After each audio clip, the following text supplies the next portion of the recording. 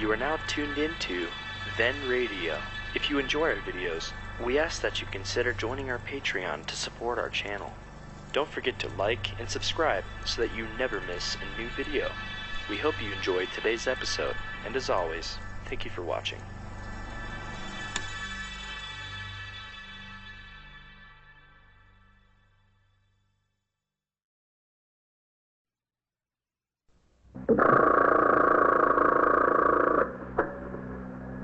First Precinct, Sergeant Waters. Well, where do you need the emergency squad? Yeah? Yeah? Yeah? Oh, what's the trouble there? Locked behind a what?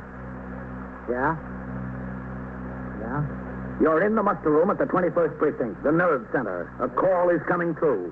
You will follow the action taken pursuant to that call from this minute until the final report is written in the 124 room at the 21st Precinct. All right. I'll notify the Communications Bureau. Yeah, that's right. They've got to be notified before the truck can roll. 21st Precinct. It's just lines on a map of the city of New York. Most of the 173,000 people wedged into the 9/10 of a square mile between Fifth Avenue and the East River wouldn't know if you asked them that they lived or worked in the 21st. Whether they know it or not, the security of their homes, their persons, and their property is the job of the men of the 21st Precinct. The 21st, 160 patrolmen, 11 sergeants, and 4 lieutenants, of whom I'm the boss. My name is Kennelly, Frank Kennelly. I'm captain in command of the 21st. I was working my day tour, 8 a.m. to 6 p.m., After I had turned out the platoon, I read reports and signed communications for approximately 1 hour until sector car number 3 came by the house to take me on patrol.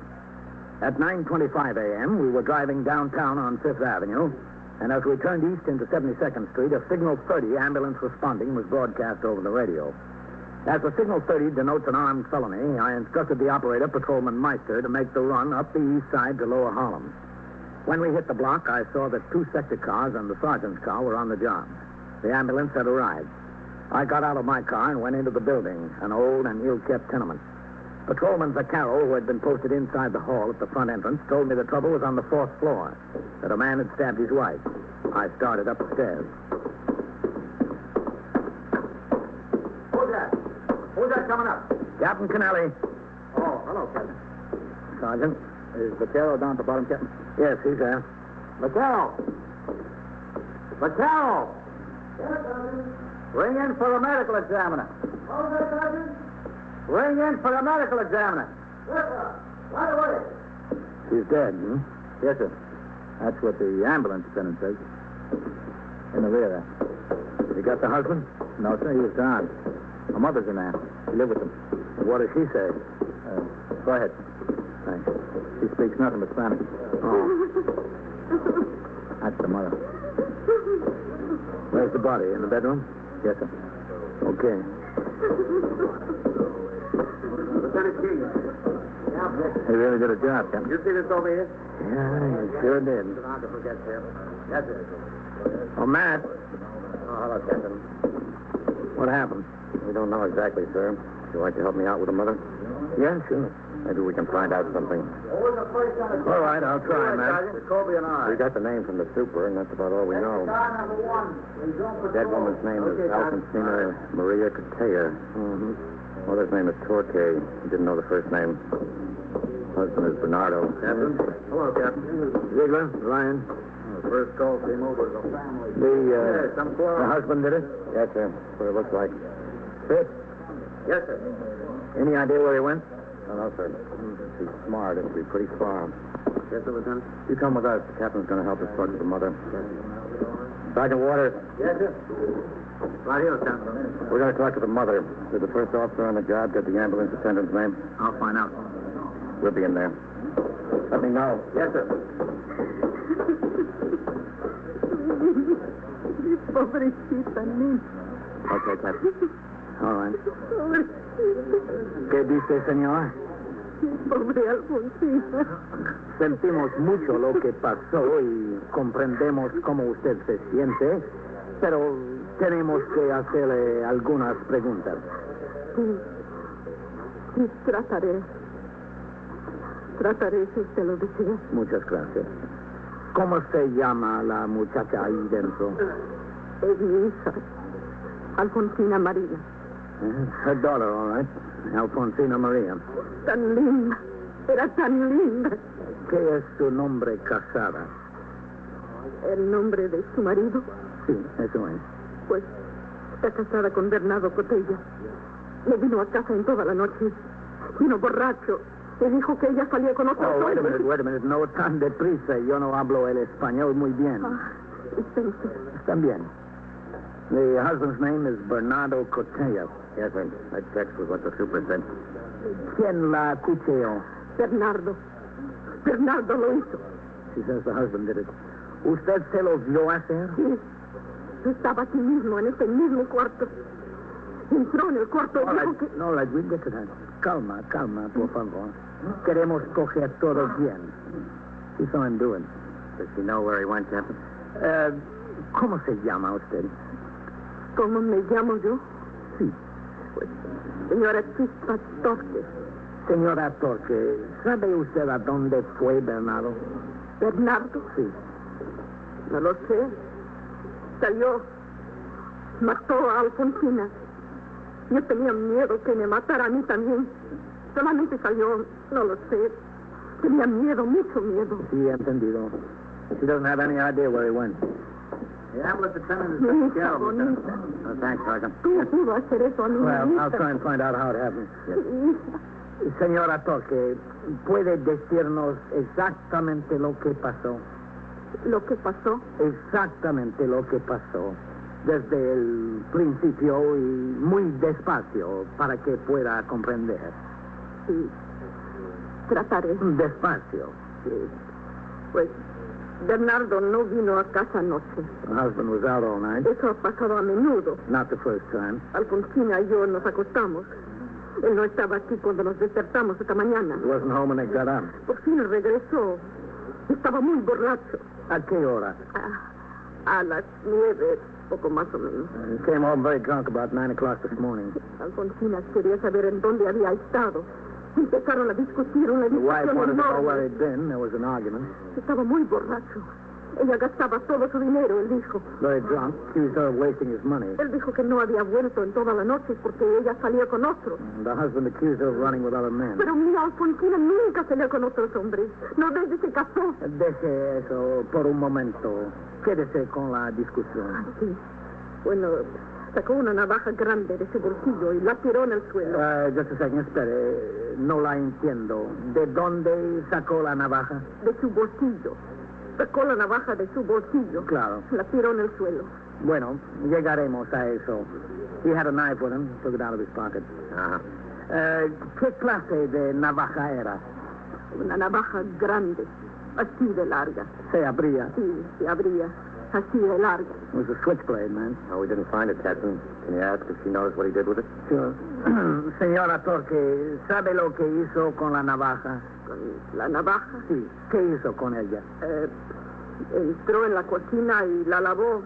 Y la volvió a poner en su bolsillo. He washed it off and put it back in his pocket. I'll see if I can find out where she was doing all of this. Yes, sir. Be a good idea. Señora Torque, ¿qué hacía usted cuando él atacó a su hija? Yo estaba aquí, She was here in the kitchen. entré, traté de ayudarla. You trying to help her? Pero ella gritaba y él estaba borracho y yo tenía mucho miedo, Bueno, no sé. espere un momento.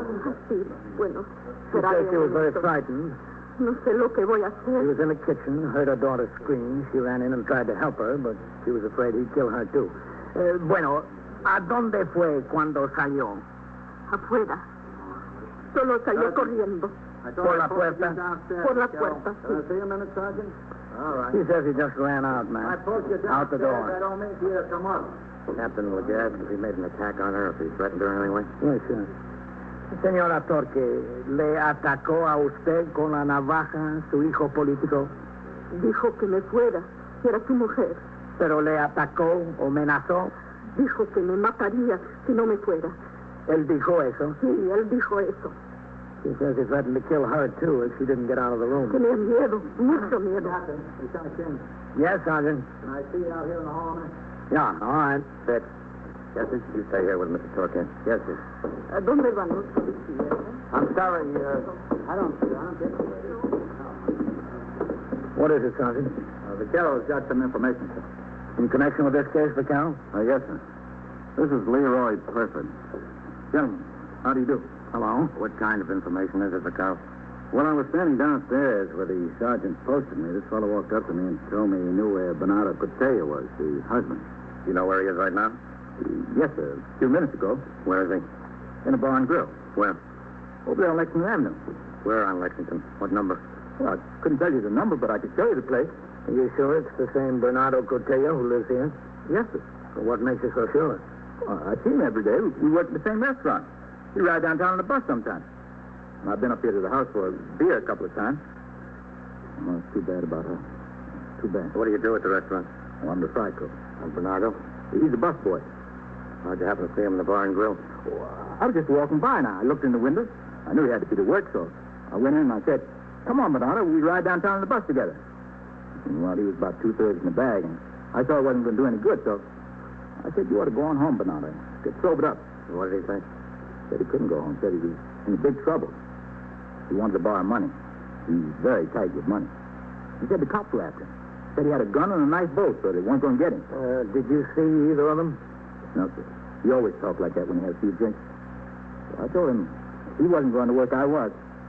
I came out of there and walked over to the bus stop. I saw the big crowd, people in front of here. Somebody told me what happened. Well, I thought maybe I'd better tell somebody. So I walked right up to this policeman, didn't I? That's right. And I told you. Will you come back over there and point him out to us, Leroy? Yes, if you want.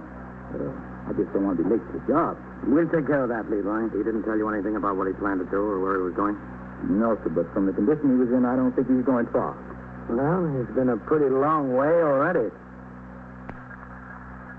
Leaving the others in charge at the scene of the homicide, Lieutenant King, Detective Fitzpatrick, Sergeant Waters, Patrolman Vaccaro, and I took Leroy Perford and in 2 cars drove to the bar and grill on Lexington Avenue where he said he had seen the husband of the murdered woman.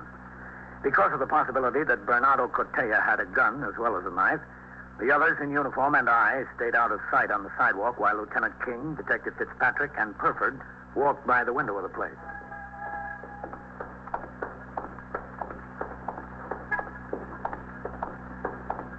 Well, see him in there, Leroy? No, sir. All I see is the bartender.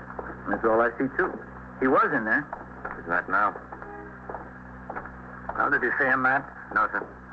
I didn't see anybody but the bartender. Maybe he's in a booth. Well, maybe, Captain. We couldn't see in the booth walking in that direction.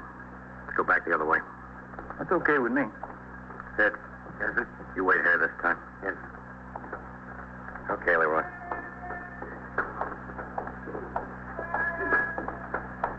Can you see in the booth? Yes, I can see. There's nobody in any of them. You sure this is the place? Oh, yes, this is the place. Is he in there, Lieutenant? No. That's the place, Sergeant. That's where he was. All right, Leroy, let's go in and talk to the bartender. Lieutenant. Yeah? Well, if it's all the same to you, I'd just as soon not get involved. Leroy, from the second you walked up to that cop and told him you saw Bernardo, you've been involved. Well, I guess I can't argue with that. Ted. How do you know that bartender? Oh, just to say hello. You ever patronize the place? Oh, yeah, sure. Yes, sir, Lieutenant? We don't see him in that fit. We're going in and talk to the bartender. Yes, sir. You wait here, Sergeant. Yes, sir. Okay. He was in there.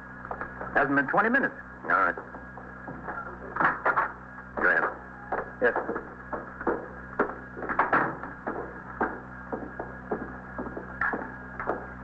Yes, sir, gentlemen. That's the room. Oh, hello, Leroy. Hello, Gabe. We're police officers. You the owner here? No, I just work the bartender. What's your name? What's the trouble, Leroy?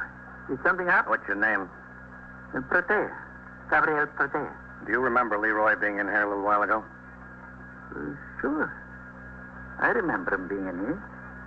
What's the trouble? Was there someone else in here at the time? Yeah, there was someone else. Bernardo. See? Bernardo Cortella. Where'd he go?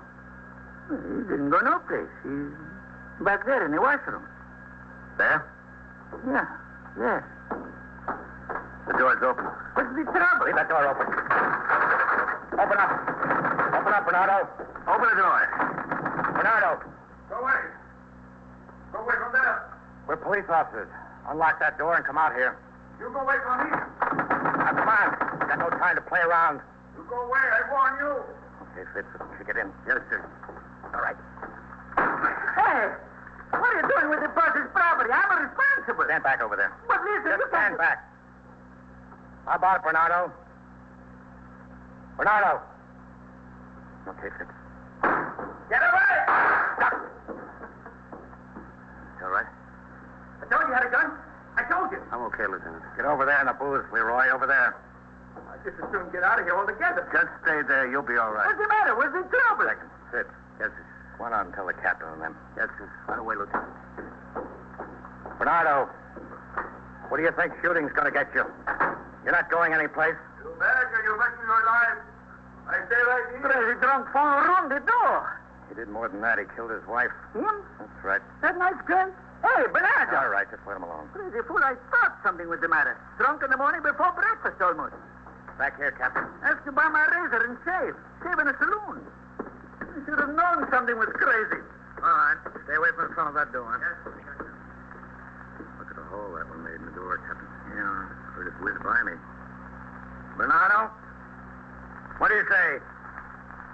Bernardo! Go away. Go away from there.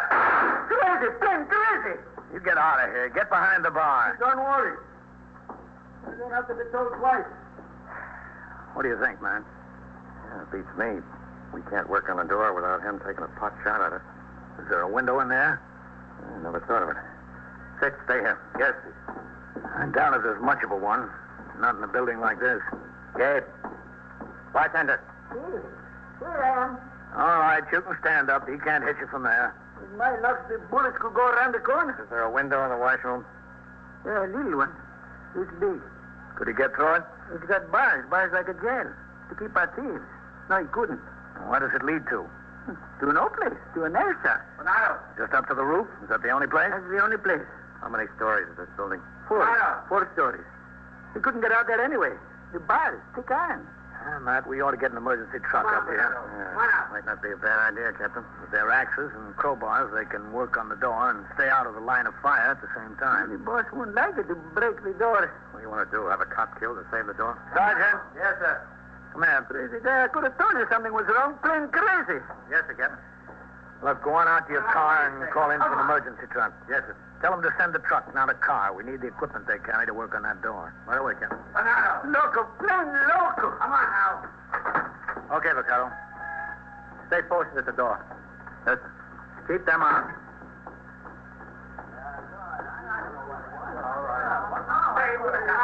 There's nothing to see, folks. Just keep moving.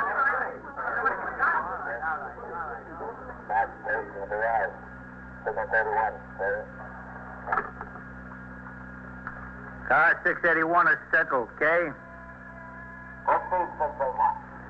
At 3321 Lexington Avenue, the bar and grill. That's 3321 Lexington, okay? Right, 3321. An armed fugitive has locked himself in the washroom. Send the emergency truck, okay? Do you need any additional assistance? Okay. Just a truck. We got 5 men on the job, okay? On our way. Get here, 394.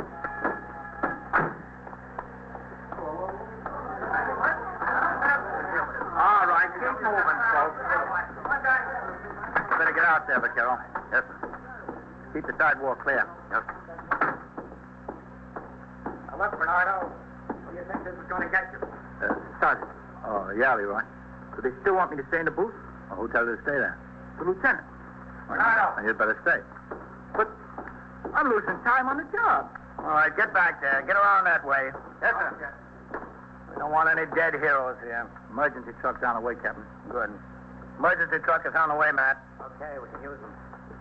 Bernardo.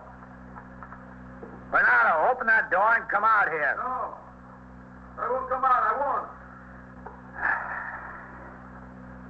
Anybody want a drink of whiskey? Whiskey's on the house. Save it, Gabe. Bernardo, let's cut out the kidding. Open the door and come out. No, I don't want. Watch it. I want to come out. Well, that's 4, Captain. Yeah. Well, he's only got 2 more. Unless he has an automatic or a pocket full of shells. Yes, sir. Captain. Yeah? Coming over.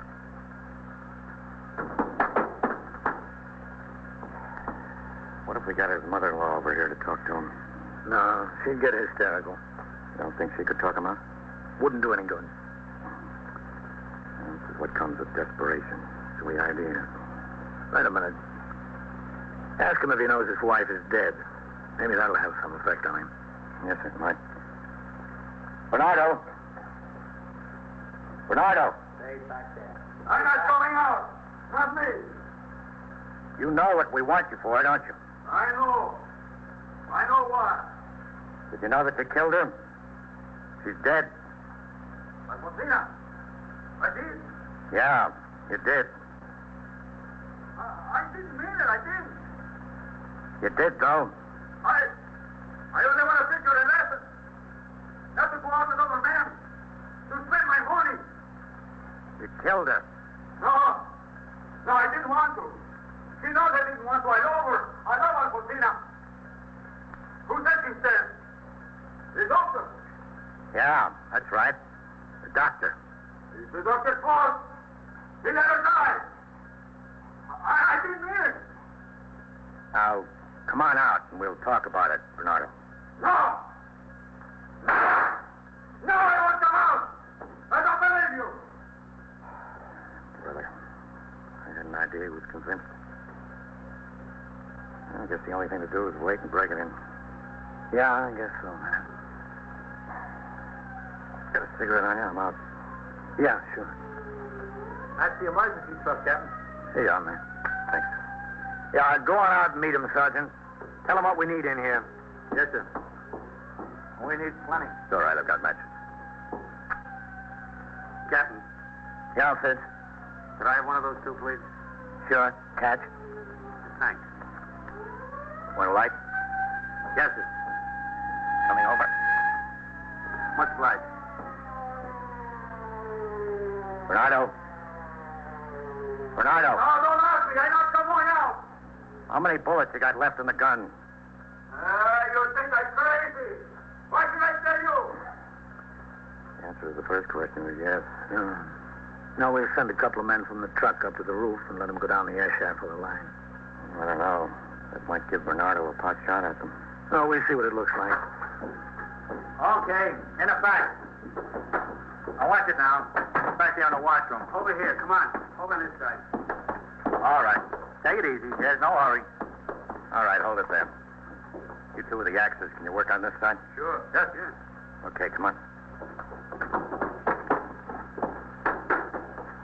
You with the crowbar. Yes, sir. Yeah. Over there.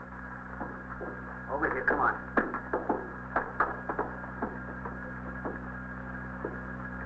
All right. You all know what the situation is. He's got a gun in there. Do your work. Stay out of the line of fire. Matt, Yes, sir? let me talk to him once more. Know how much good talk is going to do, Captain? I can't do any harm. No, sir. Can't? Go ahead. Bernardo, No, I don't come out. quiero decirle algún, Bernardo. ¿Quién es? Escúcheme.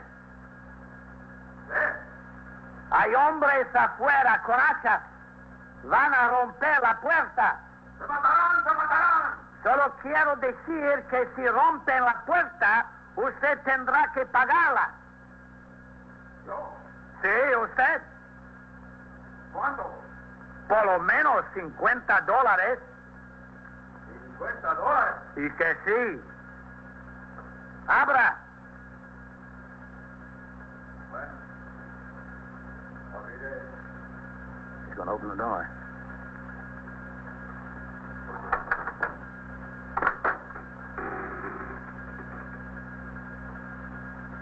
Throw that gun out. And the knife. Throw the knife out, too. All right. Now come out yourself.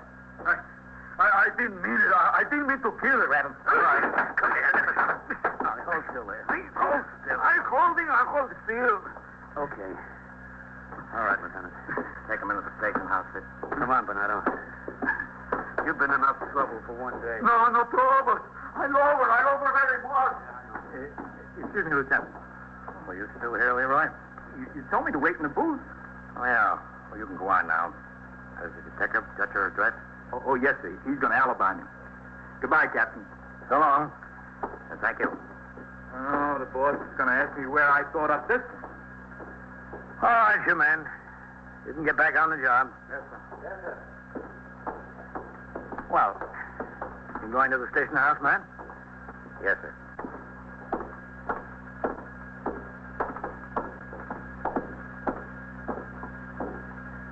Oh, Captain. Yeah. What did you say that made him open up? Nothing important. Just that if we broke down the door, he'd have to pay for it.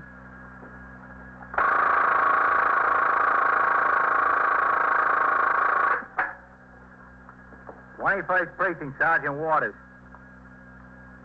What kind of accident?" Yeah? Yeah? Yeah. Where? Yeah? Was anyone hurt? Was it hit and run or head on? How was it head on there? And so it goes. Around the clock, through the week, every day, every year. A police precinct in the city of New York is a flesh and blood merry-go-round. Anyone can catch the brass ring.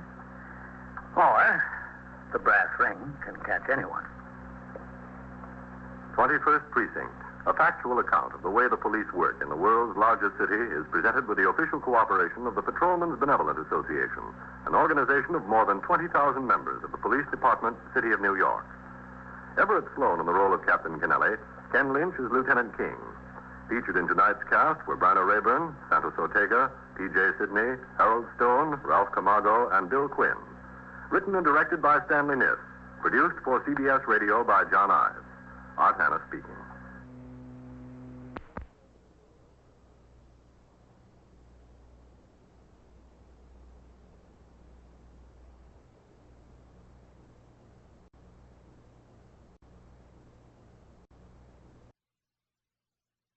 Tenths of a square mile between Fifth Avenue and the East River wouldn't know if you asked them that they lived or worked in the 21st.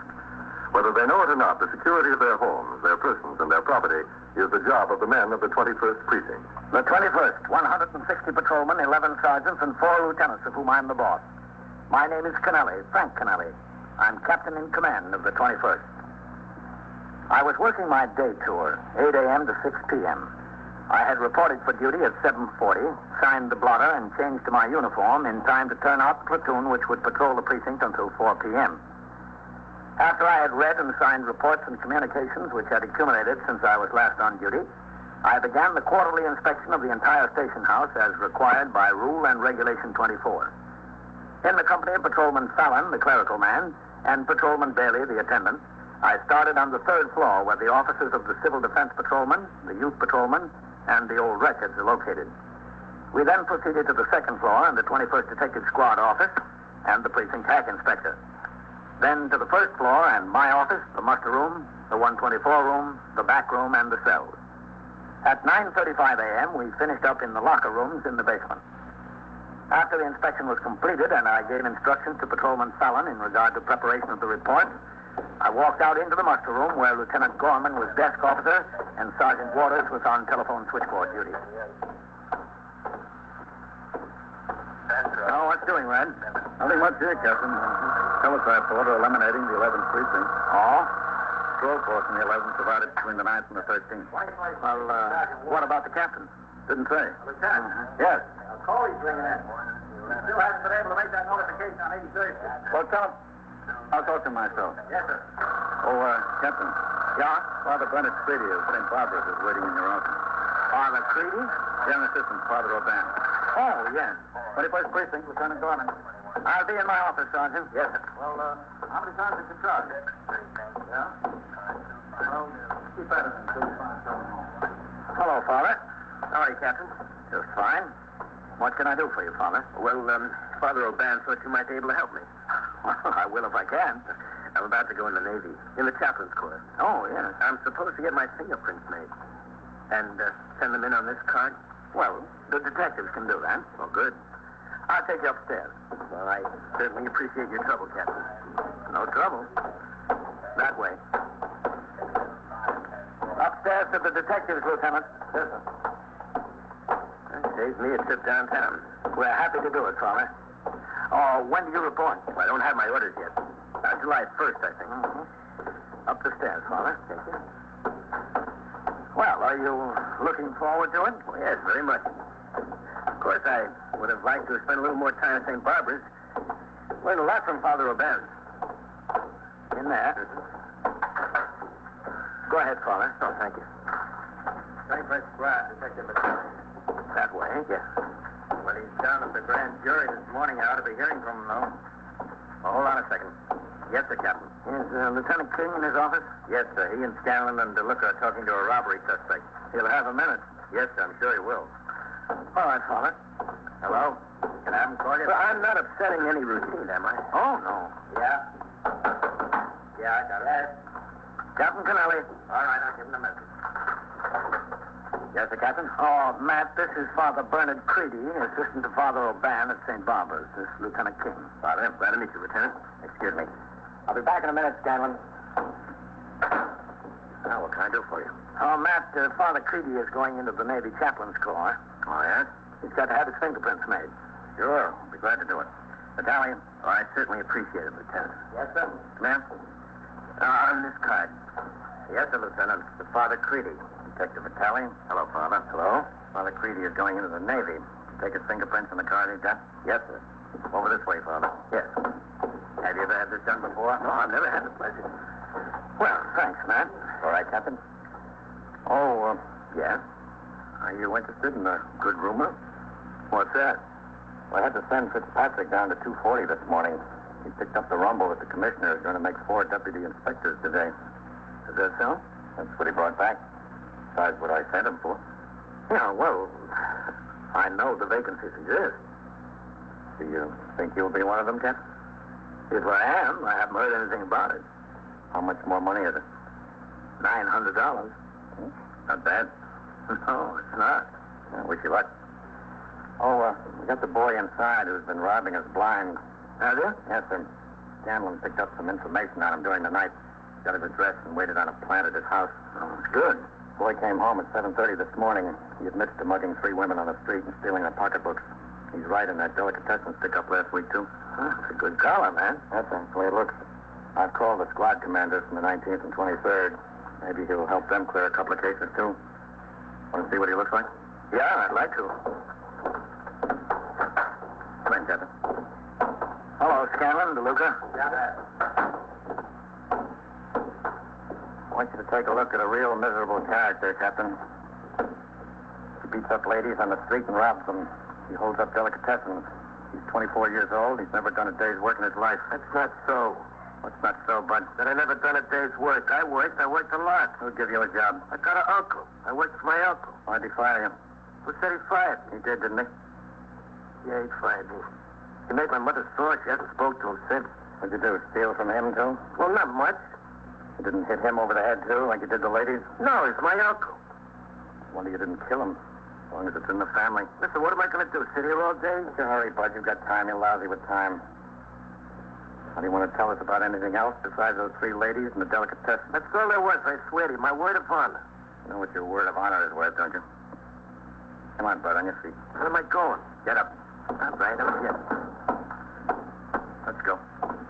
Look, I didn't mean to hurt anybody much. I just wanted the money. Makes it all right, huh? Just wanted the money. Go ahead. How do they grow them like that, Captain? Beats me.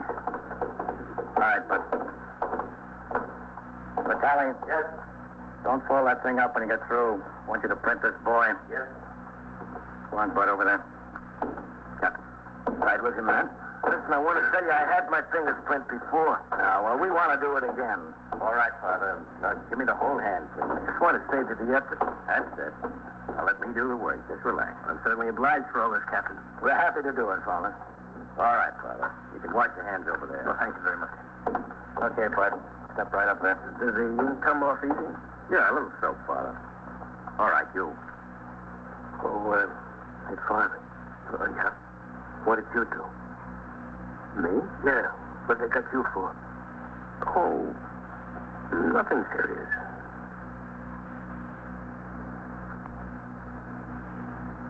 I returned to my office where I received a telephone call from Captain Lawrence Kay, commanding officer of the 12th Precinct.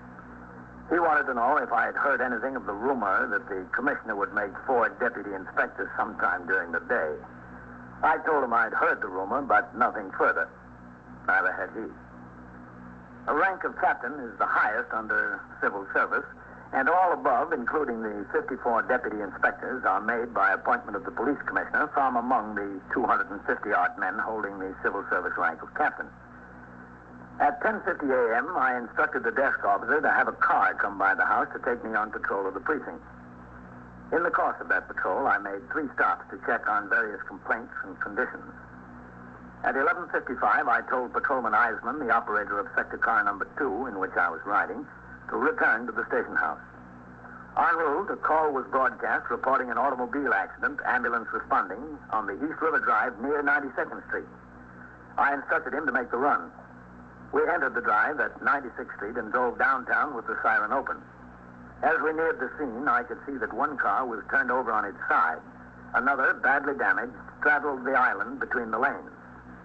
Traffic, fortunately light at this time of day, was confined to one lane in either direction. We still had difficulty getting through. Broken glass nearly covered the roadway. Beside the overturned car, I saw the still figure of a man. All right, help and keep the traffic moving, Master.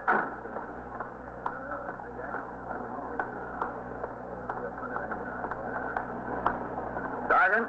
All right, get back.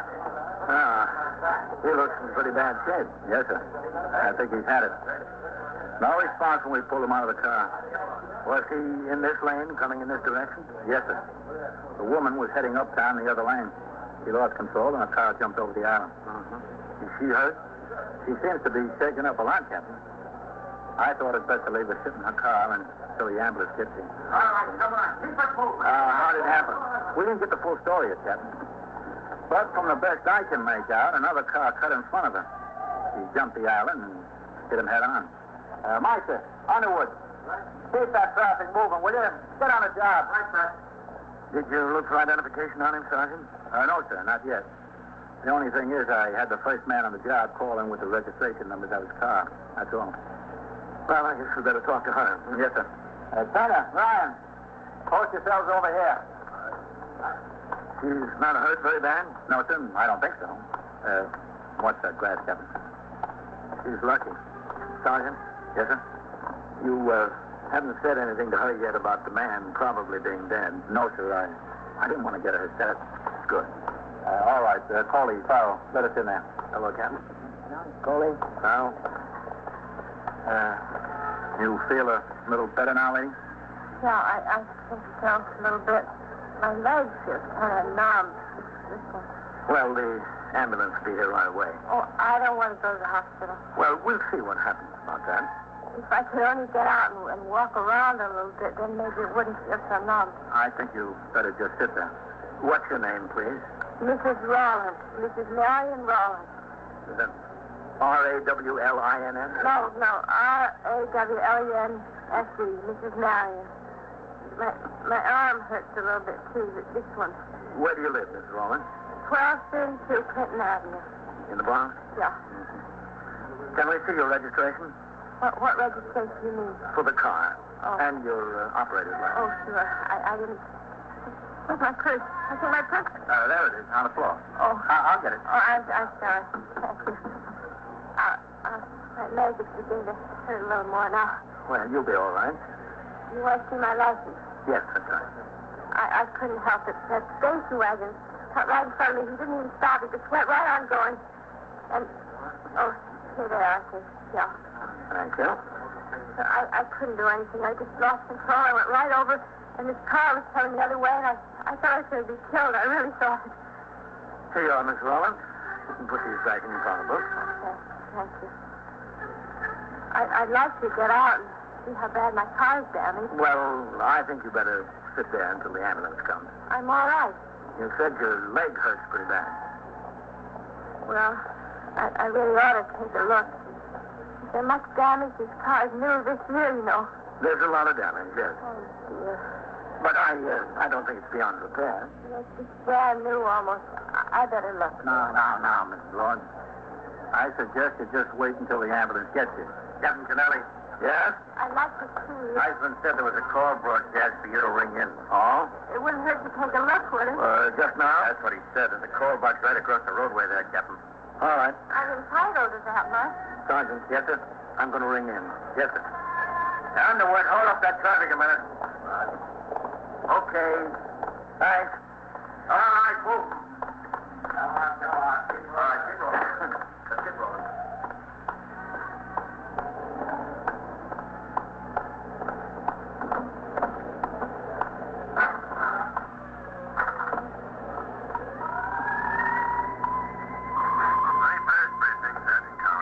This is Captain Kennelly. Did you put out a call for me? Lieutenant Gorman did, Captain. Hold on a second. All right.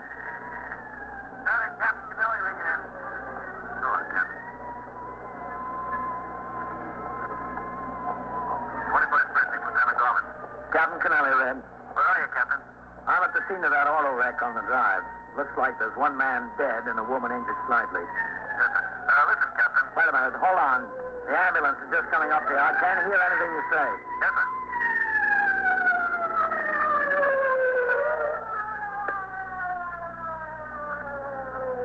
All right. What is it, Red? Lieutenant Altman at the police commissioner's office called up a few minutes ago. All right, just a second. What'd you say? I said Lieutenant Altman at the commissioner's office called up a few minutes ago. Yeah?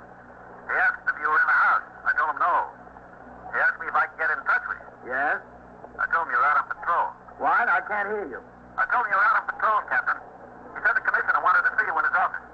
In the commissioner's office? That's right, sir. Yes. When? As soon as you can make it. All right, thanks, Red. Captain, Yeah. I heard a rumor that the commissioner is going to make 4 deputy inspectors today. Did you? Yes, sir. I heard the same rumor. Well, anyway, it looks good for you. I wish you luck. Thanks, Red. You're welcome, sir. I'll ring in from downtown.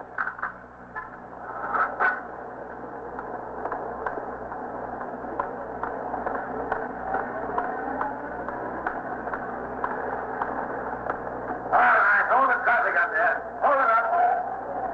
Okay, Captain, come on across. Come on. All right, start him up. Thanks, Vitaly. You're welcome.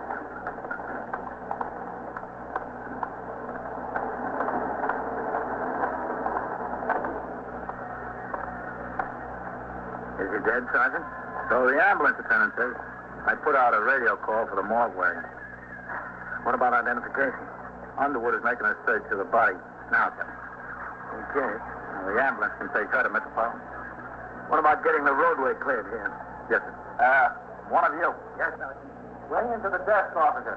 Tell him we need 2 wreckers to clear the roadway. Tell him there was a death. Yes. Well, I guess we ought to tell her. Yes, sir.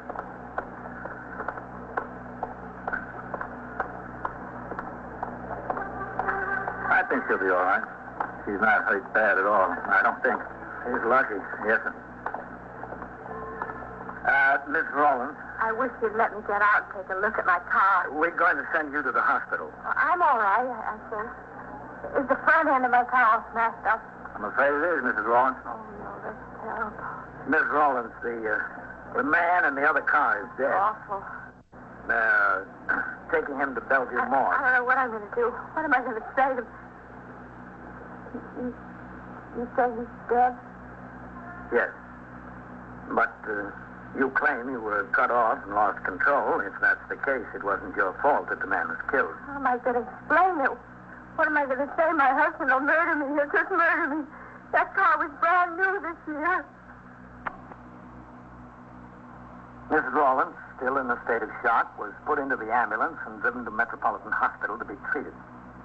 In the meantime, detectives from the 21st Squad and the Manhattan East Homicide Squad, which investigates all deaths and serious injuries resulting from motor vehicular accidents, began to arrive on the scene. So did the tow trucks. At 12:15, I got into sector car number 2 and instructed Patrolman Eisman to drive me to police headquarters at 240 Center Street. We drove straight down the East River Drive to Houston Street, over to Lafayette, and down to the headquarters building. I reported to the police commissioner's office and found him not in. I sat down to wait. Meanwhile, back in the 21st, where Lieutenant Gorman was on duty as desk officer and Sergeant Waters was back on TS, the robbery suspect had been booked and taken to felony court. The victim of the automobile accident had been identified and his family notified. The business of the precinct went on. 21st Precinct, Sergeant Waters. Yeah, okay, 17. Walk around the 40th floor there. Super called in and said there's a drunk sleeping in the hallway. Can't get him out. Okay, yeah. Sergeant? Yes, sir. Give me a CVI, will you? Yes, sir. Hello, CV. Lieutenant Gorman at the 21st. You notified the 40th Precinct? We've still been unable to make that notification for them. No action. Yeah, I'll hold on. Sergeant, see if that's the promotions on the teletype, will you? Yes, sir.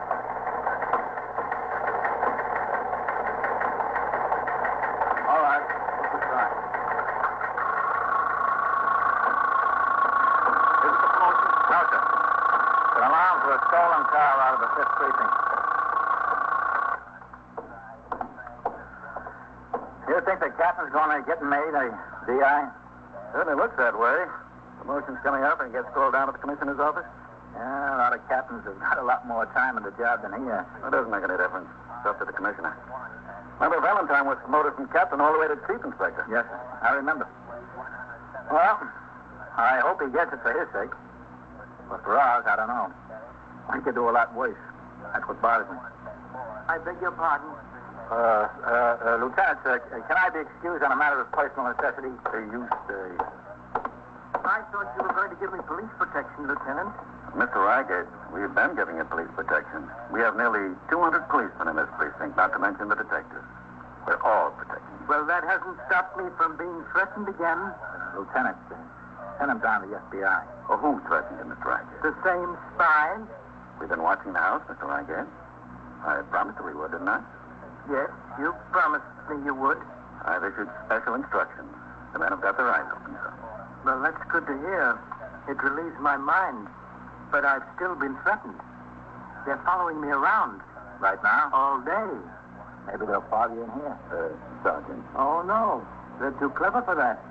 How many are there, Mr. Reigate? Well, I don't know. They're so clever. I've never seen them. But they're there. They've been following me around. They want to kill me. I'll tell you what I'll do, Mr. Reigate. You go home, and I'll see that you have adequate protection. I'm afraid to go home. They might be there. Now, Mr. Reigate, it's been a long time since they first started following you around and threatening you. Isn't that right? Yes. Quite a long time. And it's been a long time since you first came in and told me about it. Isn't that right? Yes, but... Mr. Reigate, just step up a little closer. Now, you know how a police department has to operate. We have to do things undercover. We've been working on it. Don't you think that if we didn't work on it, they'd have forgotten you by this time? Well? Don't you think so? Yes. I suppose you're right. You don't have to worry about a thing. Just let us go on protecting you in our own secret way. You'll be all right. Ah, yes. I want to thank you, Lieutenant. You've renewed my confidence in our free institutions. You're welcome, Mr. Reigate. Goodbye. I'll keep in touch with you.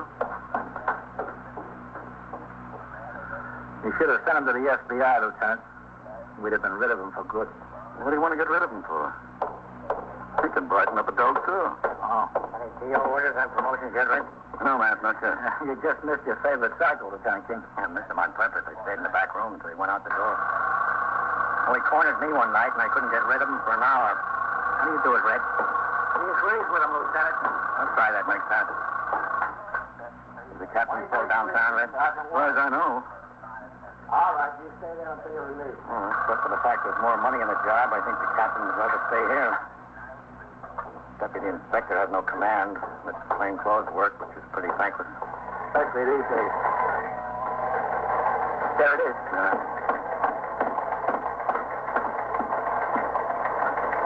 That's it, all right. The following captain, having been promoted to the rank of deputy inspector, are transferred and assigned as indicated, to take effect at the time and date specified. Lawrence K. You know him, man? Yeah, 12th precinct. Sounds right. We were still handy together. Look how far I got and how far he got. Yates, where's he from? I never heard of him, man. This could be the last one coming up. This better be it. Vincent Keenan. Well, that does it. He might be making more than 4. The rumor could have been wrong. The rumors are never wrong, Lieutenant. See? Yeah, see. Well, I thought he was in. Then what did the commissioner have him down there for? Why don't you send the commissioner a 49 and ask, Sergeant? I would. But I'm not independently wealthy. I need the job. All right, I want it. There's a skipper. Hello, Captain. Captain? Oh, what's the big meeting? Nothing, Captain. Just about an alarm I want to announce the turnout. I'll have the tally bring it down to you, Red. Okay. Well, all right. Better get upstairs. Excuse me. I'll sign the blotter, Red. Yes? 21st Precinct, Sergeant Waters. The promotions just came through on teletype, Captain. Did they? You didn't get married. I'm sorry, Captain. Oh, that. I know. But I got invited to lunch. That's more than any of the new deputy inspectors can say.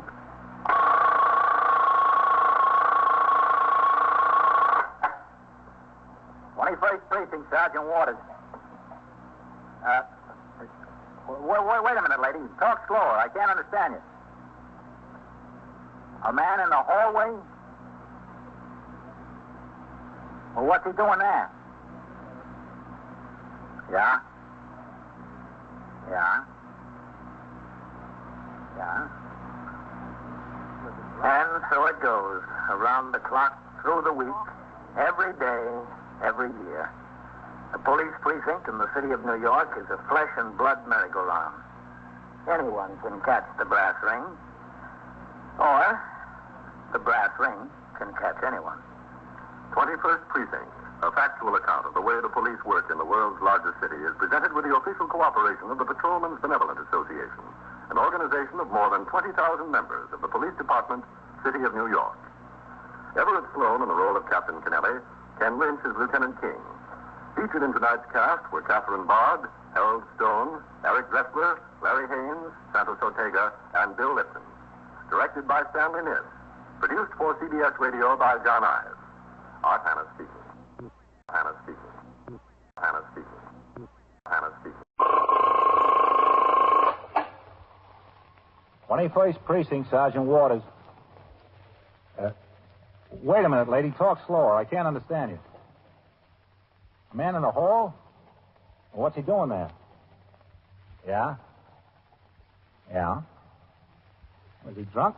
You are in the muster room at the 21st Precinct, the nerve center. A call is coming through. You will follow the action taken pursuant to that call from this minute until the final report is written in the 124 room at the 21st Precinct. All right. I'll send an officer over right away. Well, don't worry about it. He'll be there right away. He'll take care of it. Yes, ma'am. 21st Precinct. It's just lines on a map of the city of New York. Most of the 173,000 people wedged into the 9/10 of a square mile between Fifth Avenue and the East River wouldn't know if you asked them that they lived or worked in the 21st. Whether they know it or not, the security of their homes, their persons, and their property is the job of the men of the 21st Precinct. The 21st, 160 patrolmen, 11 sergeants, and 4 lieutenants, of whom I'm the boss. My name is Kennelly, Frank Kennelly. I'm captain in command of the 21st. I was working my night tour, 4 p.m. to 8 a.m. It had been a quiet night in the precinct, and after I turned out the platoon for the 12 to 8, as superior officer on duty in the division during the night, I was called to the 23rd precinct to supervise the patrol force on duty at a 3-alarm fire near the approach to the Triborough Bridge. I was still out of the precinct at 2:10 a.m. when Patrolman William F. Coley, assigned to post number 4, approached a call box on York Avenue to make his hourly ring.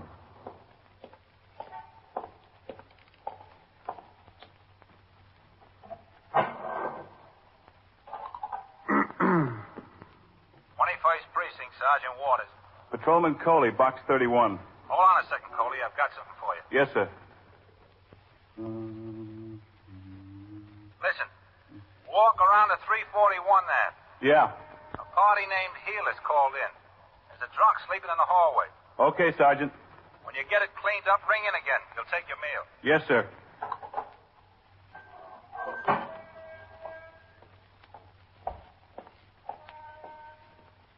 Officer? Yes? I hate to bother you, but I'm a little confused. Which way is the subway station? The Lexington Avenue subway? Yes, that'll be all right. That's 4 blocks this way and 1 downtown. Oh, thanks. It's all right. I got sort of mixed up. Is that a local or an express station? A local. Which way are you going? To Brooklyn. Well, then take the local to Grand Central, then change for the express there. Oh, thanks.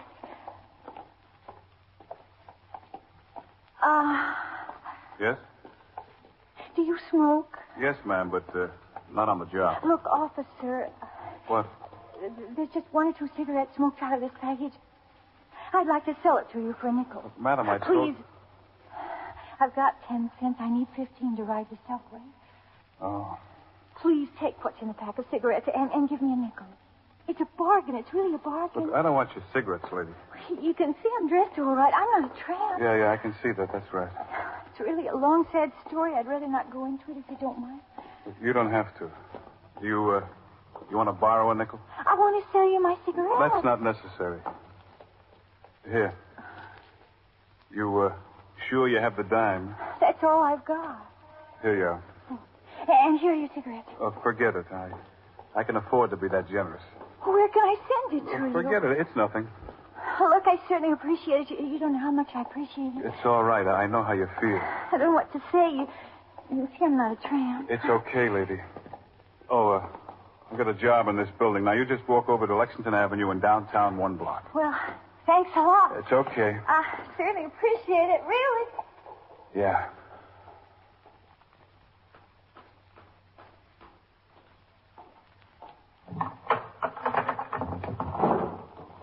Are you the policeman? Yeah, that's right. He's on the 2nd floor landing, passed out drunk, right outside of my door almost. Look, the downstairs door is locked. Can you press the buzzer? All right. Just a second.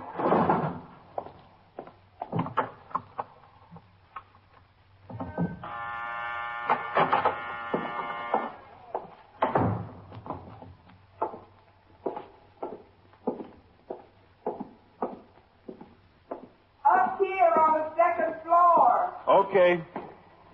He's still here. He's still passed out. All right, I'm coming. How to get in here, I don't know. Well, don't worry about it. I'll take care of him. An old man like that will lose all his self-respect. Hey, Pop.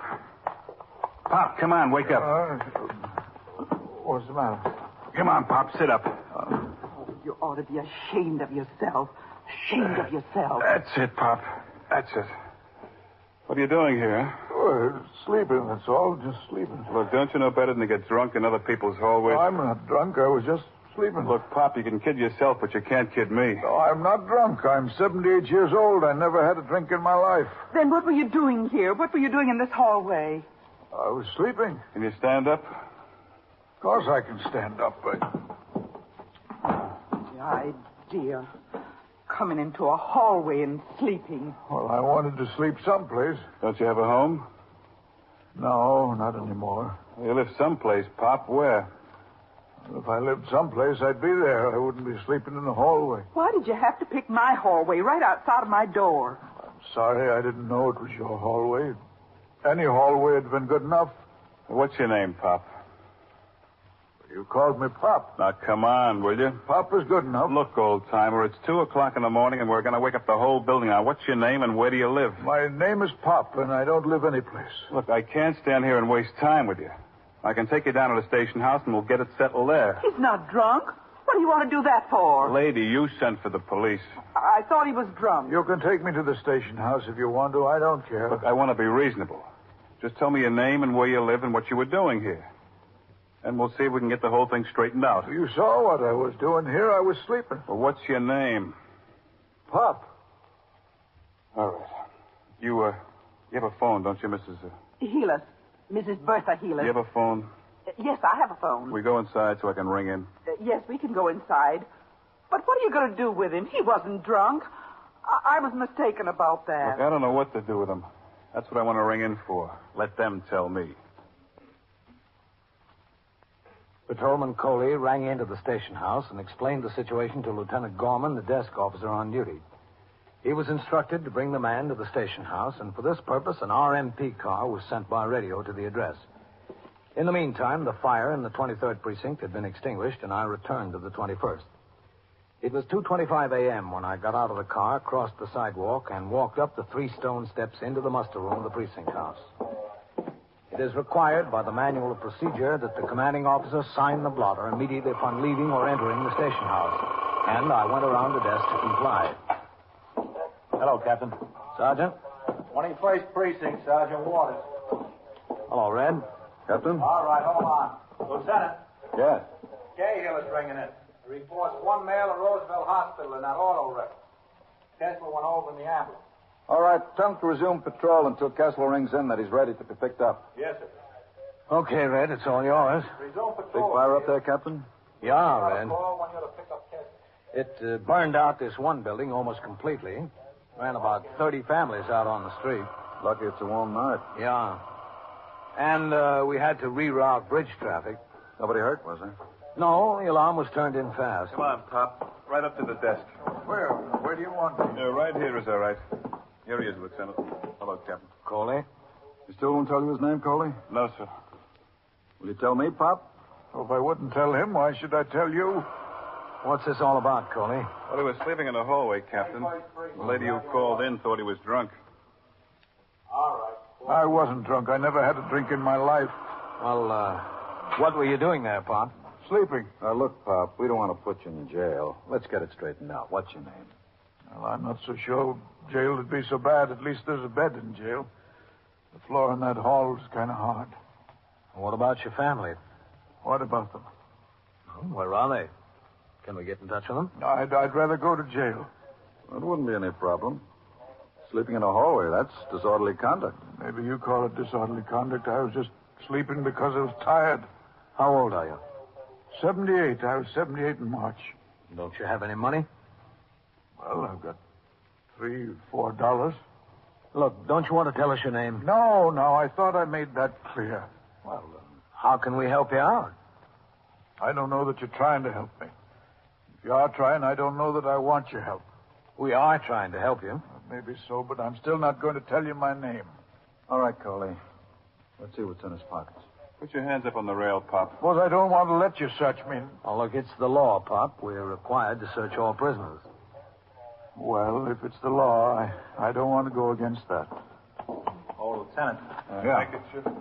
I think I saw an alarm yesterday. A missing persons report on a 78-year-old man. Did you? I think so. All right, go see if you can locate it. Yes, sir. Right away, Captain. $3.88. Yeah, I was pretty close about the money. I said between $3 and $4. A pipe, some tobacco. You're not going to take that pipe away from me. I've had that 16 years. You'll get it back, Pop. One key, a door key. You can throw that away. I don't know why I'm carrying it around. Well, that's all. No identification, Coley? Not a thing, sir. Look inside his suit coat pocket, see if there's a label. Yes, sir. You won't find the thing now. There's no use looking. No label, Captain. Nothing here. I think I found the alarm, Captain. Now, come on, Pop. We don't want to waste any more time. Description fits. We should be out catching robbers. I better get that. Excuse me, Captain. Yeah? Put me in jail if you want to. Pop, is your name John W. Lowfield? 21st Precinct, Sergeant Waters. Is it? We have a missing persons alarm for a John W. Lowfield, age 78 years old, put out yesterday morning by his daughter, Mrs. Elizabeth Heppel, 42 West 79th Street. She says he's missing from home and describes him as 5 feet 8 inches tall, 145 pounds, medium build, gray, almost white hair, glasses, wearing a brown suit, gray sweater. Well, this suit's brown, isn't it? And the sweater's gray. Are you John W. Lowfield? The description says he has a 2-inch cut scar in the palm of his right hand. Let's see your right hand, Pop. He's got it, Captain. I'm not going back there now. There's no use you calling her. I'm not going back there. I'm just not. Why not? They don't want me. She's your daughter, isn't she? That doesn't make her want me. She got word that you were missing. What did you do? Run away? No, I didn't run. I'm too old to run. I just walked. You are listening to 21st Precinct, a factual account of the way police work in the world's largest city. If you were to sit down and list some of the rights and freedoms that you have, you'd probably list the big things like, freedom of speech, freedom of the press, freedom of religion, and others. Well, those are mighty important. But what about the little things? Things you don't think about much because you pretty well accept them as a matter of course, like choosing the business or profession you want to go into. You know, in some countries, you work at the job assigned to you with no free choice at all. Or like getting as much education as you can in schools that are open to all. In some countries, education is only for the privileged few. Or take a little thing like buying a house or renting an apartment for your family. There are places in this world where you live right where you're told. Have you ever thought about why you're allowed these free choices? Why you accept it as your right? It's because such free choices are guaranteed to you and your children and to generations in the future. To be exact, it's in Article 9 of our Bill of Rights. The men who wrote our Constitution and our Bill of Rights put this in just in case they forgot to mention something important in the others. It says, the enumeration in the Constitution of certain rights shall not be construed to deny or disparage others retained by the people. You get that? It's not left to Congress or the President or any special group. These rights belong to all of us, to the people. It's one of our freedoms. Now back to 21st Precinct and Captain Kennelly. Because John W. Lowfield, the 78-year-old man found sleeping in the hallway at 2 o'clock in the morning, was the subject of a missing persons alarm, he was not booked in on the charge of disorderly conduct. Instead, he was taken upstairs to the 21st Detective Squad to await disposition of the case. In the meantime, Lieutenant Gorman, the desk officer, informed the Manhattan Communications Bureau, which in turn put out a cancellation of the alarm on the teletype. According to established procedure, the desk officer in the 20th Precinct on the west side of Manhattan sent a patrolman to the residence of Mrs. Elizabeth Heppel, the daughter of John W. Lowfield, who reported him missing, to notify her that he'd been located. At 3:15 a.m., while I was out on patrol of the precinct, Detective Edward D. McInerney returned from his meal. Carrying a paper bag, he walked in the front door of the station house, through the back room, and up the stairs to the 21st Detective Squad.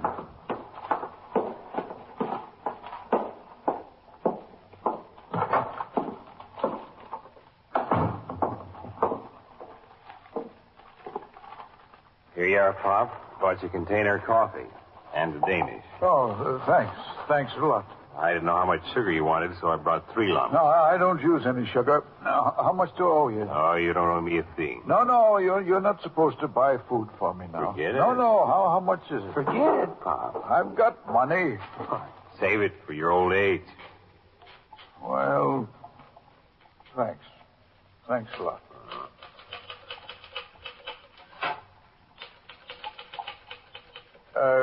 Excuse me. Yeah? Are you sure they notified my daughter? Well, that's what the desk officer says. Says you'll be here in a little while. I didn't want them to do that. Pop, that's life. We can't have things the way we want them all the time. Yeah, that's life.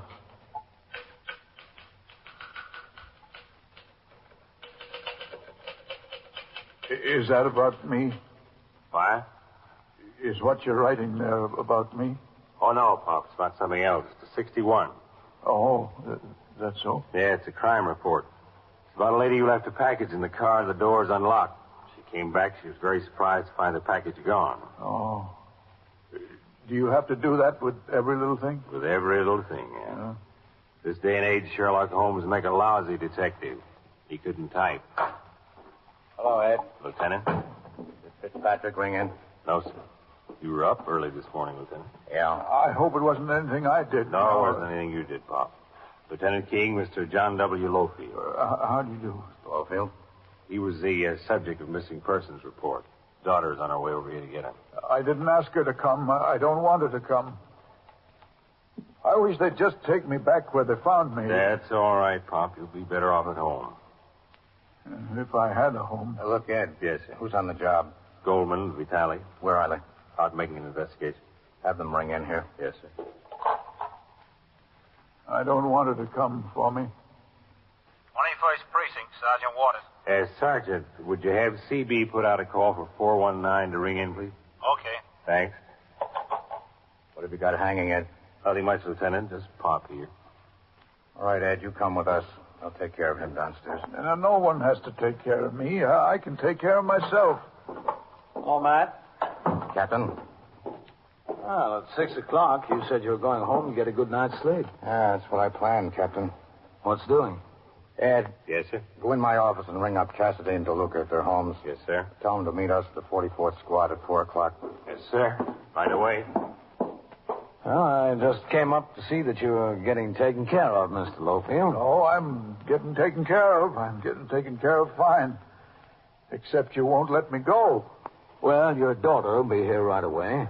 That's the reason I want to go. Oh. What's doing, man? Well, the two boys that stuck up the laundry on York Avenue last week, remember them? Yeah. Fitzpatrick got a line on them, traced them out to a flat up at the 44th. He's got the place planted. Rang into me at home. We're going up there to see if we can collar them. Well, you sure they're the right ones? Well, according to Fitz, they are. He said he had some good information on them. Said he woke up the super of the building they're staying in. They answered the description of the boys we want. Well, it'll be a good collar. They're probably right for a lot more beside that laundry. Yes, sir, I know they are. Here, where can I put this? Right in the wastebasket there, Pop. 21st Squad, Lieutenant King. Where are you, Goldman? All right. Come on in here right away. We've got a job. I wanted to pay that detective for the coffee and the sweet roll, but he wouldn't take the money. I don't want anyone to pay for me out of their own pocket. He comes from a rich family, Pop. Still, I wish he'd take the money. You're not going to leave home anymore, are you, Mr. Lofield? All you'll do is wind up in the police station. No, I haven't made up my mind that I'm going home. I don't think I am. Why did you leave in the first place? You're half my age, aren't you? Well, little more than half. Everyone gets old, Pop. Old, yes. But old and in the way, not everyone. After Lieutenant King and his detectives left for the 44th Precinct, John W. Lofield was brought downstairs where he was told to wait in the back room for the arrival of his daughter at the station house.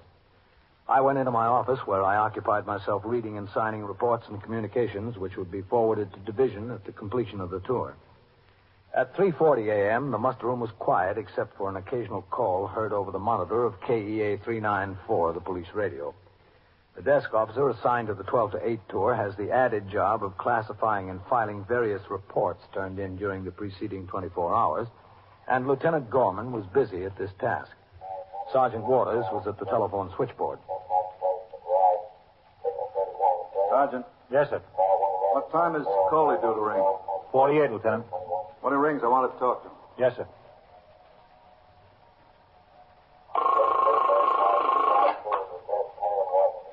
'21st Precinct, Sergeant Waters.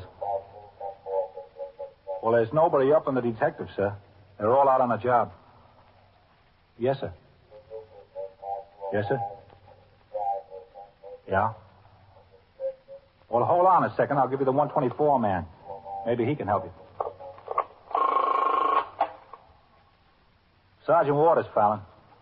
A lieutenant from the Manhattan West Homicide Squad is ringing in for some information about an armed robbery we had in the 21st last week.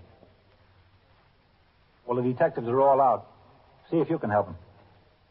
Okay, hold on. Go ahead. Sergeant. Yes, sir. Give me a line on there, would you, please? Yes, sir.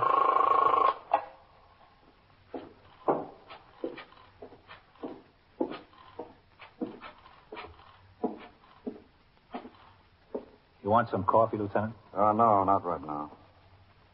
Hello. Mr. Reynolds Sturgis? This is Lieutenant Gorman of the 21st Precinct. Yes, that's right, the police department. We're holding a Joseph Gilliam here.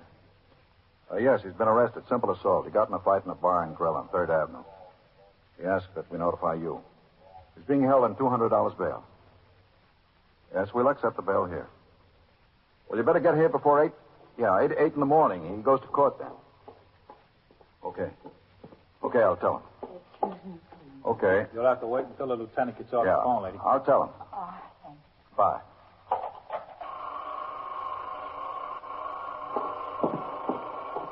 All right. You can talk to him now. Thanks. Yes, ma'am. I'm Miss Elizabeth Heffel. Oh, yes. I was notified my father was here. Oh, yes, ma'am. He's here. Where? Well, he's in the back room, but the captain wants to talk to you first. Is anything the matter? No, he just wants to talk to you. Cross the room and in that door. All right, thank you. Just knock on the door. Thank you. Yes, come in. Oh, come in, please. Thank you. That's all right. Just leave it open. I'm Miss Heffel. Oh, yes. Won't you sit down? Where's my father? He's in the back. We've been worried. We've been worried to death. He left the house yesterday morning before breakfast. We didn't know what happened to him. We didn't hear from him all day. We thought he was sick or hurt in an accident or something. He's 78 years old, you know. Yes, I know. We found him sleeping in a hallway. In a hallway? That's right. It doesn't sound like my father. It is. I don't understand him. He doesn't want to go back. He doesn't. No. Well, he has to come back. There's no place else for him to go. Why did he leave? You know? He's been living with us 8 years since my mother died. He's never done this before, never. Well, he must have had a pretty good reason. Especially if he doesn't want to go back. I don't understand him. Do you want him back? Well, yes, of course we want him back. Of course we do. Where else is he going to go? After all, he's my father. Why did he leave? It was my fault, I guess. My fault, my husband. Yes? We had an argument the other night. About him? No, not the way it started anyway. It was about something I served for dinner, meatloaf. My husband doesn't like meatloaf, not the way I fixed it. Well, he got started on the meatloaf right at the dinner table. Was your father there? We were all eating together, my husband, myself, my father, and my 2 sons. One thing led to another, and Harry and I... Harry, that's my husband, we started screaming at each other. He said he pays the bills, all he gets is meatloaf, that he doesn't even like. And the first thing you know, we were screaming back and forth about my father, and he was sitting right there. Guess we didn't even realize it. Harry says he's been living with us all these years, and we've been supporting him, and my sister does nothing about it. You know how those things lead one to the other. Yes, I know. Harry really likes my father. They get along swell. They play chess. They watch the ball games together. They really get along swell. Sure, he didn't mean anything. It must have sounded like he meant something. Guess it did. Guess it sounded like I meant something, too. I said I'd been trying to get my sister to take him for a while. Got so we didn't even realize he was sitting there listening. I guess it just got beyond control. We were both sorry right away. We said so. We told him. He said, that's all right. He went in his room. We thought everything was okay. Except when we woke up in the morning, he was gone. I see. Well, he'd never done that before. Like I said, we didn't know what to do, so I waited a couple of hours until after lunch. He didn't show up then. I knew he didn't take any of his clothes except what he wore. I started to get worried. Called Harry at his office, and he told me to call the police, and that's what I did. You're sure you want him to come home? Of course I'm sure. He's my father. He seems determined not to go. Well, where is he? Can I talk to him? Yes? Oh, we'll have to go in the back. I don't know where he'd go if he doesn't come home. He has no place to go. My sister's out in Ohio. He's got no money. No money at all except what we give him. I don't know how I can explain to him what happened. You understand, don't you, Captain? Yes, I understand. In back, Lieutenant. Yes, sir. If he slept in a hallway tonight, he must have slept in another one last night. He must have, yes. Right in here.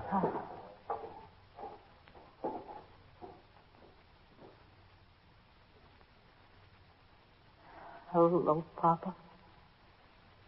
I'm sorry to cause you more trouble, Elizabeth. I'm sorry you had to get up in the middle of the night. It's all right, Papa. Why'd you run away? Oh, because I didn't want to be any more trouble. You're no trouble, Papa. Yes, I am. An old man with no money, living in his daughter's house, making more work, causing arguments with her husband. That's trouble.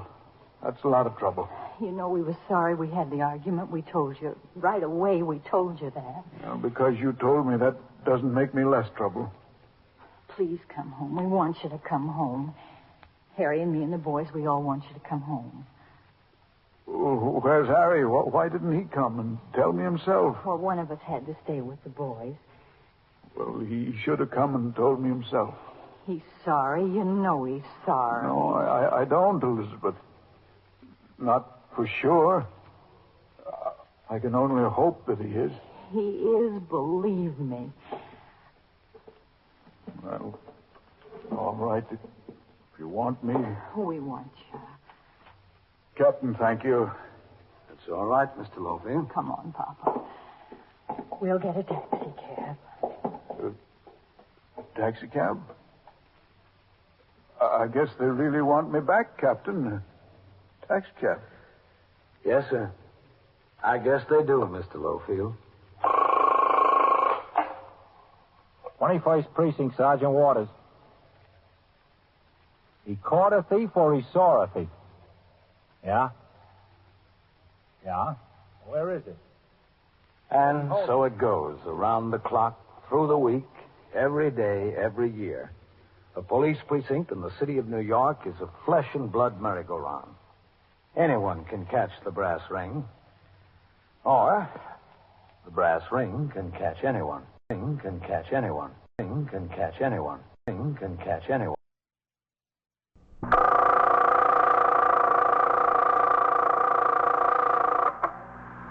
21st Precinct, Sergeant Waters. He caught a thief or he saw a thief? Yeah? Yeah? Well, where is it? Where are they holding him? Oh, it's a woman. Where has he got her? Yeah? You're in the muster room at the 21st Precinct, the nerve center. A call is coming through. You will follow the action taken pursuant to that call from this minute until the final report is written in the 124 room at the 21st Precinct. Yes, sir. I'll send the officers right over there. That's right. Yeah. You stand out on the sidewalk and show them where to go. All right. Okay. 21st Precinct. It's just lines on a map of the city of New York. Most of the 173,000 people wedged into the 9/10 of a square mile between Fifth Avenue and the East River wouldn't know if you asked them that they lived or worked in the 21st. Whether they know it or not, the security of their homes, their persons, and their property is the job of the men of the 21st Precinct. The 21st, 160 patrolmen, 11 sergeants, and 4 lieutenants, of whom I'm the boss. My name is Kennelly, Frank Kennelly. I'm captain in command of the 21st. I was working my day tour, 8 a.m. to 6 p.m. After I had turned out the platoon and attended to other matters in the station house that required my attention, sector car number 3 came by the house to take me to 84th Street and 5th Avenue, where a large crowd was expected at the reopening ceremonies of a remodeled wing of the Metropolitan Museum of Art. Although the museum itself is in the 22nd or Central Park Precinct, 3 patrolmen from the 21st had been detailed to handle the traffic on 5th Avenue. On arrival, I determined that the congestion was not nearly as heavy as anticipated, and I returned to the car with the intention of inspecting other conditions in the precinct. During the course of the patrol, we had occasion to drive downtown on 2nd Avenue in the 70s. There, I spotted the sergeant's car double parked at the corner a block ahead. As we approached, I saw a group of pedestrians peering into the window of a small neighborhood drugstore. I instructed the operator of my car to stop. I got out and crossed the sidewalk to the store. Coming through there, please. Coming through. Hello, Captain. Oh, Carol, what do we got? I don't know. The sergeant posted me here, sir. Sergeant? Hello, Captain. Oh, what do we got? I'm trying to find out, Captain. We just got here ourselves. It's the first time anything like that ever happened to me. This is Mr. Crowe, the druggist, sir. Captain Kennelly. Captain, how do you do? Mr. Rose? I didn't mean any harm. I really didn't. Well, we were riding by, Captain. I saw the disturbance on the sidewalk, and we got out to have a look. The nerve of her. He went right into the showcase. He took a hypodermic syringe and a needle. Right into the showcase. I didn't mean any You harm. didn't mean any harm. You stole my merchandise, didn't you? She comes in here. The telephone rings. I go in back. She thinks I can't see her, but I can. Right in the counter, like she knew just exactly where I keep the hypodermic. You knew what she was after. Is that true, man? I guess so. Yes, she ran out of the door. Then I hung up the phone and I followed her out into the street and I grabbed her. She tried to get away, but lucky the sergeant was right there, running on the spot. She had the needle and the syringe in her hand, didn't she, Sergeant? Yeah, that's right. He had them. I didn't mean any harm. What's your name, miss? Kitty. Kitty what? Kitty. Where do you live? Well, where? No place. Well, now, you must live someplace. I don't live any place. Is it that you don't live any place, or is it that you don't want to tell us where you live or what your name is? I'm not telling you. We'll find out. If you do, that's up to you. I'm not telling you. Did you ever see her in the store before, Mr. Crowe? Well, I don't know. Maybe. She looks familiar, but she's not a regular customer. Well, do you think she lives in the neighborhood? She couldn't prove it by me, Captain. Your first name is Kitty, isn't it? Well, I'll call you that anyway. I don't care. Call me what you want. Why did you want a hypodermic syringe and needle? Just wanted it. Are you a narcotics user? Yes. Let me see your arm. Roll up your sweater. No. Look, kid, you're in a lot of trouble now. There might as well be a little help. Roll up your sleeve. Let me see your arm. All right. Now, let me see the other one. Why did you tell me you were a user when you're not? You thought I was? I guess I didn't want to disappoint you. What did you want the needle and syringe for? I just wanted it. You sure must have wanted it. You had to go all the way in back of the counter for it. It's not for you, is it? It is for me. Is it for a friend of yours who's a user? Yes, it's for a friend of mine. Who? It's a friend of mine. Did she have a purse, Sergeant? No, sir, I didn't see any. Did you notice that she was carrying one, Mr. Cruz? I don't remember. Why didn't you ask me? I could tell you. I wasn't carrying any purse. I never carried a purse. Well, then you're not very far from home, are you? What difference does that make? I could be 1,000 miles away. I still wouldn't carry a purse. I don't like to carry them. How old are you, Kitty? Don't care for purses, that's all. I'm entitled not to carry them, don't you think? How old are you? 19. I've got a pocket in my sweater. That's all I need. I carry the money I want to carry in the pocket. See, I got $1.80. What do I need a purse for? $1.80. You want to count it? You want to count it? It's all there. It's $1.80. Put it back. Well, I guess you better take her on in, Sergeant.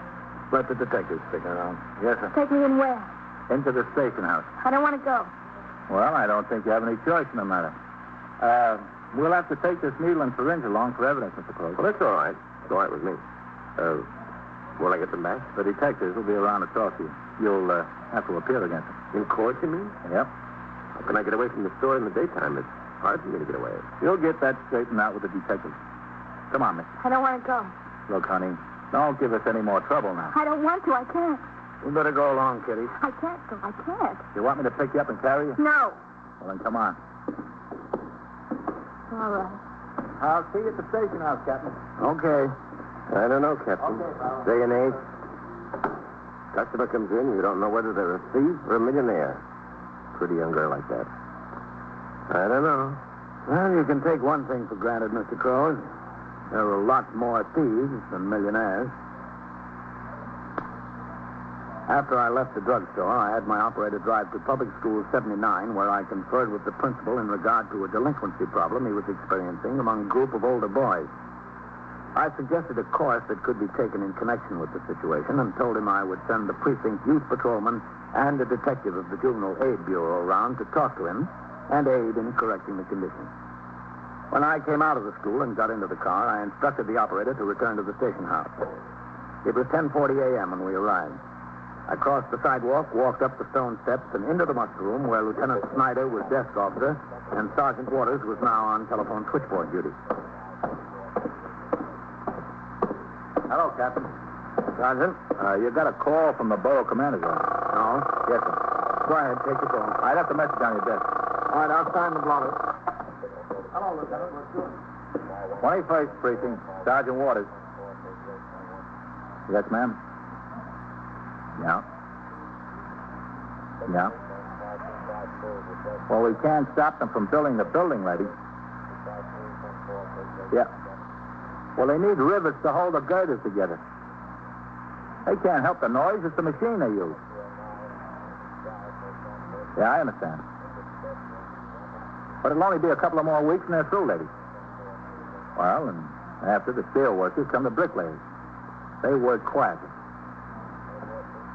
Yes, ma'am. You're welcome. What happened to the girl, Sergeant? What girl? Well, the one you arrested in the drugstore. Oh, yes, sir. She's upstairs in the detective.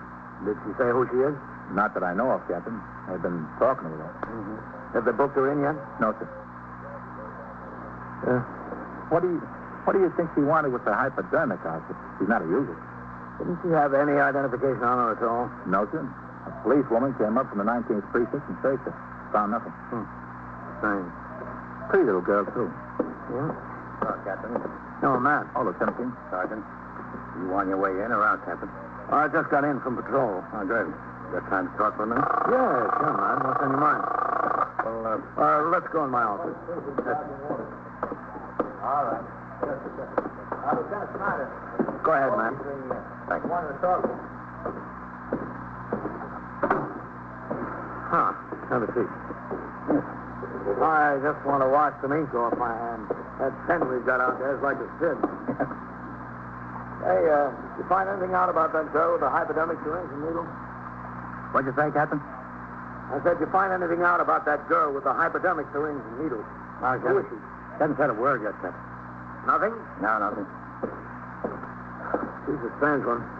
Sure is.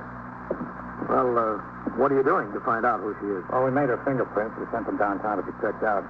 She's been arrested before. We'll know right away. Well, what if she hasn't? Well, they put out a general appearance description on a teletype, checking through the alarm. Funny kid.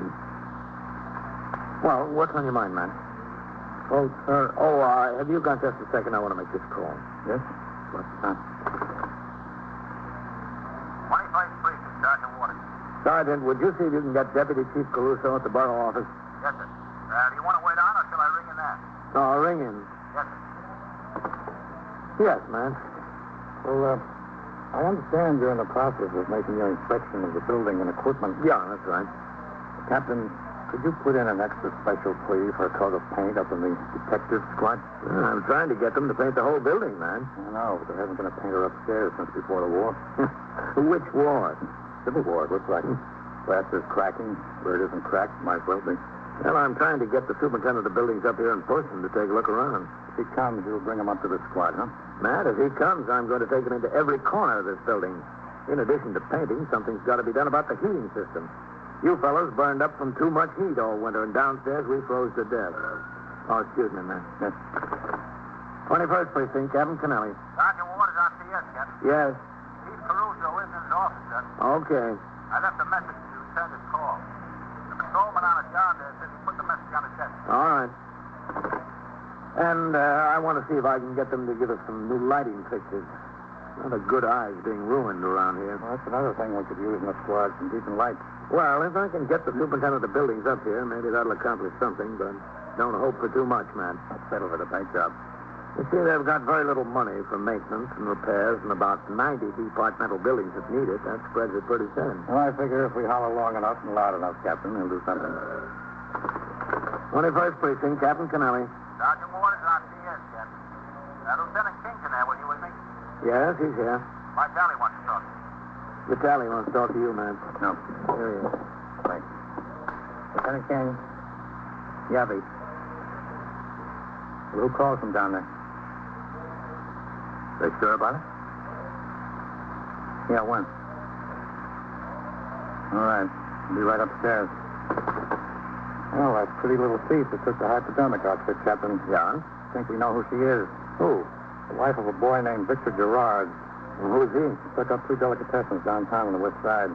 Oh? He went to stick up the third one. There was a detective planted in the back. Detective fired 2 shots, and Gerard fired 3. Well, the officer got hit, didn't he? Yes, sir. He's still in St. Vincent's Hospital. Caught one in the side. Yes, it was in the 10th precinct last week. That's right. The detective felt sure that he hit the boy with one of his shots. Squad commander of the 10th rang up here and spoke to Vitaly. He saw the description on teletype and thought it fit the girl. The girl I knew was married to this Gerard. Well, if the boy was hit, maybe she wanted the needle and syringe for him. That's what it looks like. Going upstairs to talk to her again. You want to come along, Captain? Yes, Matt. I think I do. I walked out of my office with Lieutenant King, and we headed through the muster room toward the back room where a motorcycle patrolman from Traffic Precinct F was sitting at the table going through his summons book, preparatory to turning the stubs over to the desk officer. Together, we went up the stairs towards the second floor where the 21st Detective Squad is located. You see? Look at the hall even, Captain. Fast is cracking out here, too. Yeah.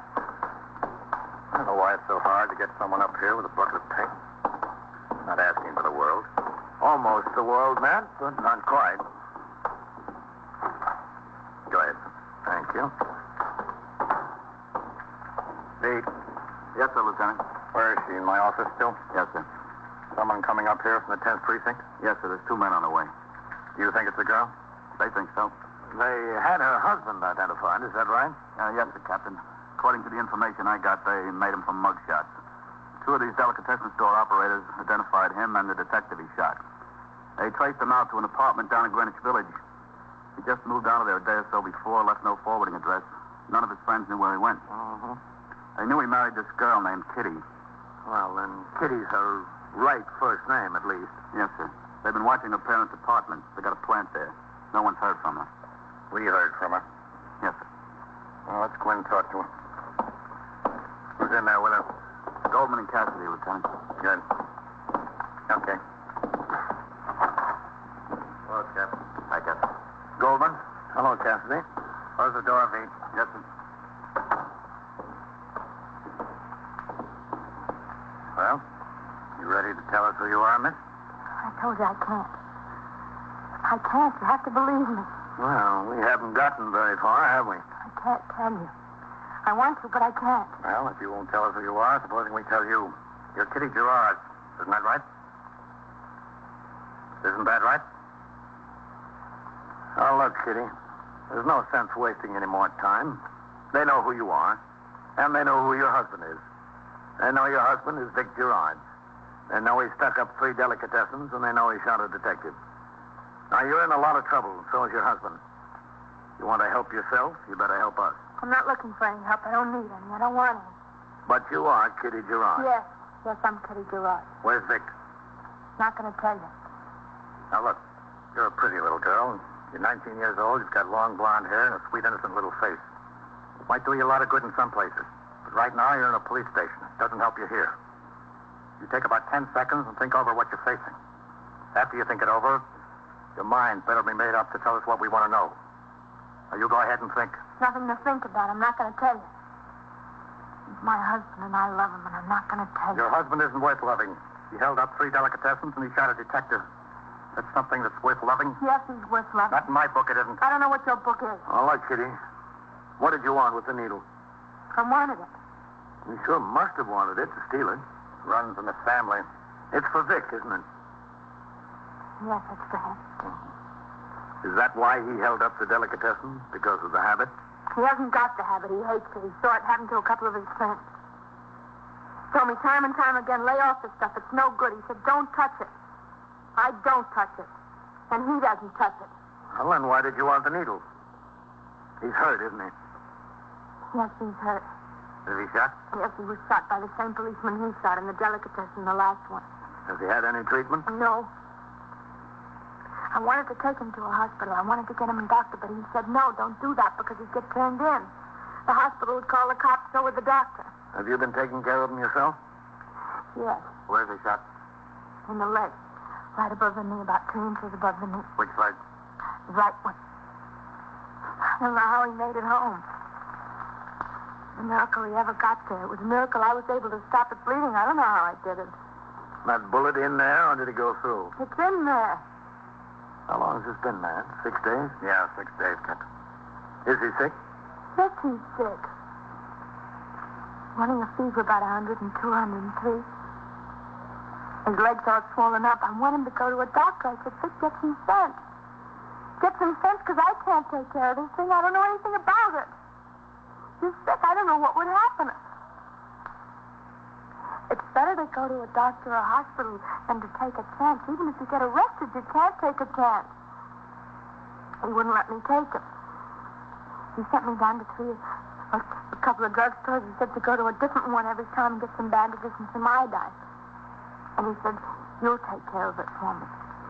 You'll take care of me. Well, I've been trying. I want to do what he says, but he's really sick. With 103 fever, he must be. You know what that fever's a sign of, don't you? It's infected. Badly infected. I know. I read it in the first aid book.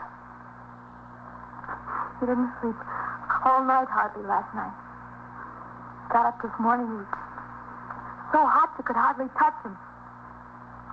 He's been taking aspirin by the dozen. He says it gets the fever down. I told him it's not the fever that's so bad. It's the infection. Well, he had an idea this morning. He said there was one thing that would take care of it. He said he ought to take some penicillin. Well, you can't get penicillin without a doctor's prescription, and you need a hypodermic needle to take it.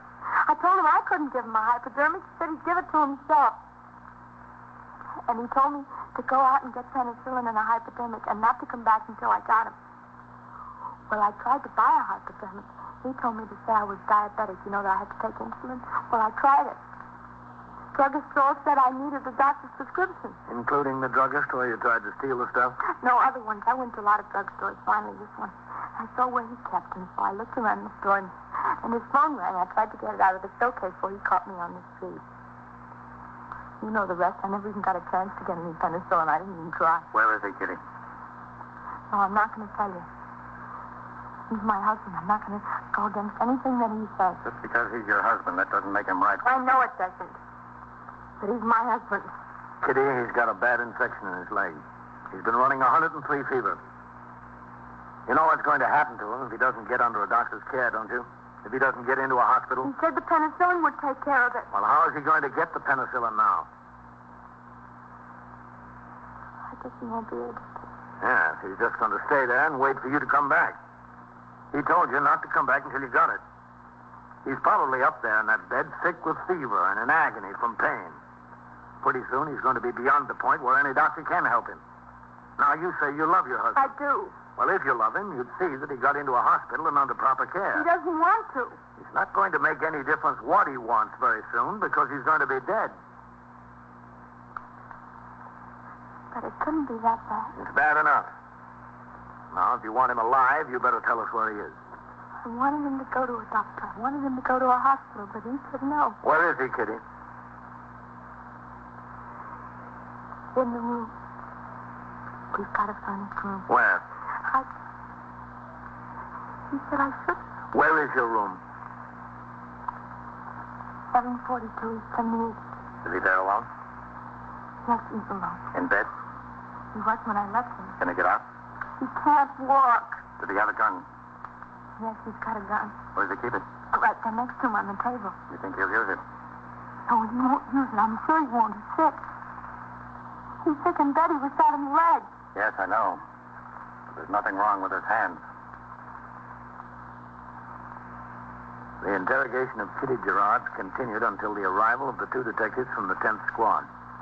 In the course of the questioning, a complete description of the room in which she resided with her husband was obtained. Detectives Goldman and Cassidy were sent to the address with instructions to wait there on a plant. At 12:05, the detail assigned to make the arrest left the station house. Because Gerards was known to be armed and had already shot one detective, the utmost precautions were made to take him, despite his apparent physical disability. 4 patrolmen and Sergeant Waters were detailed to assist the detectives by covering the hallway, the sidewalk, and the rear of the building.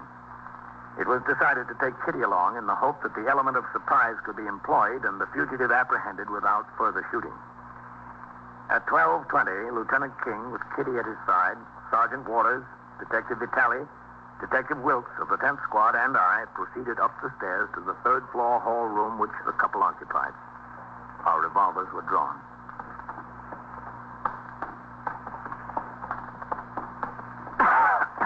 One more slide up. Yes, I know. Hold it. All right, Kitty. Let's make sure you know what you're supposed to do. I know. Let's get it straight. What? When we get there to the door, you're going to tell me to use the key and open it. Yes. After I get these officers placed where I want them. If Vic says anything, I'm supposed to answer. That's right. I'm supposed to act natural. You won't hurt him, will you? Please don't hurt him. It's up to him. It's up to you. All right, let's go.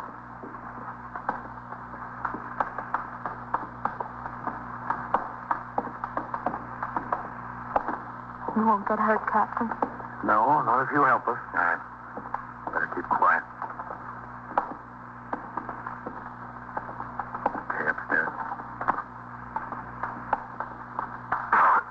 To get that fixed.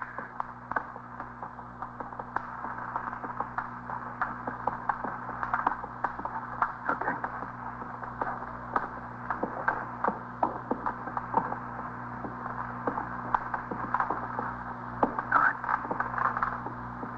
Sergeant, over there. Yeah. See, Wilkes. There. Okay. Okay. You gonna stay with me, Captain? Yep. All right, Kitty. Here's the key.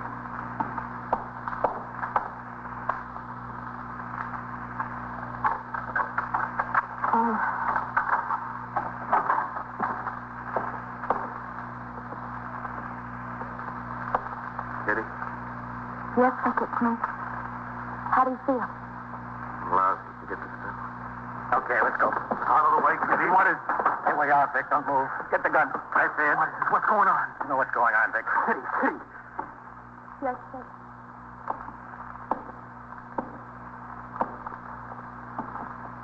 I'm right here. So you went and got him, huh?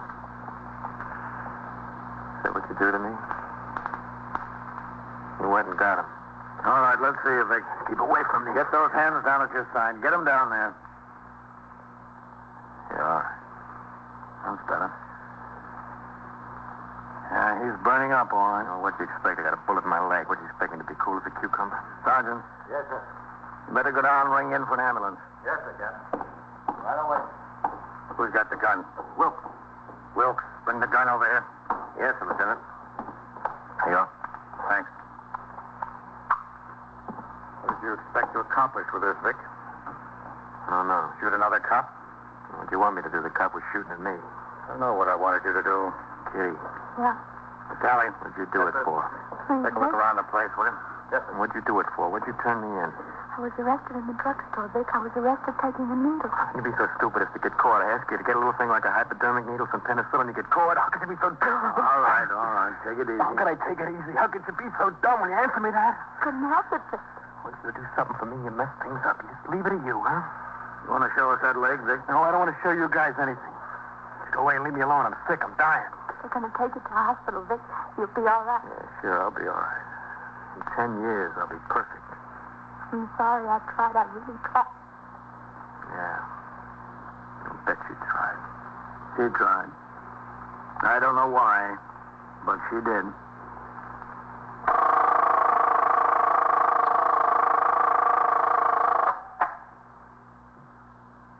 First Precinct, Sergeant Waters. Who's shooting? A cop is shooting or a cop is shot? Yeah? Yeah? Where is it? 75 or 79? Wait a minute now, not so fast. What about a taxi cab? Yeah. Yeah. And so it goes, around the clock, through the week, every day, every year. A police precinct in the city of New York is a flesh and blood merry-go-round. Anyone can catch the brass ring, or the brass ring can catch anyone. 21st Precinct, a factual account of the way the police work in the world's largest city, is presented with the official cooperation of the Patrolmen's Benevolent Association, an organization of more than 20,000 members of the Police Department, City of New York. Everett Sloan in the role of Captain Kennelly, Ken Lynch as Lieutenant King. Featured in tonight's cast were Joan Loring, Bob Reddick, Joe DeSantis, Harold Stone, and John Sylvester. Written and directed by Stanley Nist. Produced for CBS Radio by John Ives. This is George Bryan speaking.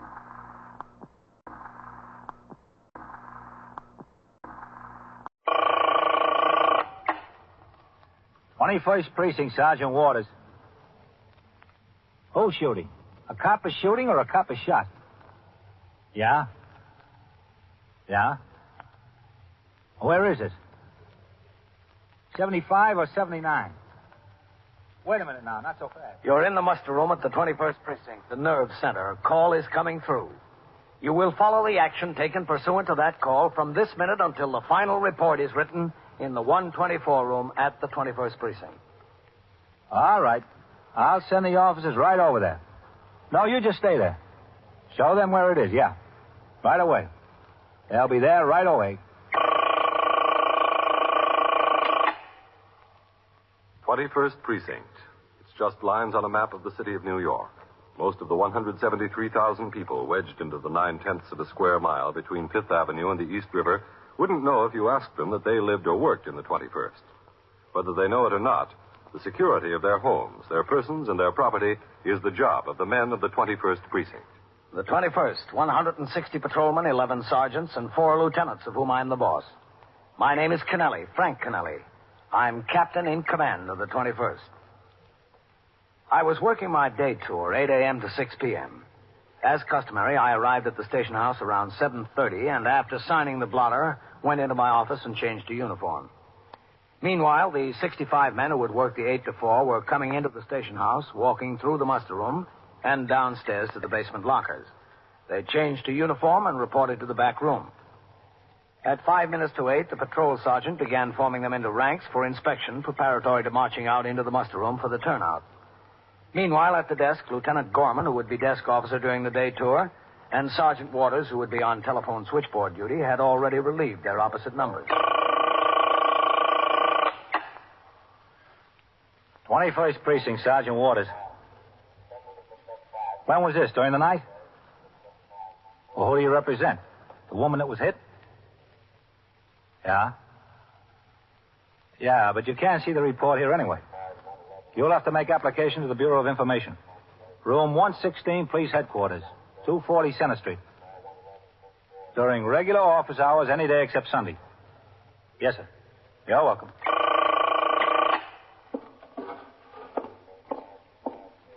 That's the kind of lawyer I want if I ever get in a jam, Lieutenant. Yeah? Lady was hit by a bus at 2:30 this morning, and a lawyer's on a job before breakfast. Probably wants a settlement before lunch. Yes, sir.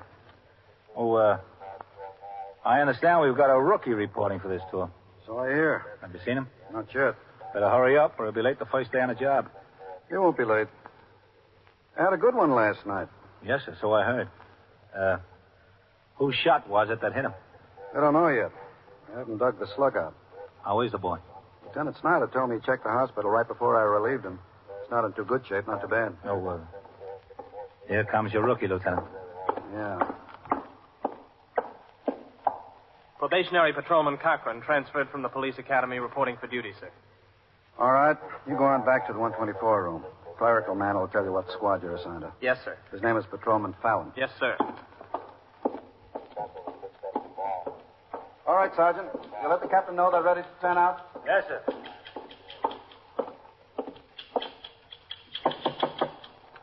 Excuse me, is this the 124 room? What? Is this the 124 room? Yeah, this is it. Fallon? What can I do for you? Probationary Patrolman Cochran transferred from the police academy reporting for duty. Oh, yeah. Papers came up yesterday. Yeah, here they are. Sit down, Cochran. Yes, sir.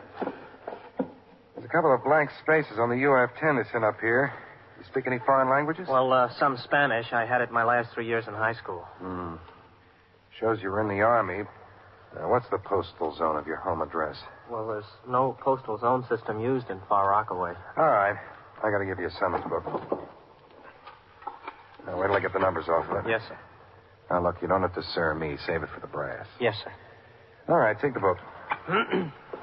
You're assigned to squad number 10. That's working the 8 to 4 now.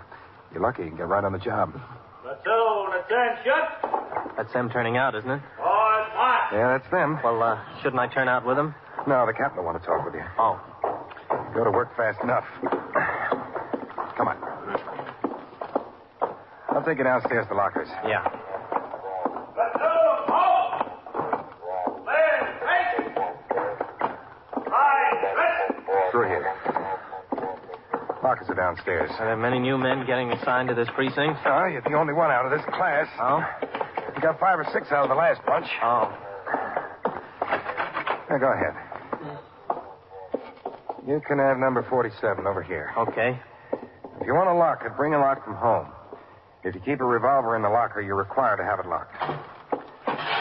That looks pretty clean. Yeah. The washroom and showers are through there. The beds are through there. Okay. I suggest that you come in when you're off duty and leave a uniform and a change of civilian clothes. Oh, yeah, I intend to. I thought it best to report in uniform this morning. I didn't know whether you'd have a locker for me. I heard down at the academy that they were short on lockers in some of the precincts. Oh, we got plenty. We'd better get out of here. The men coming off the job will be streaming in soon. Okay. Go ahead. How long have you got in the job, Fallon? 14 years. Wow, that's a nice long time. I got a nice long time ahead of me, too. You'll like it here. Got a fine bunch of men and a good skipper. Yeah, so I heard. All right, take it easy. They're still turning out. All right, Sergeant. Push the platoon. Platoon, attention. Platoon, right face. Forward, march.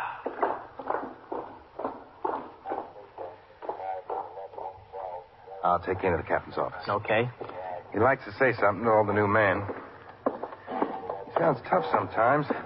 And he is tough, but right in what you do, he'll stand behind you. Well, that's good to hear. What's my job going to be, do you know? Well, I'll check with the desk officer while you're in with the captain. Okay. Go on, follow him right into the office. Captain. Yes, come in, fella. Go ahead, Captain. Yeah. Captain Kennelly, probationary patrolman Paul Cochran assigned to the precinct this morning. All right, fella, close the door. Yes, sir, Captain. Well, I'm glad to have you on the job, Cochran. Thank you, sir. The policy in this command is the same as it is throughout the department. We want to keep the goodwill and the confidence of the people by fostering an attitude of courtesy and service with whomever we come in contact. You've got to remember that to most people, the individual policeman is a representative of the entire department, a representative of the city. Your demeanor and deportment in dealing with the public will create either favorable or unfavorable impressions of yourself, the department, and the city. Yes, sir. The people naturally look to their police force for security in their person, their homes, and their property. We want the people to look for that protection and at the same time respect a cop, not fear him. You'll get that respect through the use of courtesy, patience, and tact. Yes, sir. Now, you're new on the job. You've just been through an intensive course of training at the police academy. Apply what you learned there, and at the same time, try to learn more from the experienced men around here. You want to get ahead in this job, you'll never stop learning. You got your assignment? Well, no, sir, not yet, but I'm in a squad that's working this tour. All right, report to the desk officer. Yes, sir. And good luck. Thank you, Captain. Leave the door open, Cochran. Yes, sir.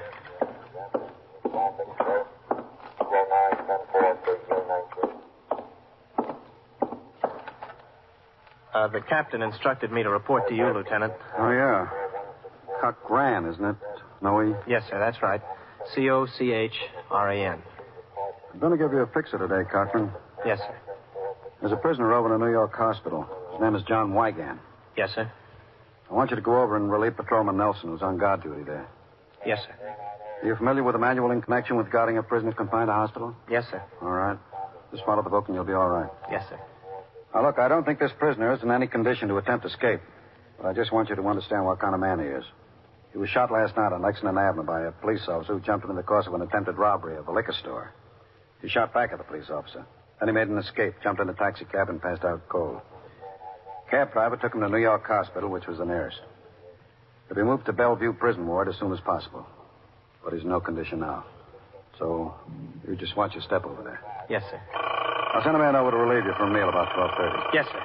All right, get on the job. 21st Precinct, Sergeant Waters. Just one question, Lieutenant. Yeah? All right, 32. Where is New York Hospital? 69th Street, New York Avenue. Yes, sir. Get on the job. Right away, Lieutenant. Sergeant? Yes, sir, Lieutenant. Put out a call for Sergeant Tina. Yes, sir. Tell him I detail that new rookie Cochran over to New York Hospital for guard duty. Tell him when he rides by there to stop up and see how he's doing. How does he look, Lieutenant? Think he'll make a good cop? We'll have to wait and see. If we can find New York Hospital, he's got a chance. You are listening to 21st Precinct, a factual account of the way police work in the world's largest city. Have you ever sat in a club listening to someone hold the center of attention? No doubt you've said to yourself, how does he do it? He's no smarter than I am. And you may be right. But he does have the power to command your attention. And this power may come from a thorough knowledge of the subject in discussion. This power through knowledge is available to you. The United States Armed Forces Institute provides opportunities for military personnel to continue their education while on active duty with the armed forces. USAFI courses are almost limitless. Why, there are over 200 courses in high school, college, and technical subjects alone. For a small initial fee, you may enroll in your first USAFI course. From then on, you can continue to take other USAFI courses at no further cost, as long as your progress is satisfactory. Take advantage of this opportunity. Develop your own power through knowledge with a USAFI course. The next time there's a big discussion at the club, you may hold the center of attention. Now back to 21st Precinct and Captain Kennelly. During the course of the morning, I went about my duties as commanding officer of the precinct. I interviewed a retired detective of the department, now employed as an investigator for an insurance company, to obtain a verification of statements on his application for a pistol license. Then I went on patrol in the precinct in sector car number 1. By the time I returned to the station house, the newest member of my command, probationary patrolman Paul Cochran, was well established in his first assignment, guarding the wounded prisoner, John Wygan, who had undergone surgery not 10 hours before and was sleeping fitfully. As he sat on a chair inside the hospital room, Patrolman Cochran looked through the open door down the long hall and saw a nurse approaching. Officer? Yes? Yes, ma'am. There's someone out at the floor desk to see him. Oh, well, nobody can see him. This is an FBI man. I don't care who it is. Well, I told him he couldn't have any visitors, but he said he's got to see him anyway. Did he just tell you he was an FBI man? Or did he show you his credentials? Oh, he showed me his card, all right. It said Federal Bureau of Investigation. It had J. Edgar Hoover's signature down at the bottom. It was official. Well, all right. Tell him to come back here and I'll talk to him. Yes, I wish you would. I don't know how to talk to an FBI man. Well, tell him to come back here. Yes, I will.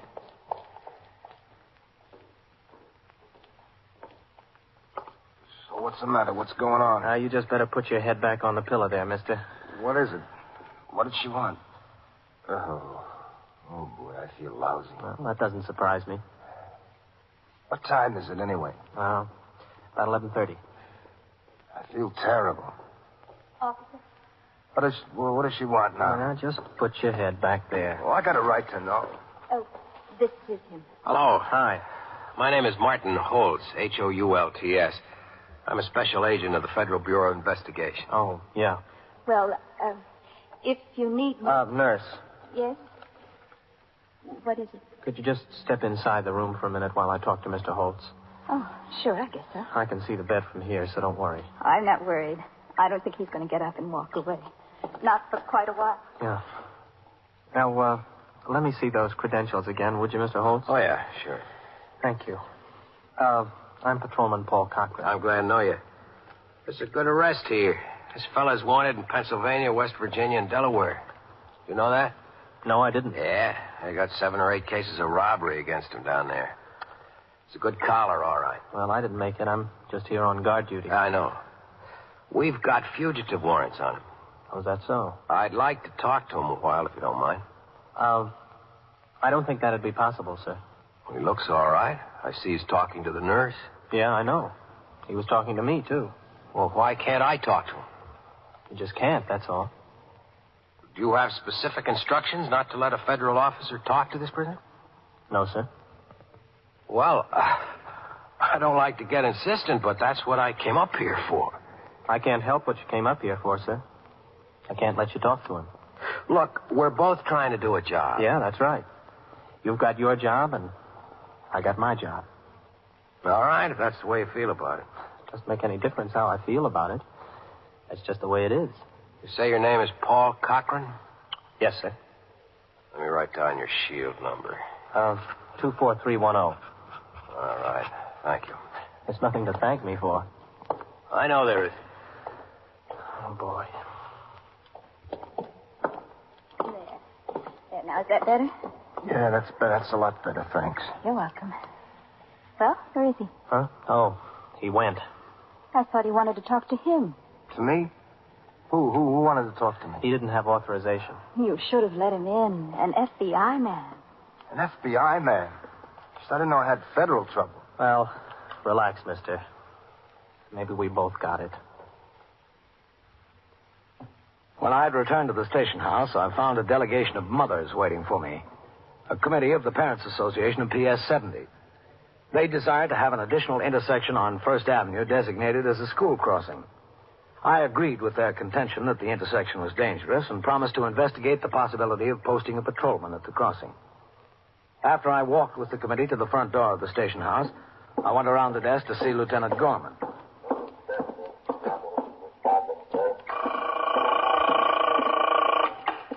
"21st Precinct, Sergeant Waters." Yes, sir, Captain.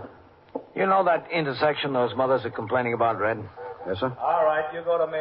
Send a patrol sergeant around there this afternoon between 3 and 4, and tomorrow morning between 8 and 9. Yes, sir. Okay. Have him give me a report on conditions at the intersection. Traffic's pretty heavy. Yes, I know the traffic's pretty heavy. I want to see whether we should make that a school crossing or not. Yes, sir. Fallon's got the paychecks, Captain. Oh, good. He says he'll check them against the payroll and have them ready for distribution by the 4 o'clock turnout. And, remind me to make an announcement about getting house tax paid up. Yes, sir. Captain, Yes, Sergeant. Lieutenant King is on a phone from upstairs. He wants to talk to you. All right, I'll take it right here. Okay, Red? Yes, sir. Go ahead, Captain. 21st Precinct, Captain Kennelly. Lieutenant King, Captain. Yes, Matt. You busy right now? No. Well, I have an FBI agent in the detective squad, Captain. Wonder if we can come downstairs and see you. Right now? Yes, sir, right away. Well, all right. Come on down, Matt. I'll be here. Yes, sir. I'll be in my office, Red. Yes, sir. Oh, Captain. Yes, Sergeant. I got something I think you'll be glad to hear. Yes, what's that? My boy's decided he'd like to get on the cops. Oh? Yes, sir, he made up his mind. He's 20 now. He'll be 21 in November. What he's going to do is finish out this year at college. Then in the fall, enroll in Delahanty's. Well, that's good, Sergeant. I don't know whether I'm pleased about it or not. When it's some other job, he's sure to do better in money. Well, I can't argue with you there. But tell him I wish him a lot of luck. Yes, sir. Oh, and there's Lieutenant King. I've got to see him. I'll be in my office. Yes, sir, Captain.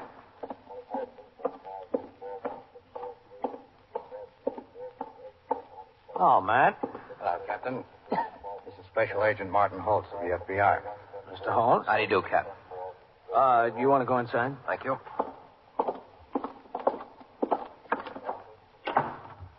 Ah. Have a chair. Anyone all right? Yes, sure. Anyone at all.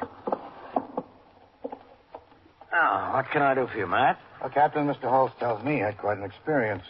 Oh? That's right. You know that prisoner we've got over in New York Hospital, John Wigan? Yes? Mr. Holtz says the patrolman on the job guarding over there refused to permit him to have an interview with the prisoner. Is that so? That's right, Captain. I went there and identified myself. The officer refused to let me talk to him. I told him we had federal fugitive warrants out on the man. Well, why didn't you come to the station house first, Mr. Holtz? Well, I'm a law enforcement officer, and I thought I'd like to save a little time. I know he's your prisoner. All I wanted to do was talk to him. I see. Captain, since I came to the station house, I learned that it's that officer's first day on the job. No, I wouldn't want to get him in any trouble. I didn't realize that when I was there. I might have handled it differently. Differently? In what respect? Oh, I don't know. Perhaps I might have taken the fact that he didn't know his way around into consideration. I'm not sure. It's a question of whether he knows his way around or not, Mr. Holmes. Did you see what the book has to say on this man? No, sir. Well, let me see. There's a whole subsection on it. It's Article 24, I think, Captain. Yes. Yeah, that's right. Article 24. Interview with and visits to prisoners. Paragraph 29. Who may interview a prisoner in a hospital? A member of the force assigned to guard prisoners confined in a hospital shall not permit anyone to personally interview a prisoner except those listed below. Well, let's see who's listed below. A superior officer of this department. B, a member of the detective division. And C, district attorney or his representative. D, chief medical examiner or his representative. E, attachés of the hospital. F, clergymen in discharge of their duties. G, parole officers. H, probation officers.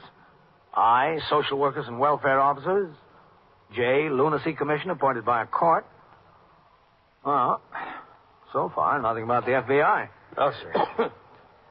K, a member of the United States Secret Service, when the prisoner is charged with violation of Section 37, United States Criminal Code, counterfeiting. L, recipient of a telegram signed by superintendent of hospital notifying him that prisoner is seriously ill. M, prisoner's legal representative, when that representative is so on, so on, so on, so on. N, a member of the prisoner's immediate family, if such person has written authorization from the commanding officer of the precinct in which the arrest is recorded. That's all. Doesn't say anything about the FBI, Mr. Holmes. Doesn't it? Well, you want to look for yourself? No, that's all right. Well, can you give me authorization to interview the prisoner, Captain? No, sir. You heard what's in the manual. Well, can't I get authorization from the Department of Corrections? This is still a police case, Mr. Holtz. The suspect hasn't been arraigned in court yet. He won't be turned over to the Department of Correction until he is. And in view of his condition, I don't know when we can arraign him. Well, how can I interview him? Well, either the captain or I are authorized to interview him. If either one of us go over there and you happen to accompany us, I suppose that'll be all right. What you think, Captain? Yes, I think so, Matt. I certainly appreciate it. Be glad to accommodate you, Mr. Holtz. Fellow Cochran sure knows the book, doesn't he? For a probationary patrolman. Mr. Holtz, he spent 6 months at Delahanty Institute and 3 months at the police academy learning it. If he doesn't know the book now, he never will. Lieutenant King said that he intended to go to the hospital to interview the suspect.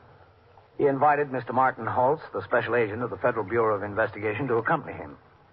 I told the lieutenant that I would like to go along and suggested they wait 5 minutes until I called Inspector McBride at Division to report verbally, as he had requested, on a patrol condition about which he had received a complaint. Lieutenant King and Mr. Holtz went out into the muster room to wait while I made the call. Meanwhile, probationary patrolman Cochran was still on duty at New York Hospital guarding the prisoner, John Wigan. He sat in a chair a few feet from the bed. The prisoner had been lying on his side, facing the other way. He turned slowly to face the officer.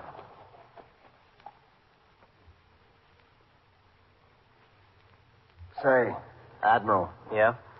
Listen. What? Got a cigarette? Yeah, but I don't know whether you're supposed to smoke. Why not? Well, you had surgery and an anesthetic. Oh, yeah. I'll check with the nurse next time she comes around. Okay. You must be feeling better. I feel lousy. But a cigarette might make me feel better. Listen, was an FBI around to see me? Or was I dreaming? I wish you were dreaming. Well, what happened to him? Where'd he go? Beats me. Officer, Yeah? can I see you a minute? Okay. Ask the nurse about the cigarette, huh? Okay, I will. Yes, ma'am? They'll be around to serve lunch soon. Oh? I think you could eat his. He won't want anything. Oh, thanks, but somebody's supposed to come over here around 12:30 to relieve me while I go out for a meal. Oh, I didn't know. Thanks a lot anyway. That's all right.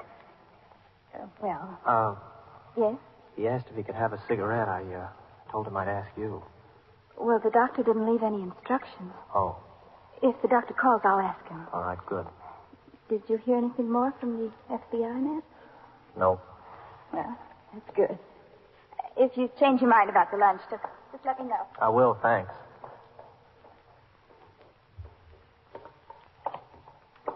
So what did she say? About what? About the cigarette. Oh, she said she'd have to check with the doctor.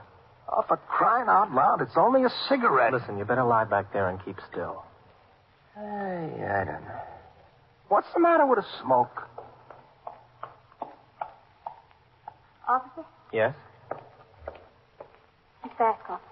Who? The FBI man is coming down the hall with your boss, I think. Uh-oh. Can you see out down the hall? Yes? Is the man he's with in uniform? With captain's bars? Yes.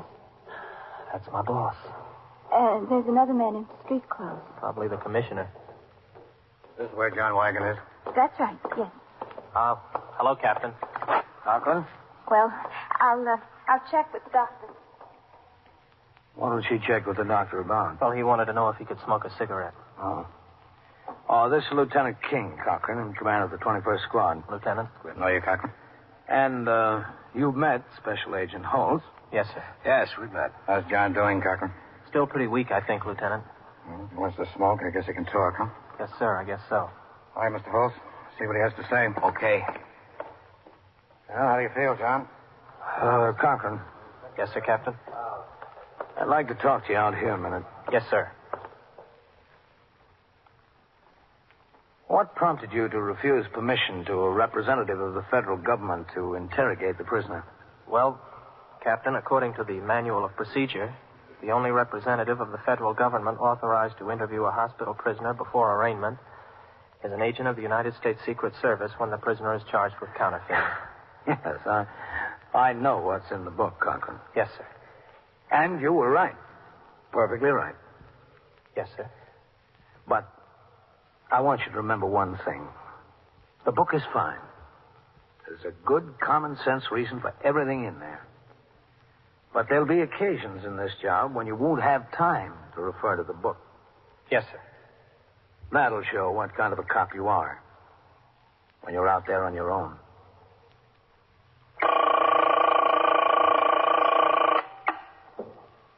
"21st Precinct, Sergeant Waters."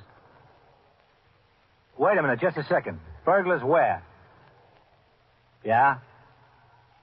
Yeah? Yeah? What is that, an apartment house? Oh. Oh, yeah? Did you see them? What? Yeah? And so it goes. All right. Around the clock, through the week, every day, every year. A police precinct in the city of New York is a flesh and blood merry-go-round. Anyone can catch the brass ring, or the brass ring can catch anyone. 21st Precinct, a factual account of the way the police work in the world's largest city, is presented with the official cooperation of the Patrolmen's Benevolent Association, an organization of more than 20,000 members of the Police Department, City of New York. Everett Sloan in the role of Captain Kennelly, Ken Lynch as Lieutenant King. Featured in tonight's cast were Elaine Rost, Harold Stone, Bill Redfield, Bill Sterling, Santos Ortega, and Mason Adams. Written and directed by Stanley Niss.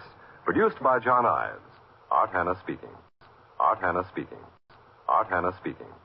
Art Hanna speaking. 21st Precinct, Sergeant Waters. Wait a minute, just a second. Burglars where? Yeah? Yeah? Well, what is that, an apartment house? Oh. Yeah?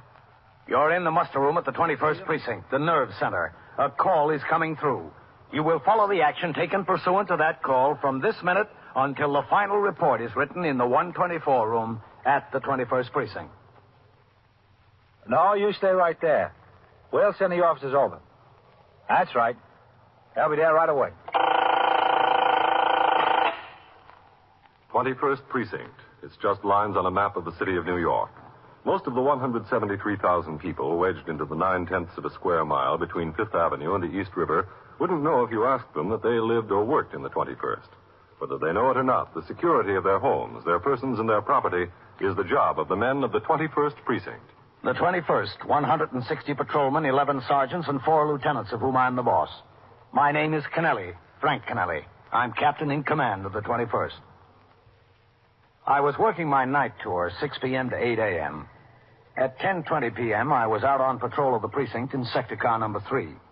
I had given instructions to the operator, Patrolman Coley, to return to the station house, and we were driving south on Lexington Avenue in that direction. So they pulled the curb, Captain. Yeah? I got out and I walked over the car. He was behind the wheel, and she was sitting there next to him with her arms folded. Mm-hmm. I said, "You went through the light." He said, "I know I did, officer. My mind was on something else." Looked at her when he said it. I said, "Let's see your registration and operator's license." Then I went to the curb and I wrote out the summons. Uh-huh. Well, I came back, I give him the summons, and she turns to him, and you know what she says? She says, "Well, there goes your Father's Day present." How do you like that? Wait a minute. Huh?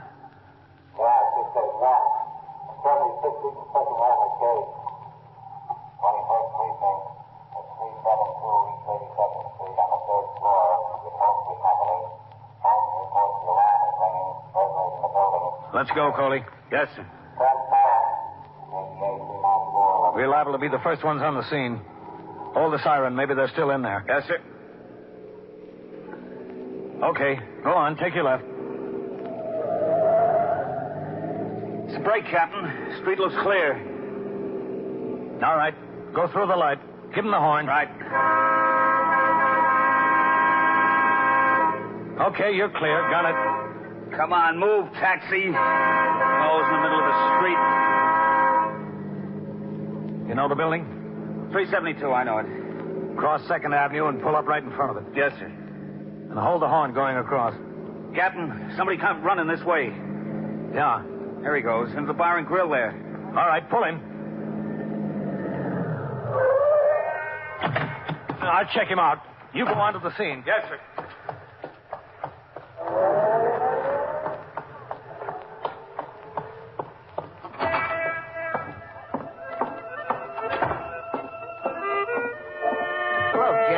Nice to have you in here. What'll it be? Where's the fellow that just walked in? What's the matter? Where is he? I think he went in the booth back there. Yeah, that's him. Is he the one that just came in the door? Yeah. What's the trouble, Captain? Look, I don't want any trouble in here. You won't have any trouble. I'd like to know what the trouble is.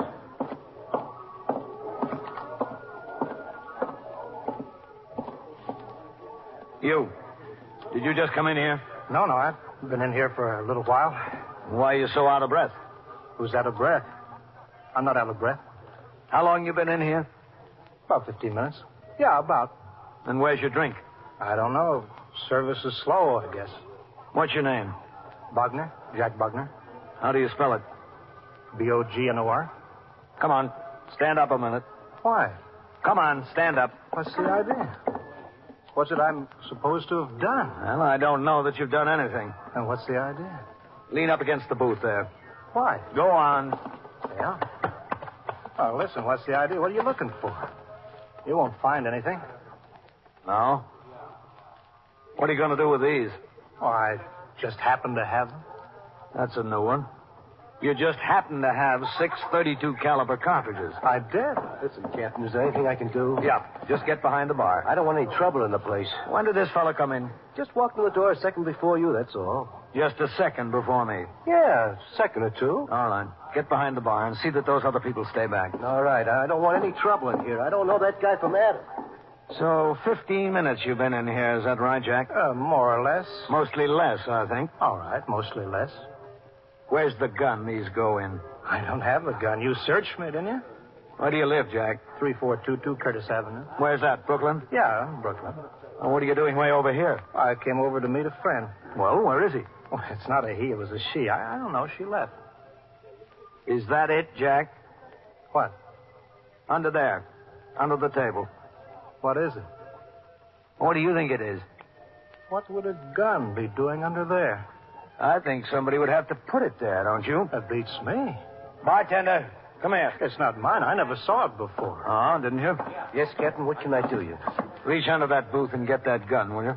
What gun? Oh, for crying out loud. Just pick it up and give it him. Yes, sir. Is that his? Well, it's not yours, is it? No, sir. It's not mine either. It wasn't that before you came in. Back here, Coley. Who said it wasn't? Can you prove it? I know it wasn't there. They were in there working on the safe, all right, Captain. That's what set off the alarm. Oh, the lady was sitting on the stoop across the street. She saw three of them come out the front door. They split up when they hit the sidewalk. Two of them ran toward First Avenue and one this way. This one, I guess. Not me. I didn't run any place. Lieutenant King was on patrol. He responded to the call. I told him you came into the bar after a man. He's outside talking to a detective about tracing out the other two. Said he'd be right in. Okay, good. Listen, Captain, you're not going to make a whole big thing out of this, are you? It's a place of business. You better get behind the bar. I just don't want to get a bad name in the neighborhood. Like I said, I don't know this guy from Adam. I never saw him before. Who'd patronize a joint like this? Listen, you. All right. Get behind the bar. Bring the cops down on you and then get tough if you resent it. Who were the two that were with you, Jack? With me? Where? Breaking into the safe there. I didn't break into any safe. Well, and what were you doing in the building? I wasn't in any building. The lady saw you come out, you and two other guys. I wasn't in any building. Hello, Captain. Oh, Matt. Hello, Lieutenant King. Coley. Well, I think this is one of them, Matt. No? He ran in here and took a booth. Ran in right before I did. According to the bartender, that is. Said he's been here 15 minutes. I have been, more or less. A revolver was under the seat there, and these in his pocket. Looks like you're in trouble, mister. What kind of trouble am I in? Sitting in a bar. Who were the two that tried to rip that safe with you? What safe? I don't know anything about any safe. Well, we know all about safes. You come to the station house with us. We'll teach you a few things. The suspect, Jack Bogner, was taken to the station house, and as the arresting officer, I accompanied him to the office of the 21st Detective Squad on the second floor. There, under the questioning of myself, Lieutenant King, and other detectives, he continued to deny knowledge of the attempted safe burglary. By telephone, the name Jack Bogner was checked out through the Bureau of Criminal Identification. BCI reported a Jack Bogner listed in the resident known criminal file showing 3 arrests for burglary and 1 conviction on a charge of unlawful entry. The suspect admitted he was this Jack Bogner. 2 detectives of the Safe Loft and Truck Squad, specialists in this type of crime, arrived to aid in the investigation. While the interrogation of the suspect continued, at midnight, I went downstairs to the muster room to turn out the platoon for the 12 to 8 tour. Then, after I spoke to the desk officer in regard to a patrol problem he faced, I walked through the back room towards the stairs leading to the detective squad. As I started up, I could see Lieutenant King standing at the top of the stairs talking to a rather heavy-set woman of about 50. Well, I told you I don't know whether I could or not. Hello, Matt. Captain, this is Mrs. Turo, Captain Kennelly. Miss Turo? Oh, how do you do? Mrs. Turo was sitting on the stoop of her house across the street from the loft building. Yeah, it was hot. She saw the 3 men run out. She saw 2 go toward First Avenue, the other one toward 2nd. Well, I want you to understand that when the policeman first talked to me, I told him I didn't know whether I could or not. Yes, I understand that. After all, it was across the street, and it was night, and I wasn't paying any particular attention. I just saw the 3 men come out of the building. I thought to myself, that's funny. Anyone should come out of the building when it was so dark in there. At that time of night, I mean. They're getting a little line upset, Captain. Oh, good. As far as recognizing any of them's concerned, I don't know whether I could. I don't think I could. But you might be able to. Well, yeah, of course I might be able to. How can I tell till I try? We're going to give you the opportunity to try, Miss Turo. Oh, well, I appreciate that. As long as you don't expect me to do the impossible. Well, anything you're able to do will be a help to us. If you can identify one of the men, that'll help us. If you can tell us positively that none of them or any of the men you saw come out of the building, that'll be a help to us, too. Oh. All we want is your assistance to the best of your ability. Well, that I'll be glad to do. Lieutenant. Yes? We're all set for the lineup in there. Okay. Now, Mrs. Turo, we're going into the detective squad. Yeah. When we get in, you'll see several men lined up across the room. Mm-hmm. They'll all be about the same age and height and build. Well, what do I do? We'll go inside. I'll tell you then. Oh, all right. Okay. All right, straighten up there. Stand in line. All right, Mr. Turrell. I want you to go and look at each one of these men standing there. Look them all over good. Look at them twice if you have to. If you recognize any of them as one of the men that came out of the loft building, you stop and tap them on the shoulder. Oh, just tap him on the shoulder. Yeah, that's right. 21st squad. Well, where do you want me to start? Start wherever you like. All right, hold on. Wherever I like. Yes. Captain Kennelly. Yeah?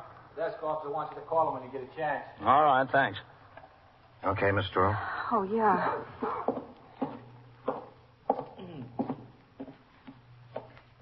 Just walk down the line, huh? Yes, that's right. Just walk down the line, look at each one. All right.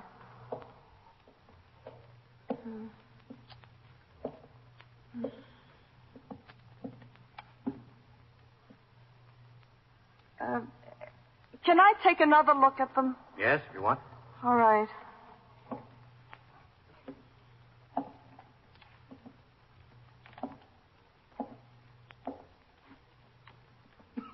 Oh, one of them had on a sports shirt, something like this one. Well, you got a million of them on 34th Street, lady. All right, just keep quiet in line. You recognize any of the men, Mrs. Turrell? No. I'm afraid it was just too far away. Just too far. I was across the street. I didn't notice particularly. The only thing is one of them had on a sports shirt, something like this man. Send the sports shirt to Sing Sing. All right. Well, Mr. Turrell? I'm sorry. That's all right. All we want is the truth. If you can't, you can't. All right, break it up. Okay, you fellas, get over there. Want me to have an officer take you home, Mr. Oh, Turrell? no, that's all right. It's kind of late. No, it's all right. I'm so nervous, I think I'd rather walk than ride anyway. I wouldn't be able to sleep. It's too hot. All right, thank you. We'll call you if we need you. It's too bad I didn't get a better look. Yes, it is. Well, goodbye. Bye, Mr. Turrell. Well, that blows that sky high, Captain. Yeah. I thought if she only gave us a tentative identification, Jack would figure he might be hooked and help us. No such luck. But we still got the gun charge against him. I don't know how good that's going to be. Yes, it would be better if he'd had the gun in his pocket and the bullets on the floor. You are listening to 21st Precinct, a factual account of the way police work in the world's largest city. The men who stamp into your house just laugh when you ask for their warrant. As they go about their dirty job, pulling out your desk drawers, looking through your private papers, shoving your family into another room for interrogation, you plead with them to tell you what it's all about. But it's no use. Even when they don't find whatever it is they're looking for, they drag you down to headquarters for more questioning. There's nothing you can do about it. The law is on their side. Well, in some countries, that could actually happen today, but not in ours. There's a very old and a very good law against it. The law is on the side of the people. It's in our Constitution, in Article 4 of our Bill of Rights. Listen to the words. They're 165 years old, but they're mighty important to us today. They say, the right of the people to be secure in their persons, houses, papers, and effects against unreasonable searches and seizures shall not be violated, and no warrant shall be issued but upon probable cause, supported by oath or affirmation, and particularly describing the place to be searched and the persons or things to be seized. As long as those words stand, you and your family are protected against black-booted feet tramping through your house in the dark of night without a warrant. It is part of our Bill of Rights. It is one of our freedoms. Now, back to 21st Precinct and Captain Kennelly. As the arresting officer of the burglary suspect and the best witness against him, I followed the prescribed routine. After the detectives had finished their interrogation and he was fingerprinted, at 3:20 a.m., I took Jack Bogner downstairs to the muster room where he was booked by the desk officer on charges of third-degree burglary and Section 1897 penal law. The station house attendant, Patrolman Bailey, then lodged him in a cell for the balance of the night. I completed some paperwork that remained to be done, and then lay down on the couch in my office until 7:30. I had some coffee and shaved. Then at 8, turned out the platoon for the day tour. Shortly thereafter, with the assistance of Detective Dan Goldman, assigned by Lieutenant King, the suspect was put in a patrol wagon and we drove to police headquarters, 240 Center Street, where he was photographed and appeared in the citywide lineup with other felony suspects arrested during the night. Following the lineup, Detective Goldman and I went with the prisoner further downtown to 100 Center Street, New York County Criminal Courts Building.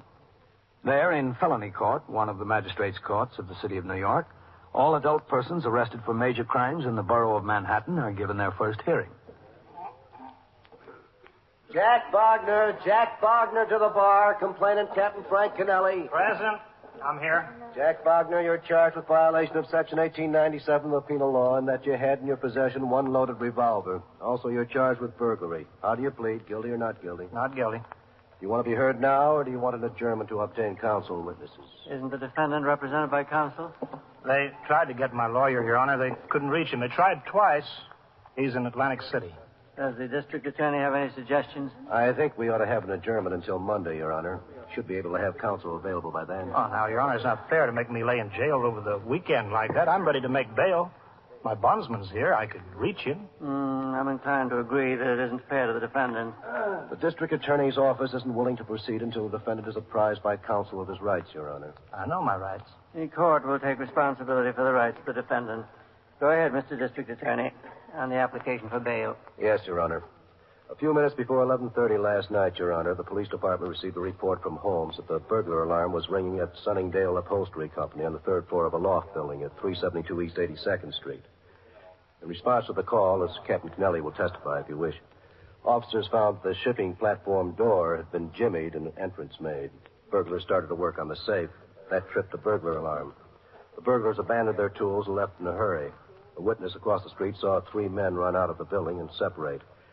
In the meantime, Captain Kennelly was proceeding to the scene in response to the call. He saw this man, Jack Bogner, running in a direction away from the building and into a bar and grill on 2nd Avenue.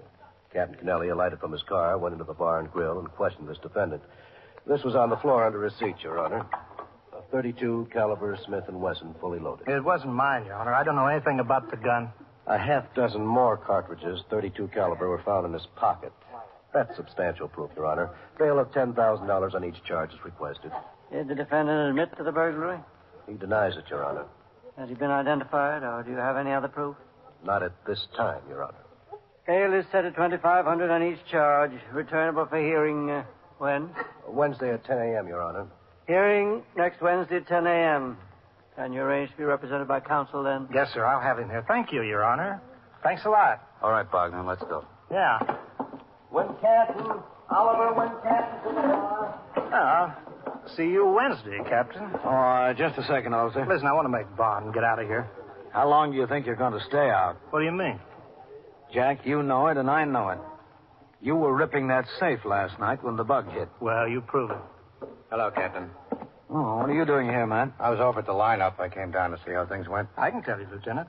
Not so good for your side. We still got that gun charge against you, Jack. Well, maybe you have, maybe you haven't. We'll make it stick. We'll make it stick hard. We'll see. Gun was on the floor. Conviction will put you away for a good long time. Who were the other 2 guys, Jack? Look, what do you want from me? Come on, let's go make my bond. Let me get out of here. My bondsman is waiting. You ought to make it easy on yourself, Jack. Why take it all alone? I'm not taking anything. You get tapped for the gun law with a previous conviction, that's plenty. Well, we can talk about it some other time. You better talk about it now. Listen, give me a break. Well, you don't bother me. If you nail me inside the place, nail me clean, then I'd say, okay, you got me. I'd take what you're dishing out. But you missed. That's what you think. We didn't miss. Fair is fair. Lay off, will you? You deserved a break, Jack. Maybe you'd get it. Why don't you tell me about the safe job and who was with you? Well, look, you ought to play it smart. That gun deal could go either way. Oh, what do you think I am? If I made a statement, that'd put me into the burglary. That's another felony. I'm looking one in the face already, so what difference does it make? We can work it out. Maybe we can reduce it to unlawful entry for you. That's no felony. Who were the other 2 guys, Jack? And the gun beef goes out the window? I said we'd work it out. Maybe you got an idea. I know I have. Get you signed out of here and take a ride uptown. In the police business, like any other business, it's both permissible and customary to give a little in order to get a lot. And the lot Lieutenant King wanted was the rest of the safecracker gang. Lieutenant King waited in the clerk's office while Jack Bogner completed arrangements to be released on bail. I reported to the police lieutenant who maintains a desk at felony court to record in a special blotter the arrival and departure of all police officers. Then I went downstairs and got the subway to go home. I was not due back on the job until 8 o'clock the following morning. I arrived at the station house at approximately 7:30, signed the blotter, and went directly to my office to change into uniform. Come in. Can I see you a minute, Captain? Yeah, sure. Come in, man. Well, how are you doing with the safe burglars? That's what I want to see about, Captain. Yeah? Not doing much good at all. Well, I thought you had Jack convinced. So did I. Oh, excuse me a minute. Yes. 21st Precinct, Captain Kennelly. Who? Oh, well... Yeah. Yes, all right, Sergeant. I'll talk to him. Yes, Mrs. Hedgerly. No, there's no way we can keep the trucks from going through that street. Well, I'm sorry, Miss Hedgerly, but it's a public street and they're entitled to use it. They what? Yeah, well, I can't make any promises, but I'll look into the matter. Oh, yes, I will. I'll look into it. Yes, sir. Thank you for calling it to our attention, Miss Hedgerly. Yes, that's all right. Goodbye. Her husband gave $1,000 to the Police Athletic League last year. Now she wants us to keep the trucks off her street. I thought that Jack was ready to open up, man. Well, he didn't. He got released on bail, and we drove back up here. He'd started to change his mind before we even got down to the car. By the time I got him to the station house, he said he'd take his chances with the gun deal. Why? I think he's afraid of those two guys he was with. It's a pretty thin case against him. The gun was on the floor. Only the cartridges were in his pocket. Either he knows that or he's really afraid. Where is he now, do you know? I don't know, but I'm sure the safe and loft squad does.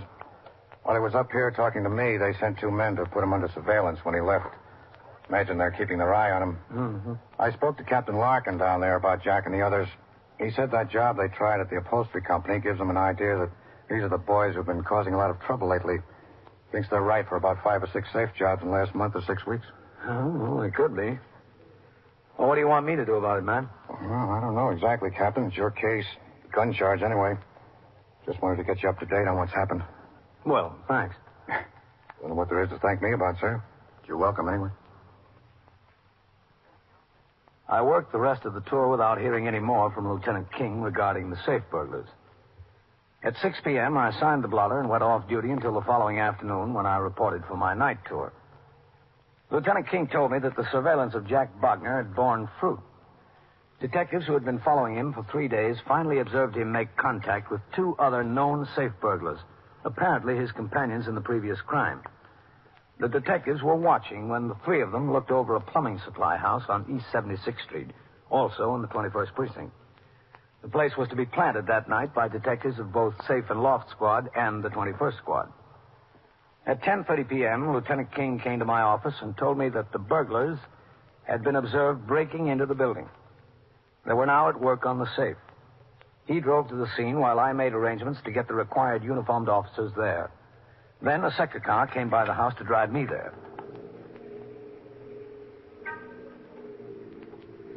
Pull by the place and stop at the corner. Yes, sir, Captain.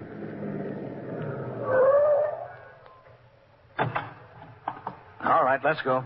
Yes, sir.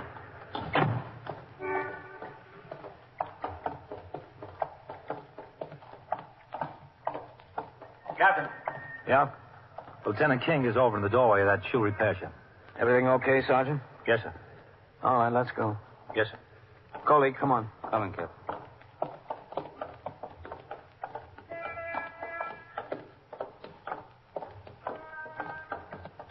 They got in through the freight dock. I think the detectives want to go in the same way. All right. Hello, man. Captain. Well, how's it look? They're in there. We're working on the safe. Are you set? Yes, sir. Got the block covered in the building. How about our men, Sergeant? They've all got their instructions, sir. Good. All right, let's go.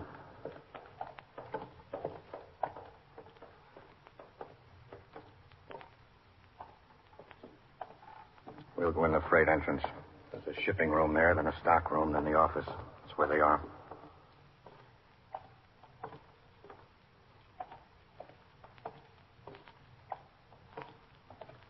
Watch it going up the freight dock. No talking. Okay.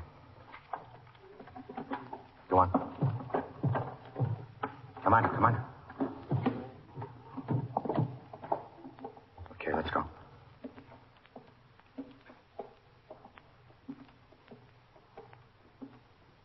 That door there.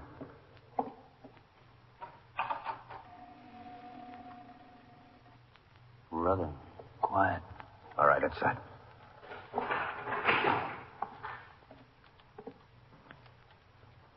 There's a light back there. That's them. Let's take them.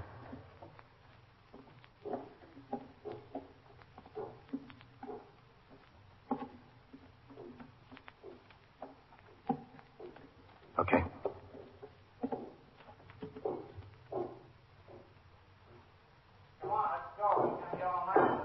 Okay, let's get him. Open the door. All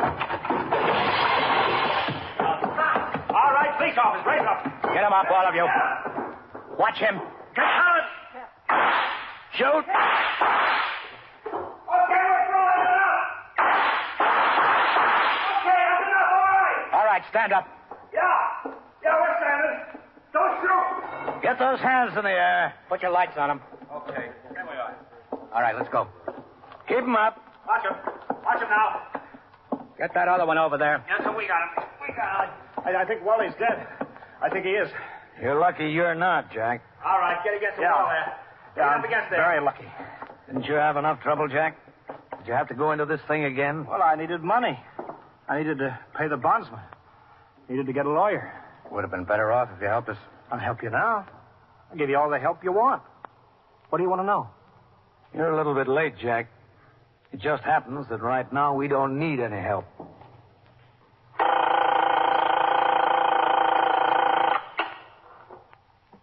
'21st Precinct, Sergeant Waters. Yeah. Well, how long has it been since you've seen him? Yeah. You're sure he didn't move out? Well, who told you that, lady? Yeah. Yeah, sure, we'll make an investigation. And so it goes. Around the clock, through the week, every day, every year. A police precinct in the city of New York is a flesh and blood merry-go-round. Anyone can catch the brass ring, or the brass ring can catch anyone. 21st Precinct, a factual account of the way the police work in the world's largest city, is presented with the official cooperation of the Patrolmen's Benevolent Association, an organization of more than 20,000 members of the Police Department, City of New York. This is the United States Armed Forces Radio and Television Service. And Television Service. And Television Service. And Television Service. 21st Precinct, Sergeant Waters. Well, how long has it been since you've seen him? Yeah?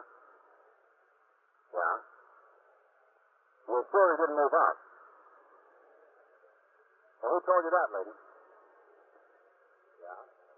You're in the muster room at the 21st Precinct, the nerve center. A call is coming through. You will follow the action taken pursuant to that call from this minute until the final report is written in the 124 room at the 21st Precinct. All right, I'll tell you what I'll do. I'll send an officer around to talk to you. Yeah, he'll be there right away. You just wait for him. 21st Precinct. It's just lines on a map of the city of New York. Most of the 173,000 people wedged into the 9/10 of a square mile between Fifth Avenue and the East River wouldn't know if you asked them if they lived or worked in the 21st. Whether they know it or not, the security of their homes, their persons, and their property is the job of the men of the 21st Precinct. The 21st, 160 patrolmen, 11 sergeants, and 4 lieutenants, of whom I'm the boss. My name is Kennelly, Frank Kennelly. I'm captain in command of the 21st. I was working my day tour, 8 a.m. to 6 p.m. After I had turned out the platoon, which consisted of the 64 men who would patrol the precinct for the next 8 hours, I went to my office where Ezra D. Winkler, the precinct youth patrolman, was waiting to confer with me. The end of the school year brings a variety of changes to the method of policing the precinct. We were preparing for them. Meanwhile, the ordinary routine of patrolling the precinct went on. Patrolman Paul Vaccaro, assigned to Post 17, had finished his duty at a school crossing near PS 79 at 9 a.m. He went to the nearest call box and rang in. Lieutenant Gorman, the desk officer, instructed him to walk to a dry goods store on 3rd Avenue and admonished the proprietor for failing to close the transom over his front door during the preceding night. In complying with Lieutenant Gorman's instructions, he walked past a brownstone rooming house where a woman he knew to be the landlady was sweeping down the front stoop. Good morning. Good morning. Oh, officer. Yes? I want to ask you a question. Yes, ma'am. What is it? I'm Mrs. Catherine Neal. I own the house here. Yes, I know. I rent out furnished rooms. Yes? Well, something's been bothering me. Neal? Maybe it's all my imagination, I don't know, but there's a man that lives on the 2nd floor, Mr. Lowfield. What about him? Well, I hadn't seen him since Friday. Friday night, Saturday, Sunday, and Monday, I hadn't seen him. Maybe he's away. Oh, no, I don't think so. He's lived here over 6 years, and he's never been away. Never. Was he paid up in his rent? Oh, yes. He's paid up right to the minute. You can say anything else you want to about him, but he's regular about that. Well, tell me something. He does have peculiar habits. Like, for instance, no one ever sees him during the daytime. I suppose he's up there sleeping in the daytime. But 8 o'clock every night, he comes downstairs and he walks out the door, and he's out all night, almost. Very peculiar habits. Well, if he doesn't And the talk most peculiar thing of all is that when I didn't see him, yesterday afternoon I went up and knocked on the door. I thought maybe he was sick or something. You know, somebody that's got no friends and no one at all. I thought maybe he needed help. He didn't answer. Did you open the door to his room? Oh, no. I wouldn't do that. Besides, I don't think I could get a key in there anyway. He's got the keyhole blocked with something, I think. It's not locked from the inside, is it? Why, it might be the key that's in the keyhole. From the inside, that is. If it's locked from the inside, why, he must be in there. Look, maybe we better go up and take a look, Mrs. Neal, huh? Yes, maybe we better. My goodness. Just let me get this trash up. It'll take a second. All right.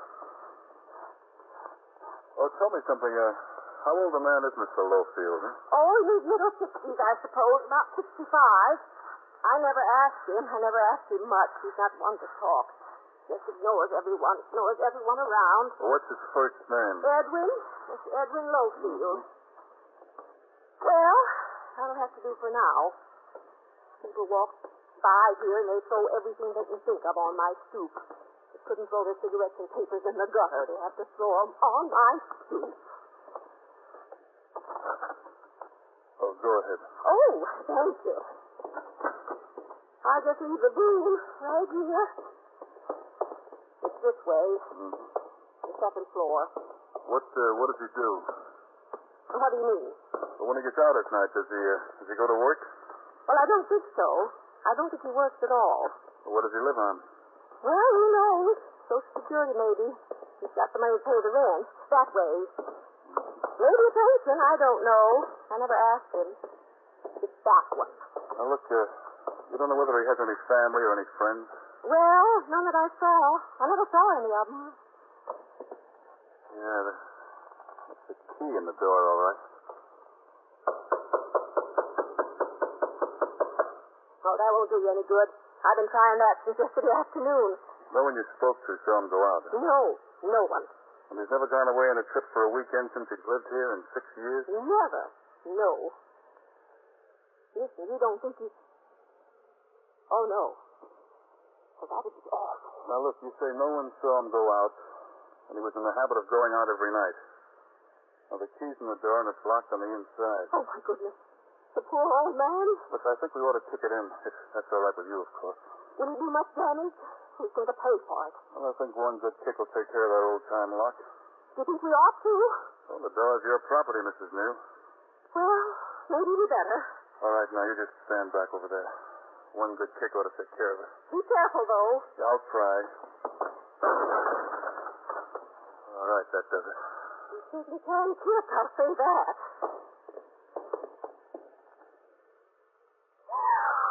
Now, look, you stay here.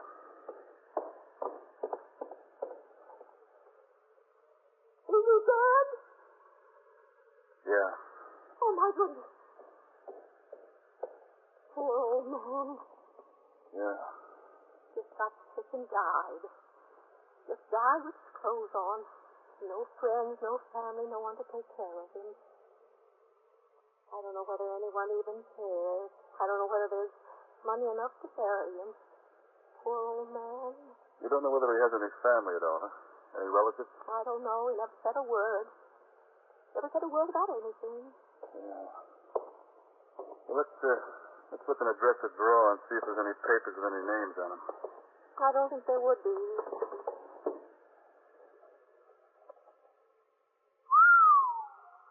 Is that real money? Yes, ma'am. That's what it looks like. I didn't know he had a dime. There must be thousands. It could be. But how do you like that?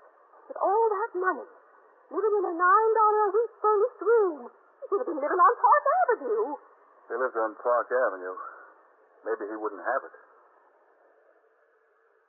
According to established procedure, Patrolman Vaccaro made no further attempt to examine the property of the deceased. Another resident of the rooming house appeared in the hall and was sent by the officer to call the station house and notify the desk officer. After an ambulance surgeon pronounced the man DOA in the presence of a civilian witness, the landlady, Patrolman Vaccaro recorded in his memorandum book the pedigree of the deceased, an accurate description of the body and wearing apparel, and all the known facts concerning the time, the place, the manner, and the circumstances of the death. In the meantime, Lieutenant Gorman, the desk officer, notified the medical examiner and the 21st Detective Squad. A radio motor patrol car and the sergeant's car was dispatched to the scene. Lieutenant Matt King, the commander of the 21st Detective Squad, sent 2 detectives. I was told by the desk officer of the circumstances involving a large amount of cash, and inasmuch as this property must be inventoried, both under the supervision of a superior officer and witnessed by a competent and responsible civilian, I went to the scene myself. While we were still waiting for the arrival of the medical examiner, a search of the premises was begun, and an exact inventory of all the deceased's property in the room was being taken. That's 7,400 so far. 7,400? I had no idea, Captain. No idea at all. Well, I don't imagine many people did. He never seemed in want for anything, but he certainly gave the impression he was just making ends meet. Right in the room, in the drawer. Captain. Yes, Sergeant. He did his own laundry, I know. Can I see you over here a minute? Yeah. And I even gave him permission to cook his own breakfast in here. Excuse me, Miss Neal. Yes, of course.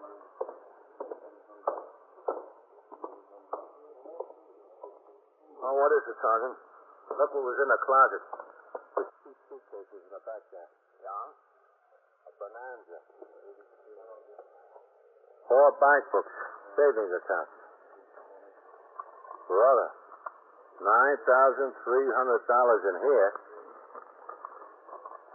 $8,700 in this one. Oh, that's too bad. Only $4,000 in here. And last but not least, in this one, $9,450.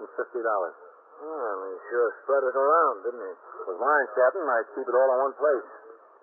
Those look like stock certificates, don't they? Take a look at them. Yes, sir. See, 500 shares of Consolidated Edison, 200 shares of AT&T, 200 shares Pennsylvania Railroad, 500 shares Columbia Broadcasting System, 250 shares DuPont, so on.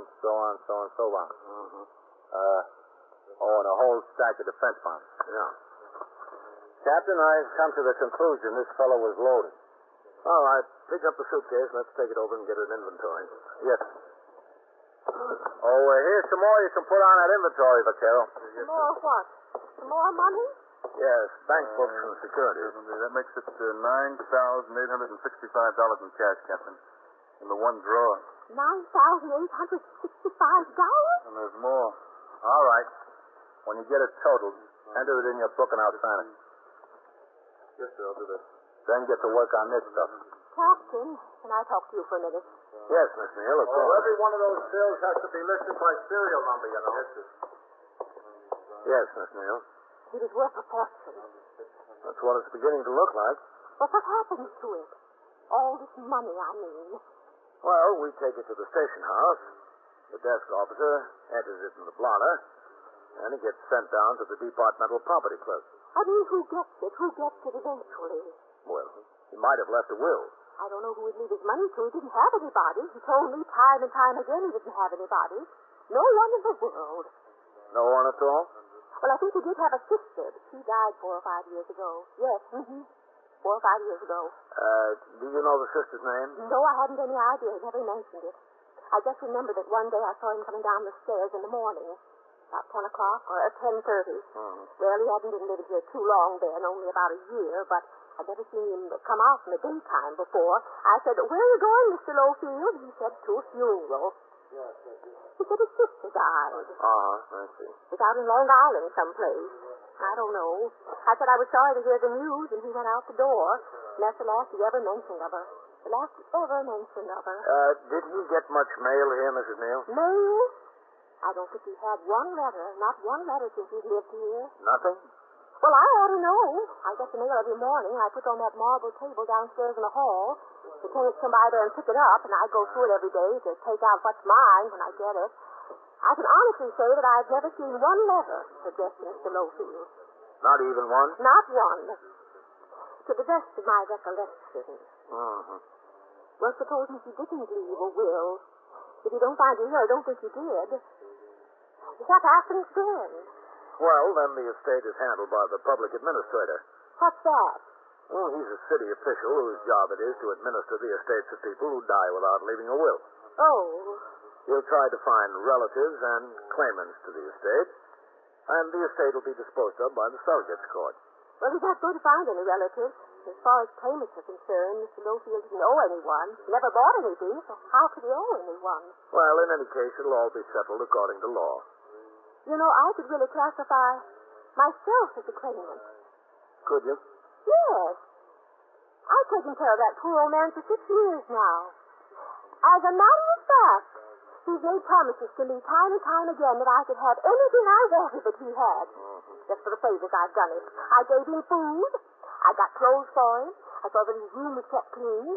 He told me anything of his that I wanted I could have. But he never paid any attention to him. I didn't think he had anything. I just did it out of the goodness of my heart. I think I have a rightful claim. Don't you, Captain? That's something I can't pass judgment on, Miss Neal. Well, what do you think I ought to do? Get a lawyer? You'll have to decide that for yourself. That poor old man. That poor old man. You are listening to 21st Precinct, a factual account of the way police work in the world's largest city. You want to go to church, but you can't. On the church door, there's a sign stating entrance forbidden. Your ministers and priests and rabbis have been taken away. Your Bible has been burned. You're not allowed to own a crucifix or a St. Christopher's medal or a mezuzah. Your religion, all religions, are forbidden by order of the government. A bad dream? Yes, that's all it could be for an American citizen, because he's guaranteed the right to worship anywhere, anytime, and in any way he chooses. Some governments allow their citizens these privileges. Others deny them. But we Americans tell our government that it has no jurisdiction over religion, whatever it may be. We say so in good, clear language. Congress shall make no law respecting an establishment of religion or prohibiting the free exercise thereof. It's part of our Bill of Rights, our Constitution. Just 16 words, signed by a few men 165 years ago. These 16 words are your assurance that freedom of religion will be preserved. For you, for your children, and for generations to come. The First Amendment, freedom of religion. It is one of our freedoms. Now back to 21st Precinct and Captain Kennelly. Within another half hour, a representative of the medical examiner's office arrived. He made an examination of the body of John W. Lowfield and reported, pending an autopsy, that death was apparently due to natural causes. Patrolman Vaccaro, the first officer on the scene, placed a US-95 identification tag on the wrist of the body, and it was taken to the Bellevue morgue. All the property of the deceased in the room had been collected and inventoried. It amounted to $14,655 in cash, bank books from 4 savings institutions showing deposits totaling $31,456, United States savings and defense bonds with a face value of $47,250, and other securities worth more than $185,000 in the current market. The totals were rechecked in the presence of the civilian witness, entered by Patrolman Vaccaro in his memorandum book, which was signed by both myself and Sergeant Waters. The property was then taken to the station house by Patrolman Vaccaro and turned over to the desk officer for transmittal to the property clerk of the department. In the meantime, Detective William Novak of the 21st Squad had been assigned by Lieutenant King to make an investigation in order to locate either relatives or close friends of the deceased. He interviewed the landlady, Mrs. Neal, to secure whatever information she had. He examined the papers and documents found in the room, and at 2:10 in the afternoon, his task took him to Astoria in Queens, where he went into a new apartment building and rode the self-service elevator to the 4th floor, where he walked down the hall to apartment 4D.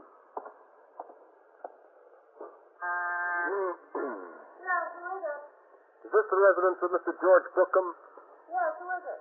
Is Mr. Bookham home? I'm a police officer. Miller. What's the matter? I'm Detective Novak of the 21st Squad. Is Mr. Bookham home? Yes, he's here. What's the matter? I'd like to talk to him. Are you Mrs. Bookham?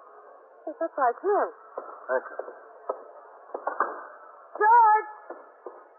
Got the ball game on in there. George! What? Someone here to see you. Who? A detective. All right.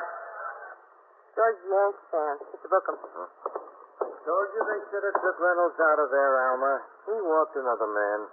He's staying my ghost. You're a detective, huh? Yes, sir, that's right. William Novak of the 21st Squad in Manhattan. What can I do for you? Mr. Bookham, do you have an uncle named Edwin Lowfield?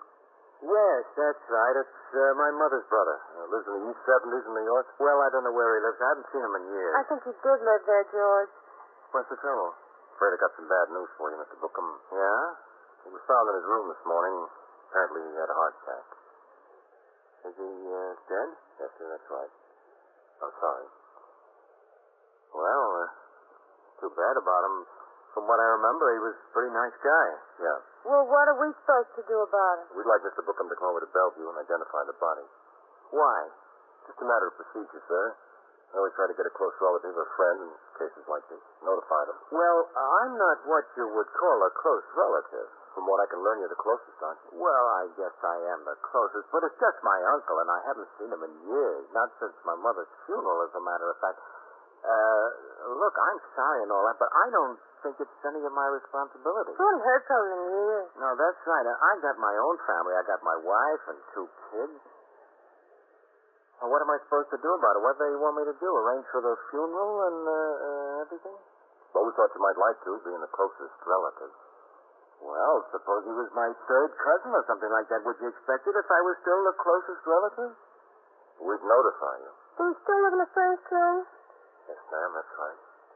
Well, I don't see why they expect us to take care of the funeral expenses and all that. We got no money for that. He doesn't mean that much to us. Nobody asked you to take care of any expenses. Well, somebody will if we get involved in making arrangements and all that. Don't go, George. Don't be a fool. No, I gotta be at work at 4 o'clock anyway. I work at the Hotel Coronet over in Manhattan. Oh, yeah, but you still have time to come to Bellevue and make an identification. Don't do it, George. You'll only get involved. You got no responsibility. No, that's right. No, I don't want to get involved. I don't want to get stuck for any of these expenses. I don't think you will, Mr. Bookham. It appears your uncle had a little money.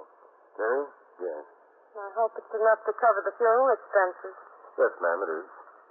And then some. Well, how much was that? Well, Mr. Bookham, we're not altogether sure. There might be more than was in his room. Well, what was in his room? Oh, it was cash and passbooks and securities worth about $275,000.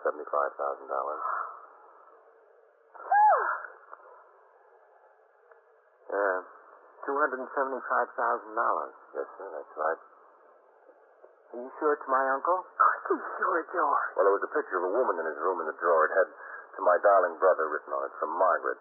That was my mother's name, Margaret. The photographer was from Jamaica. I checked him out. I looked up his records, and I got the address where your mother formerly lived. In Forest Hill? Yeah, I went around the building there and spoke to the super. He remembered that you worked for the coronet in New York. I checked the name there, and they gave me this address. If they need you to make an identification and arrange for the funeral, George, I think you ought to. After all, you're his closest relative. Oh, sure, Alma. I intend to do everything I can. As I remember him, George, he was a nice old man, really nice. He was always good to me when I was a kid. And he was crazy about my mother. I'll do anything I can to help you, Detective Novak. Yeah, and anything. I just want to be of all the assistance I can. I want to help. Well, you'd come over to Bellevue with me and identify him. And then what? Just so the medical examiner releases the body, you can make any arrangements for the funeral you want. Well, where's the money? It was taken to the 21st Precinct Station House. It'll be safe there, won't it? Couldn't be much safer. Gets entered in the blotter and turned over to the property clerk at the department. No aspersions, man. I was just concerned. I'm the closest relative, you know. Mr. and Mrs. Bookham left immediately with Detective Novak for Bellevue Morgue in order to identify the body of George Bookham's uncle. During this time, I had been out on patrol of the precinct in sector car number 4, and I returned to the station house at 3:40 p.m., in time to turn out the platoon for the night tour at 4. I got out of the car, walked up the front steps, and into the muster room where Lieutenant Gorman was desk officer and Sergeant Waters was now on telephone switchboard duty. Hello, Captain. Oh, what's doing, Sergeant? Nothing much, sir. Just got a call from the press about the old man and the money. Oh. I referred them all up to the detective. Good. Oh, and Lieutenant King said he'd like to see you when you get back in the house. All right, bring upstairs and tell him I'm back. Yes, sir. I'll sign the blotter. Yes, sir. Hello, Red. 21st Squad, Detective Howard. This is Sergeant Waters on PS, Whitey. Yes, Sergeant. Lieutenant King wanted to know when Captain Kennelly got back in the house. He's back. You want to talk to the lieutenant, or shall I tell him? You tell him. Okay. How'd you get hold of Lieutenant King, Sergeant? I spoke to Howard upstairs, the captain. He's telling the lieutenant you're back. Okay. Oh, there's something I want you to do for me. Yes, sir. 21st Precinct, Sergeant Waters. Patrolman Vaccaro, box 14. Lieutenant Gorman wants to talk to you, Vaccaro. Hold the phone. Yes, sir. Vaccaro's ringing in, Lieutenant. Okay, I'll talk to him, Sergeant. Yes, sir. Yes, sir, Captain? I'm giving a talk at the Lenox Hill Lions Club next week, Sergeant. Yes, sir. And I want to dwell on the connection between parking regulations and safety. Now, would you get together with the 124 man and dig out some recent aided and accident cards that deal with accidents which are the direct result of illegal parking or double parking or anything of that nature? Yes, sir. I want 3 or 4 good examples to illustrate the points I have to make. Yes, sir, I understand. See what you can do. Hello, Captain. Oh, Matt, Lieutenant King? Oh, Sergeant. It's been a rather interesting development in that Blowfield case, Captain. You know the man who died with all the money in his room? Yeah. Oh, I'll be in my office, Sergeant. Yes, sir. An attorney called me a little while ago. What? Oh, an attorney called me, too, before I went out on patrol. Said he represents Mrs. Neal, the landlady. He wants to put in a claim for services against the estate. He wanted some information. I told him we had nothing to do with that, and he'd have to check with the public administrator. Well, this was a different attorney, Captain. But first, let me get you up to date. Novak found Mr. Lowfield's nephew, a man named George Bookham. The nephew identifies the body of his uncle, the nephew and his wife. Well, what about this other attorney that called you? Do you remember the mailing address and the stock certificates was in care? Yeah. 5 or 6 names in the firm. I put in a call down there. The girl who answered the phone didn't know anything about it. Said she'd check around. About an hour ago, this lawyer called me back. His name is Hopwell. Yeah. Told me the old man had made some shrewd investments over the years. That's obvious. Yeah, but that's not the big news. He said that Lowfield did have a will. Oh? It doesn't name either the nephew and his wife or Mrs. Neal. Well, that's going to be a big blow. Yes, sir. Imagine a will. He left everything to Columbia University. Look, if Lowfield was such a smart investor, did the lawyer have any idea what he was doing with all that cash in his room? No, sir. He was just as surprised at it as we were. He knew about the savings accounts and the war bonds, but he had no idea about the cash. Lieutenant King? Excuse me. Hello, Novak. Captain? All right. This is Mr. and Mrs. George Bookham, Captain Kennelly. Captain? Hello. How do you do? That's Lieutenant King. Lieutenant? How are you? Mrs. Bookham. Pleased to meet you. I've just been down to Bellevue, Lieutenant. Mr. Bookham identified the body of Edmund Lowfield as his uncle. It was him, all right. As soon as we can, we're going to have him moved to a funeral parlor in Astoria. He'll have a nice service. Well, it'll be fine. Very nice service. Mrs. Bookham wanted to come up here and talk to you, sir, about the property that was found in Mr. Lowfield's room. Well, there's no sense talking to me about it. It's been inventoried, entered in the records, and sent down to the property clerk's office at 400 Broom Street. I told him he'd be well taken care of. Oh, we don't have any doubt that it'll be well taken care of. I just thought I'd like to look at it and check over the list of what was there. Yeah, well, I'm sorry, but I don't have authority to give you permission to do that. And it's out of my hands now. Down at the property clerk's office. I don't see why we can't do it. After all, it's ours. George is the closest relative to him. It'll all be ours. How do I go about getting permission? Anytime there's a question of disposition of an estate, the surrogate's court must rule on it. Any such property can't be released without a court order. Well, we didn't expect you to release it. We just wanted to inspect the inventory that you said you had. Yeah, well, I'll tell you what you do. Yes? Detective Novak will take you to the desk officer right over there and introduce you. He'll give you the address of the property clerk and tell you who to see down there. They'll have all the information downtown. The property clerk is at 400 Broom Street. I don't know why there's all this trouble. After all, the money will be ours. As I said, that has to be determined by the court. Novak, Joseph, will you take them over to talk to Lieutenant Gorman? Yes. Do you want to come this way, please? Well, thank you, Captain. Thank you. You're welcome. Right over here. I thought you were going to tell them that. I was waiting for you to do it, Captain. Well, that's the court, John. I figured it could wait. Their second piece of shocking news in one day might be just too much.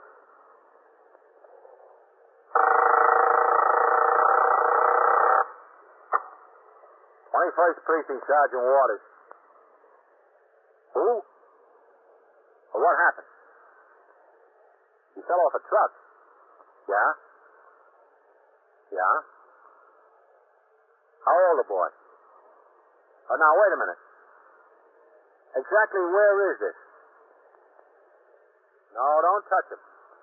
Just tell him I'm sending the officers right over there.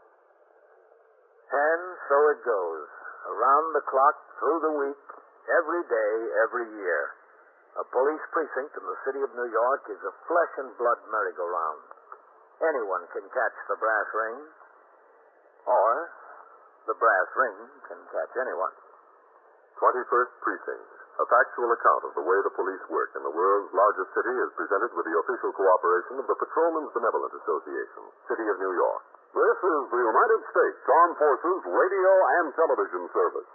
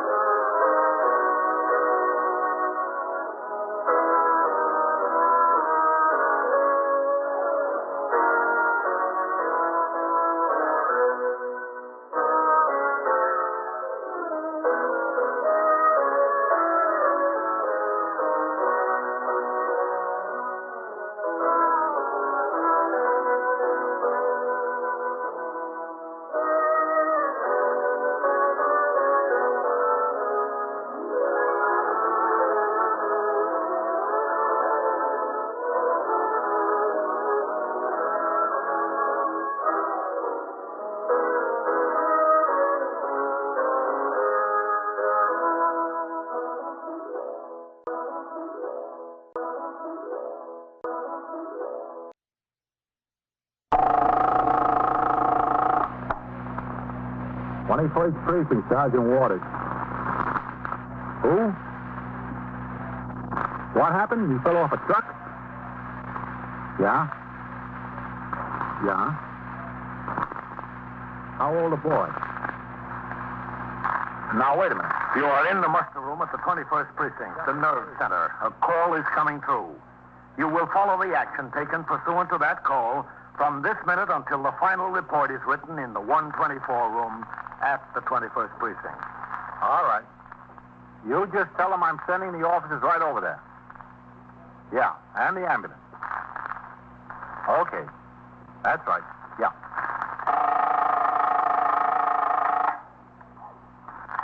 21st Precinct. It's just lines on a map of the city of New York. Most of the 173,000 people wedged into the 9/10 of a square mile between Fifth Avenue and the East River wouldn't know if you asked them that they lived or worked in the 21st. Whether they know it or not, the security of their homes, their persons, and their property is the job of the men of the 21st Precinct. The 21st, 160 patrolmen, 11 sergeants, and 4 lieutenants, of whom I'm the boss. My name is Kennelly, Frank Kennelly. I'm captain in command of the 21st. I was working my day tour, 8 a.m. to 6 p.m. It was a bright, warm Sunday morning, and after I turned out the platoon at 8, sector car number 4 came by the house for me, and I went on patrol of the precinct. We had driven uptown on Park to the boundary of the 21st and started downtown on 5th when the number of our car was broadcast with instructions to call the station house. Patrolman Farrell stopped the car at the nearest call box, and I rang in.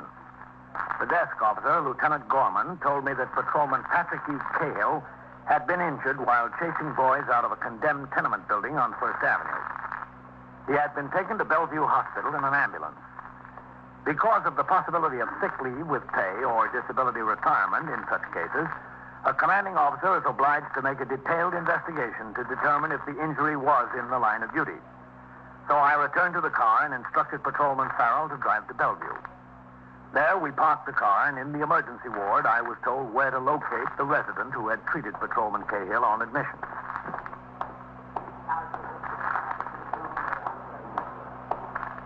Oh, Doctor? Yes? Are you Dr. Escher? Yes, I am. I'm Captain Kennelly of the 21st Precinct. Oh, yes. How do you do, Captain? How are you? Patrolman Cahill is one of my men. I understand you treated him when he came in. Yes, I did. What does it look like, Doctor? I think he has a fractured left ankle. Oh? Couldn't carry his weight on it. It was swollen considerably by the time he got here. Even from an examination by palpation, it appeared to be fractured. Mm-hmm. I sent him back to make x-rays. We'll know for sure in a couple of minutes. I see. Can I go back there? Yes, sure, Captain. I don't see why not. This way.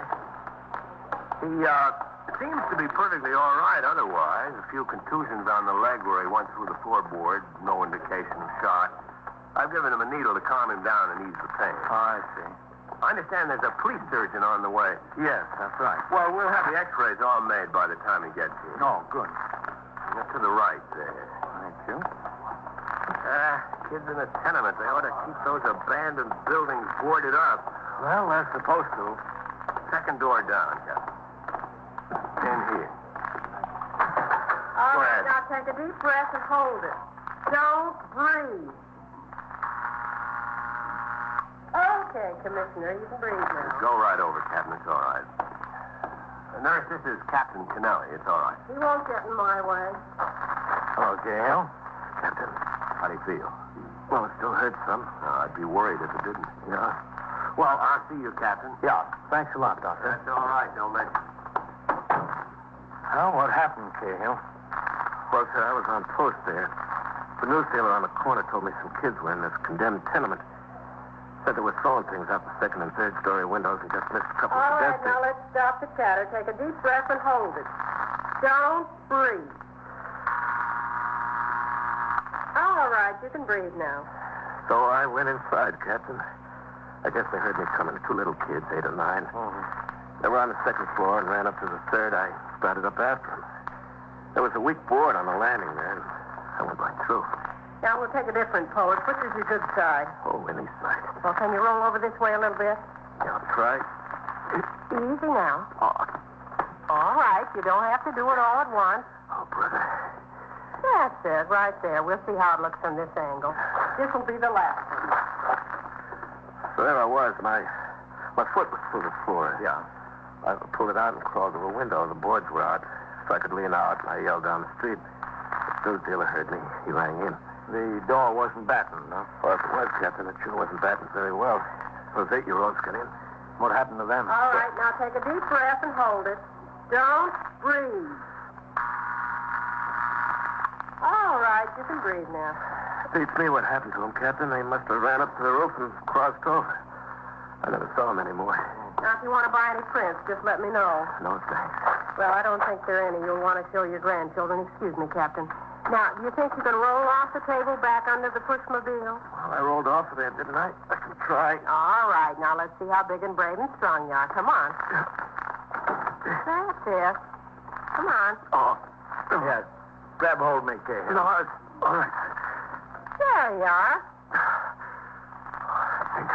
I can imagine. Come in. Captain Kennelly in here? Everybody's in here.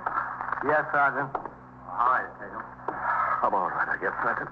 What is it, Sergeant? There's an accident case out there you might be interested in, Captain. From the 21st? Yes, sir. Boy about 13 or 14 years old. Oh. I'll be back to see you, Cahill. Yes, sir. All right, Commissioner, now let's go for a little ride. You want to leave this door open? Well, we can't go through it closed, can we? That's to the left, Captain. Doesn't look like the kid's going to make it. Oh, what happened? Well, he hitched a ride on the back of a newspaper truck. Truck slowed down for a light going downtown on Lexington Avenue. Kid jumped off. Missed his footing and fell right under the wheels of a car that was right behind the truck. How bad is he? Pretty bad, Captain. He was unconscious when we got there. He's still unconscious. You know who he is? No, sir. There's nothing in his pockets that shows that. Oh, what about the driver of the truck? He doesn't know him, Captain. Didn't even know he was on the truck. Oh, down there through the swinging doors.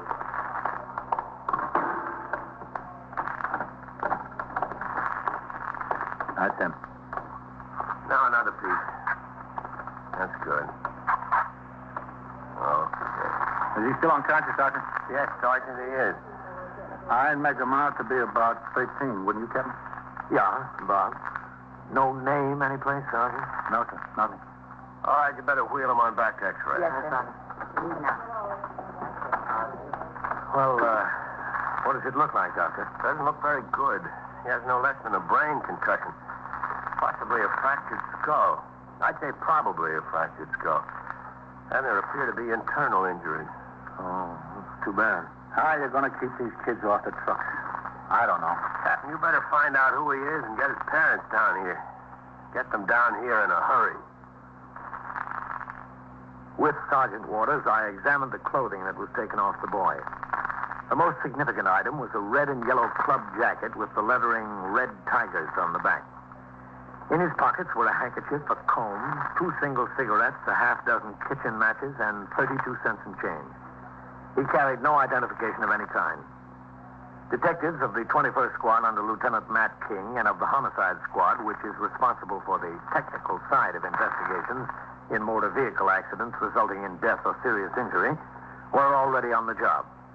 The homicide detectives were making an investigation at the scene of the accident to determine the exact point at which the boy hit the street, how far the automobile that hit him skidded before it stopped, and whether the accident could have been avoided. The car that struck the boy was being subjected to a brake test in the presence of the driver. Meanwhile, detectives of the 21st Squad were locating witnesses, obtaining statements, and most importantly, trying to identify the boy in order to notify his family. I resumed patrol, and it was 11:20 a.m., more than 2 hours after the accident, that I returned to the station house. As I walked in the door, I saw Lieutenant King standing and talking to Sergeant Waters, who was now on telephone switchboard duty. Hello, Captain. Matt? Sergeant? Busy Sunday, Captain. Yep. I'd like to talk to you, Captain. Oh, just be a minute, Matt. As soon as I sign the blotter. Yes, sir. I don't know. Kids riding on the back of trucks. What can they expect? Yeah. Oh, excuse me. 21st Precinct, Sergeant Waters. Well, where have you been? You're ringing 5 minutes late. Yeah? Yeah? Well, I gotta admit that's a good one. Well, just ring it on time, will you? Okay. I don't know, Lieutenant. They seem to have better excuses these days.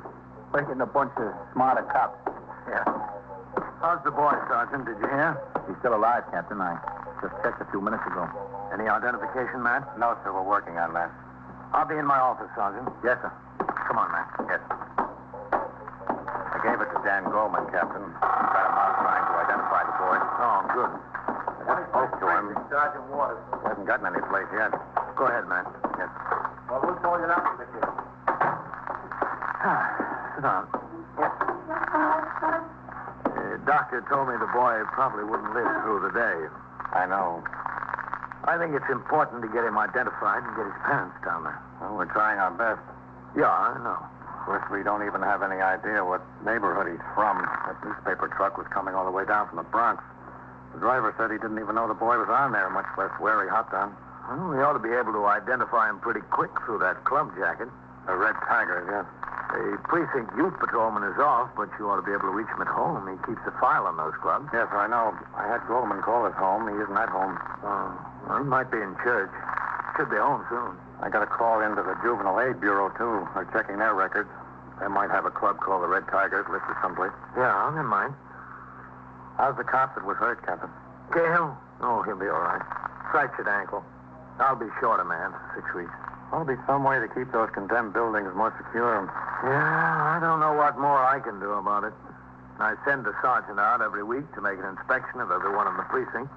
I send a 49 downtown to Department of Housing and Buildings in connection with everyone that can be entered.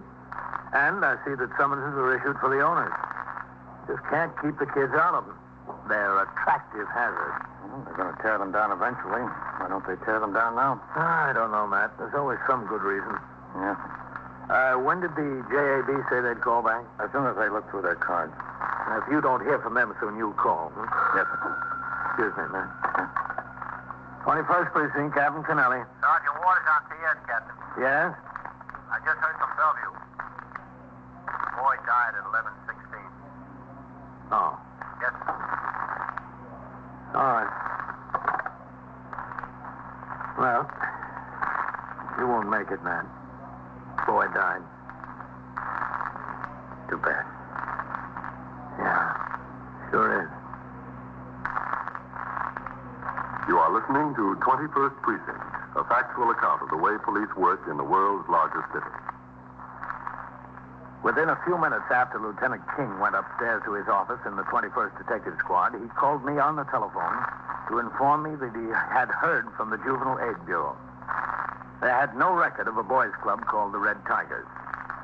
Patrolman Ezra D. Winkler, the precinct youth patrolman, arrived at the station house at 12:35. With Detective Goldman, he checked through his files.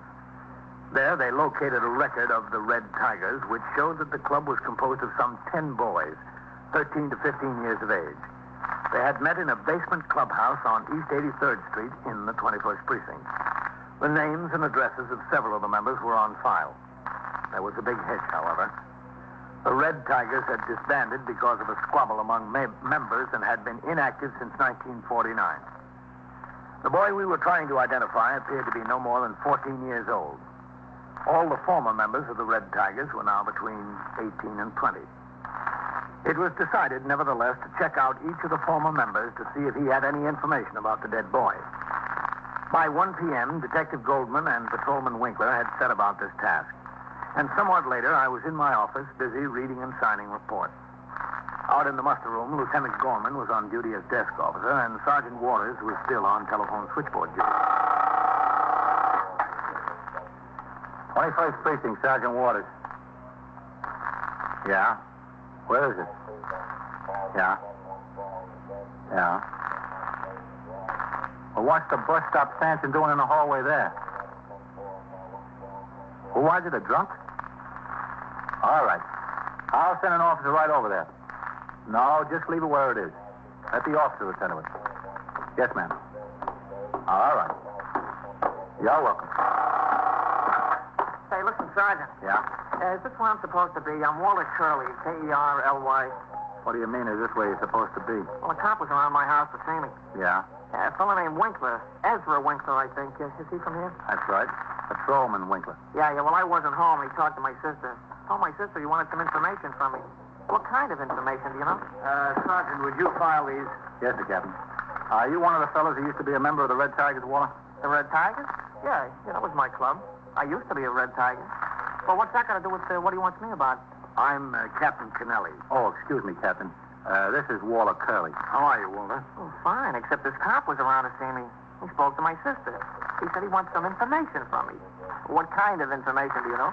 Are either Winkler or Goldman around, Sergeant? No, sir, they're both out. Who's up in the detective squad? Nobody now. Lieutenant King went out for a meal. He ought to be back any minute. Well, what's this all about, anyway? Got me worried, you know. What kind of information is it? Oh, there's Lieutenant King now. Matt. I got a right to know. Yes, Captain. Matt, this is Walter Curley. How are you? Lieutenant King. Hello, Lieutenant. Walter used to be a member of the Red Tigers. Oh, that's all? Well, listen, tell me what's so important about the Red Tigers. I haven't even thought of the Red Tigers in 4 or 5 years. Winkler was around to see him, and he wasn't home. He left a message with his sister. Want to come upstairs with me, Walter? Well, why? Just want to show you something. Listen, I don't know what this is all about, but I didn't do anything. Yes, we know you didn't, Walter. Captain? Yes, Matt, I'll come up. Can you recall all the members of the Red Tigers, Walter? Well, there were about 10 of us. 10 kids. Where are they now, do you know? Oh, a lot of the guys have moved away from the neighborhood. Some of them I haven't seen for years. Upstairs, Walter. You know, I got out of school and I went to work. I don't see these guys anymore. Maybe 1 or 2 of them once in a while. It's a different world I live in now. Yeah. Well, what's the problem? I want to help you out if I can, but I'd like to know what it's all about. In here. Go ahead. Much obliged. Captain. I couldn't tell you much. Sit down there, Walter. Yeah. How did the Red Tigers come to break up? Oh, you know, it's just one of those things. First of all, we were getting a little bit too old for that kind of stuff. 15, 16, you know. 13 and 14 is all right, but 15 and 16, you get a little too old. A couple of guys had a big fight over a girl in the neighborhood. We split into 2 factions, like. The big brawl was election night. Boy, we really tore up that club room. They called the cops on us that night, you know. People upstairs, they called the cops. Yeah, we were in here, right in the station house. Boy, there was some fight. I carried around a mouse for 3 weeks. This eye. Well, after there wasn't much reason for sociability among us. So we just gradually drifted apart. Like I said, we were getting too old for that stuff anyway. Did the club ever have jackets made? Yeah, sure, we had jackets. We had red and yellow ones with the Red Tigers across the back there, you know. Boy, did we have to skimp and scrape to get those things. They were $20 a piece. You know how we did it? We had raffles. It was Thanksgiving, I remember. We raffled off 3 turkeys. We made enough for all the jackets. $200. That was all right for kids, huh? Yeah, we were a pretty smart bunch. Where's your jacket, Walter? My jacket? Yeah. Oh, let's see. I think it's home, hanging in the closet still. That'll be too small for me now. You know, I was 15, maybe 14, something like that. I've got a jacket in my office, Walter. Just like you to take a look at it and see if it's a Red Tiger's jacket. From your club? Sure, I'll be glad to. Be right back. Yeah, take your time. Listen, what's this about? Is somebody in a jam? Somebody who was in a club? Oh, no. Nothing like that. Oh, that's good to hear. They were a nice bunch of guys. Matter of fact, one's a cop. Horace Brighter, do you know? No, I'm afraid I don't. Lives in Rego Park now. Nice guy. Very nice guy. Walter, take a look at this. Yeah. Is this a Red Tiger's jacket? Yeah, it's a Red Tiger's jacket. What'd you get? Hey, how did it get torn like that? That's a shame. Yeah. Well, whose is it? Which one of the guys? We don't know. That's what we're trying to find out. Oh, you want me to help you with that, huh? There was no name in it. Well, no, we didn't like to put names in it because the material was so light it would show through a little bit, you know. One guy tried it, and he was sorry. There's no way you can tell whose this is? Well, there were 10 of us. It must have belonged to one of the 10. That's logical, isn't it? Yeah. Oh, let me see that. I couldn't tell nothing by the size. They were mostly about the same size. You know, kids. Yeah. Hey, for crying out loud. What? Oh, I think that's mine. Is it? Well, yeah, I think so. You see that ink spot there on the inside? Yeah, I wore it to school one day, and I had a fountain pen in my pocket, and the cap came off, and the ink leaked out a little bit. I remember the spot. Oh, I was sick, just sick. I think that is mine. I don't remember any of the other guys having an ink spot there. Boy, I could have killed myself that day. I thought you said your jacket was home hanging in the closet. Well, yeah, that's where I thought it was, and I'm sure it was. Hey, wait a minute. Yeah? I think, if I'm not mistaken, 2 or 3 months ago, my mother said to me, she said, Walter, there's a boy upstairs could wear some of your old clothes. You got a lot of stuff hanging around in the closet there. I said, all right, give it away, but don't give any of my new suits away, my new shirts and stuff. She said, all right, so I guess maybe she gave it away. To the boy upstairs? Yeah. What's the boy's name? Carl Padstow. Yeah, he lives upstairs on the 4th floor there. Carl Padstow. How old is he? Oh, I don't know, about 13, something like that. 14, maybe. Oh, just a kid. You know him when you see him? Well, sure I know him when I see him. He lives right upstairs from me. He lived there for a couple of years. Why? Walter, a boy fell off the back of a newspaper truck this morning. This kid? This car? We don't know for sure. Maybe. Well, how is he? Bad? He died. Died in Bellevue about 11:15. Oh. He was wearing his jacket? Yeah. That's rough. Yeah, it's pretty rough. Kid's got no business jumping on backs of trucks like that. You know, I did a lot of things. I did a lot of things when I was a kid. I never did that. You could count on it. Boy, you're taking your life in your own hands there. Do his folks know? Well, we didn't know who he was until just now. We're not even positive about it yet. Oh. We tried to find out who he was before he died so we could get his parents down there to see him, but we couldn't. Would you be willing to go down to Bellevue and take a look at the boy and tell us if it's this Carl? Yeah, if you want me to. I think it'd be a good idea. That's too bad. That's rough. You know, it's a rotten shame what kids will do today. A radio call was put out for Detective Goldman. He returned to the station house and took Walter Curley downtown to the city mortuary at Bellevue Hospital, where the young man identified the body of the boy killed that morning as that of Carl Padstow, who lived upstairs from him on the 4th floor of a tenement building at 761 East 71st Street. After the identification was made, Detective Goldman and Walter Curley returned to the station house. Sergeant Waters was instructed to go to the boy's home and notify the parents. He took Walter Curley, and at 3:10 p.m., they walked up the stairs of the building towards the 3rd floor. I'm telling you, you don't realize it when you're a kid. There are certain things that are dangerous. Yeah. They never learn. They just never learn. That's where I live, kid. You're sure your mother's home? Yeah, I think so. Padstows are upstairs there in the front. Yeah, I know. Ma? Come here, Sergeant. Yeah. Ma? Yeah, in here, Walter. Can you come in the living room a minute, Ma? What's the matter? Come on in the living room. She'll be right in. All right. Say, you want to make yourself at home? No, that's all right. You could have come in there, Walter. I was walking this. Oh, excuse me. What's the matter, Walter? Ma, this is Sergeant Waters here. How do you do, Mrs. Curley? What did you do, Walter? Are you in trouble? No, I'm not in any trouble, Ma. I didn't do nothing. Doesn't concern him, Mrs. Curley. Oh, that's good. I knew it couldn't. He's a good boy. Mrs. Curley, do you know Mr. and Mrs. Padstow upstairs? Did they do something? What? Ma, if you just listen. The boy Carl was killed in an accident this morning. No. Yeah. That boy. That little boy. He's 14. My goodness. My goodness. I have to go upstairs and notify them. Don't they know yet? No, not yet. He wasn't identified until just a little while ago. I identified him. Are you acquainted with the mother? Yes, I know her. Is she home? Did you see her this morning? Oh, no, I didn't see her. You know if Mr. Padstow is home? I didn't see either of them, but it's Sunday. He must be. Mrs. Curley, we always find it best when we notify someone of something like this if a neighbor will come along. Would you be willing to do that? Well, if you want me. I think it would help. I told you she would, see? All right, I think we'd better do it as soon as possible. I'm ready. You stay here, Walter. Why?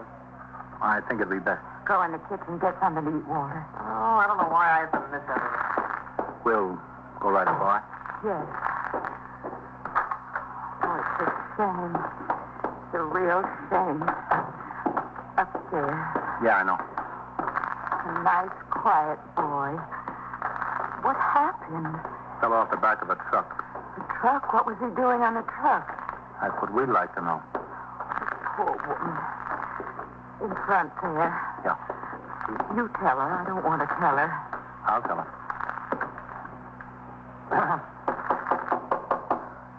She's got nothing.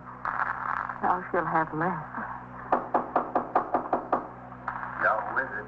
Mr. Padstow? Yeah. I'm a police officer, Mr. Padstow. Yeah, what is it? Hello, Mr. Padstow. Oh, hello, Mrs. Curley. Can we come in? Well, yeah, sure. Thanks. What's the matter with trouble? I'm Sergeant Waters of the 21st Precinct. Yeah. Is your wife home? Yeah, she's in there. She's getting dressed. Oh, what's the matter? Why do you want to see her? I can talk to you. Yeah. about your boy, Carl. Carl? What about him? Is he in trouble? I'm afraid I've got some bad news for you, Mr. Paso. What? The boy hitched a ride on the back of a truck this morning. So? He fell off the back and he was hit by a car. Where is he? He's down at Bellevue. Is he all right? No, sir. He died at 11:15.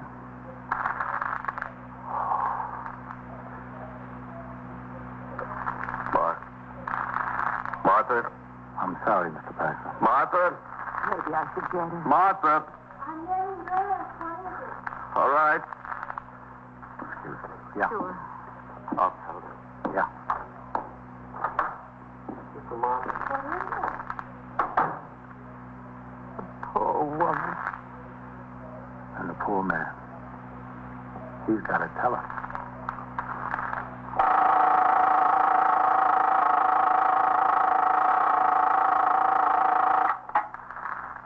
21st Precinct, Sergeant Waters. It's sinking? What is it, a freighter? Oh, a barge. Collision with what? Yeah? Yeah? I see. All right, you send a police launch and an ESD over. And so it goes, around the clock, through the week, every day, every year. A police precinct in the city of New York is a flesh and blood merry-go-round. Anyone can catch the brass ring, or the brass ring can catch anyone. 21st Precinct, a factual account of the way the police work in the world's largest city, is presented with the official cooperation of the Patrolmen's Benevolent Association, an organization of more than 20,000 members of the Police Department, City of New York. Everett Sloan in the role of Captain Kennelly, Ken Lynch as Lieutenant King. Featured in tonight's cast were Ethel Everett, Eileen Palmer, Harold Stone, Larry Haynes, Nathan Adams, and Jack Grimes. Written and directed by Stanley Niss. Produced for CBS Radio by John Ives. Art Hannah speaking. Speak. Speak. Speak.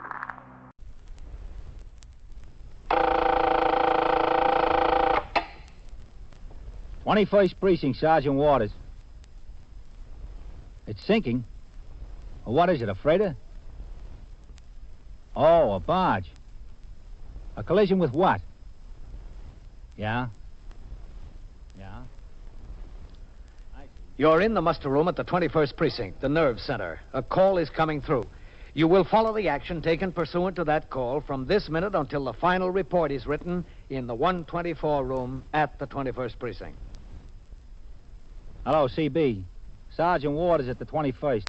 There's a gravel barge sinking in the East River off 61st Street. No, they got the barge captain off all right. You better send a police launch and ESD. Okay? Yeah. All right. 21st Precinct. It's just lines on a map of the city of New York. Most of the 173,000 people wedged into the 9/10 of a square mile between Fifth Avenue and the East River wouldn't know if you asked them that they lived or worked in the 21st. Whether they know it or not, the security of their homes, their persons, and their property is the job of the men of the 21st Precinct. The 21st, 160 patrolmen, 11 sergeants, and 4 lieutenants, of whom I'm the boss. My name is Kennelly, Frank Kennelly. I'm captain in command of the 21st. I was working my day tour. At 8:35 a.m., sector car number 5 came by the house to take me to the East River Drive near 61st Street. A gravel barge had sunk in the river on the previous day, and salvage operations to clear the channel had begun that morning. I had anticipated that the work would create a curious attraction and result in a serious traffic problem along the East River Drive. As Patrolman Dillon, the operator of sector car number 5, drove me to inspect this condition, I saw in the block ahead of us a large moving van parked at the curb in front of 181 Sutton Place North, one of a row of large and elegant residences which had in recent years been converted into multiple dwellings of medium-sized, very expensive apartments. Also parked there were 2 departmental vehicles, sector car number 2 and the sergeant's car. I instructed Patrolman Dillon to pull into the curb. And as he did, I could see Sergeant Waters standing on the sidewalk talking to an attractive and well-dressed woman. 4 moving men were several feet away, engaged in conversation near the cab of their van. All right, stay with the car, Dillon. Yes. Hello, Captain. Well, I don't see why I can't. Oh, what's the trouble here, Sergeant? Mrs. Linwick, this is Captain Kennelly, commanding officer of the 21st Precinct. How do you do? Miss Linwick? What is it, Sergeant? I just want my furniture, that's all. That's what I had these men come for, to get my furniture. They're standing around, and I have to pay them while they stand around. It is by the hour, you know. Well, why can't she get her furniture? That's exactly what I'd like to know. Well, Captain, seems like the super won't let her up in the building. He won't let her into the apartment. Oh, why not? It's mine. I'm entitled to get into it. Super says she separated from her husband about 3 weeks ago. He says he's still living in the building. Super said he's got no right to let her go in there without permission from the husband. Look, I have the key. You see, I have the key. The furniture always belongs to the wife. The things in the house always belong to the wife. That's taken for granted. Not necessarily. Well, in this case, they do. Now, something ought to be done because I can't keep these men standing around and paying them an hourly rate. Where is the super, Sergeant? He's inside with Vaquero, Captain. The super's been trying to reach the real estate company that manages these buildings. Well, I don't know who he has to talk to. And you've got to remember, Mrs. Linwick, that if they let you go in, they could be liable. I can't imagine what they'd be liable for. I'd just be getting my own things. Why didn't you take them when you left? Because I left at 2:30 in the morning. How could I take them then? You could have come back for them within a reasonable time. Now, look, one doesn't find an apartment the first day they go looking. I moved into a hotel and sent for my clothes. Now, I have found an apartment, and I want my furniture. Where is Mr. Linwick? I haven't any idea. Super told me he saw him leave the house with her suitcase last night. He was apparently going out of town on business, Captain. He's always going out of town. Super's been trying to call Mr. Linwick's office as well as the real estate company. I don't suppose either of them opens until 9 o'clock. All this to do about something that belongs to me. Have you talked this over with your husband, Miss Linwick? I have not. Well, don't you think you ought to? I see no reason to. It'd be a lot simpler if you worked it out together, if you decided what's yours and what's his. I know what's mine, and I know what's his. Very little is his. Well, I can't say that the best way to do it is to come around here when he's out of town and go into the apartment. I think the least you could do would be to notify him what you're up to. There's no reason for that. I spoke to my lawyer, and I am perfectly within my rights. Perfectly within my rights. Well, that may be your lawyer's opinion, but what about your husband's lawyer? I don't give 2 hoots for his lawyer's opinion. Now, look, I have a business of my own to attend to. I'm a fashion designer, and people start to call me at 9:30 in the morning, and they want me. They want to talk to me. Sergeant. Yes, sir. Have you got Mrs. Linwick's new apartment address? Vaquero's got it, sir. 622 East 52nd Street. Uh-huh. Have you got her office address? Yes, sir. Vaquero's got that, too. Well, it's certainly beyond me what it takes to get my own furniture back. To have that stubborn man say no, not to let me up in the building, and to have the police involved in this thing. Well, it'll all be settled, Miss Linwick. Oh, yes, I'm sure it will be. In the meantime, you know how much it's costing me an hour with those 4 men in that truck standing by there? It's costing me plenty. There's one consolation, ma'am. It's probably causing your husband a lot more. I don't care what it costs him. Oh, here's a super, Captain. Oh, yes. Mr. Swanagi. Yeah, I'm right here. That's not necessary, I tell you. I'm entitled to take my own things out. You may think you're entitled to, Mrs. Linwick. Your lawyer may think you're entitled to. I may think you're entitled to. But you don't take nothing out of there until I get the word from the office. Now, I'm not getting caught in the middle of any deal like this. Believe me. This is Captain Kennelly. Oh, yeah. Joe Swanagi, the super here. How do you do? I heard a lot about you, Captain. These pleasantries aren't getting us any place. Sometimes pleasantries can get you pretty far, Miss Linwick. You said it, Captain. She comes around here 8 o'clock in the morning with the moving men and gives me a hard time. What am I supposed to... Look, these are my things. Mrs. Linwick, I told you, I don't care whose things these are. That doesn't make a bit of difference to me. What do you mean? They can be yours. They can be President Eisenhower's. Nothing goes out of here until I get the okay from the office. Of all the stupidity, I'd never in my life... Call it stupid, anything you want. That doesn't make any difference to me. If they tell me to let you in there, you're perfectly welcome. Now, Captain, you can understand how I don't want to get caught in the middle here. Yes, I can understand. Hey, you see, Mrs. Linwick, now, if he can understand, why can't you? My lawyer told me I could go in there any time and take anything out. Now, look, Mrs. Linwick, look, that's what makes horse races. Your lawyer may have one opinion, somebody else's lawyer may have another opinion. That's what keeps the Supreme Court in business. Mr. Swanagi, where did you use the phone? Down in my apartment, down there in the basement. And you tried both the real estate company and Mr. Linwick's office? Yes, I tried them both. I don't get any answer anyplace. It's too early. Well, I think you might try again. I'll try if you want me. I'll go downstairs with you, if you don't mind. Yes, I wish you would, Captain. I wish you would see to it that he does try. I don't want to keep these men in this truck waiting any longer than I have. You don't believe that I tried? All right, she believes you. Sergeant, you stay here with Miss Linwick. Yes, sir. Let's go try the phone again. Yeah. And just make sure that he does try, Captain. Yes, I will. She thinks her husband slipped me $10 not to let her in. Evil mind, you know. I'll get the gate here. You? He does take care of me once in a while, yeah, for small favors, you know. But I swear, Captain, he never mentioned a word about letting her into that apartment to get any furniture. We're downstairs. She left him 3 weeks ago, is that right? Yeah, that's what the talk is. She just walked out one night after a hot argument. About 3 weeks ago, I guess. We're in here. It's all right, Ellie. Just me to use the phone again. My wife. She worries when she hears that door open. How long have they been living here? Oh, let's see, 5, 6 years, I think. Yeah, about 5 years. No, this has happened before, you know. She gets up, she leaves him about 3 or 4 times a year. You know, I told my Ellie they ought to put a swinging door up there. Well, this 3 weeks is a long time. She never walked out for more than a couple of days at a time before. You know. Oh, didn't she? No. Sometimes it was 2 or 3 days, sometimes 3 or 4 days, sometimes a week. But she always comes back. What does he do? Mr. Limerick? Yeah. Well, he's an engineer, like. You know, he goes around companies in trouble, you know, with something the matter with their plant or the way things are working or they need more space or something. He goes around like he makes what they call these surveys. You know, it's very technical stuff. Mm-hmm. I bet he had to go to some school to learn all that, huh? Where's his office? Oh, down on Wall Street. Got a place down on Wall Street. Got a firm named Engineers with his name, and there's 3 or 4 others in it. You know, like a bunch of lawyers, only this is a bunch of engineers. Yeah. His name's right up there, too. First, I think. Linwick, something, and something. There's no financial problem, is there?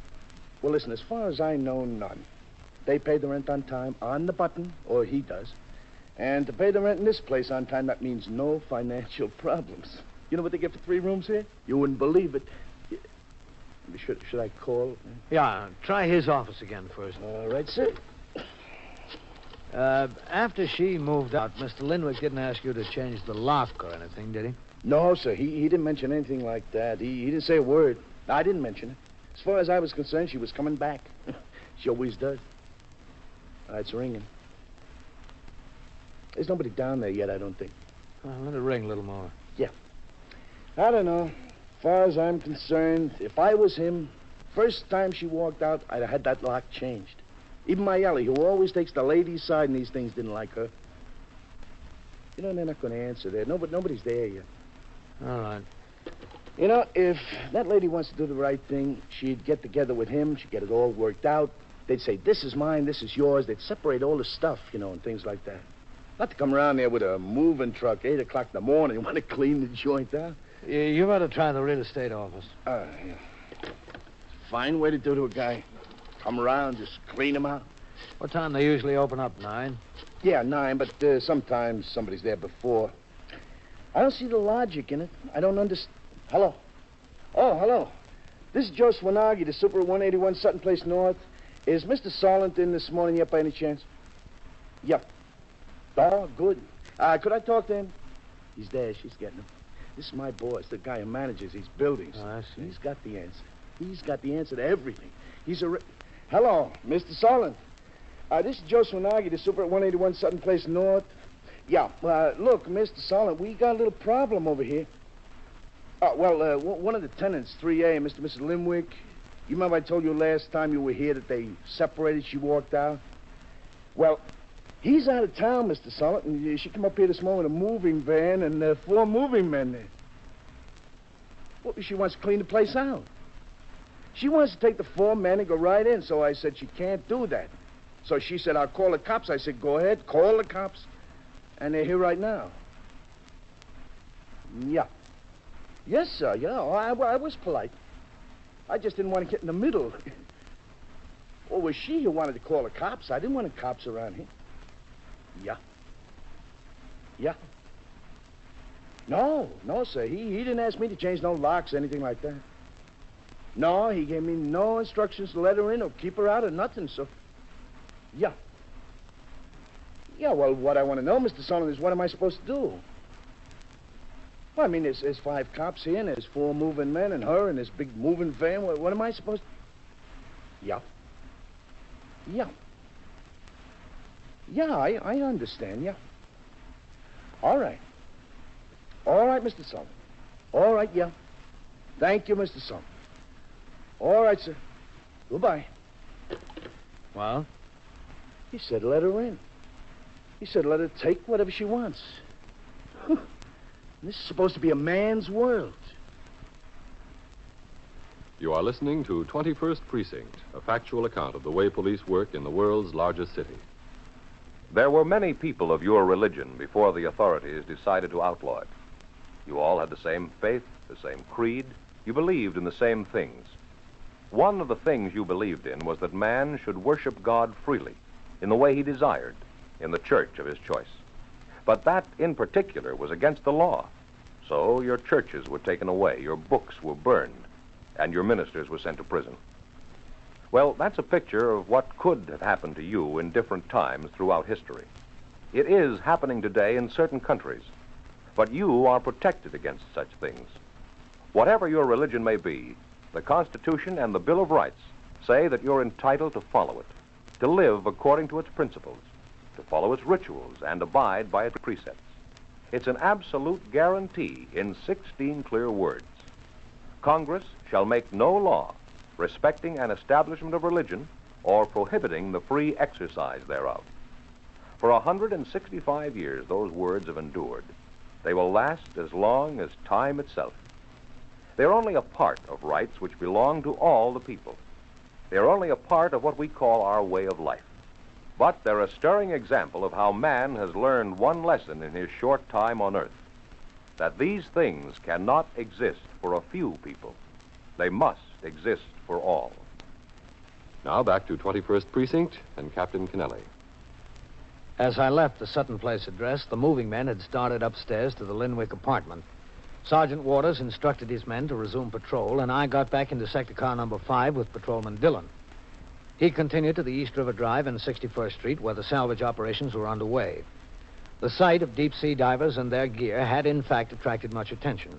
Traffic on the drive was slowed to a crawl, and the 2 patrolmen on the job had additional trouble keeping curious pedestrians from crossing the road. After observing conditions for a few minutes, I got back into the car and had Patrolman Dillon drive me to the nearest call box. There, I rang into the station house and spoke to Lieutenant Gorman, the desk officer. I told him of the condition and gave him instructions for him to detail 2 more men to the job. I continued on patrol of the precinct until 11:30, when we drove downtown to the 15th Precinct Station House at 160 East 35th Street. There, I attended a meeting of all precinct commanders in the 6th Division, which was called by Inspector McBride in regard to a proposed new recruiting program for civil defense volunteers. The meeting ended a few minutes before 1, and I returned to my command, where in the muster room, Sergeant Tierney was on telephone switchboard duty, and Sergeant Waters was sitting in as desk officer. I walked around the desk to sign the blotter. 21st Precinct, Sergeant Tierney. Hello, Captain. Sergeant? All right, 14. Where's Lieutenant Gorman? He had to take his meal late, Captain. The Mendigan squad picked up 9 mooches on 3rd Avenue and dumped them in here. Oh? Lieutenant Gorman didn't get finished writing up the arrest until 1:45. Where are they? Back in the cells? No, sir. The patrol wagon came, and they were on their way down to court. Okay. Anything doing around here? Oh, that fellow over there came in about 5 minutes ago, Captain. He's waiting to see you. Yeah? I told him I didn't know when you'd be back. Well, who is he? He gave me one of his cards. Yes, sir, here it is. Richard Linwick, Captain. Consulting engineer. The husband of the lady with the moving van, I guess. Oh, yeah. All right, I'll talk to him. I'll be in my office. Yes, sir. 21st Precinct, Sergeant. Mr. Linwick? Yes. Hello, Captain. You wanted to see me? Yes, if you have a minute. I understand you were over at my apartment this morning. That's right, I was. Very sorry. But you understand there wasn't any law violation. There was nothing we could do. No, well, that's not what I wanted to talk to you about, Captain. I didn't expect you could do anything. Would you like to come to my office? Yes, thanks. Go ahead, Mr. Linwick. Yes, thank you. Have a chair. Thanks. Well, what can I do for you, Mr. Linwick? Well, it's really not very much, Captain. You see, the super of the building finally got in touch with my office right at 9 o'clock this morning. Yes? He told my secretary what had happened, and she called me in Boston. I was in Boston on business. She reached me at my hotel, and I took the next plane back. I went right to the apartment from LaGuardia. The truck was already gone. Yeah, they can work pretty fast if they want to. Yes, so can Joanne. The only thing that she left was my clothes hanging in a closet. The clothes I had in the drawers, my shirts and things, she just took out and piled in a corner. Everything else was cleaned out. She didn't even leave a bed for me to sleep on. Well, as I told you, Mr. Linwick, there's nothing there that calls for police action. Well, I know that, sir. Excuse me. Yes, of course. 21st Precinct, Captain Kennelly. This is Sergeant Waters, Captain. Yes? Captain, there's a two-alarm fire at 761 East 89th Street. All right, have a car come by for me. Yes, sir. Was what she took out yours or hers? Well, Captain, I paid for it, but I don't care. I mean, she can have it all if she wants it. There were some very nice things there. I had several $1,000s in furnishings, but I don't care. The only thing I'm really angry about is a large Copenhagen bear that she took. I got it as a gift from a friend of mine after she left, and she took that with everything else. Uh-huh. Well, what do you want? Well, I'd like to get that Copenhagen piece back. I called her office, but they say she's not in. I understand she gave you the address of the new apartment. No, she gave it to one of my men. Does he have it? Well, I'm sure it's in his memorandum book. Well, could he give it to me? Well, I don't see why not. You're her husband, aren't you? Yes, I'm her husband. We've been married 6 years. You know how many times she's walked out in the 6 years? 9, that I remember. When she did it, I always used to hope that she'd come back. I prayed that she'd come back. And I was very glad to see her. All my friends told me I was crazy. But this time she stayed away too long. I'm glad she's gone. The only thing I want back is that Copenhagen bear. She's not entitled to that. You're not going to make any trouble if you get her new address. Oh, no, sir, no. All I want is that one thing that belongs to me. That's the one thing I care about. As far as the rest of the stuff is concerned, she can have it. She can sell it. She can keep it. She can do anything she wants with it. Now, this is the best thing that's ever happened to me. I don't know why I didn't let it happen years ago. I guess you know what's best for you. Yes, sir, I think I do. When I got back to the apartment, I told the super to change the locks. After the horse is stolen, that's me. Change the locks after the horse is stolen. He did it right then. Why didn't you do it before? Well, I've been trying to figure that out, Captain. I guess I have. I think I wanted her to come back. Unconsciously, at least. My lawyer told me she might do exactly what she did. He advised me to change the lock, but, I left it. I was hoping that she'd come back. I thought maybe I needed her. But I don't. I'm sure of it now. I don't want any part of it. I instructed the super that if she does show up and wants to get in the apartment now, not to let her in. I gave him explicit instructions.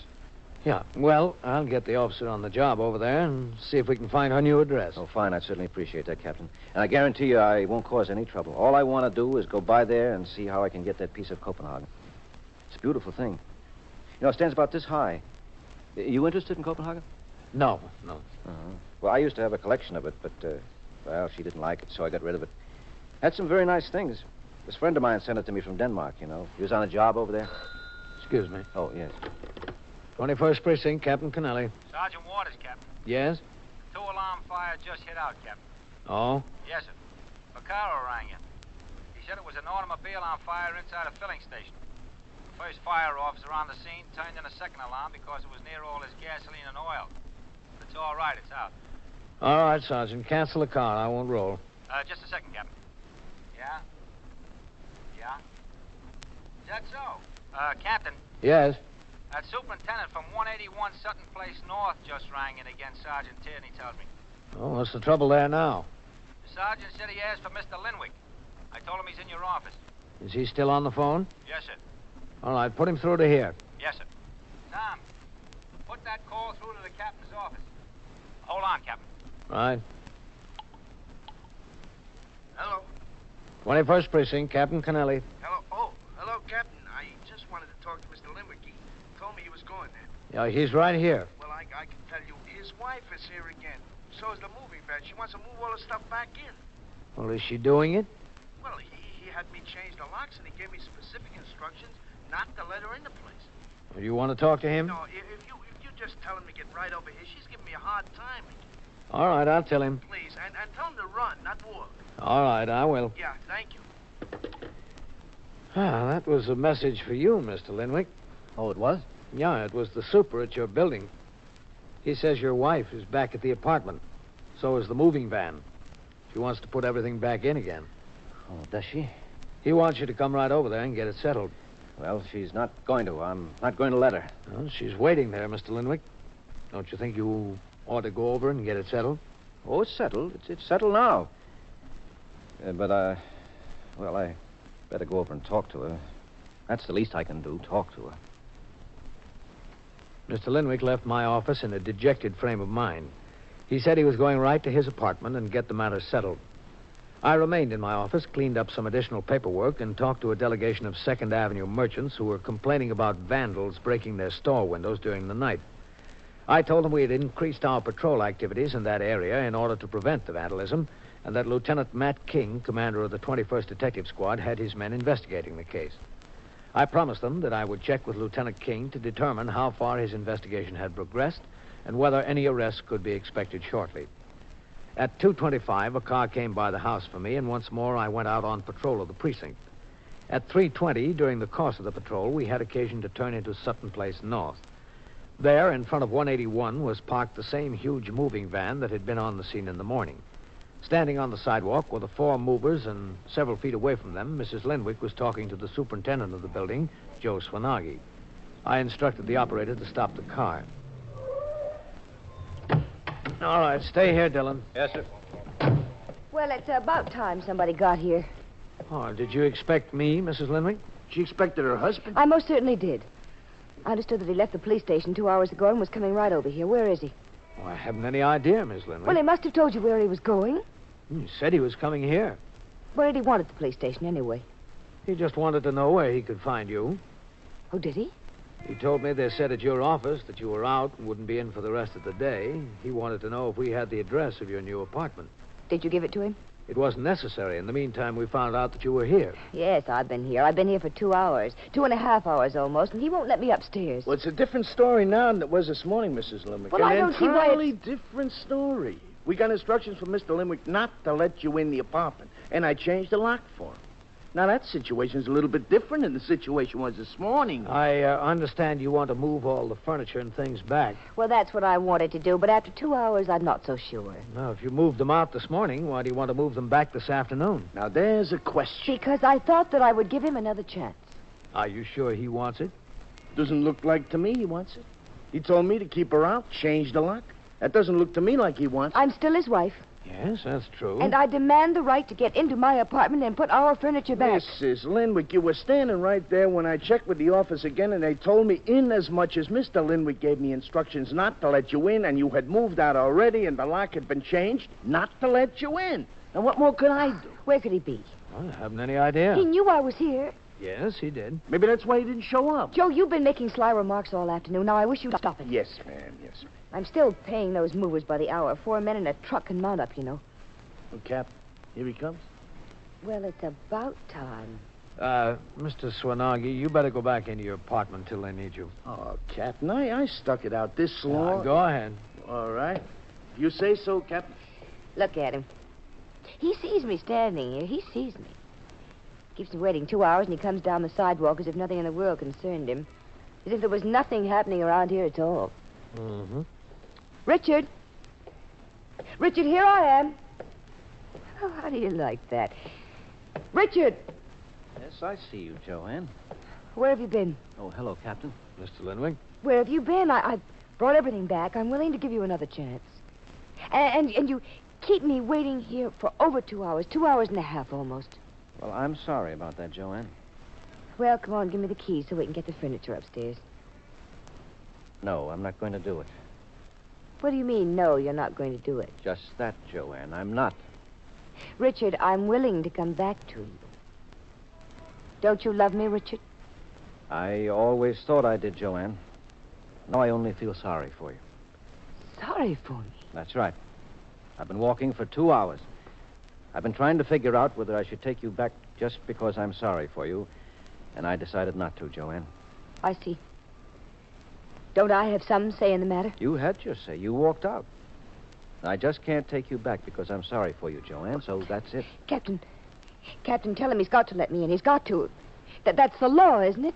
Well, I couldn't give you an opinion on the law, Miss Linwick. Well, he can't turn his wife out on the street. He can't just evict her from his mind. I don't know whether I can or not, Joanne, but I'm going to try. 21st Precinct, Sergeant Waters. Well, wait a minute. Who is this? Where? What's the address? Yeah? And so it goes, around the clock, through the week, every day, every year. A police precinct in the city of New York is a flesh and blood merry-go-round. Anyone can catch the brass ring, or the brass ring can catch anyone. 21st Precinct, a factual account of the way the police work in the world's largest city, is presented with the official cooperation of the Patrolmen's Benevolent Association, an organization of more than 20,000 members of the Police Department, City of New York. Everett Sloan in the role of Captain Kennelly. Featured in tonight's cast were Joan Allison, Bill Zuckert, Harold Stone, and Les Damon.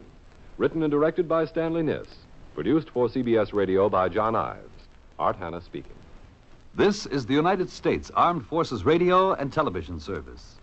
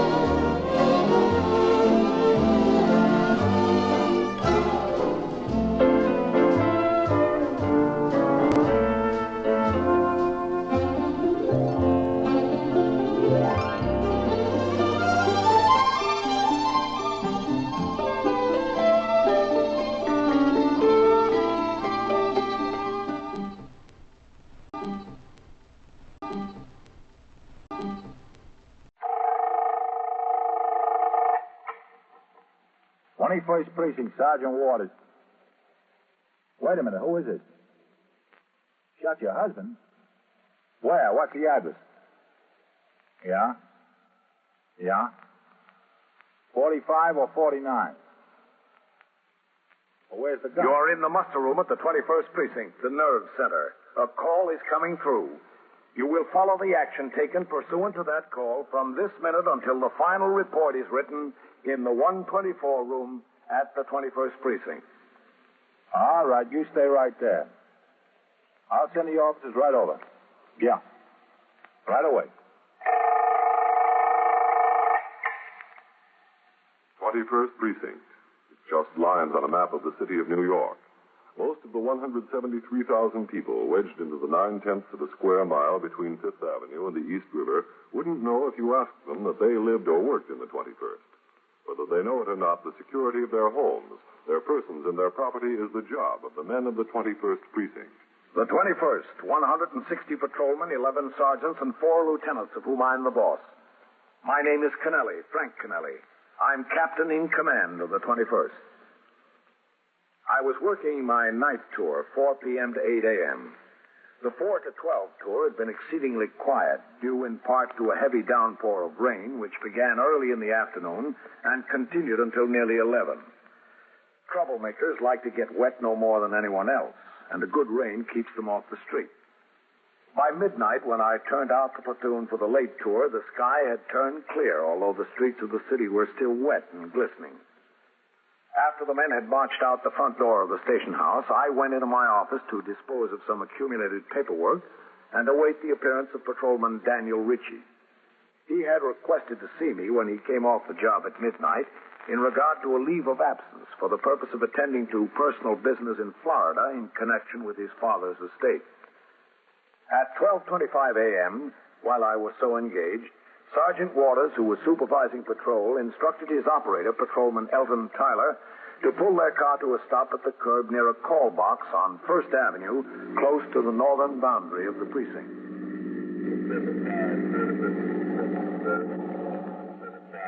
Okay. I want to ring in. Yes, sir.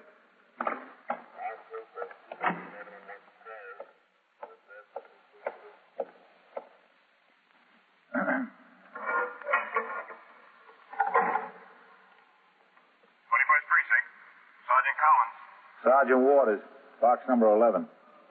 Let me talk to the lieutenant, will you, Vince? Yeah. Hold on just a second. Okay.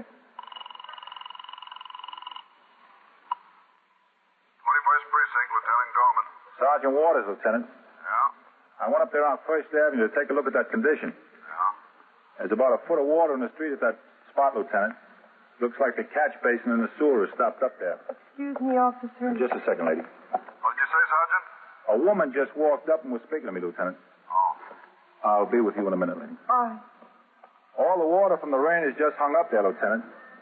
I think it'd be a good idea to notify the borough president's office and have them send a crew up to clean out that catch basin. All right, I'll notify them. Officer. In a second, lady. They ought to get up there as soon as they can, Lieutenant. The traffic's slopping around that water. Okay, I'll notify them right away. Yes, sir. Sergeant. Yes, sir? The detectives have a woman thief upstairs. Ring in about 15 minutes. You might have to ride down to the 19th and get a policewoman to search her. Yes, sir. Yes, ma'am. What is it? I wanted to tell you I just shot my husband. Yeah? I did. I just shot him. Where is it? In that house there next to the corner. I live in there. Where is he? Upstairs in the flat. All right. Let's go have a look. I couldn't help it. I really couldn't. Just a second. Tyler. Yes, Sergeant. Come on. Yes. What did you shoot him with? A gun. I know it must have been a gun. Yes, Sergeant. Come on with us. We've got a shooting.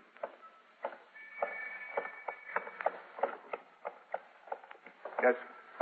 What kind of gun? A shotgun, I think you call it. You know, gun about this long. Is he dead? I don't know. I did it and I ran out of the house right away. I ran out of the house to get some help. We got no phone, you know. In here? Yes, that's right. Second floor. I'll get the door. Yeah. It's not locked. Didn't take my key. It's not locked. Why did you shoot him? I warned him, and he still came after me. I warned him to stay away from me. All right. Where is the shotgun? Upstairs. I left it upstairs. When did this happen? Just now, just a minute ago. I came out to call someone, call some help. Must not have been a very loud shotgun. Nobody in the building heard it. It was loud, all right. It was the loudest thing I ever heard. Which apartment up there? In the front. That one? Yeah. See, I left the door open when I ran out. Whose gun is it? His. All right, go ahead. I wish you'd go first. No, you go in. All right.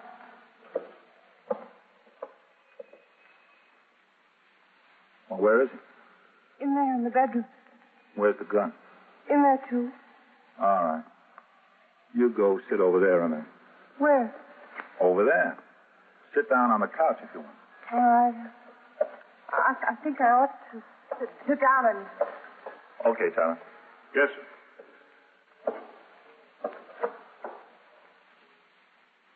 Use your foot to push it all the way open. Okay, Sergeant.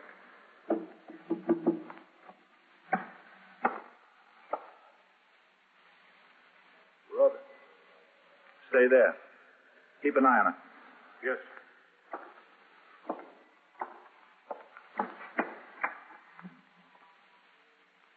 She shot him all right, but good.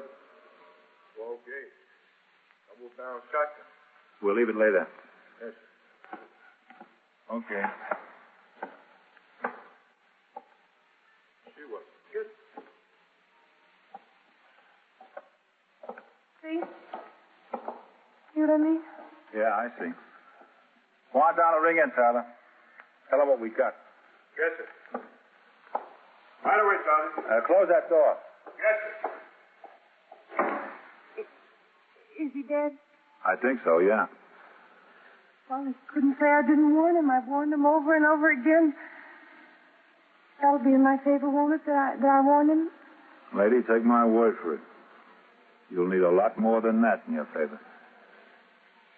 On instructions of Sergeant Waters, Patrolman Tyler went downstairs to the street and walked to the police call box. From there, he notified Lieutenant Gorman, the desk officer of the homicide. Lieutenant Gorman, in turn, immediately informed the 21st Detective Squad and the Manhattan Communications Bureau. He then rang into my office and gave me what information he had obtained. I instructed him to have a car come by the station house to take me to the scene. As I walked out into the muster room, Detectives Novak and McInerney, who were on their way, stopped long enough to tell me that Lieutenant Matt King, the commander of the 21st Squad, had been called at his home, as is required in all homicides and all other serious crimes. In the meantime, the Communications Bureau dispatched an ambulance to the scene and notified the Manhattan East Homicide Squad, the New York County District Attorney's Office, the Medical Examiner, the Photographic Bureau of BCI, and, because a firearm was used, the Ballistics Bureau. In addition, 6 patrolmen from the 21st were sent to control the crowd of curious people who always gather on the sidewalk and to keep back behind their doors other tenants of the building awakened by the excitement. When I arrived and started up the stairs to the second floor, an ambulance attendant from the Beth David Hospital passed me as he was going down. I continued on up. Who's down there, Vaquero? Eisman? Yes, Sergeant. Get a 95 tag out of your car and bring it up here. Hello, Sergeant. What'd you say, Sergeant? Captain. A 95 tag. Get one out of your car and bring it up here. Okay, Sergeant. What'd the ambulance attendant have to say? The OA, Captain. Mm-hmm. Who's here? Only Novak and McInerney of the 21st Squad so far, Captain. Nobody's got here from the homicide squad yet. Want to take a look around? Yeah. Back there. Oh, just a second, Captain. Now, listen, you people. You were told to get inside your places and stay there. Now, get back in there. There's nothing to see here.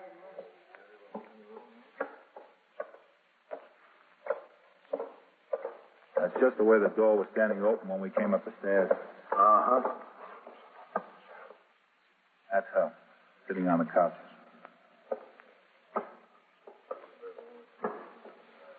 You want to talk to her, Captain?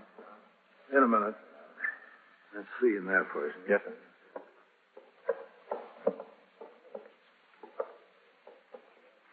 They've got 2 kids, you know. Where are they? At a fresh air camp. Girl 10, the boy 7. Rough. Yeah. She told me he came home about midnight. Said he was about 2/3 drunk. Yeah. She said he started after her, started to beat her. She ran in here, into the bedroom. Closed the door and pushed that chair up against it. She started pounding on it. Told him not to come in. Then she said he started pounding on the door harder. She went to the closet there and got the gun. She warned him if he came in, she was going to shoot him. Finally pushed the chair out from under the doorknob and came in. She fired. Fell right there. That's her story. Her aim was sure good. Yes, sir. All right, let's talk to her. Yes, sir. Hello, Captain. Tyler. Mrs. Wheel, this is Captain Kennelly, commanding officer of the precinct. You, want to tell me how this happened, Mrs. Wheel? I told him how it happened. The sergeant here and the detectives asked me. I told them how it happened. I don't feel like telling it anymore. You're going to have to tell it a lot more times, Mrs. Wheel. What's your first name, Mrs. Wheel? Eva. How do you spell the last name? W-E-A-L-D. Your husband's name is Joe? Yes, that's right. I understand you have 2 children. Yes, Margaret and Joseph Jr. How old are they?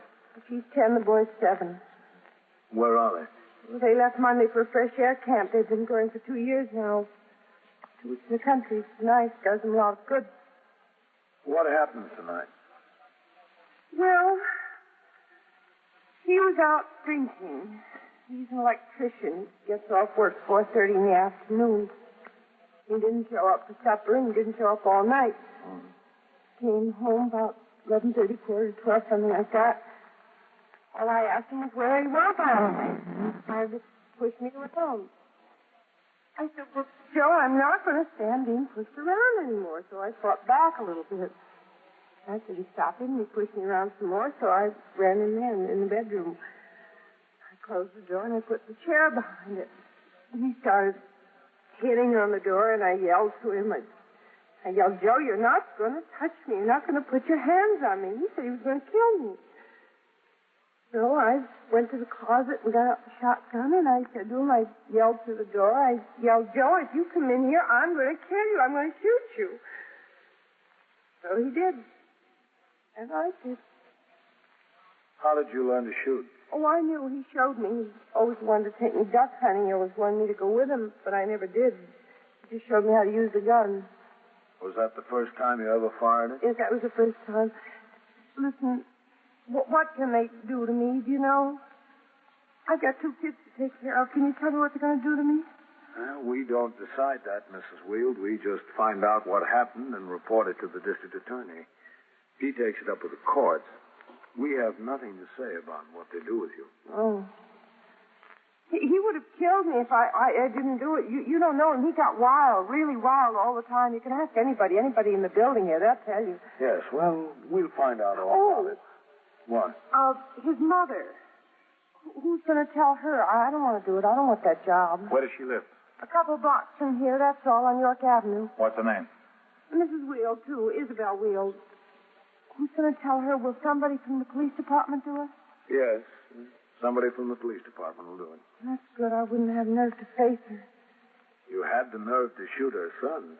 I know, but that's different. Now, back to 21st Precinct and Captain Kennelly. Within a few minutes, 2 detectives from the Manhattan East Homicide Squad and a photographer arrived. Pictures of the body and the surrounding conditions were made from every possible angle. Lieutenant King, the ranking officer of the detective division on the job, began to dictate to a stenographer from the homicide squad an accurate description of the body, its position in the room, and all other physical details that might later be needed as evidence before the grand jury or in court. A deputy medical examiner appeared, and while he was making his examination of the body, a detective from the ballistics bureau arrived to take custody of the shotgun used in the homicide. The deputy medical examiner made a preliminary report that death was due apparently to a shotgun charge in the chest and ordered the body taken to Bellevue for an autopsy. While awaiting the arrival of the morgue wagon, a detective took fingerprints of the deceased. And finally, Patrolman Elton Tyler, the first officer on the scene, made a search of the body, removed all property except clothing, and placed a UF-95 identification tag around the wrist. The body was then removed to the morgue. Meanwhile, detectives of the 21st Squad and the Homicide Squad began the investigation by questioning Mrs. Wield and some of her neighbors. At 10 minutes past 2 in the morning, when all that could be accomplished at the scene of the homicide was done, Lieutenant King ordered Mrs. Wield taken to the station house. As Patrolman Tyler, the arresting officer, and Detective Novak accompanied her to the 21st Squad office on the second floor, Lieutenant King leaned against the filing cabinet and watched them enter. Over here, Mrs. Wield. Where? Oh, over here. Do you want me? Yes, that's right. Hello, Tyler. Hello, Lieutenant. We met over at your place on Lieutenant King. Yes, Come into my office, please. Go back. Mac, let's go. Yes, sir. Tyler. Yes, sir. Inside, Mrs. Wield. Just have a seat right there. Here? Yeah, that's fine. Shut the door, Tyler. Yes. Mrs. Wield, you know you're in serious trouble. I don't care. I really don't care. There are a few things I'd like to get straight. I told you everything I remember. Mrs. Wield, I'm interested to know how your husband could chase you around the house, threaten to beat you up, threaten to kill you, throw furniture at you, pound on the door. I'd like to know how he could do all these things and be so quiet about it. None of your neighbors on either side of you, or upstairs or downstairs, heard a thing. How do you account for that? I don't know how to account for it. Well, that racket he was making, chasing you around, threatening you, seems probable that someone should have heard it, doesn't it? Well, when I fired the shotgun, that made a lot of noise. Nobody heard that either. Oh. They didn't, did they? You didn't find anybody heard that? I'd like you to tell me something else. Yes? When this officer here came up the stairs, when he came up with Sergeant Waters, the door to the bedroom was closed almost all the way. Isn't that right, Tyler? Yes, sir, Lieutenant, that's right. Sergeant had me use my foot to open it the rest of the way. He didn't want me to touch the doorknob. Mrs. Wheel, did you close that door when you came out of the bedroom? I don't know. I don't remember. No, it was closed. It was closed. I must have closed it. Now, Mrs. Wheel, there's something else I'd like to get straight. Please, I'm very tired. It's awfully late. It's the middle of the night. I'm tired, too, Mrs. Wheel. We're all here at this hour on account of you. All right. What I was going to ask about is this. It's not very clear exactly when your husband got home. What time was it? I told you, 11:30, 11:45, and he was drunk, very drunk. You're sure it wasn't early? I'm positive. Well, I'm not so positive, Mrs. Wheel. Do you know Mr. Doyle, who lives in your building on the top floor? What's he got to do with it? Mr. Doyle said that he was coming down the stairs. He was on his way out for a paper, and he passed your husband going up. Mr. Doyle said that was about 10 o'clock. I don't care what Mr. Doyle says. Mr. Doyle says he distinctly remembers the time. He waited until the end of a radio program before he went out for a paper. Told you, I don't care what Mr. Doyle said. Joe didn't get home till 11:30 or 11:45. Besides, what difference does it make? I told you I killed him. There's no argument about that, is there? No. Told you I did it, and I told you why I did it. But I can't understand why nobody heard it. Why nobody heard either the fight or the shot. Well, maybe they're all deaf. Listen, what about my kids? What happens to them? Is somebody going to go up to the fresh air camp after them? Or maybe they'd better stay there. That'd probably be best. Probably. Do you have anyone that could take care of them? No, I've got nobody at all. What about your mother-in-law? Did somebody tell her? I've got a detective out trying to locate her. Wasn't she home? I don't know. I haven't heard back from the detective. Well, she should be home. Where else could she go? Look, what time is it? 2:30 almost. Well, this detective had other things to do. I don't know whether he got to her yet. Oh. This same detective was in a bar and grill down the block from where you live. You know the one I mean? Your husband used to spend a little time in there. I know the one you mean. This detective talked to the bartender. Now, the bartender told him something that checks out, Mr. Doyle, pretty close from the time that your husband got home. The bartender said he remembers your husband left the place about 9:45 in the pouring rain. Thundering and lightning in the pouring rain. You said he was drunk and nasty, didn't you? He's always drunk and nasty when he comes out of there. Yes, the bartender said something like that, but he said it was 9:45. He might have left there at 10:15, but he didn't get home till 11:30 or 11:45. But where did he go for 2 hours? How should I know where he went? He came home and we got in this fight. I didn't ask him. I didn't care. Please, now, I'm tired. I'm tired of answering questions. I've been answering questions almost all night now. I killed him. I told you I killed him. What else is there to it? There's a lot to it, Mrs. Wield. Why you killed him is very important. I killed him because he was coming after me. Did you love him? I hated him. I really hated him, but I didn't kill him because I hated him. I killed him because I was afraid he was going to kill me. Now, Mrs. Wield, let's be honest, huh? I'm being honest. The medical examiner said he'd been dead for at least an hour before midnight, probably more. How could he tell that? We can tell, all right. Even if it was so. You know it's so. I do not. You know that he came home about 10 o'clock. That you had your fight then. That you killed him then. You know, it was thundering and lightning out. You know, that's apparently why nobody heard the shot. Now, isn't that true? Wasn't it around 10 o'clock that you fired that shotgun at him? Can I smoke? Has anybody got a cigarette? Wasn't it? Yes. Have one of these. Thank you. All right. You like a light? Yes.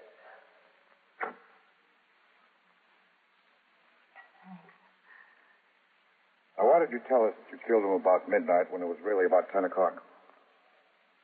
I don't know. Sounds kind of silly, I guess. As long as I killed him, why should I try to keep it a secret? What did you do between 10 o'clock and nearly 12:30 when you came downstairs and told the officers? I just sat there. I just sat there in the room.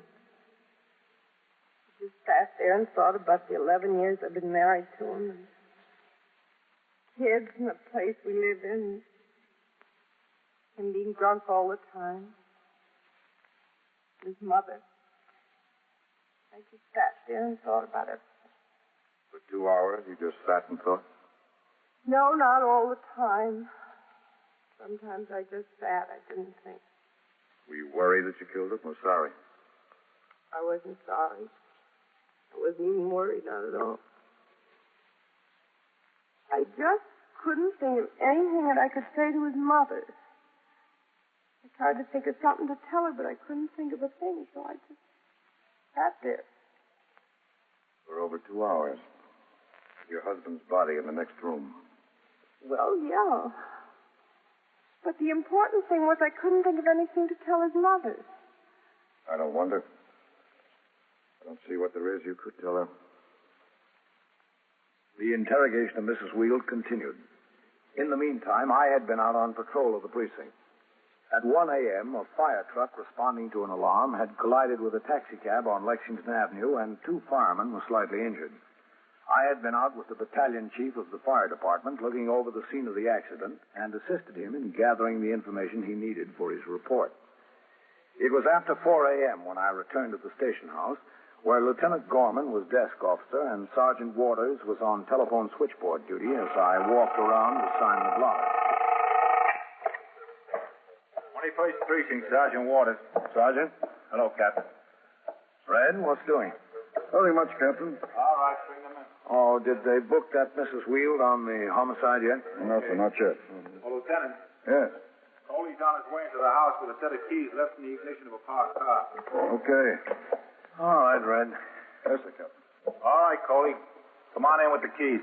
Sergeant. Oh, yes, sir, Captain. Have we got somebody on a fixer tonight over where that upholstery company fire was? Yes, sir. Underwood is on a job there. I'd like to talk to you if you don't mind. We'll have to make inquiries over here, ma'am. I don't want to make inquiries. I want to talk to him, the captain. Lady, the desk officer will take care of you. The lieutenant. I saw a lieutenant upstairs. He didn't give me any satisfaction. I want to talk to a captain. You're a captain, aren't you? Yes, that's right. I'm Mrs. Wheels. Mrs. Isabel Wheels. It was my son she shot. She shot him in cold blood. Well, the case is in the hands of the detectives, Mrs. Wheels. I don't care whose hand it's in. That lieutenant upstairs wouldn't give me any satisfaction. So I want to talk to you. What is it you want to talk to me about, Mrs. Wheels? They wouldn't let me talk to her. They wouldn't even let me see her. Well, what's the necessity in seeing her? 21st She killed my son, didn't she? There's an investigation in progress, Mrs. Wheels. That lieutenant had her up there in that little office upstairs, and he wouldn't even let me go in and talk to her. Well, you can see her in court tomorrow morning. Tomorrow morning I'll be busy making funeral arrangements and busy getting those children, my grandchildren, out of that fresh air camp. In cold blood. And he wouldn't even let me give her a piece of my mind. I told him the first time he brought her home to meet me, I told him he was making a big mistake to think about marrying her. Mrs. Wheeler. I could have predicted this. I could have predicted it 10 years ago that something like this would happen. Poor children. And poor me to raise the boy so that you could shoot him down in cold blood. Look, there's no use talking to me, Mrs. When Wheeler. that detective knocked on my door and told me who it was, I knew something like this had happened.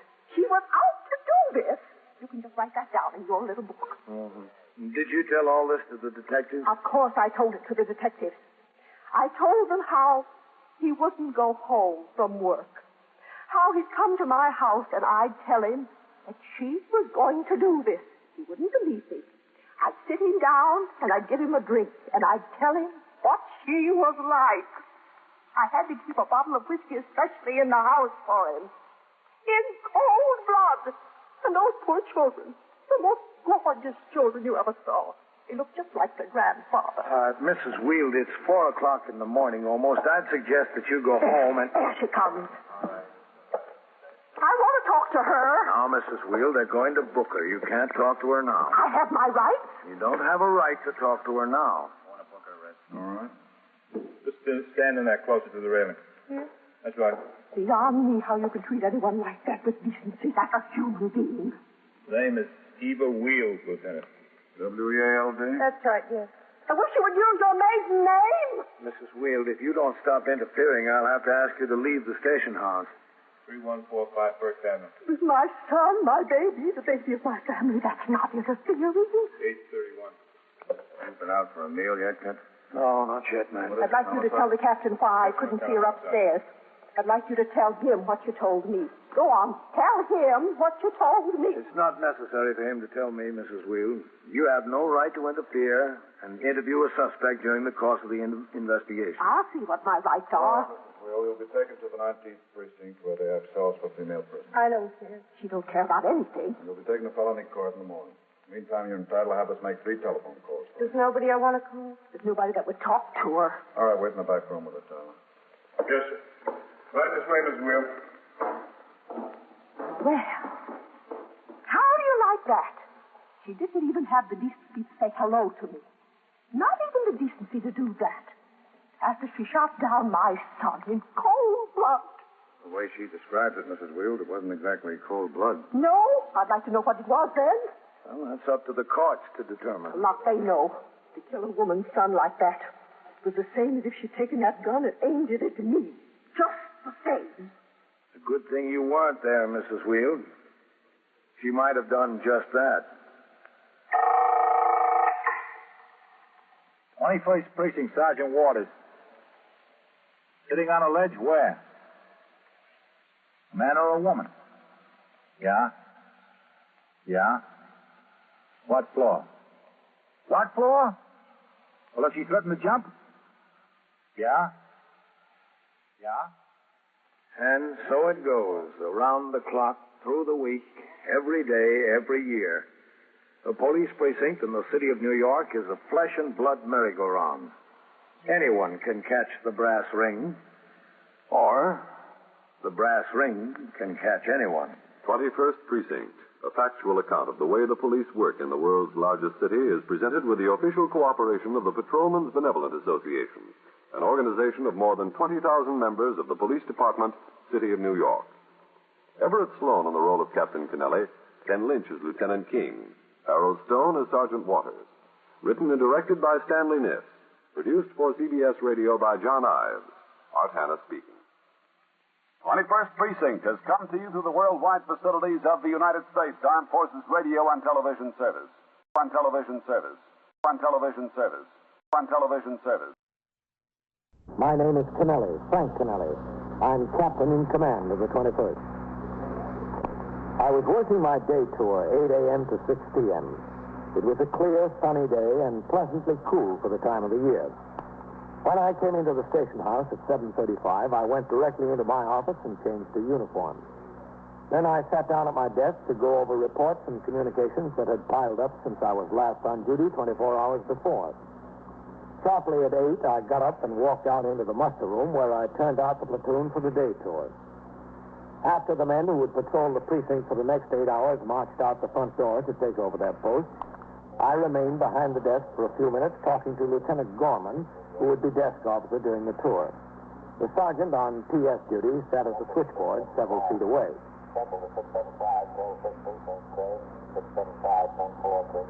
What time will you have to be there, Red?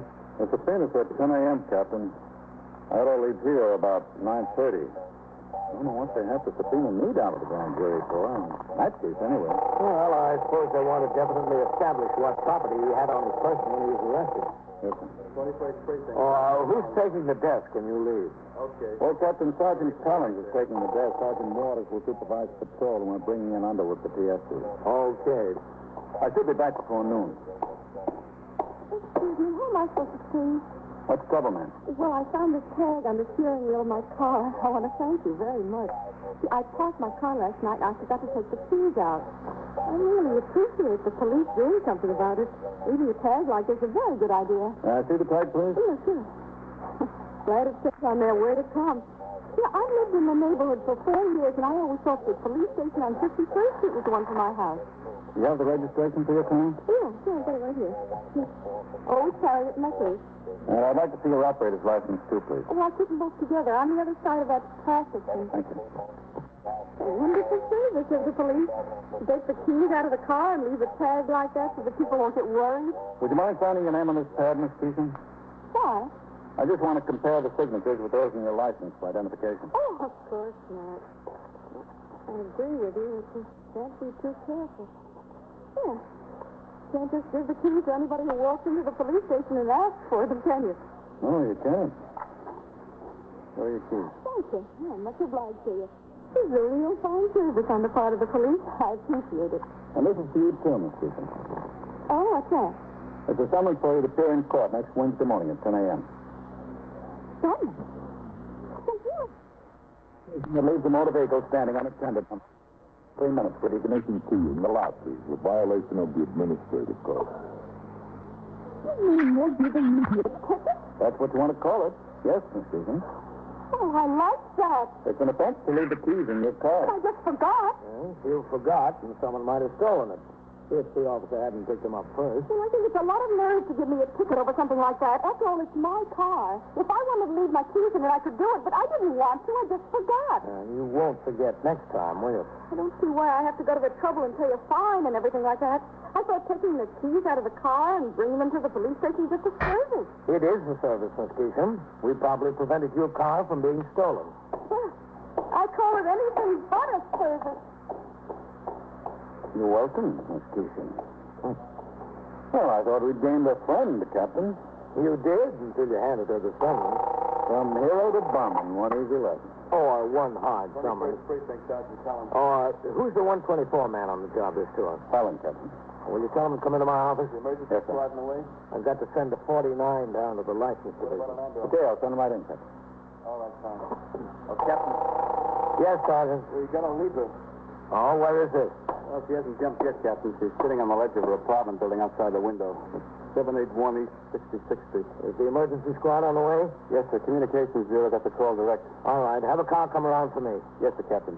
Right away. Suicide or attempted suicide is a serious problem.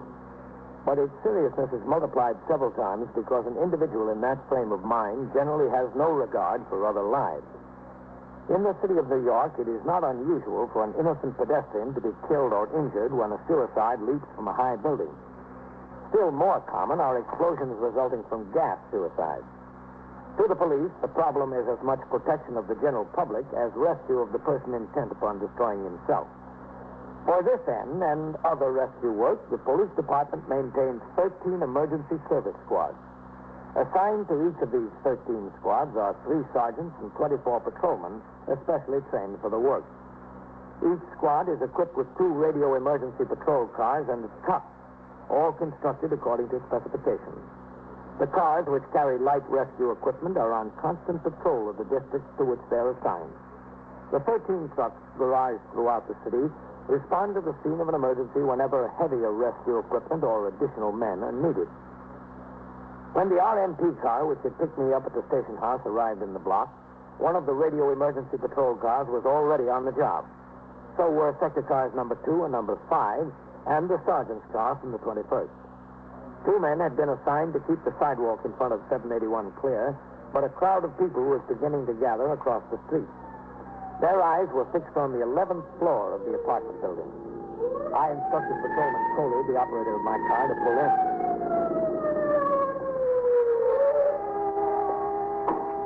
All right. Get busy over there, Coley. Help keep those people back. Go on, get across the street. Sergeant.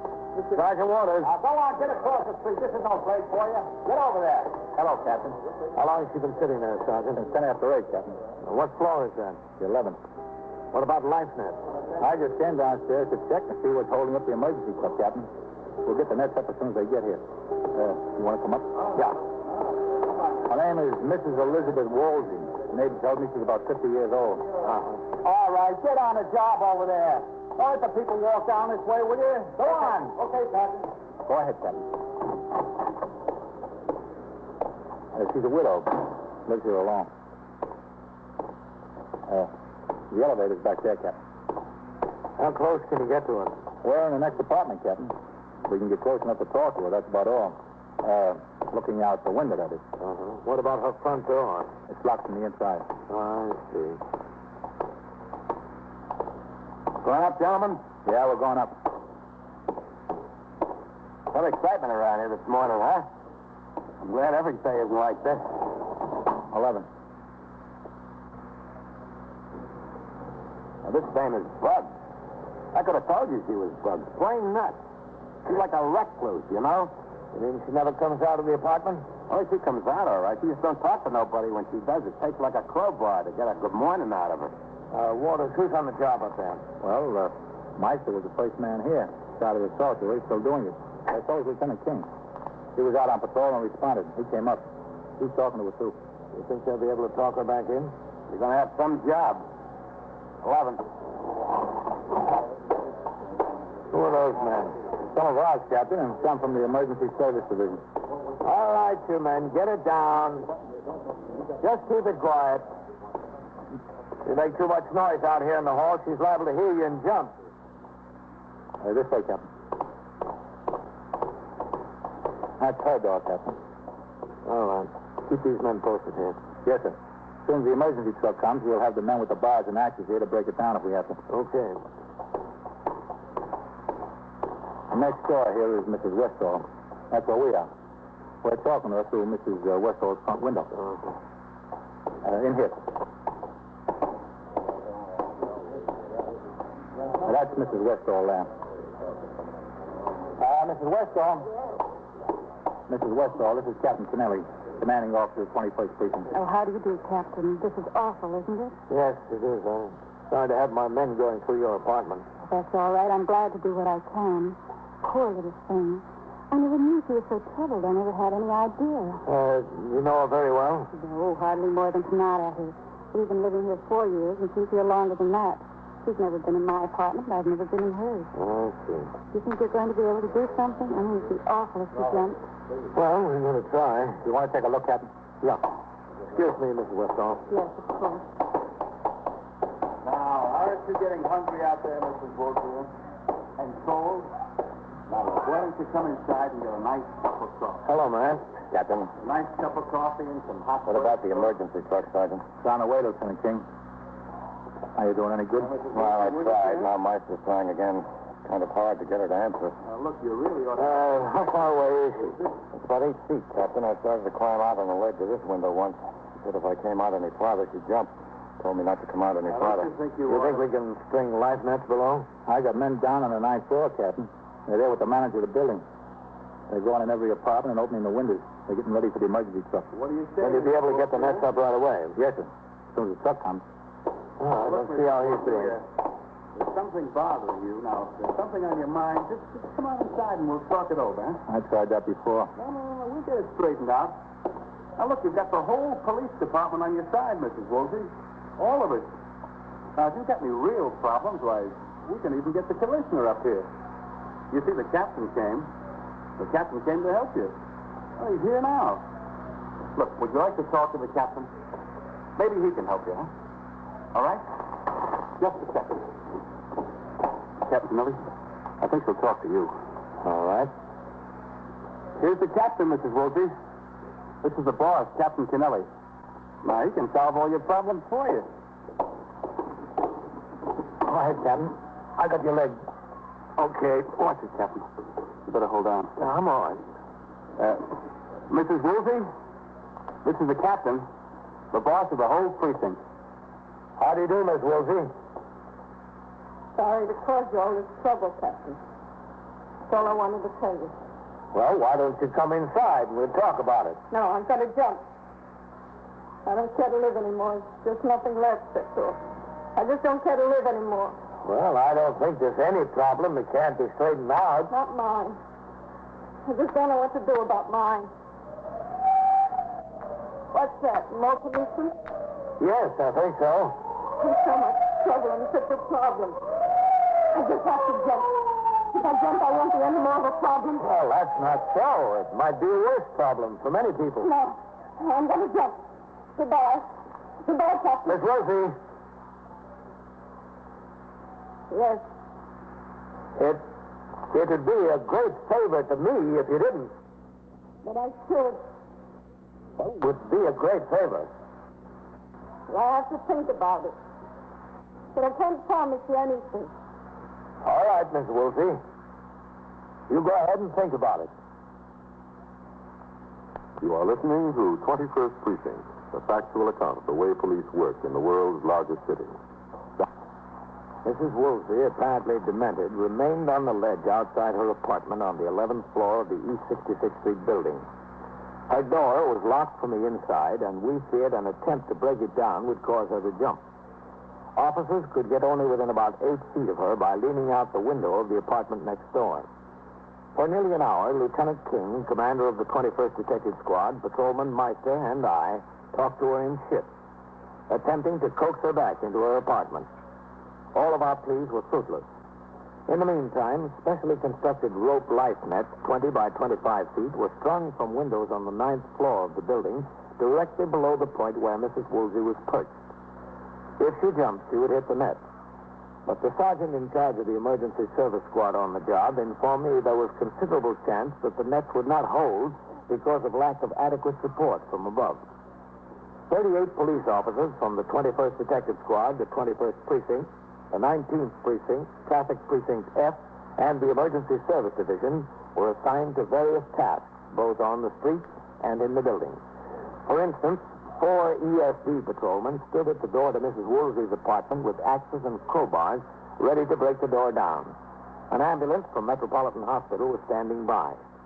In the apartment next door, Lieutenant King and I were close to the window while Patrolman Meister leaned way out to talk to the woman. You might sit there all day, Captain. Well, that'd be better than jumping, man. What, Mrs. Woolsey? The last lead city we had, we lost, didn't we? Yeah. Where was that? One on Fifth Avenue, wasn't it? Yeah, I think so, man. What kind of smoke? Yes, Sergeant. Come on over here, Harry. All right. The elevator man, Captain. Oh, what is it? We got a telegram this morning. Mr. Woolsey. Would you like to go back inside? Well, why didn't you tell us this before? I just remembered. Well, how'd you know it was for her? Look, if you go The Western Union boy asked me where she was. Mr. Elizabeth Woolsey. You took him up there? Yes, sure. I took him up. Well, it'd be kind of hard to light sitting out there. Get one of my men on the job. Let him take Western Union. Yeah, that's a good idea, Matt. You can try. Sergeant, grab hold of Meister's legs here, will you? Yes, sir. You better get back to the elevator, Harry. Okay, yeah. I'm going. I'll get someone right on it, Captain. Daddy, stay there. I want to talk to you. This is getting to be a rough one, Captain. Yep. Who? Oh, she wants to talk to somebody else, I think. Yeah, he's right here, Mrs. Woolsey. Do you want him to come out? All right, now you stay there. I'll get him to come right out. Now you stay there. Just don't move. That's right. He wants to talk to you, Captain. Okay. He's coming out, Mrs. Woolsey. I'll get you, Captain. Go ahead. You want to talk to me, Mr. Woolsey? I got tired talking to him. Well, why don't you go back inside and you can talk to all of us? I really don't want to go back inside. I really want to jump. That's all I want to do is jump, but I'm scared. I want to die, but I'm scared. Well, that's a good sign that you're scared. Nothing to be ashamed of. Nobody that wants me. Nobody that needs me. It wouldn't make any difference to anyone. No one at all. It would make a difference to you, wouldn't it? No. Wouldn't even make any difference to me.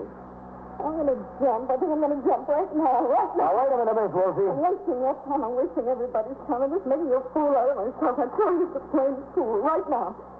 Goodbye, Captain. Thank you. Who was that telegram from, Mrs. Woolsey? What telegram? The one you got this morning. You know everything, don't you? You know I got the telegram, you know enough to put those ropes down there. If a person wants to do away with them, so you should just let them go ahead and do it. I don't see what business it is of the police anyway. Well, we're only trying to help you. You're not trying to help me. Trying to keep me from doing what I want to do. That's not helping. How did you know I got a telegram?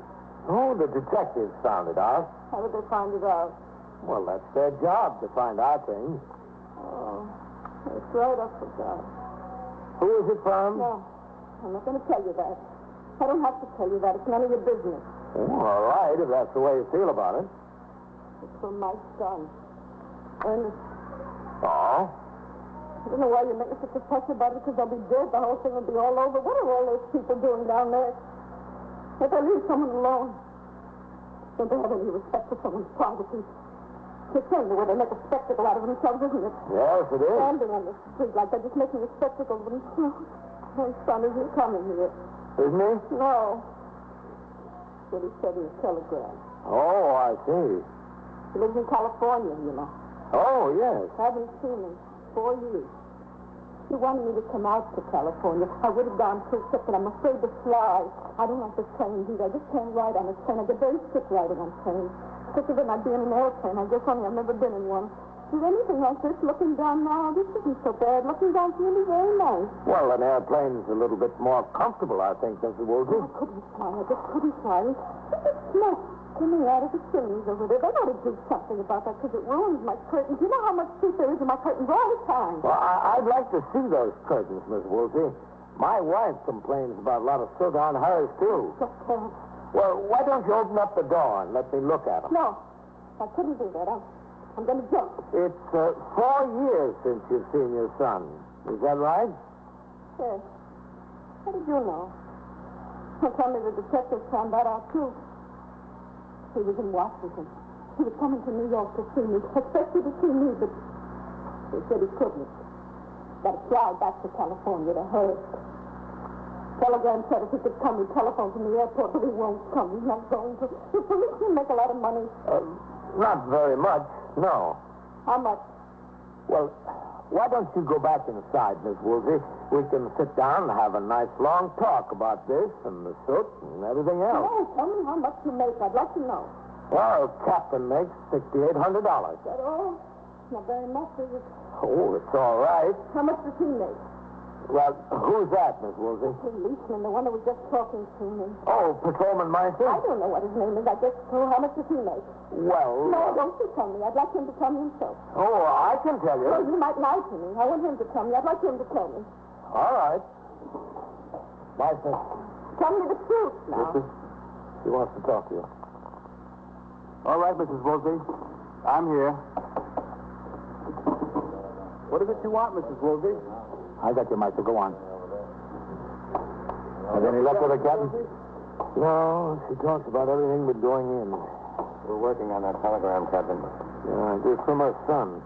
Oh, was it? Did she tell you that? Yeah. He was supposed to come visit her, and he can't make it.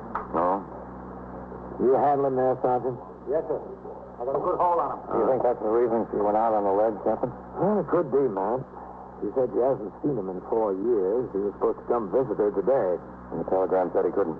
But he tried to let her down lightly. He said if he could make it, he'd call her from the airport. Uh-huh. I think I've got an idea, man. What, Captain? Whose apartment is this? This is Westall. Oh, yeah. Miss Westall. What's the idea? You, Captain? Well, maybe, yeah. That's good. Can I see your telephone book? Yes, it's right here. I keep it in the cabinet. Right here, Captain. You don't happen to have Mrs. Woolsey's telephone number, do you? No, I don't. Good idea, Captain. You might have it. Maybe.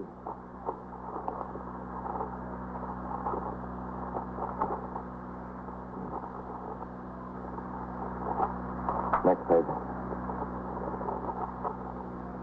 Yeah, there it is.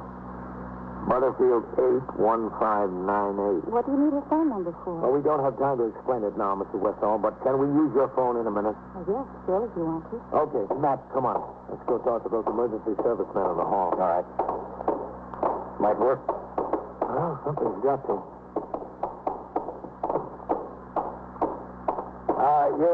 You man. Yes, Captain. Now, look, we're going to try something. We think the reason she's doing this is connected with a telegram that was delivered this morning.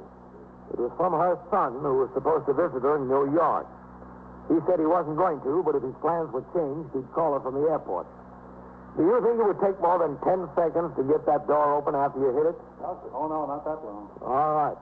I'm going back into Mrs. Westall's apartment. I'm going to ring the phone in Mrs. Woolsey. If she goes back into her apartment to answer it, you'll get a signal from Lieutenant King, who will be standing there in the door. As soon as you get that signal, you hit Mrs. Woolsey's door and get inside fast. Right, Get in there fast and grab her. Okay, Matt. Might work, Captain. I don't know of anything else that will. All right. You stand right here, Matt, okay? Yes, Lieutenant. Meister will pass the word to Sergeant Waters. He'll pass it to me, and I'll give it to you, okay? Captain. Okay. All right. Let's set for those bars down there. Something going to happen? Well, I just want to use your phone, Miss Westall. Now, you better stand over there, get out of the way, and keep quiet. All right? I'd appreciate it. Yes, anything you say. Good. Sergeant Waters. Yes, sir, Captain. I know it's not much, Mrs. You tell Meister we're going to try Trying to get an something. increase. It might bring her back into the room. When she's completely inside, you tell Meister to give you a signal. All right? She'll be able Going to in? work me I out. hope so. Tell Meister. Yes, sir. I'll tell him. Meister, listen to me. The captain's going to try something. All right. Now, everybody quiet. Keep quiet in the room. Not a sound, please. Set out in the hall, man? Yes, sir. Everybody's set. All right. Wait until you get the signal from me, Matt. From me, not from Sergeant Waters, okay? Okay, Captain. Sergeant Waters? Yes, sir. You tell Meister? Yes, sir, I told him. All right, now everyone quiet. Stay quiet.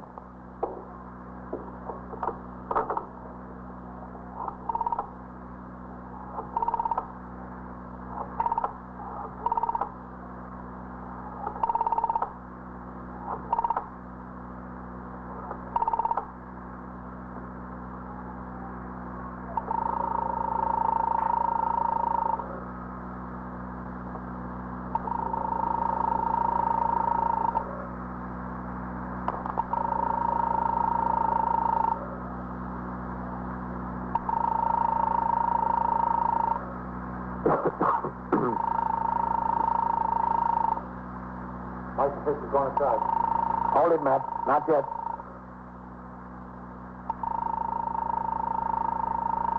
He's in, Captain.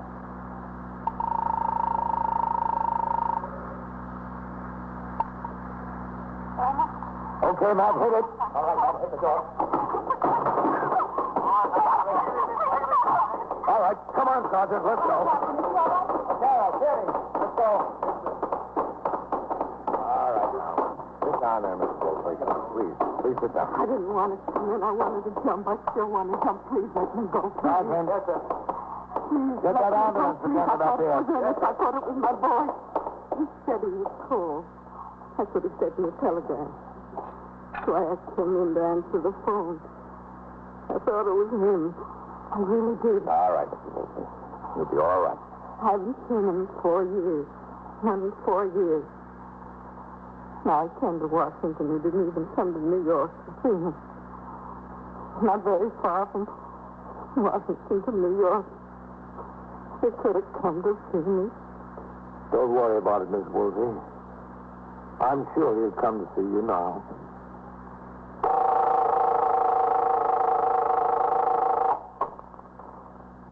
'21st Precinct, Sergeant Waters. Yeah? Well, where is it? What, was he shot? Yeah? Yeah? He's dead, huh? Well, I gotta send the ambulance anyway to pronounce him DOA. Was there a weapon around there? Did you look? And so it goes. Around the clock, through the week, every day, every year. The police precinct in the city of New York is a flesh and blood merry-go-round. Anyone can catch the brass ring. Or the brass ring can catch anyone. 21st Precinct, a factual account of the way the police work in the world's largest city, is presented with the official cooperation of the Patrolmen's Benevolent Association, an organization of more than 20,000 members of the Police Department, City of New York.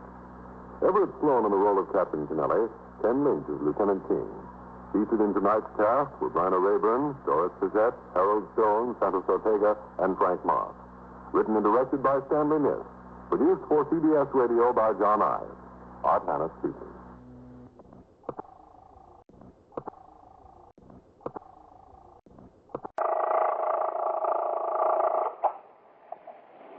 '21st Precinct, Sergeant Waters. Yeah, where is this? What, was he shot? Yeah? Yeah? He's dead, huh? Well, I gotta send the ambulance anyway to pronounce him DOA. You are in the muster room at the 21st Precinct, the nerve center. A call is coming through. You will follow the action taken pursuant to that call from this minute until the final report is written in the 124 room at the 21st Precinct. Yeah, all right. I'll make a notification. You just sit tight until the detectives get there. Okay. Yeah. 21st Precinct. Just lines on a map of the city of New York.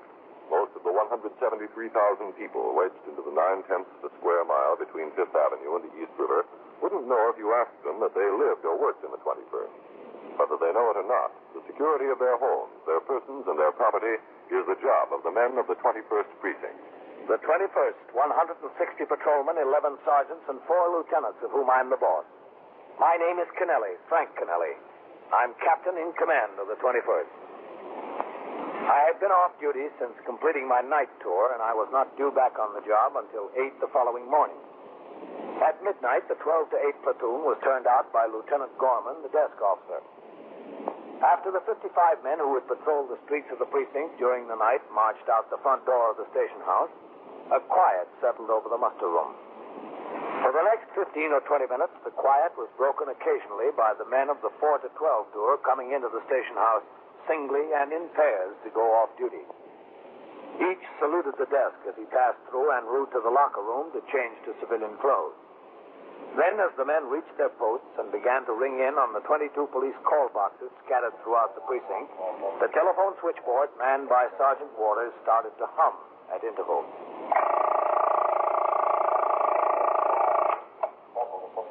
21st Precinct, Sergeant Waters. Patrol on Farrow, box 11. Okay, Farrow. There's a body of a man under the loading platform of the laundry over here. Yeah? It looks like he was shot, Sergeant, once right between the eyes and again in the chest. Where is that? Well, it's the Sunningdale Laundry, 672 East 80th Street. Under the loading platform? That's right, sir. It's open to the street. I went in there to try the freight door, and I saw the feet sticking out from under the platform. At first, I thought it was a drunk, then I put my light on his face. Is the weapon there? No, sir, I couldn't find any weapon. What is he, a bum? Oh, he looks pretty well dressed to me, Sergeant. He's a man of about, 65, 70. All right. Get back on the job. I'll send someone right over there. Yes, sir. Lieutenant. Yes. That was Farrow ringing in. He's found a body of a man under the loading dock of a laundry at 672 East 80th Street. He thought it was a drunk at first. Yeah? So the man was apparently shot twice, once between the eyes and again in the chest. No sign of a weapon. All right. Jimmy, Communications Bureau on here. You notify the detective. Yes, sir.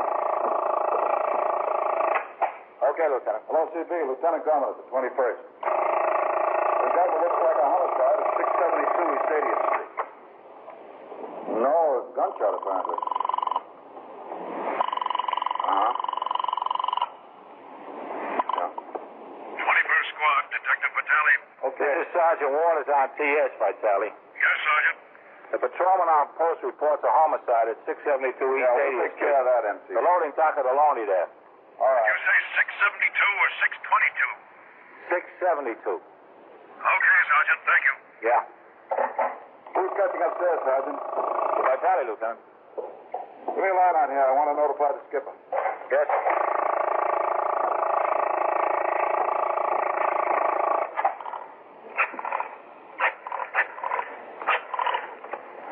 Figures, Lieutenant. Been too quiet around here. Yeah.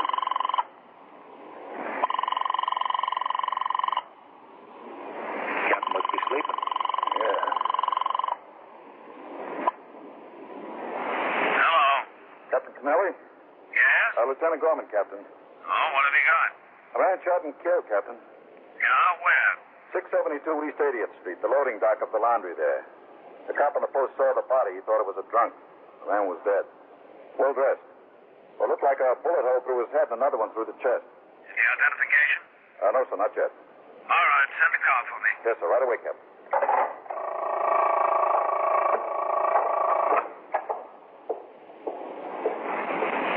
Send a car over for the captain. While the car was en route to pick me up at my home, detectives of the 21st Squad and the Manhattan East Homicide Squad were beginning to arrive at the scene of the homicide.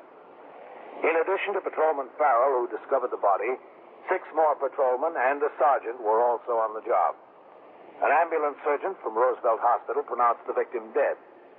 Pending arrival of a deputy medical examiner, Lieutenant Matt King, commander of the 21st Squad and the ranking officer of the detective division on the scene, dictated to a stenographer a detailed description of the body, its position, and surrounding conditions. A police photographer took pictures from every possible angle. The deputy medical examiner on arrival made a preliminary examination of the body. Then, following fingerprinting by a homicide detective and a search by Patrolman Farrell, the body was removed to the Bellevue morgue. In the meantime, detectives were sent to question neighbors who may have witnessed either the shooting or, as appeared more likely, the dumping of the body where it was found.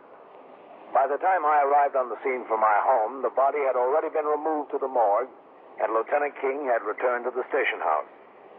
I talked to Sergeant Collins, who was still on the job, with 3 patrolmen, while the detectives completed their search of the loading dock and the nearby area for physical evidence.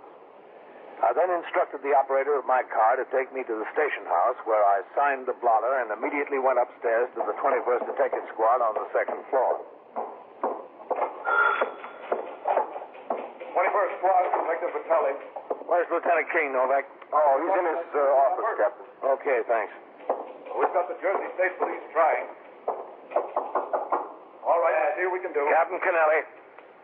Come in, Captain. Okay, thanks. Hello, Matt. Well, I hear you've got a heavy one, man. That's what it looks like, Captain. Any identification on Yes, sir. We think his name is Edward L. Burgess, B-U-R-G-E-S, 71 years old. He had an auto registration showing address of 316 New Era Drive, Marble Hill, New Jersey. Vitaly. Yes, sir. Any luck on that Jersey number? No, sir, not yet. We're trying. All right. Got a postcard addressed to him on 23rd Street. 2 addresses and an automobile. We're standing still. Well, at least at 4:30 in the morning, Matt, the press and the brass aren't breathing down your neck wanting the answers to a lot of questions. Yes, sir. I don't have the answers to. Any money in his pocket? 83 cents in change. How does it look for robbery? I don't know how it looks for anything, Captain. There's a telephone listed in the name of Edward L. Burgess at that New Jersey address. I rang it for 3/4 of an hour. No answer. We asked the New Jersey State Police to go around there and have a look. You heard back from him yet? No, sir, not yet. Where is this Marble Hill? Down close to Trenton. Yes. Novak, Lieutenant. Yes, Novak. Lieutenant King, this is Mrs. Audley. Mr. Burgess has been rooming at her house down on 23rd Street. How do you do, Mrs. Audley? Frankly, not so good. Won't you come in? You got away from the all and be given such horrible news. Rest your soul. Not so good. This is Captain Kennelly. Miss Audley? Hello. Shut the door, Novak. Stick around. Yes, sir. You have a seat, Mrs. Audley? Not so good at all.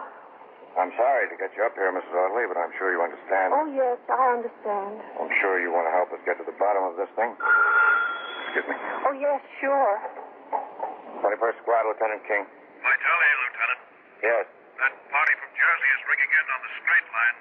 All right, hold on to him. I'll be out there and take the call. Yes, sir. Captain, you want to come outside with me a second? Yeah, sure, man.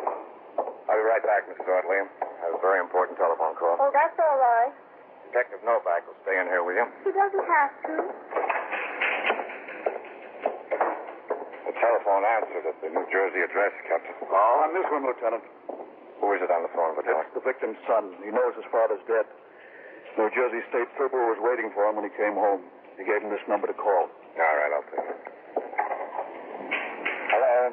This is Lieutenant King, commanding the 21st Detective Squad in New York. Yes, I understand. There was a state policeman waiting here when I came home. He told me my father died. Yes, that's right. We've been trying to reach you for some time. Well, there wasn't anybody here. My wife's visiting in Philly, and I work the night shift at the assembly plant here. Are you sure it's my father? Is your father about 70 years old, 5'5" or 6, bushy gray hair? Yeah, that's him, all right. We'd like to have you come to New York, Mr. Burgess. We'd like to have you identify him. You want me to come there to the 21st Precinct? You know where it is? Yes, the state trooper gave me the address. Oh, good.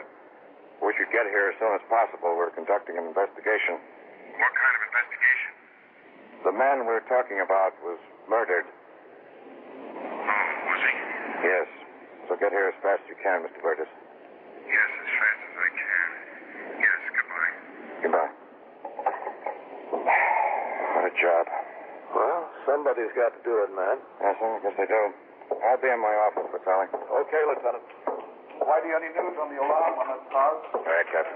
Thank you. Sorry to have kept you waiting, Mrs. Audley. Well, that's all right. I was talking to this nice detective here. Well, Mrs. Audley, I understand Mr. Burgess has been roaming at your house for the last 3 weeks. More or less, yes. And all these years, I've never met a nicer gentleman. He was the last man in the world you'd think tragedy would fall to. The only tragedy we've had around there since my husband, the late Mr. Audley, died. Well, Mrs. Audley... I had a near tragedy once, a chiropody student. He hung himself with a neck in his room one night, but we cut him down in time. Well, I want to make sure we're talking about the same man, Mrs. Audley. The last I heard of him, the chiropody student, that is, he was back home delivering on a milk route and raising a big brood of kids. It shows you how good can come out of bad.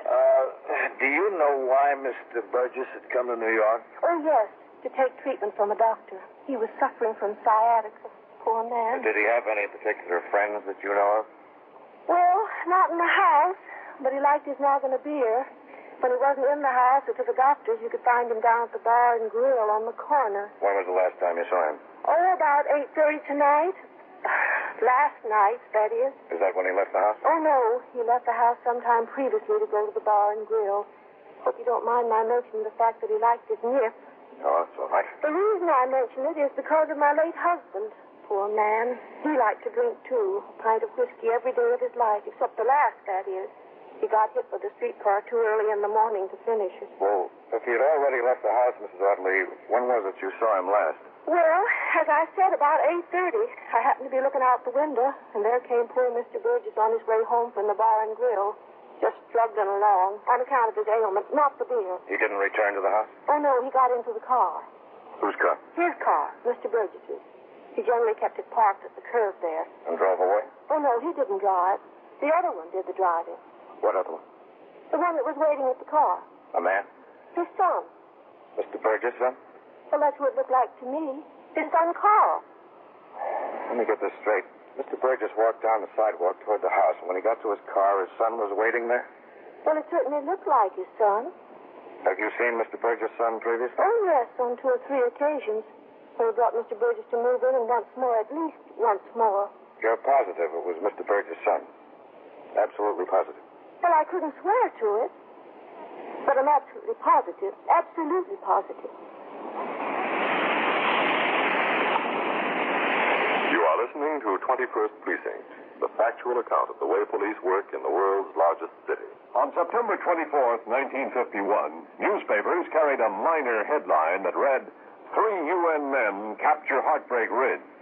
And the item, quote, after 4 unsuccessful assaults earlier in the day, a battalion that has suffered 2/3 casualties sent a platoon with only 13 men left against enemy positions on the peak.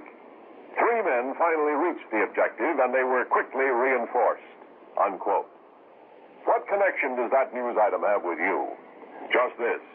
Those men who reached the ridge and those men who fell trying were helping to write a code of conduct for all future United States fighting men. Specifically, Article 1 of that code. I am an American fighting man. I serve in the forces which guard my country and our way of life. I am prepared to give my life in their defense. Now back to 21st Precinct and Captain Kennelly. The first 24 hours in a homicide investigation are priceless to detectives. The memory of witnesses is short, and as each hour passes, the trail grows colder. Consequently, all off-duty detectives of both the Manhattan East Homicide Squad and Lieutenant Matt King's 21st Detective Squad were summoned from their homes. Paired off into teams of 2, they sought out and spoke to every person known to have had contact with the homicide victim, Edward L. Burgess. By 7:30 in the morning, a good picture had been drawn of the last several days' life of Mr. Burgess, his background, his financial condition, his family, and his social life.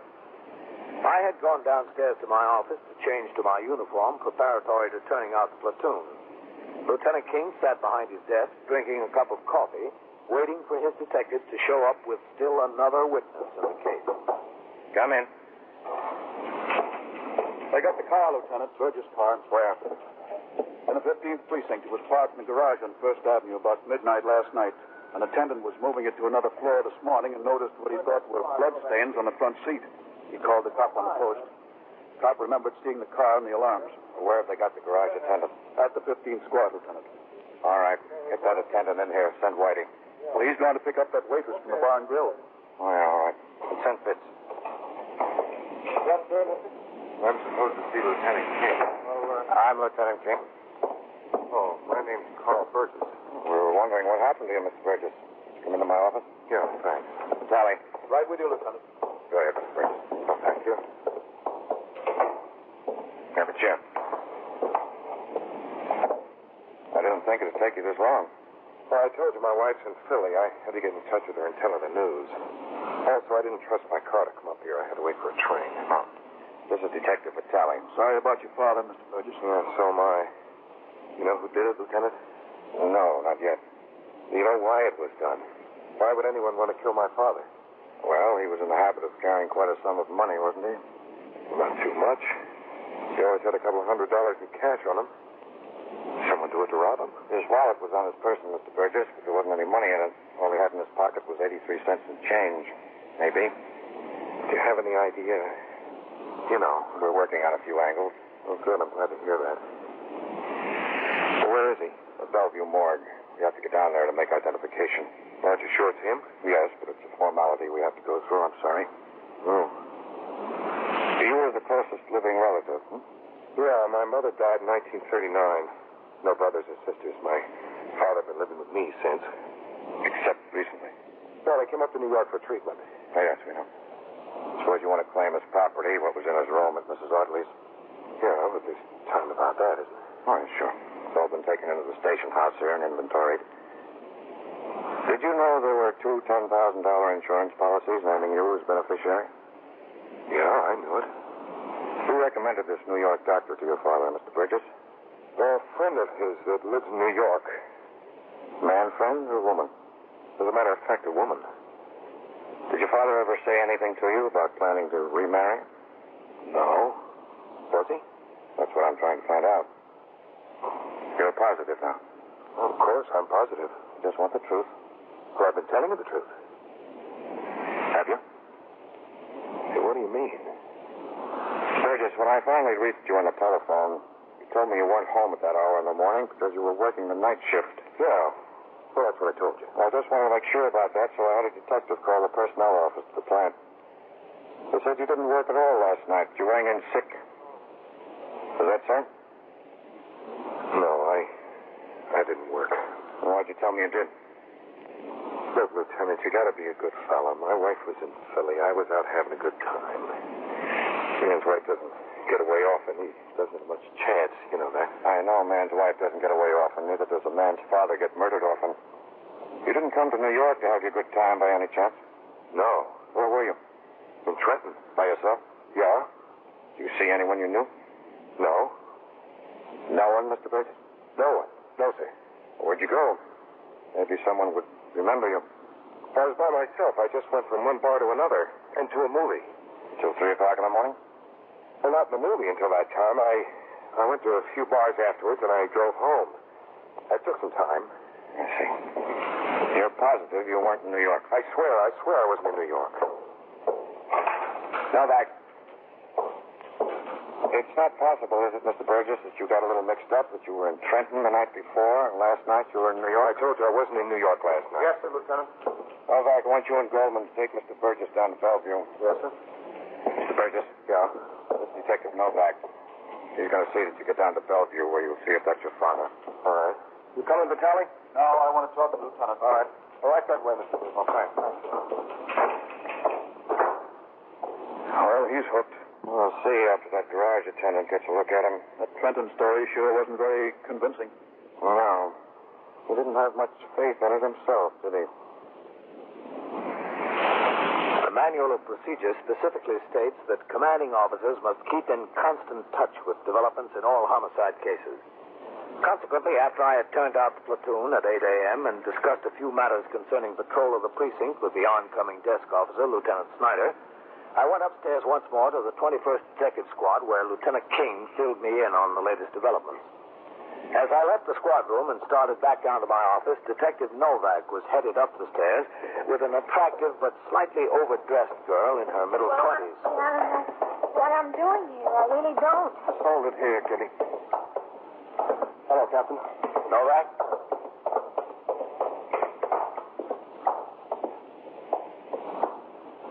You know the best people, don't you? Captain. Yeah. All right, go on. I really haven't any idea. Nobody's going to bite you. The lieutenant just wants to ask you a few questions. Waking me up in the middle of the night like this. It's 8:30 in the morning. Go ahead. For me, it's the middle of the night. Right over here. First squad, Detective Vitaly. Sit right down here, Kitty. Right here? That's right. Well, I won't be able to make it today. I'll go get the lieutenant. Up here last night. But there's nothing I can do about that. Yes. Know that, Lieutenant. I'll call you tomorrow. Yes, Novak. I've got the girl, Lieutenant, the waitress in the bar and grill. Oh, yeah. That's her. Want me to bring her in? No, I'll talk to her out here. Yes, sir. What's her name, Kitty what?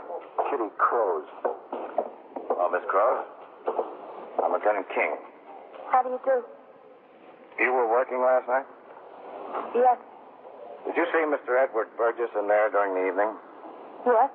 What time was that? Oh, he came in early, about 7:30, 7:45. Did you serve him? Yes. If I remember correctly, he bought 2 bottles of beer. Was he alone or with someone? Oh, he was alone, all alone. Do you know Mr. Burgess very well? What do you mean? I mean, did you have frequent occasion to see him and talk to him? Oh. Yeah, he's been coming into the place every night almost. Yeah. As far as you know, he spoke to no one in the place last night. Not me. I served him.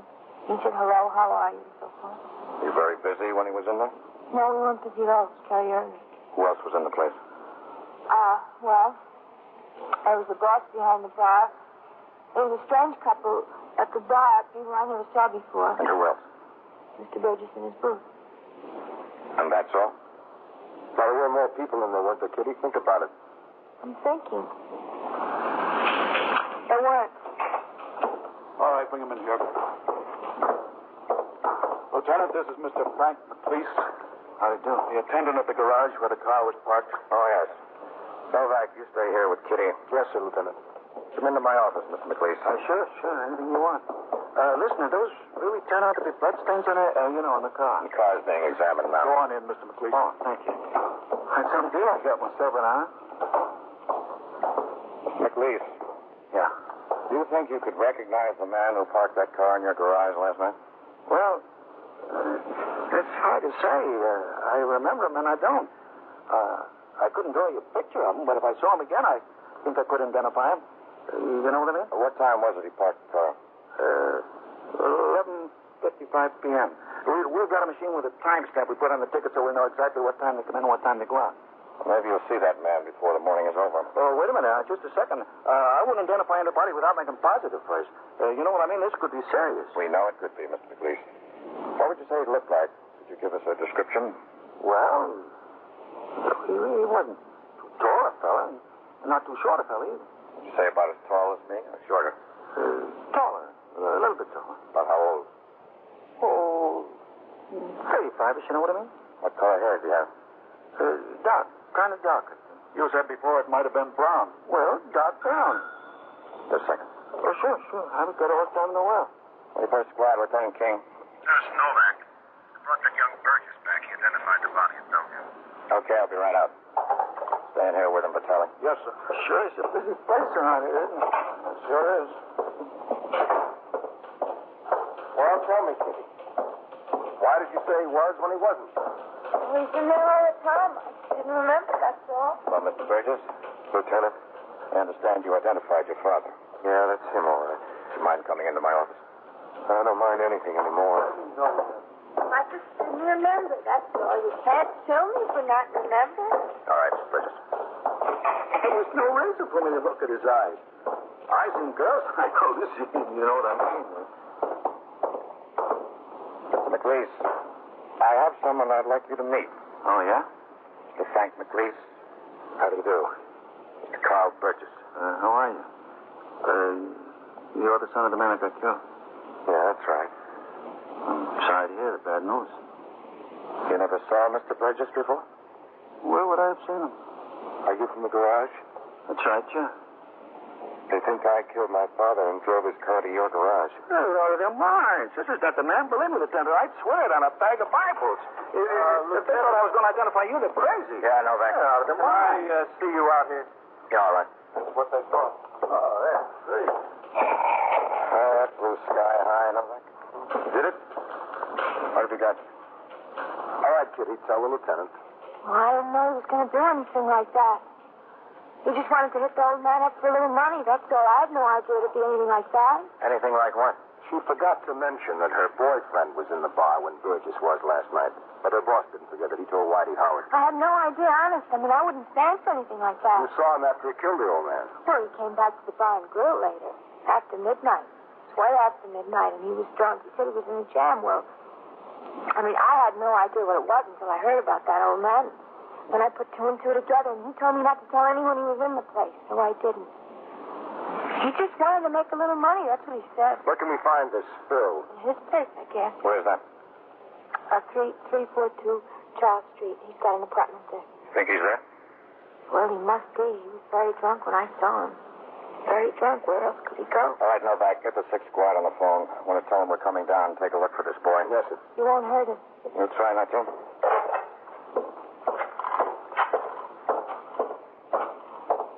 All right, Mr. McLeese. You get back to the garage. We'll call you when we need you. When will that be? Maybe in a little while. We might have someone else for you to look at. Well, say, could I use the phone? I've got to call my boss. I'll ask one of the detectives out there. He'll show you which one. Oh, sure. Thanks a lot. This other person you have for him to look at, Lieutenant, you think he's the right one? I don't know.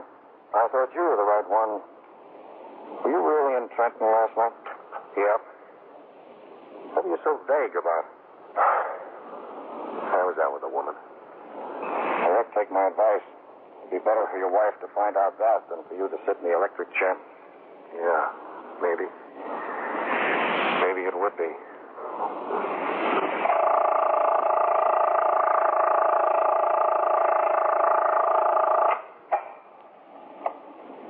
21st Precinct, Sergeant Waters. How many hold-up men were there? Where? No, that's not in this precinct. But you give me the information. I'll see that the officers get there. Did they have guns? Yeah. Yeah. What'd they get? Yeah. Yeah. And so it goes. Around the clock, through the week, every day, every year. A police precinct in the city of New York is a flesh and blood merry-go-round. Anyone can catch the brass ring, or the brass ring can catch anyone. 21st Precinct, a factual account of the way the police work in the world's largest city, is presented with the official cooperation of the Patrolmen's Benevolent Association, an organization of more than 20,000 members of the Police Department, City of New York.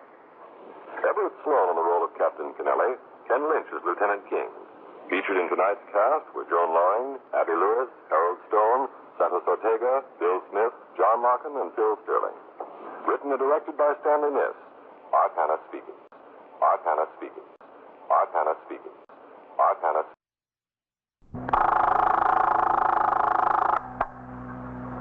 21st Precinct, Sergeant Waters. How many hold-up men were there? Where? No, that's not in this precinct. But you give me the information.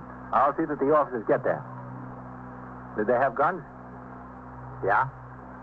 You're in the muster room at the 21st Precinct, the nerve center. A call is coming through. You will follow the action taken pursuant to that call from this minute until the final report is written in the 124 room at the 21st Precinct. All right. You just stay right where you are. The officers will be right there. Yeah. Right away. 21st Precinct. It's just lines on a map of the city of New York. Most of the 173,000 people wedged into the 9/10 of a square mile between Fifth Avenue and the East River wouldn't know if you asked them that they lived or worked in the 21st. Whether they know it or not, the security of their homes, their persons, and their property is the job of the men of the 21st Precinct. The 21st, 160 patrolmen, 11 sergeants, and 4 lieutenants, of whom I'm the boss. My name is Kennelly, Frank Kennelly. I'm captain in command of the 21st. I was working my day tour. At 12:55, plainclothesmen who are responsible for the enforcement of laws relating to gambling and public morals in the 21st and other precincts of the 6th Division raided a policy drop on Upper Madison Avenue and made 7 arrests. The suspects were brought to the station house, and at 10 minutes to 2, they were being booked by Lieutenant Gorman, the desk officer. I was in my office across the muster room reading and signing reports which would be delivered by the precinct messenger to divisions. Sergeant Waters, on TS duty, was sitting at the switchboard. Excuse me, Sergeant. Oh, hello, Mr. Sergio. What can I do for you? Is the captain around? Should I talk to him? He's in his office, yeah, but he's kind of busy. Is there something I can help you with? Well, I'd like to talk to him, Sergeant. Well, let me ring you now. Okay, we'll see. How are things over your way? All right, I guess. Good. 21st Precinct, Captain Kennelly. Sergeant Waters on TS, Captain. Mr. Joe Sprigio that has the upholstery shop there on 2nd Avenue's out here. He'd like to see you if you've got a few minutes. All right, ask him to come in, Sergeant. Yes, sir. Okay, Mr. Sprigio. Right across there. Thanks. Kind of rushed around here today, huh? Yeah, we are. The plainclothesman raided a policy drum. Oh? Over there? Yeah, that's right. That's it, all right. Now, the next one up here. All right, Harold, Ogono, 824, 3961. Come in. Cedar Avenue. Oh, come in, Mr. Sprigio. Thanks. Well, I'm glad to see you. Won't you sit down? Oh, yeah, thanks. Well, what can I do for you? Well, it's sort of a ticklish situation, Captain. By Parent Magazine, a perfection air. What's it all about? Well, you know, the few little storekeepers over there on my block, all small businesses, the merchants, a couple of garage men, you know, young. Well, we got this little association. It's nothing much. It's just for the neighborhood. You know, we give our Christmas party, and if some of the families need helping out, that's the thing that if somebody comes and asks us for a charity, we figure it's best to send them to the association rather than each individual merchant take care of themselves. You know what I mean? Yeah, sure. I mean, it's no big deal or anything like that, Captain. It's just something that we cooked up to take care of any emergency. And to have a little organization. Mm-hmm. I mean, we don't even have no meetings hardly. It's just 10 or 12 of us small storekeepers over there. Well, what about it? Well, you know Al Brider, don't you? Yeah, he has that luncheonette there in your block. Yeah, that's right. Well, he's the member. As a matter of fact, he's our treasurer. And? Well, Al is a nice guy, Captain. And I don't like to go make him any trouble. He works hard. He runs that luncheonette. He's there day and night. But after all, the dough belongs to the association. Well, what happened? I hate to get anybody in trouble, Captain, but if he's going to be the treasurer, he's got to have some responsibility. Now, he's short over $200, and he can't come up with it. Now, I wouldn't come to you, Captain, except that, well, if a guy takes a job as a treasurer of an association, he's got to have some responsibility. I mean, that's what all the other members think. Well, what did he say when you asked him for it? Well, he admits he's short. He says he'll try to get it. He said he used the money to keep the luncheonette going. Now, he works hard. He runs that luncheonette. He's there day and night with his wife and everything like that. But, I mean, after all, it wasn't his dough, Captain. That's what I think. That's what all the other members think. Well, do you want to file a complaint against him, Joe? We just want our $200, Captain. Well, the police department isn't a collection agency. Yeah, I know it isn't. We don't want to file no charges against him, but, well, we can't let him get away with something like that. Well, there's just two things you can do, Joe. You can see a lawyer and try to collect it from him in a civil suit. Oh, no. Or you can make a complaint, and the detectives and the district attorney will look into it from the point of view of a criminal case. Look, if we get a lawyer, it's going to cost us a fee, Captain. And if he's got nothing, we're out the $211 plus the lawyer's fee. Isn't there any way we could just, maybe sort of throw a scare into him? Not through the police department. Well, thanks, Captain. I'll walk out with you. I appreciate your help. If I've been any help. Only wish I knew what to do. Go ahead. Nothing else you can think of, huh, Captain? No? It'd be a shame for us to be out that $211. All right. We're not big businessmen, you know. It's just a little association. It's not like the United States Chamber of Commerce. Hello, Captain. Matt? What have you got over there? Well, the plainclothesman raided a policy drop up on Madison Avenue. No? Lieutenant Matt King, Mr. Joe Sprigio. Oh, yeah. Hello. Mr. Sprigio runs the upholstery shop over there on 2nd Avenue. Oh, yeah. Lieutenant King's in command of the 21st Detective Squad. Oh, I'm glad to know you. Well, I won't take up any more of your time, Captain. I'm sorry I couldn't help you. That's all right. I guess this is a problem we have to work out ourselves. I think it is. Well, so long. Bye. Glad to have met you, Lieutenant. Yeah, same here.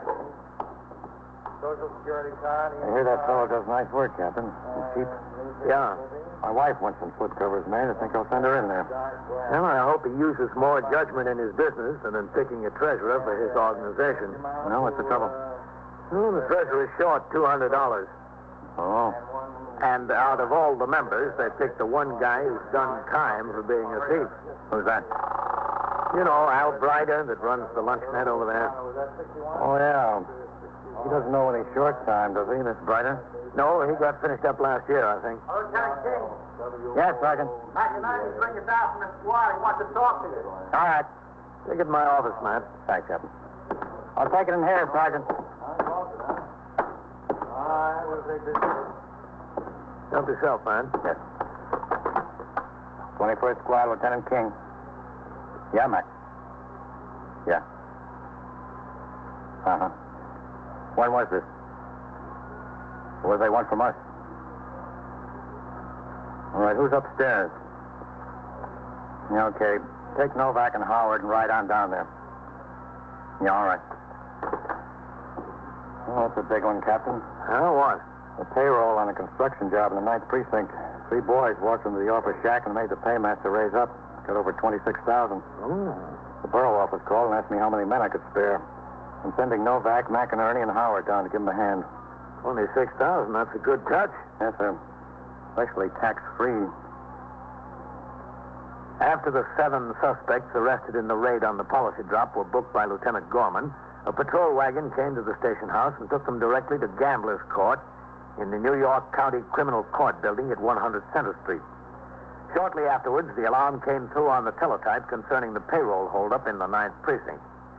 It described 2 armed bandits who entered the construction company's shack, held up the paymaster and 2 assistants, and escaped with $26,000 in cash. The description of the 3rd man, thought to be driving the car which waited on the street, was lacking. The payroll, which included more than $1,000 in silver, had been delivered by an armored truck only 30 minutes before the robbery. I signed the blotter to go off the job at 6 p.m. At the subway, I bought the evening papers. The story of the robbery was played in big headlines. There had still been no break in the case by the time I came into work at 3:40 the next afternoon to begin my night tour. Lieutenant Gorman was desk officer, and Sergeant Waters had PS duty. Hello, Captain. Sergeant, you've got a visitor. I told him to wait in your office. Go ahead and take the call. I'll sign the blotter. Yes, sir. 21st Precinct, Sergeant Waters. Oh, man, let's do it. Okay, 22.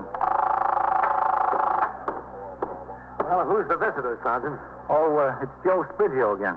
Yeah? He called the first thing this morning. They told him you weren't due in here until about 3:45. He asked if he can see you then. They told him it'd be okay if he wanted to take his chances that you'd be able to. He's been here since about 3:30. I told him to have a seat in your office. Okay, I'll be in there. Yes, sir. 21st Precinct, Sergeant Waters. Oh, hello, Mr. Spiggio. Oh, Captain. Gee, I hate to bother you again, Captain. That's all right. What's on your mind? Well, excuse me. Sure. 21st Precinct, Captain Kennelly. Sergeant Waters on TS, Captain. The paychecks are here. All right, send them into the 124 room. Yes, sir. Well, what'd you decide to do about Al Brider, Mr. Spiggio? Well, that's what I want to talk to you about. Nothing. Nothing? You were pretty steamed up at him yesterday. Yeah, I know, but he came into my store last night. He said he wanted to see me. He said to come into his luncheonette after I closed up. So I went in there. You know what? He gave me the money. $211. $211. Every cent he was short. Oh, that's so. You could have knocked me over with a feather. So, I guess we'll just kind of forget about it, huh? Well, it's up to you. But we're making him resign as treasurer. That's the least we can do. Here he was all the time complaining to us about how he spent the money in his business and he didn't have a nickel and all that. And he comes up with $211 all of a sudden. Well, I guess it's a good thing you didn't make a complaint yesterday. Yeah, I guess it is, Captain.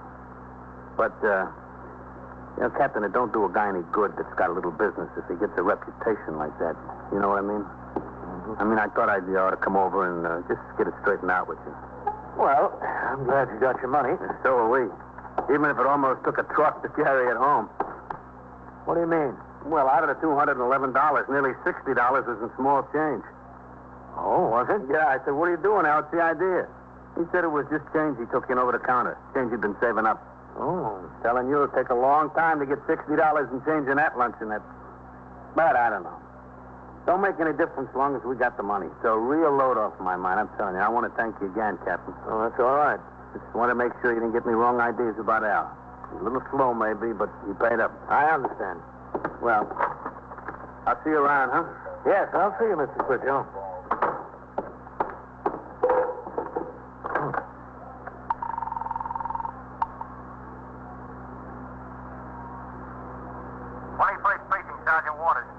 Would you ring upstairs to the detectives? Yes, sir.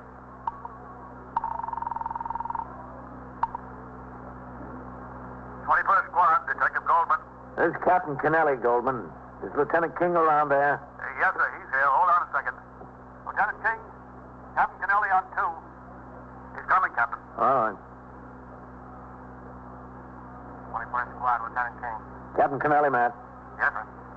They get a break in that payroll robbery down in the 9th Precinct yet? The one yesterday morning? They must not have, Captain. They've still got Novak and McInerney down there working on it. Why? If you've got a minute, Matt, I'll come upstairs and tell you why. You are listening to 21st Precinct, a factual account of the way police work in the world's largest city.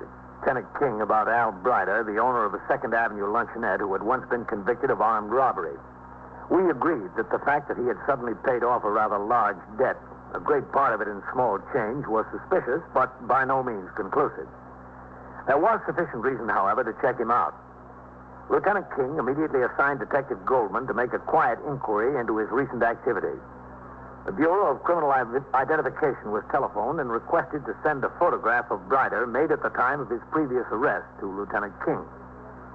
Inasmuch as I had on occasion stopped into the luncheonette since it was opened by Al Brider, I decided to do it again. So after I turned out the platoon at 4 and completed some paperwork, I went on patrol of the precinct. During the course of that patrol, I instructed my operator, Patrolman Farrell, to drive down 2nd Avenue and stop up the block from Al Brider's luncheonette. I got out of the car and walked back past several small stores until I reached Al's place. Through the window, I could see there wasn't a customer in the store, just Al standing behind the small counter. Captain? Oh, Al?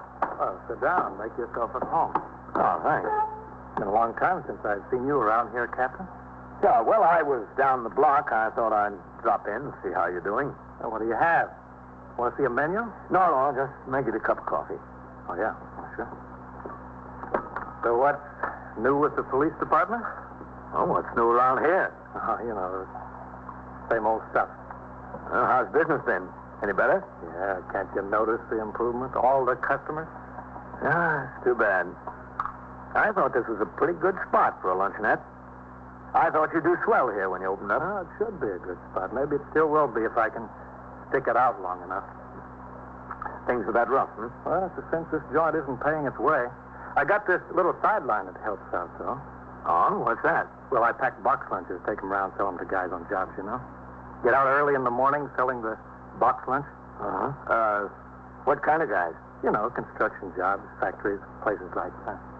Oh, sounds like a good idea. Well, if it wasn't for that deal, I'd really be behind the 8 ball. Every nickel I make off the box lunches, I pour into here. Too bad. Want some more cream? No, this'll do. Things are looking up a little bit, Captain. Yeah, I hope so. At least I'm busy, at least between the box lunches and the luncheonette. Working day and night, I keep out of trouble. Well, thank goodness for that. Well, them days are over, Captain. You get older, you get some sense.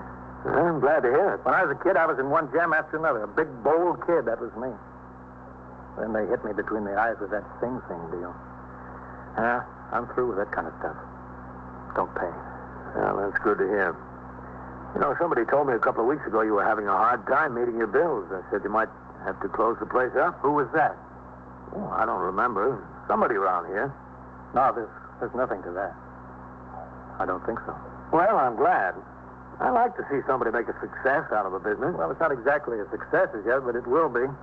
I get a pretty big crowd for lunch. I give them a good sandwich here. You can't beat it any place in the neighborhood. How about a hamburger? I'll show you. No, thanks. I had a late lunch. Well, stop around sometime, Captain, when you're hungry. What do you do with those box lunches? Just sell them to places around here? Yeah, I sell them all around. Uh-huh. Well, how far do you go? Well, I don't mess around much on the west side. I've got a few steady customers downtown, got a few uptown. Most of them are around here. Factories mostly, huh? Yeah, factories. And like I said, construction jobs.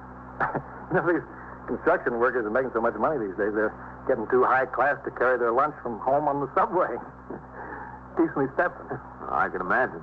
But I've got plans, Captain. I figured on getting some more help in here, maybe a cook and a waitress, then I can put in a little more time developing the box lunch business. If I can expand that a little bit and keep the luncheonette going, I'll be doing all right. Well, all that takes money. I'll manage, Captain. I talked to Al Brider until I finished my coffee. When I left, I got into the car and I instructed Patrolman Farrell to return to the station house. Lieutenant King and his detectives had already begun the investigation that might link Al Brider to the payroll robbery. I told him about my conversation. I went off the job at 6, and when I returned at 3:30 the following day for my night tour, there was a message that Lieutenant King wanted to see me. I went upstairs to the 21st Squad. I saw Lieutenant King sitting in his office with Detective Goldman. I walked over. Matt? Come in, Captain. Goldman came up with a few things. Will you shut the door? Yeah, sure. Hello, Captain. Goldman? Go ahead, Dan. Well, there's a couple of interesting things. Most interesting, Al seems to have gotten his hands on a good deal of cash in the last couple of days. In addition to the $211? Yes, sir. He owed a pretty big meat bill to a butcher around the corner from him there. Meat for the luncheonette. He sure got prosperous suddenly. Oh, when I was in there, he told me that things were pretty rough. But he did say that he had prospects that they'd get better. The prospects seem to have come about pretty fast, Captain. Well, Captain, that's not the best of it. Yeah, tell the captain about the other, Goldman. This is a clincher to me, Captain. That box lunch business he has. Yeah? Well, from the description I get, he's been stopping down at that construction job where the robbery was every morning with 6 or 7 orders. Now, he's got one customer in the office there, one of the assistant payroll clerks. Oh? He's had plenty of opportunity to look it over and know exactly what goes on in there. Well, but he doesn't answer the physical description of any of the bandits. No, but he could have been driving the car. Yeah, he could have. Captain, I'd say he did. Yeah, I guess you're right. Good work, Goldman. Thanks. You too, Captain. Well, what are you going to do about it? You going to pick him up? I'll have to call down to the commander of the 9th Squad. It's their case. Yeah. Oh, do you have any idea who he's been running with, Dan? Well, that's pretty hard to say, Captain. I haven't had much time to check, but I found out his wife's brother has a record as long as your arm. Oh, who's that? A fellow named George Vantella. One of the neighbors where Al lives told me about the brother-in-law. He said Al and his brother-in-law are always together. I called down to BCI, and they checked out the name. Guy's got 5 or 6 arrests and 2 convictions for armed robbery. Goes all the way back to when he was a kid, 17. Oh, from the way it looks, right up to the day. Lieutenant King, after seeing that Al Brider was put under surveillance, went downtown to the 9th Squad to inform the detective commander who had jurisdiction over the case of the information that had been obtained. Detectives of the 9th Squad joined those of the 21st in the plant on both the luncheonette and Al Brider's house. Pictures of Al Brider and his brother-in-law, George Vantella, were obtained from the Bureau of Criminal Identification. And later that evening, Detective Goldman and Detective Michael Donahue of the 9th Squad drove out to a small residence in Rego Park, Queens, where one of the payroll clerks, a Mrs. Mickleton, resided. Someone coming. Yes? What is it? Mrs. Mickleton? Who is it? We're police officers, Detective Goldman and Detective Donahue. Oh, all right.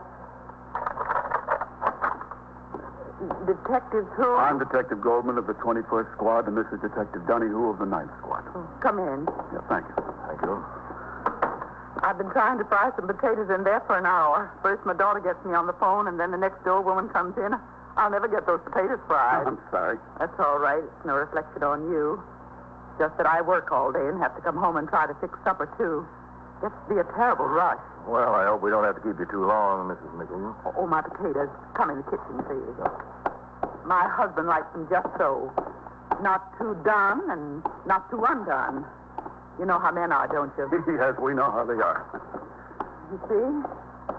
Just let me take them off the fire. Now, what can I do for you? Must be something about the robbery. If it wasn't something about the robbery, you wouldn't be here. Yes, it's something about the robbery. You caught those men. I bet you caught them. No, not yet, Mrs. Mickelson. Oh, that's a shame. Then what is it? Well, you said you'd recognize them if you saw them again. Oh, yes, I'd recognize them. Two, that is. I'd recognize the third one also, except he was sitting in the car and I didn't see him. I'd recognize anybody. I've got a very good memory. A very good memory, Detective... Donahue. Detective Donahue. I've got a couple of pictures here, Mrs. Mickelson. Pictures? Yes, photographs. Now, would you look through them and see if you can recognize any of these? See if any of them look familiar? Well, I'll try. That's all I can do is try. That's him. That's the one who held the gun on me. This one. Ah, fine. That's him. I can see him standing there before me with the gun pointed right at me, scooping up the money. He just scooped it up. Do you know about the others? Have you got the pictures on them, too? No, not yet. Do you know where they are? No, but we'll find them. And thank you very much, Mrs. Mickelson. Would you like to stay to dinner? We're having more than fried potatoes. I've got a roast in the oven. Well, thanks for the invitation, but we've got a lot of work to do. Oh, yes. You've got to go out and arrest this fella and fingerprint him and question him and all that. No, not yet. First, we've got to find him. When these officers returned with the information that one of the victims had identified the brother-in-law of Al Brider as one of the bandits, Lieutenant King and the commander of the 9th Squad prepared to make the arrest. Because it had been my suggestion that led to the correct information, I was asked if I wished to participate in the arrest. I agreed to, and at 10:35 that night, we drove over to the luncheonette on 2nd Avenue. When we walked up to the door, there were two customers sitting at the counter. Al was behind the counter. Lieutenant King and I entered with Detectives Goldman and Donahue right behind us. Hello, Captain. Have a seat. Al, this is Lieutenant King, commander of 21st Detective Squad. Hiya. Hello, Al. I see you've got a few customers. Yeah, I told you business was picking up. Can we talk to you? Yeah, sure. What's on your mind? How about going in the kitchen? Yeah, sure, if you want. Well, what's the trouble? There's nobody out there, is there?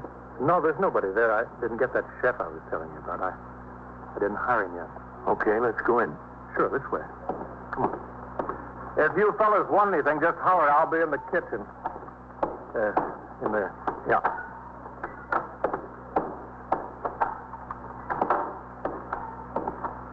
Well, what can I do for you, General?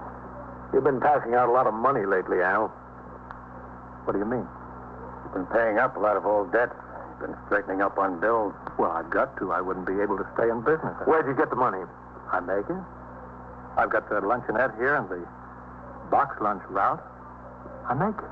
Don't make that much. You can pay up all those bills so suddenly. Well, what bills? I don't know what you're talking about. You know, Al. Let's not waste any time. I don't know what you're talking about. Where'd you get all that money? Well, to tell you the truth... That's what we want, the truth. I went into a crap game the other night. What crap game? It was a crap game with the boys. Just the boys. Is George Van Teller one of those boys? Well, yeah. Yeah, he's one of them. He was in the game. Where is he now? I don't know. I haven't seen him in a couple of days. I think he went down to Philly. That's where I think he went. Down to Philly so he could get out of town until the heat blows over from that construction payroll job. Isn't that right, Al? I don't know what you're talking about. You know, Al. Want to tell us about it? I don't know. I don't know what you're driving at. You fingered the job and drove the car. That's where you got the money, isn't that right? No, it's not right. You got no right to come up here and accuse me of anything like that. That's where you got the money, isn't it? I won it in a crap game. I told you that. Where's the rest of the money? You must have got 3,000 or 4,000 or maybe 5 out of it. You guys are talking crazy. Al, I'm bringing 4 or 5 of my men down here. We're going over this place from top to bottom. Then we're going out and go over your house. We'll find it. Yeah, I guess you will. Okay, fellas, you got it right. Where's the rest of the money? To my house. I'll take you to it. It's a shame. This thing had me in fine shape. I paid off everybody. I was just getting straightened out. Straightened out beautiful. Well, Al, you come on with us. We'll straighten you out some more.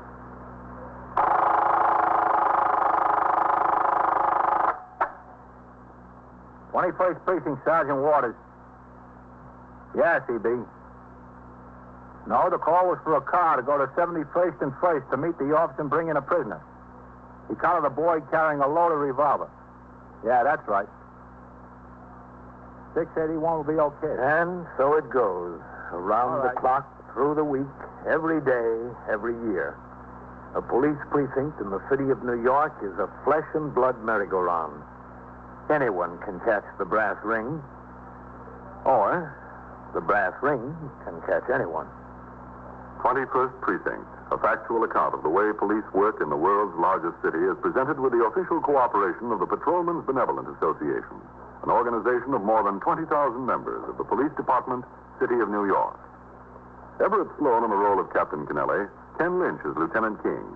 Featured in tonight's cast were Gladys Thornton, Harold Stone, Mandel Kramer, Wendell Holmes, Bill Smith, and Don McLaughlin. Written and directed by Stanley Niss. Produced for CBS Radio by John Ives. Art Hanna speaking.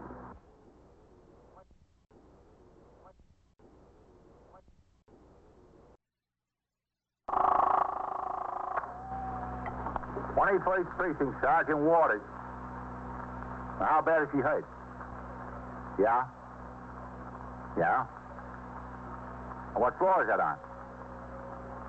Did you see any strangers go up to the 9th floor? You are in the muster room at the 21st Precinct, the nerve center. A call is coming through. You will follow the action taken pursuant to that call from this minute until the final report is written in the 124 room at the 21st Precinct. All right, the officers will be right over there. No, don't worry about calling the ambulance. That's all taken care of. Okay, thanks. 21st Precinct.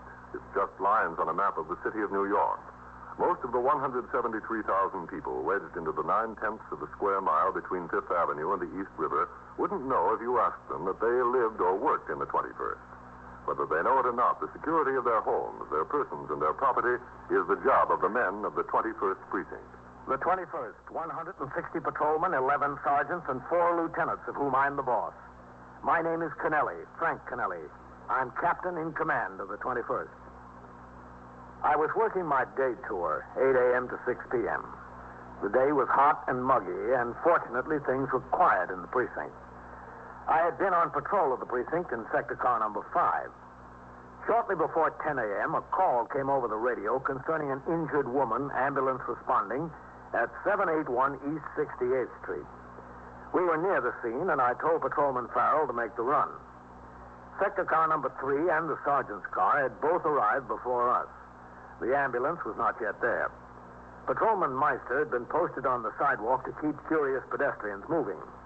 He told me that the woman, apparently the victim of a felonious assault, had been found on the bedroom floor of apartment 9G. I instructed Farrell to remain on the sidewalk with Meister. Inside, I took the elevator to the 9th floor and walked down the hall where I saw Patrolman Coley standing in front of the open door to apartment 9G, obtaining information from several of the neighbors. Just a minute. What's your name, lady? Oh, hello, Captain. Coley, where's Sergeant Waters? He's inside there, Captain, on the phone in the kitchen. Okay. Now, what did you say your name was? Coley, where's the kitchen? Oh, right in through that door, Captain. Okay, thanks. Yeah, that's right. Yeah, we're waiting for them, Lieutenant. Oh, hello, Captain. Sergeant? And check on that ambulance, would you, Lieutenant? It's not here yet. Okay. Yes, sir. What do we got, Sergeant? A lady. Mrs. Adrian Nuffield, age 37. Yeah? Husband's been away for 3 days. Came home, found her stretched out on a bedroom floor. Looks like she got hit hard on the head. Mm-hmm. There was an electric iron along by the side of the body.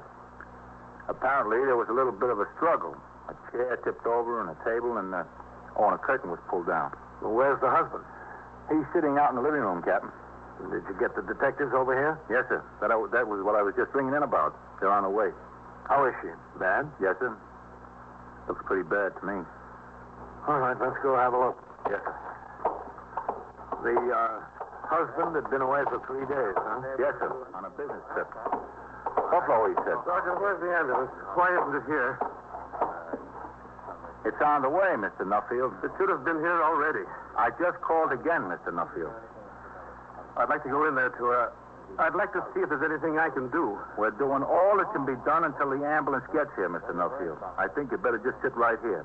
Oh, this is Captain Kennelly, Mr. Robert Nuffield. Mr. Nuffield? Hello, Captain.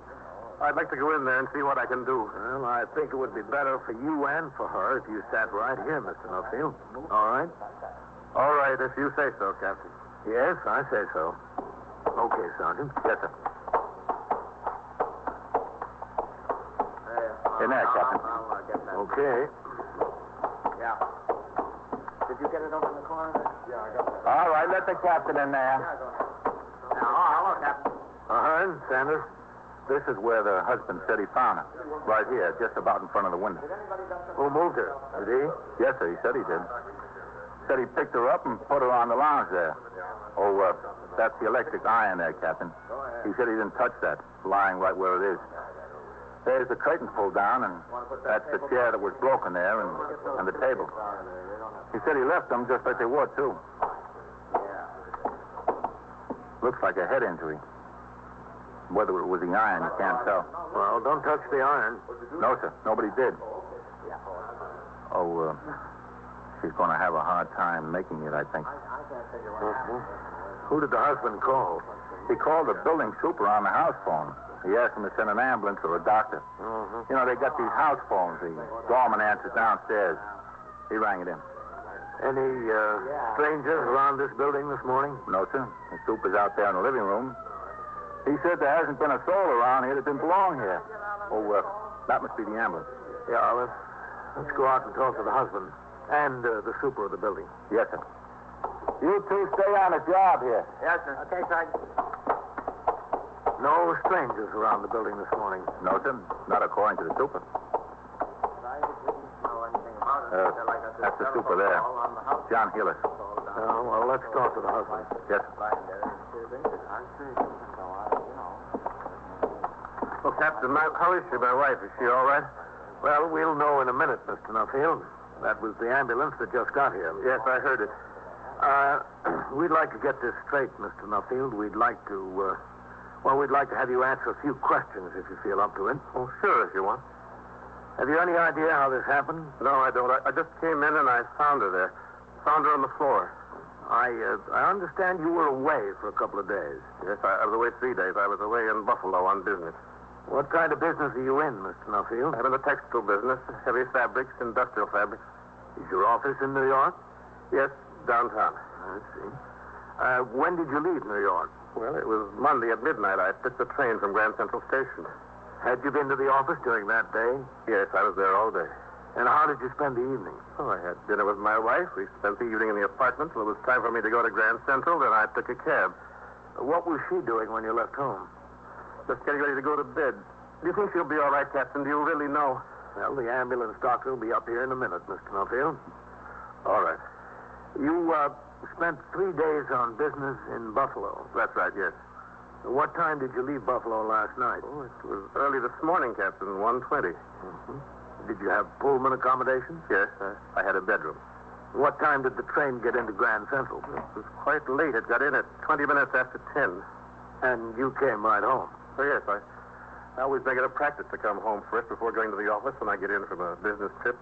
You see, the station is closer to my home. The office is way downtown. I find it better to come home and leave my bag and perhaps get cleaned up before I go downtown to the office. I see. Do you know what time it was when you got into the building? Well, it was around 10:30. You don't happen to know exactly what time it was, do you? No. Did anyone see you come in, Mr. Nuffield? Well, yes, the elevator operator bumped me up. Which elevator operator is that? Dan. Mm-hmm. And what happened after you got upstairs to the floor here? Well, I was carrying my bag. I rang the bell once or twice. Then I figured Adrian was out shopping or something. She didn't answer. So I used my key to get in. I called to her. Then I came into the bedroom and I found her. All right. Let him through there. Okay. Let him through. Captain, that's the ambulance. Let him through. Okay, bring that stretcher over this way. It's in here. Find her there. Where is it? In there, in the bedroom. We're probably going to need a hand. I'll be right with you.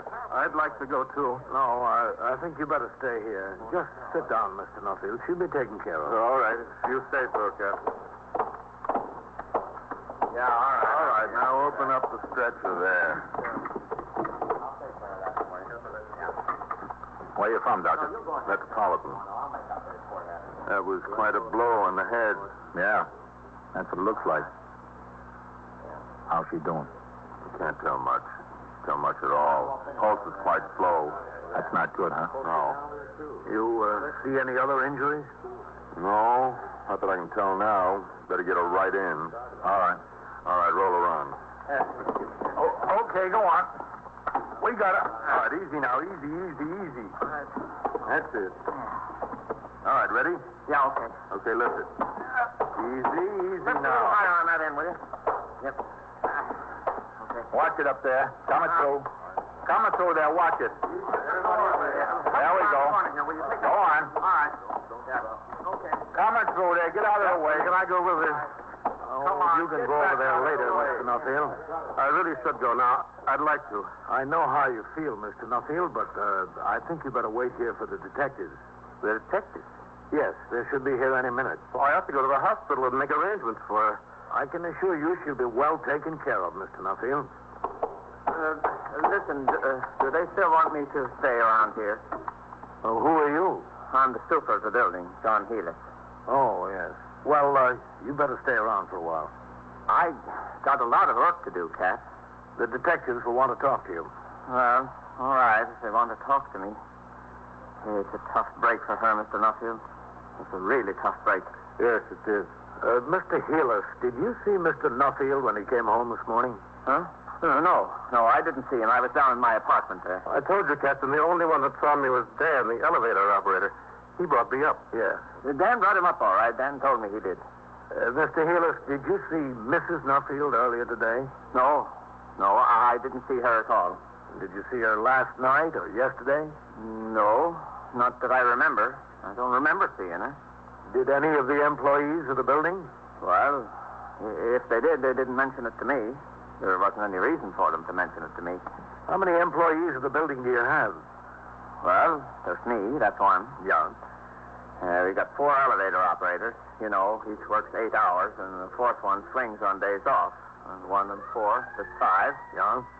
And we got 2 doormen, that's 7. And we got 2 maintenance men, that's 9. How does the house phone work? Doesn't anybody man that?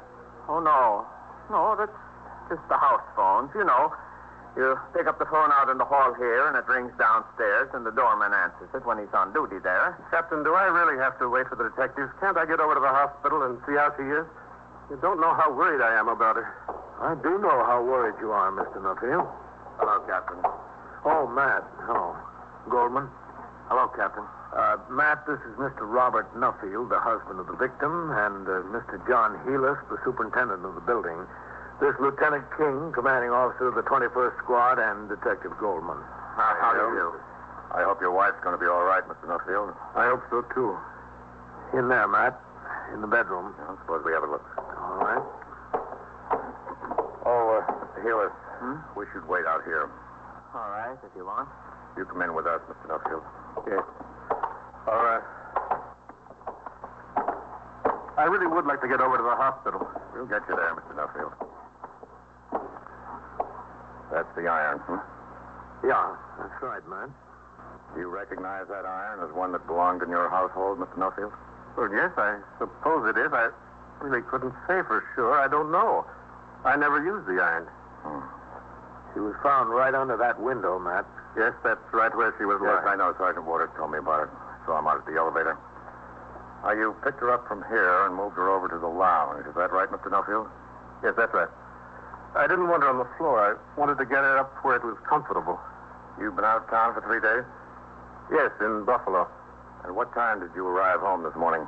Well, it was around 10:30 sometime. I don't know exactly. Maybe the elevator operator could tell you. He said it was around 10:30 sometime. He doesn't know exactly either. Lieutenant, I'll answer all the questions you want me to answer, but I know you have your job to do. But I'd like to get to the hospital. I'd like to find out how she is. Can't I go over there now?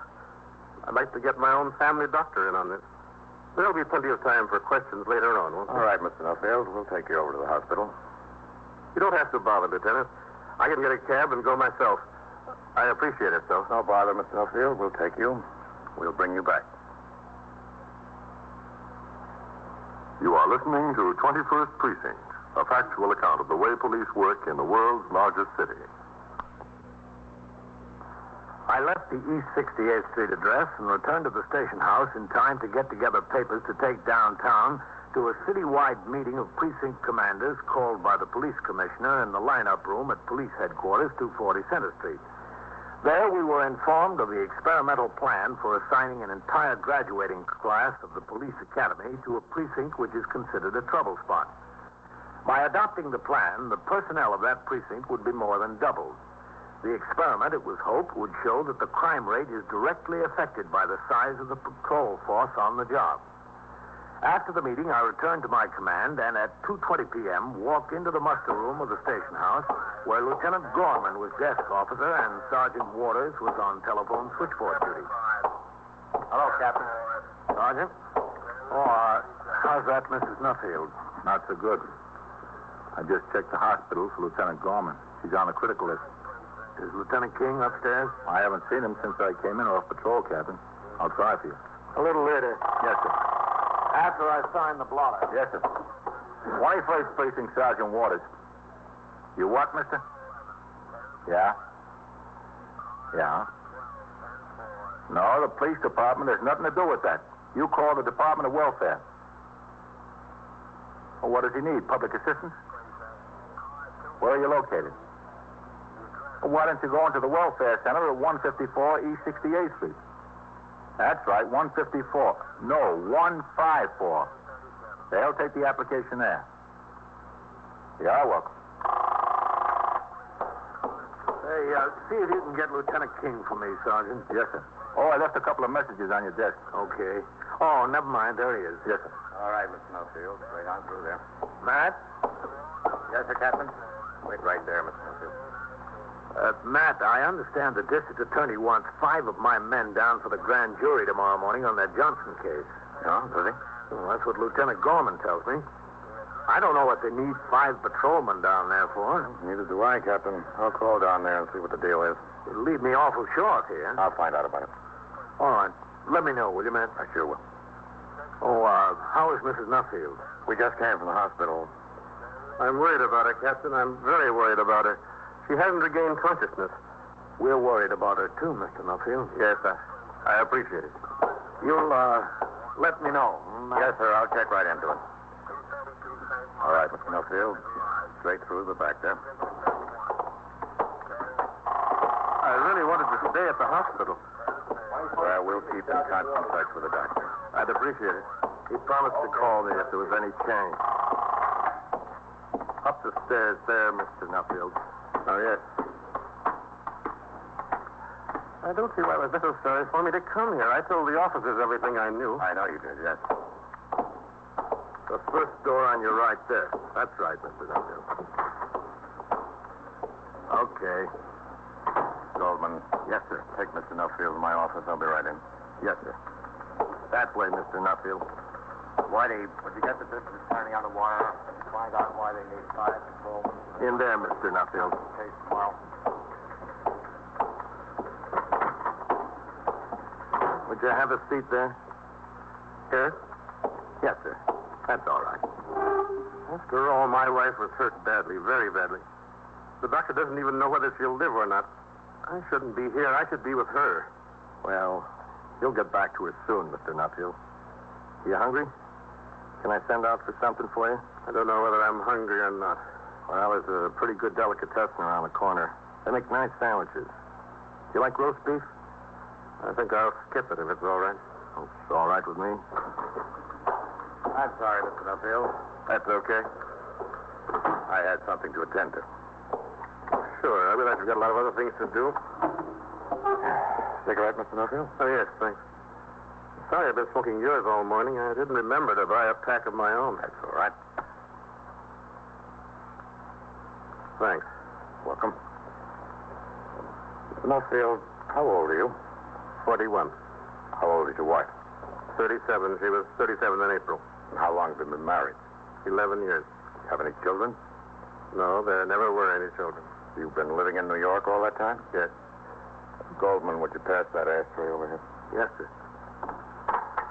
Well, thank you. You said you had been living in New York all that time. Yes, she was born and raised in New York. I originally came from Minneapolis. I've been here since, well, let's see, 1940. You've been getting along all right with Mrs. Nuffield? What do you mean? I mean, is your marriage a happy one? Well, yes, of course. These trips you've been in the habit of taking, like the one to Buffalo, they were strictly for business, weren't they? Of course they were. Why else should I go? If there's another reason, Mr. Nuffield, that's what I'd like to know. There isn't any other reason. I don't mind telling you, Lieutenant, I think these questions are getting a little personal. Sorry, sir, but that's what they're intended to be. I don't know how I have to answer them. Mr. Nuffield, your wife was apparently assaulted with that electric iron. She has a fractured skull, and there's a grave doubt whether she'll live.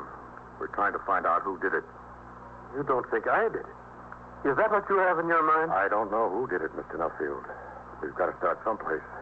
Might as well be with you.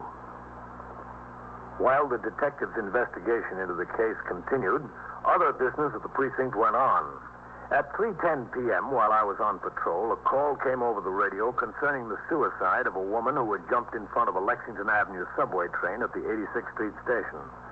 I instructed the operator of the car in which I was riding to make the run. 2 RMP cars and an emergency service truck were already on the job. The emergency service patrolman had carried large jacks into the station and onto the tracks to raise the subway car under which the body was pinned. It took another 20 minutes before service on the track was resumed. Then we headed back toward the precinct house where I would turn out the platoon for the night tour at 4. On the way, we passed the apartment house at 781 East 68th, the scene of the injury to Mrs. Nuffield that morning. Patrolman Coley, assigned to post there, was standing in front of the building talking to a woman who seemed very excited. I instructed Farrell to stop the car. All right, wait here, Farrell. But this is the most ridiculous thing I ever heard of. The most ridiculous thing. What's the trouble, Coley? Hello, Captain. Trouble? There's plenty of trouble. Captain, this is Mrs. Linwick. Mrs. Linwick? How'd you do? She lives on the same floor as Mrs. Nuffield, the one that was injured this morning. Oh? I live in 9A. She lives in 9G. And I have never in all my life seen such negligence. It's just astounding. That's all I can say for it. It's just astounding. Mrs. Linwick. Anything could happen to a person. Anything in the world. And you think anyone would care? No one would care. Mrs. Linwick. That poor woman lying there, just lying there. Nobody cared. Nobody did a thing. Nothing. Well, the police were here 2 minutes after the call came in, Mrs. Linwick. Not the police I'm talking about. The police did fine. If other people would just do as well as the police. All right, Mrs. Linwick, let's calm down and see if we can tell the captain about it. Well, that's what I'm trying to do. I'm calm. I've never been anything but calm. Captain, Mrs. Linwick claims that Mrs. Nuffield was injured last night, not this morning. Is that so? It is absolutely so. I saw it. Saw it with my own eyes. You saw what? Well, you see, I live in 9A, and she lives in 9G. Yes? And you know how the building is U-shaped when you get off the elevator? Do you remember? Well, you go past my apartment, and then you make a turn, and then you go down past hers. Yes, I Well, remember. her apartment is in the back, and so is ours. There's that courtyard back there, do you know? Yeah? Well, if you look across the courtyard from my bedroom window, you can see into her bedroom window. Not all of it. You can just see a part of it. That's right. And you saw in her bedroom window last night. Yes, that's right. I saw in her bedroom window. Well, did you see the person that attacked her? No. Now, that's just what I'm driving at. There was no one that attacked her. There wasn't? No. She was standing on a chair putting a curtain up. She was hammering in tacks or something with an electric iron, and Oh, was she? Well, didn't I just tell you she was? Yes, well, I looked out of my window. I just happened to glance out the window, and I saw her doing it. I saw her standing on the chair. And what happened? Well, I thought at the time that she fell, and I guess she did. You mean she just fell? She slipped and she fell. That's what it looked like to me. And what did you do? Well, I did what any normal, decent human being would do. I went to the house phone, and I got the superintendent on the house phone and told him that I thought the lady across the court in 9G fell down and hurt herself. And what did the superintendent say? Oh, he said he'd send someone up to look. I said, be sure now, because I think she really hurt herself. Well, my husband and I went out for a walk, and we came back inside about 10 o'clock. It was dark then. I saw John down in the corridor and downstairs, right there. That's the super, John Heelis? Yes, that's right. John Heelis. Well, I saw him, and he said he sent the elevator operator up, and everything was all right. So we went upstairs and went to bed. My husband got up and went to work this morning, and I went out shopping. I went down to department stores. They have those big white sales on linen, you know. And you just got home? Yes, just now, a few minutes ago. And I heard what had happened. I just blew up. I hit the ceiling. You've never seen anyone so mad as me. I just hit the ceiling. I came right out here and I told my story to this first policeman I saw. Isn't that right? Yes, ma'am. That's perfectly right. Can you imagine such negligence? Can you just imagine it? Where is John Heelis now? Inside the building? Lieutenant King called him up and wanted him over to the station house about a half hour ago. That's where he is. Oh, that's the place for him. That is the place for him, all right. I invited Mrs. Linwick to ride to the station house with me. She accepted, and Patrolman Farrell drove us there. We got out in front of the building, and I instructed him to pick up his partner, who had been on the 6 Plus, while I rode his recorder, and resume patrol. Mrs. Linwick and I walked up the stone steps together and into the muster room. Oh, I have to sign the blotter, Mrs. Linwick. All right, Captain. Hello, Captain. Sergeant, you wait right here, Mrs. Linwick, and we'll go upstairs in a minute. All right. I'll be right back. Yes, sir. 21st Precinct, Sergeant Waters. All right, 14.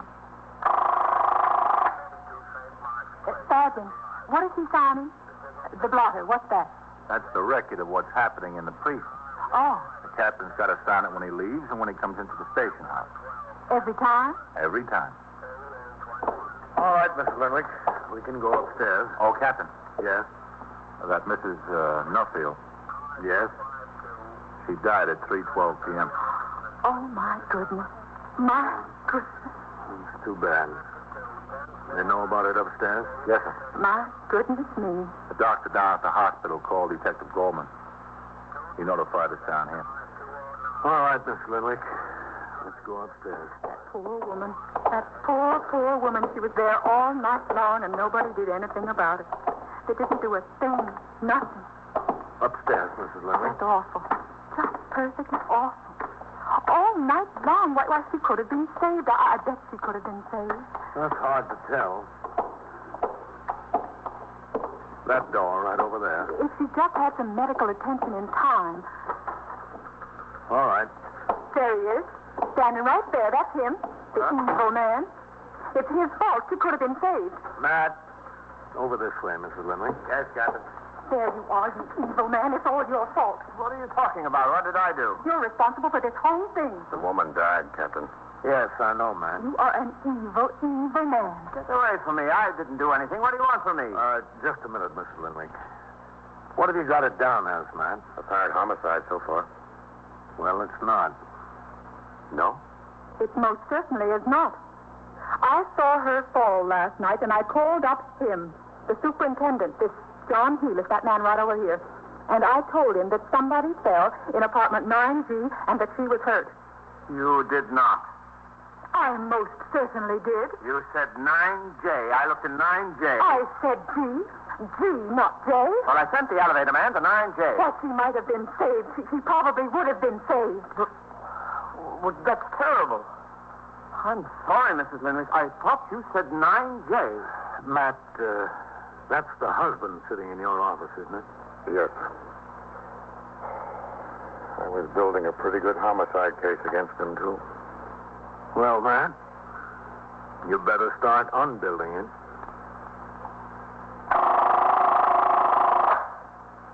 '21st Precinct, Sergeant Waters. Where's this?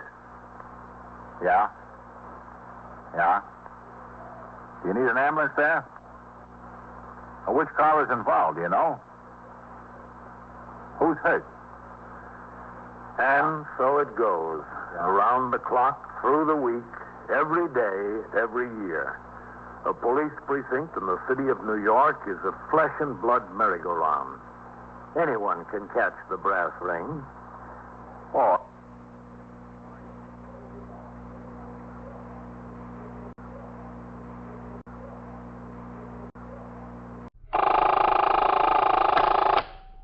'21st Precinct, Sergeant Waters. Oh, where's this? Yeah? Yeah? Well, do you need an ambulance there? Well, which car is involved and who's hurt? You are in the muster room at the Which way is 21st he going, Precinct, up the or nerve down? center. A call is coming through. You will follow the action taken pursuant to that call from this minute until the final report is written in the 124 room at the 21st Precinct. All right, there's an ambulance on the way. I heard the radio call. That's right. It's all taken care of. Okay, I'll make the notifications. 21st Precinct. It's just lines on a map of the city of New York. Most of the 173,000 people wedged into the 9/10 of a square mile between Fifth Avenue and the East River wouldn't know if you asked them that they lived or worked in the 21st. Whether they know it or not, the security of their homes, their persons, and their property is the job of the men of the 21st Precinct. The 21st, 160 patrolmen, 11 sergeants, and 4 lieutenants, of whom I'm the boss.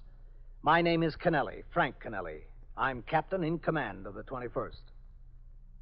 I was working my night tour. When I came into the station house at 3:25 p.m., I signed the blotter and went directly into my office where I changed to uniform. Then I sat down at my desk to sift through the volume of reports and communications that had accumulated since I was last on duty nearly 24 hours earlier. At 2 minutes before 4, I walked out into the muster room where I went behind the desk and turned out the platoon for the 4 to 12 tour. After the 63 men who would patrol the streets of the precinct on foot and in sector cars marched out the front door of the station house to take over their posts, I returned to my office for a conference with the precinct youth patrolman in regard to the problems he would face with the reopening of the schools a couple of weeks hence. He outlined his program for the fall, and I gave my approval to his plans. At 5:30 p.m., I went on patrol of the precinct in sector car number 2, with patrolman Paul Egan as operator and myself as recorder. During the course of this patrol, I had occasion to make a stop at a movie house on Lexington Avenue in regard to several complaints we had received. I found the manager in the back of the theater and spoke to him there while the newsreel was playing on the screen. Captain, believe me, I don't want rowdies in here. I wish they wouldn't show up. Well, they're certainly beginning to scare your regular patrons away. You're telling me. Here's the part of the newsreel I was telling you about. A flat look from Paris.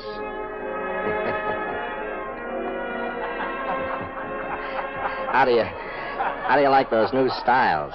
That's a scream, isn't it? Yeah. Pencil figure, they call it. It's a shame there isn't more people here to enjoy it. Well, there'll be even more of them stay away, Mr. Sokin, if you can't keep the disturbances down in here. Well, what can I do? They seem like nice, clean kids when they buy their tickets at the box office. They get in here, they start making a lot of noise and disturbing the patrons. There's usually 5 or 6 of them in a lump. I got myself and one usher. I try to calm them down, but there's some odds we're against. Well, just call the station house, Mr. Sokin. We'll get them quiet or out or both. Well, that's something I'd like to avoid, Captain. You know, cops coming in here. That don't look good. A situation like that. Doesn't look very good now, does it? You got a big point, Captain. Big point. I'll take your advice. Is that cop looking for you? Oh, yes. Egan, here. Well, Captain, the call just came over. Alarm of a fire at 83rd Street and 1st Avenue. All right, Egan. Keep in touch with us if you need us, Mr. Sokin. I will, Captain, I will. You can depend on it. I hope so. Well, I'll see you, Captain. See you. Okay, what's burning there, Egan? Do you know? The call didn't say, Captain. Okay. Go ahead. Oh, was the call put out? Ambulance responding? No, sir. All right, we'll take a look. Yes, sir. Oh, get in, Captain. I'll go around. Right.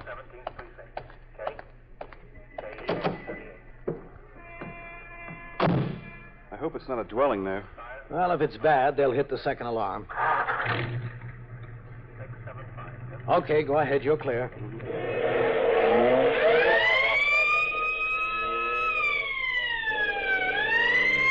Cut over and go up first. There'll be less traffic. Yes, sir. This looks clear. Okay, take it. Watch it. Watch that car. Get out of the way. Hold on, Captain.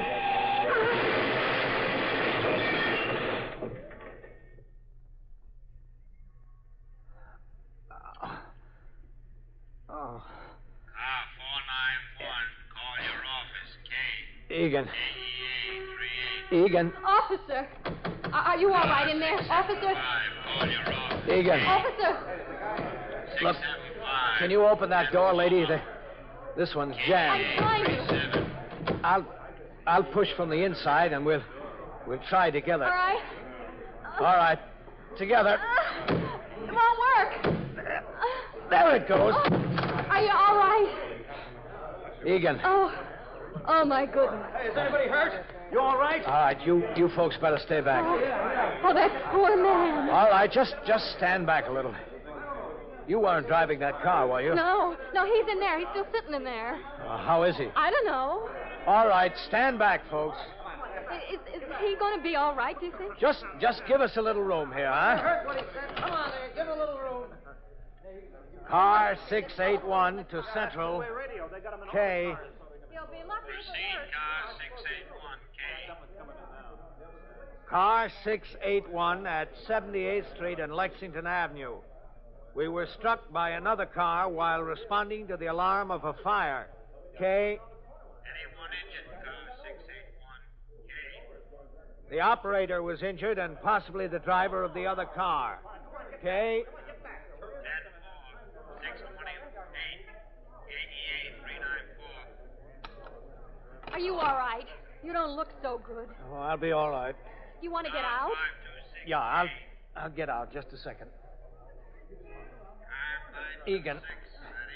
Look, will one of you people grab hold of my hand? I've got to climb over it. Some of you men help him. Don't stand there. Okay, lady. Come on, sis. I got you. Come on. Easy. Easy now. Are you all right? Yeah, I'm okay. But you're sure now? I'm all right. Egan. Oh, my goodness.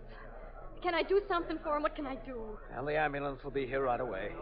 You better just let him stay there. Such a nice-looking young man. If he comes around, will you let me know? I want to talk to the driver of the other car. Yeah. But you're sure you're all right now? You don't look so good. Yes, I'm all right.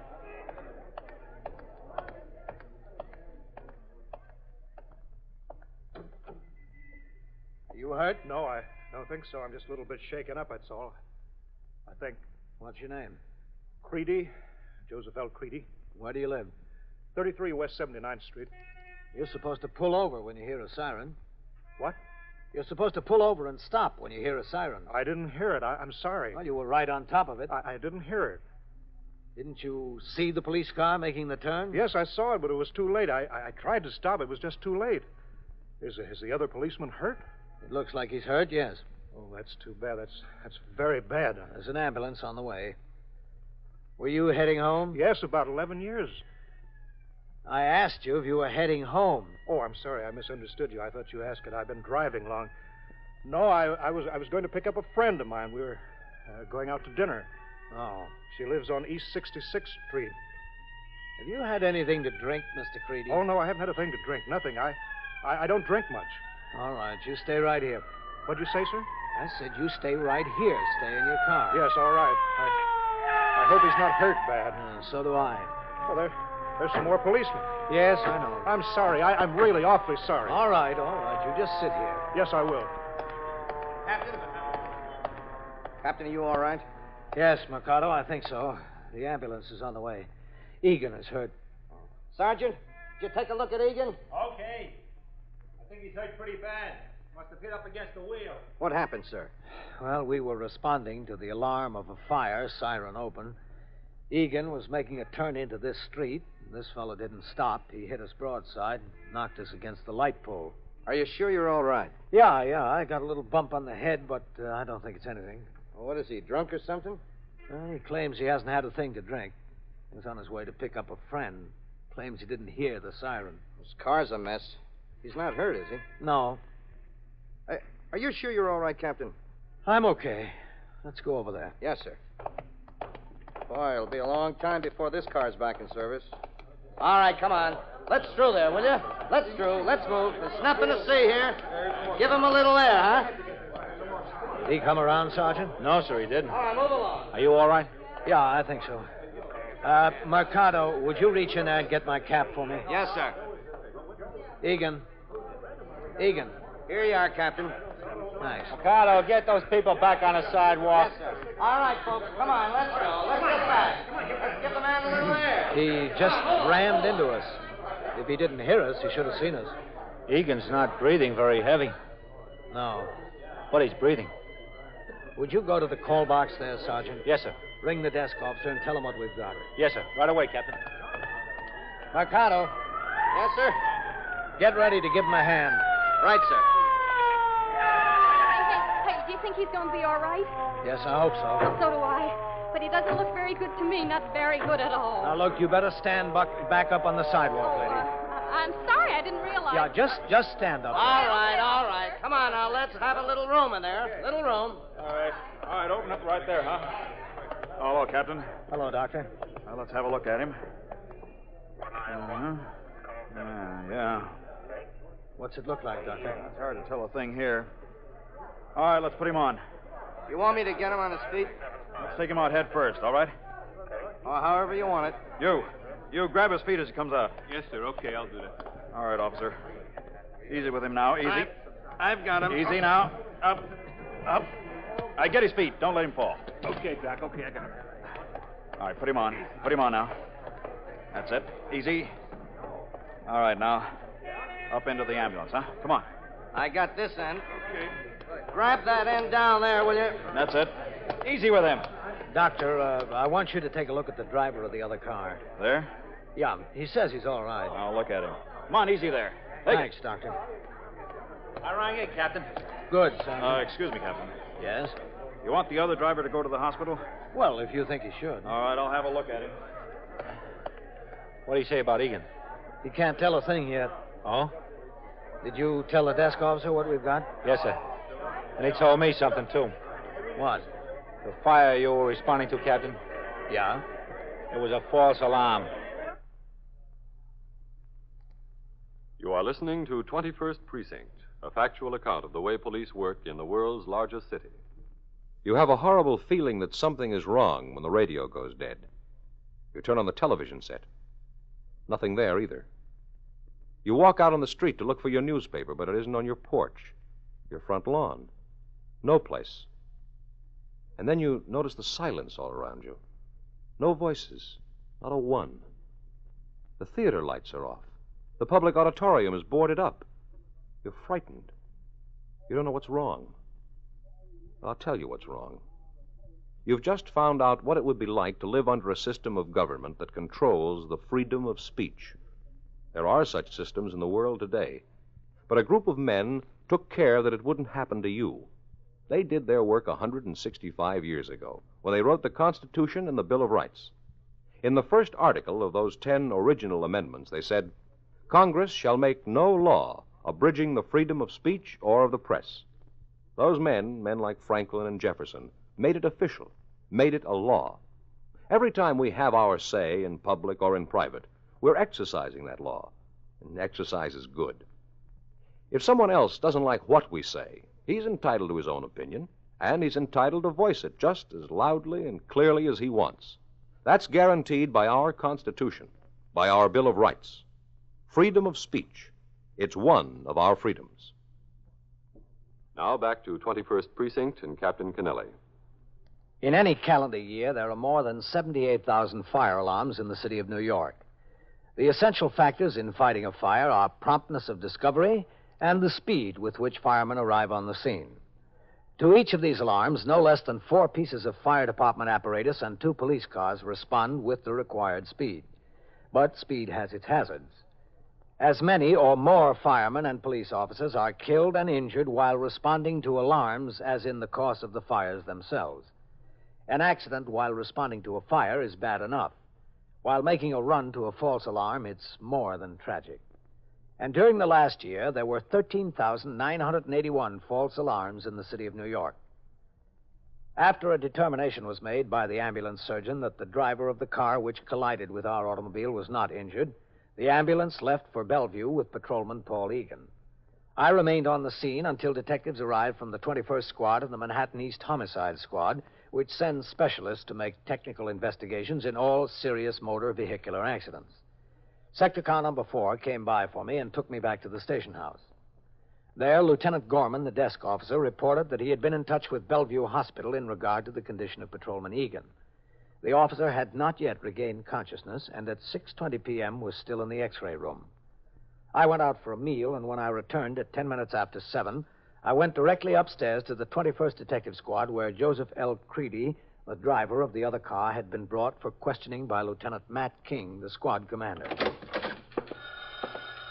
Is Lieutenant King in his office? Yes, sir. He's in there, Captain. 21st Squad. He's out on investigation. Call back in about an hour. Captain Kennelly. Come in, Captain. Hello, Matt. Captain. Mercado? Captain. Captain, you know Mr. Creedy. Oh, yes. How's the policeman, Captain? Did you hear anything?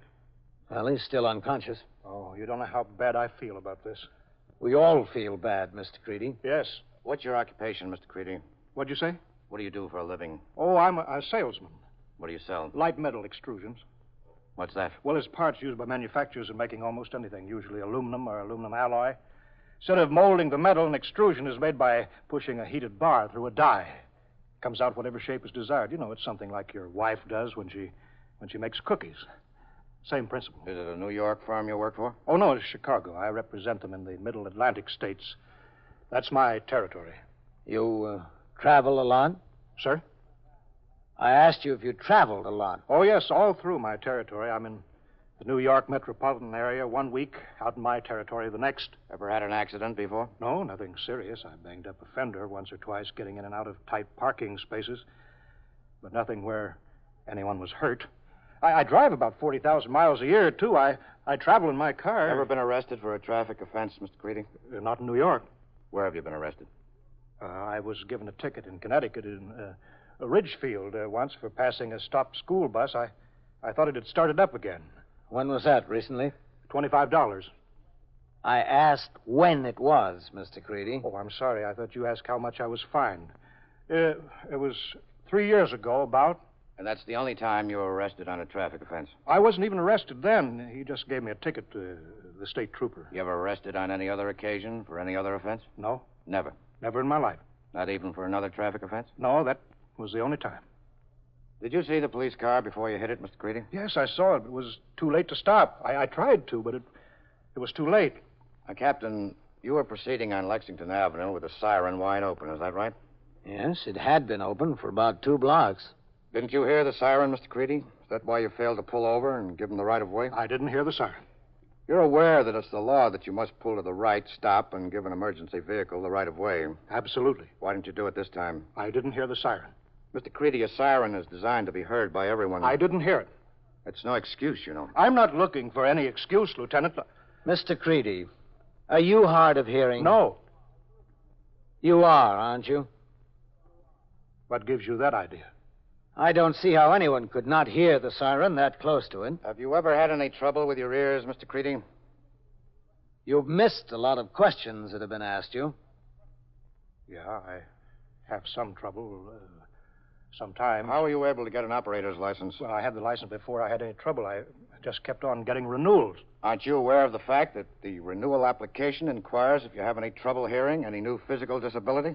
Yes, I'm aware of it. You failed to tell the truth when you filed your renewal application, is that right? I hear all right. Most of the time, it's just on occasion that I have any trouble or I miss something. It was a pretty big occasion when you missed hearing that siren, wasn't it, Mr. Creedy? Yes, I suppose it was. You don't have to suppose, Mr. Creedy. Were you talking to me, sir? No, Mr. Creedy. I'm going down to the hospital, man. I'll walk out with you, Captain. Okay, man. I hope he comes out of it all right. If I were you, Mr. Creedy, I'd not only hope, I'd pray that he does. Well, are you almost finished with him, man? Yeah. I'm going to have Mercado book him right away. The man really bought himself some trouble, didn't he? Well, I don't feel sorry for him. He's physically incapable of driving a car.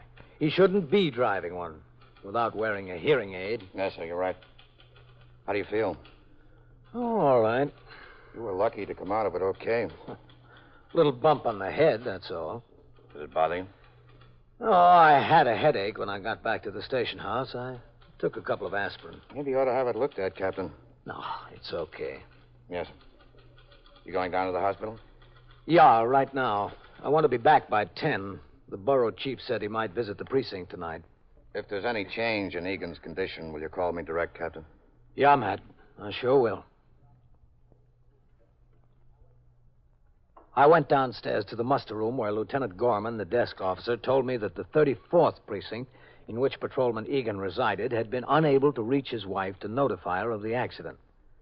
A babysitter told the notifying officer that she had gone to the home of a friend in the Bronx and was not expected home until shortly before midnight. The babysitter gave the notifying patrolman the address of the friend, and the 44th precinct was asked to make the notification. Sector car number 3 came by the house to drive me to Bellevue. Ordinarily, when a police officer is injured on the job, the commanding officer is required to make a complete investigation of the facts involved to determine if the injury was in the line of duty. In this case, I was aware of the facts of my own knowledge, and I entered them into the blotter. At the hospital, it was my intention to see the injured member of my command to make sure he got proper care and to wait for his wife. Patrolman Meister drove the RMP car into the hospital grounds at 30th Street and Franklin D. Roosevelt Drive. He parked the car adjacent to K Building, and I instructed him to wait. I walked into the emergency ward in I Building and through the corridor where I saw Sergeant Waters waiting. Sergeant? Oh, hello, Captain. How's Egan? Did you hear? Yes, sir. The district surgeon is here. He told me he saw the x-ray pictures. He's got 3 broken ribs from where he hit the steering wheel. Oh, what about his head? It's a bad cut. No fracture. Possible concussion. That's why he hasn't come around yet, the way I understand it. Well, what are you doing down here? Well, I was over at the division, officer. I thought I'd check on Egan as long as I was nearby. Good. Well, get rolling as soon as you can. Yes, sir. How do you feel? All right. A little headache before, but I took a couple of aspirin. Feeling all right now? Yeah, I'm all right. Why? I was just wondering. The district surgeon wanted to see you when you got here. He asked me to tell you.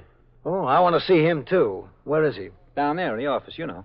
Yeah. Oh, Sergeant, would you go out to the car and tell Meister to come in and wait around for Mrs. Egan? I don't want to miss her. Yes, sir, I'll tell him.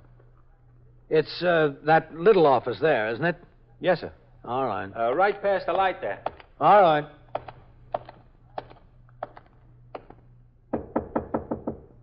Yes? Captain Kennelly. Come in. Hello, Doctor. Oh, Captain. How's Egan doing? He'll be all right, I think. He's beginning to stir around some. That's good. 3 fractured ribs. The head injury is a possible concussion, but I think he'll be okay. Sit down. Well, I don't want to miss Egan's wife, Doctor. You won't miss her. Sit down. Well, all right. How do you feel? All right. Pretty good. Which? All right or pretty good? All right. Mm-hmm. Well, let's see that bump on your head. Oh, it's nothing. No, then it won't hurt to look, will it? Watch it. Oh. Tender, huh? Yeah, a little bit. Mm-hmm. Hmm. Well, it's not bad. No. Wait a minute. What's that for? Nothing. I just want to shine this flashlight in your eye. Look over my right shoulder. And keep looking there even after I take the light away, okay? Why? Captain, do I tell you how to catch a thief? Okay. Uh-huh. Yeah. What's the matter? Nothing. Now, let's try the other eye. What are you looking for? Just look over my left shoulder. All right. Go ahead. Mm-hmm. Okay. Stand up. Well, what's the idea? Well, we've got to wait anyway, don't we? Come on, stand up, Captain. All right. All right, put both hands out in front of you, palms down. That's it. Now, spread your fingers. Turn your hands over. Palms up. That's it. All right, now back. What are you looking for? You can't find anything until you look, can you? No. All right. Put your feet together. Toes together, too. All right, now your hands down at your sides. Close your eyes. That's it. Now hold it there for a second. Hold it there. All right, you can look now. It's just a little bump on the head. Yeah. Sit down, Frank. Look, I'm all right. I know. Cross your left leg over your right. That's it. What are you doing? Testing my reflexes? Something like that. You see, I've still got a lot of bounce. But you don't know whether it's good or bad, do you? Cross your legs the other way. That's it. I'm okay. There's nothing wrong with me. Okay, now open your mouth and very deeply breathe in and out until I tell you to stop. Now, look, Doctor. Go ahead.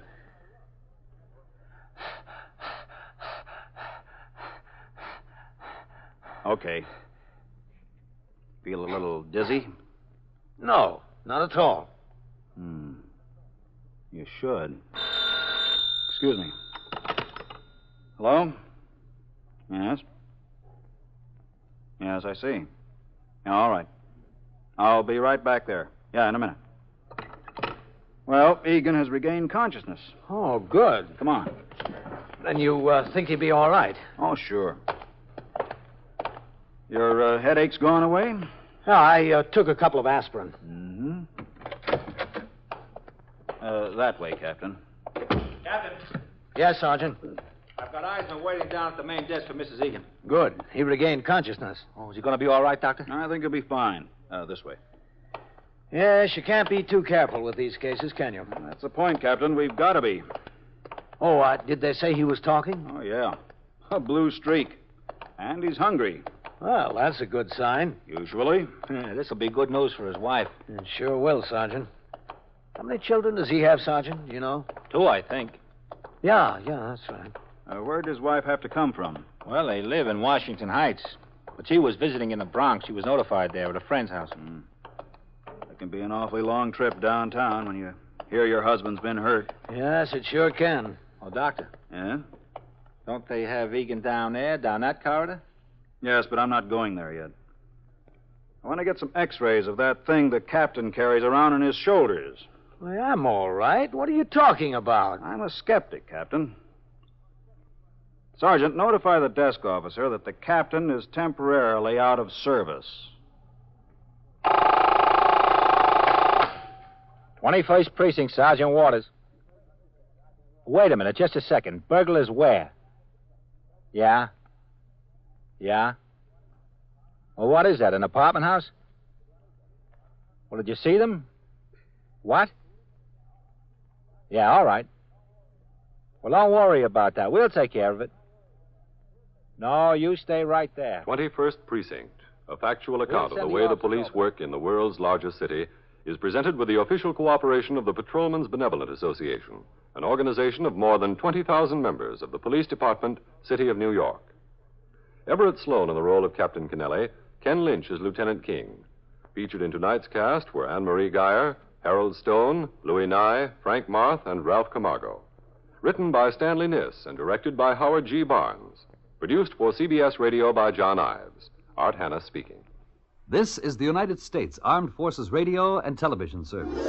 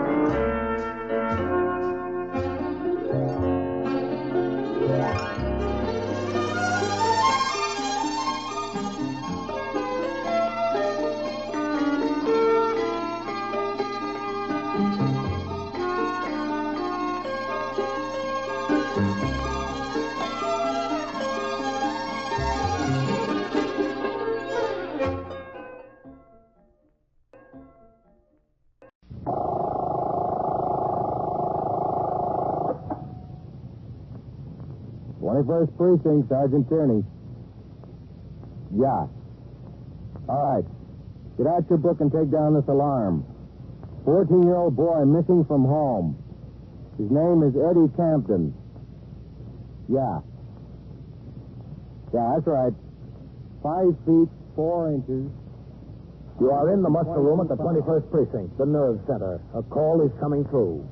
You will follow the action taken pursuant to that call from this minute until the final report is written in the 124 room at the 21st Precinct. All right.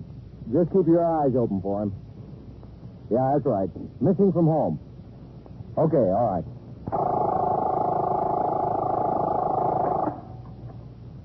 21st Precinct.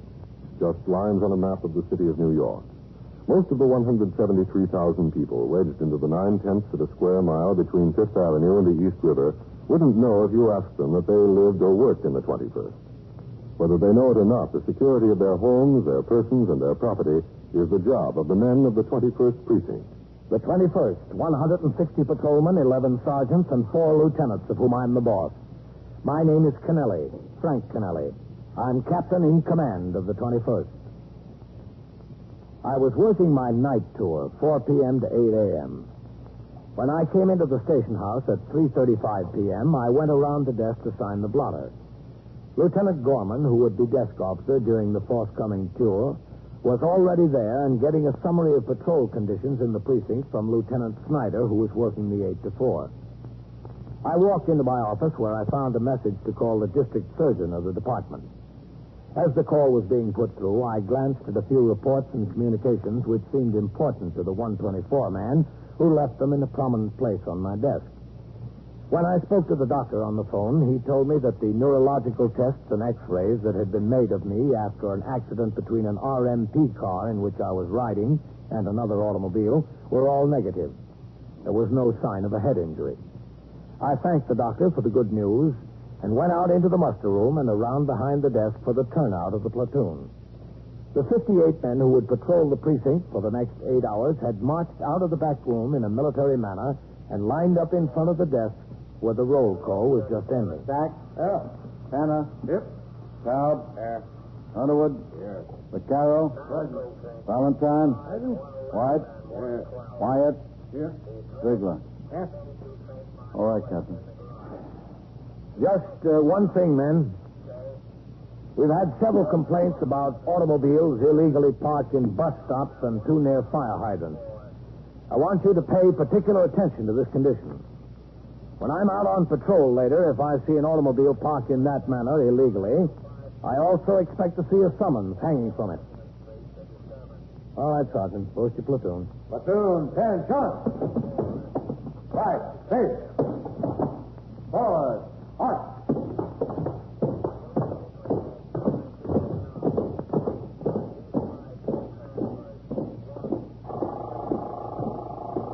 Okay, Red. Just a second, Captain. Yes, Red. Lieutenant Snyder told me they're down to 2 pickets over there in that leather goods factory strike. Oh? Yeah. Things are pretty quiet after 6 o'clock. I'd like to pull the men we've got over there on a fixer route. I've got use for them elsewhere. Okay, Red, if things are quiet. All right. Yeah, hold on. Lieutenant Gorman. Yes, Sergeant. I've got a detective of the narcotics squad on here. He just wanted to let you know they bagged 3 pushers in this precinct. They're on their way in with them to be booked. Okay. Anything else, Red? All right. Nothing pressing, Captain. Excuse me, who do I see here? Oh, yes, ma'am. What is it? Well, I've been very worried about my son. I don't know where he is. How old is he? He's 14. He's gone from home? Yes. When did he leave? About 10:30 this morning. He didn't come home for lunch. That's what worried me. And he didn't come home all afternoon. You see, I had Jenny fix this beautiful lunch. We were going to have it on the terrace.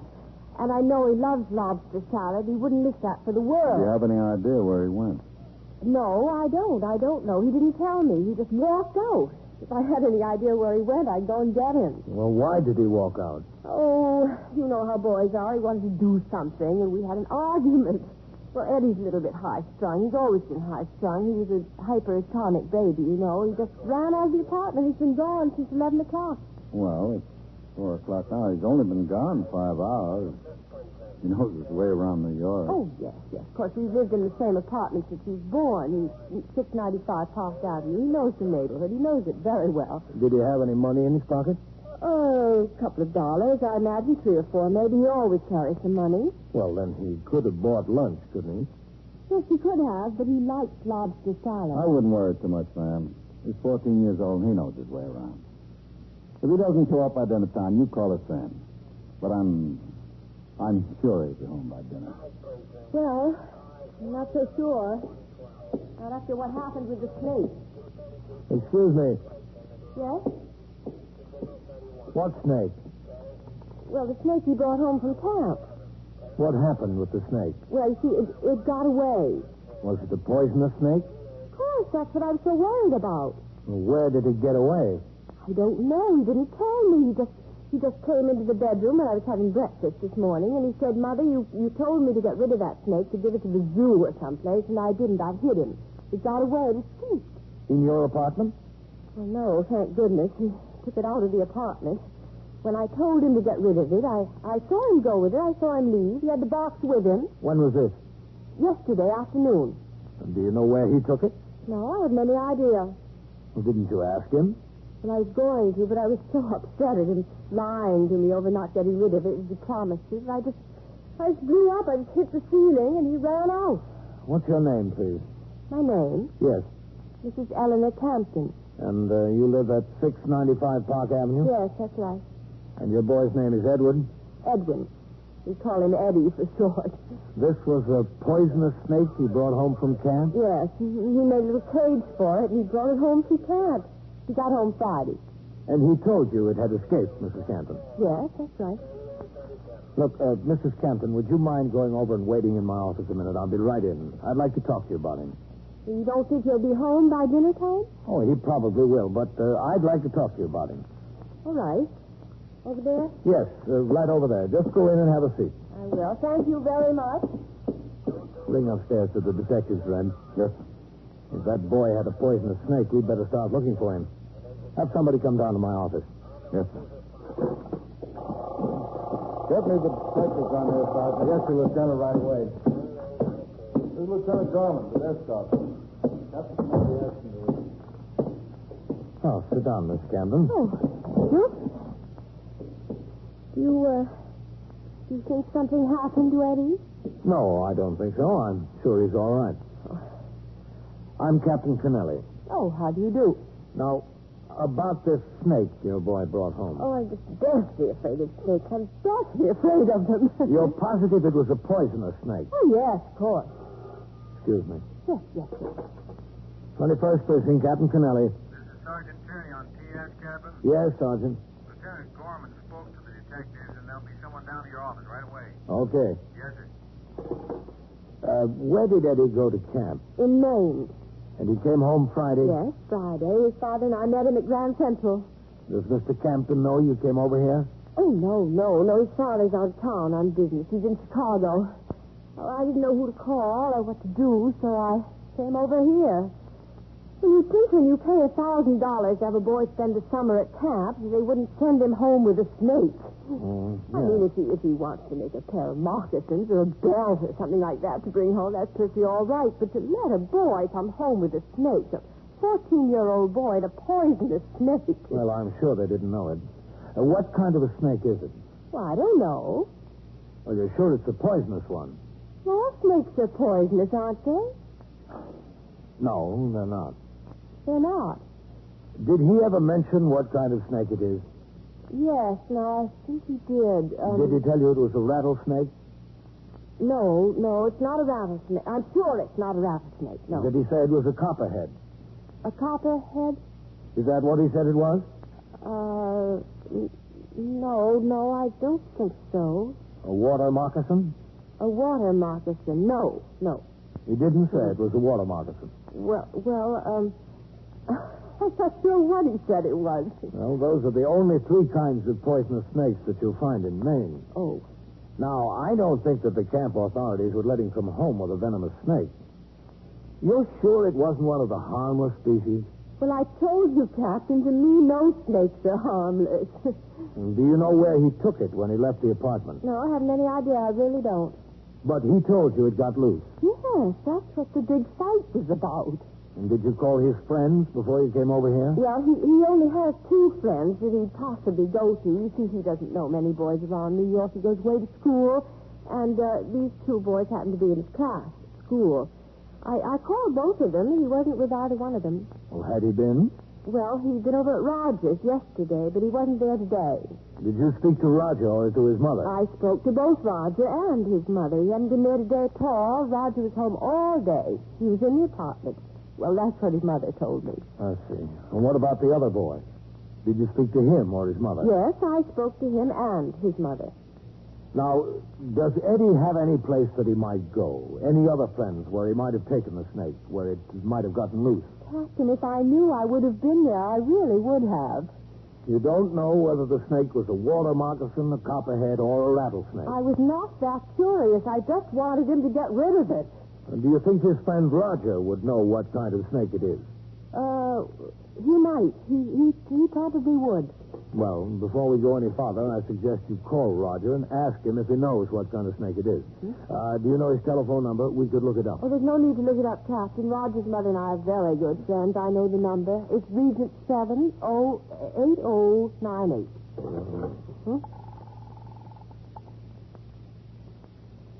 21st Precinct, Sergeant Tierney.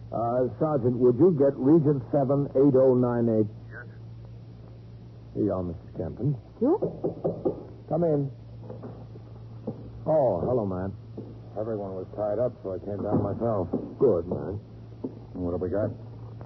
Mrs. Campton, this is Lieutenant King, commander of the 21st Detective Squad, Miss Eleanor Campton. How do you do? Captain? Did Red tell you what this was all about? Yes, sir, Captain. Hello, Mary. It's Eleanor. She's calling one of his friends to find out if the snake was poisonous. No. No, he didn't come home yet. No, not yet.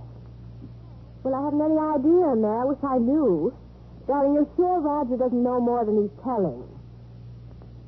Uh-huh. Yes, I see. Well, I'm at the police station. Would you ask no. for the boy, No. Mrs. Campton? Yes, May. Yes, may I talk to Roger, please? I just have to ask him something. Well, the policeman wants me to ask him something. Well, it's nothing, really. It's just a little information. All right, thank you, May.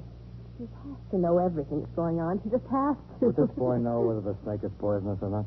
Well, he should. He's almost as bright as Eddie. And he's a very good friend of Eddie's, too. He's really... Oh, hello, Roger. No, not yet. Not yet, Roger. I'll let you know as soon as he does. I'll tell him to call you. Listen, Roger, darling, did Eddie ever tell you what kind of snake that was? Yes? Yes. Oh, he did? Well, what kind of snake did he tell you it was? I see. All right, Roger, darling. Yes. Thank you very much. Will you tell your mother I'll call her this evening? No, I don't have time to talk to her now. I'll call her as soon as I get home. Yes, dear. Yes, Roger, I will. Goodbye. Well...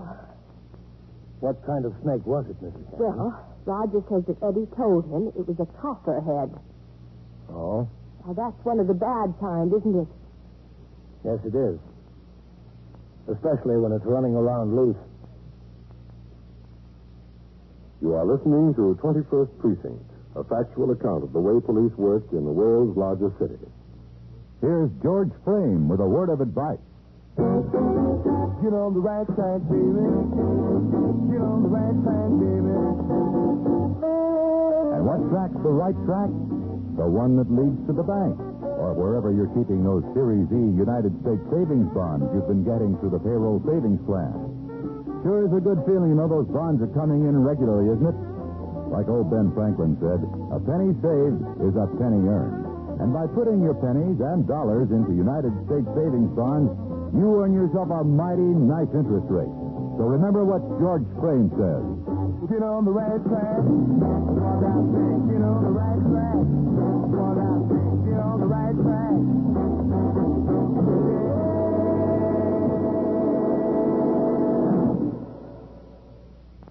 back to 21st Precinct and Captain Kennelly. There was very little doubt in the minds of either myself or Lieutenant Matt King, commander of the 21st Detective Squad, that the 14-year-old boy, Eddie Canton, would return to his home before long. My concern at this time was not so much the boy, but the fact that it was he alone who knew where a venomous snake was loose. As anyone under the age of 18 who was reported missing from home for any reason can technically be considered a missing persons case, the investigation was undertaken on that basis. Lieutenant King assigned 2 detectives to start work immediately to locate the boy. Lieutenant Gorman, the desk officer, notified the Missing Persons Bureau. The Communications Bureau was also notified, and a description of the boy was put out on the teletype circuit which reaches every precinct house in the city. In the meantime, as each patrolman on post and those on radio motor patrol in the 25th First made his hourly ring into the station house from call boxes scattered throughout the precinct, he was given a description of the boy by Sergeant Tierney on telephone switchboard duty. The adjacent 19th and 23rd precincts and the 22nd precinct, which covers Central Park, were notified and requested to give similar alarms to patrolmen on post. By 6 p.m., when I went out on patrol, there was no sign of the boy. I toured the entire precinct in sector car number 2 with Patrolman Paul Vaccaro as operator, and at 20 minutes after 7, we were driving north on Madison Avenue in the 70s. 675, 34, 37. Take a turn up to 86, Vaccaro. Yes, sir. Then we'll come back on Lexington. Yes, sir. But stop at the next call box. I want to ring in. Yes, sir, Captain.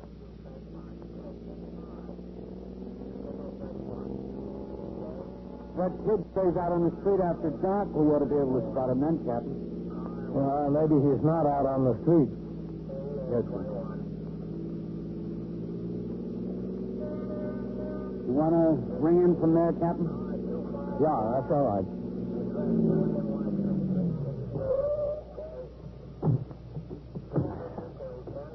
Vaccaro, hang a summons on that Plymouth for parking illegally in the bus stop zone.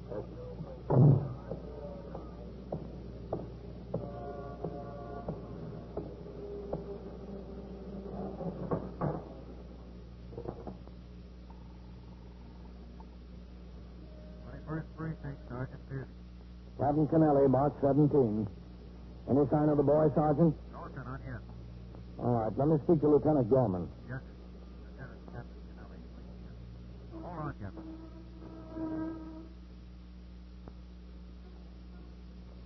First precinct, Lieutenant Gorman. Captain Kennelly, what's going on, Red? Nothing much, Captain. It's quiet, too. Did you talk to the detectives? Any sign of that boy? Yes, sir, I spoke to him. I spoke to Lieutenant King. I've got no line on him at all. Nothing. All right.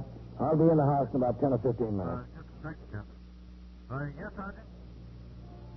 Yeah? Yeah? Where? We've got him, Captain. The boy? Yes, sir. Where? Jacoby's right here. You saw the kid sitting on the bench outside the front wall at 76th. Is he sure of the kid's identity? Just a second, Captain. Sergeant, is he sure that's the boy? Yes, sir, Captain. Sure. I'll send a car to bring him in.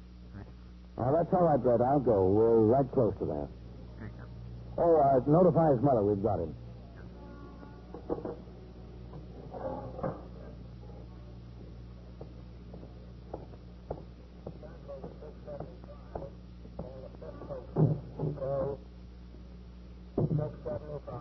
Did you hang a summons on that Plymouth, Vaccaro?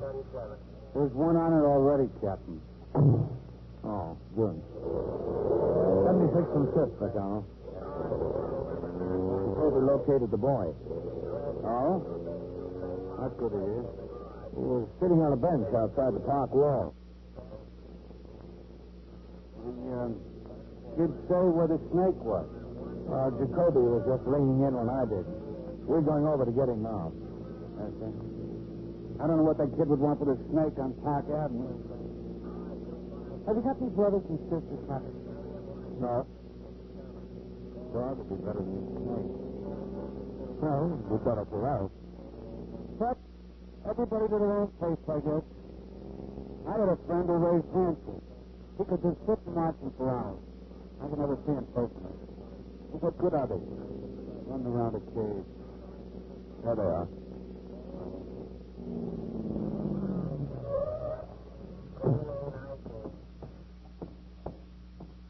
Hello, Jacoby. Cotton, good work. Thank you. You're Eddie Camden, is that right? That's right, yes. You had your mother plenty worried. Did I?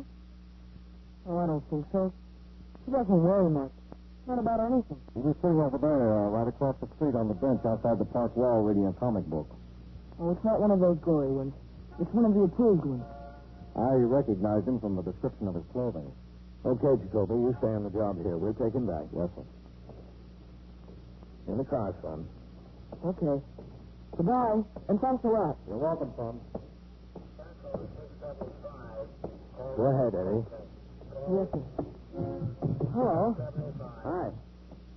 Come on, move all the way over here. Yes, sir. Boy, this is the first time I ever rode in a police car. Okay, Vaccaro. Let's go to the station house. That's it.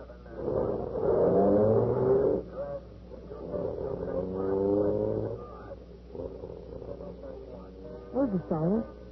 Where's the button you're supposed to make the siren blow? Right there, right on the floor. This? No, don't touch it.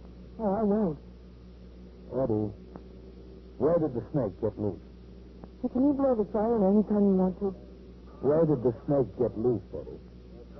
I'm sorry. I can't tell you. You can't or you won't? I won't. I just won't. I don't mean to be impolite.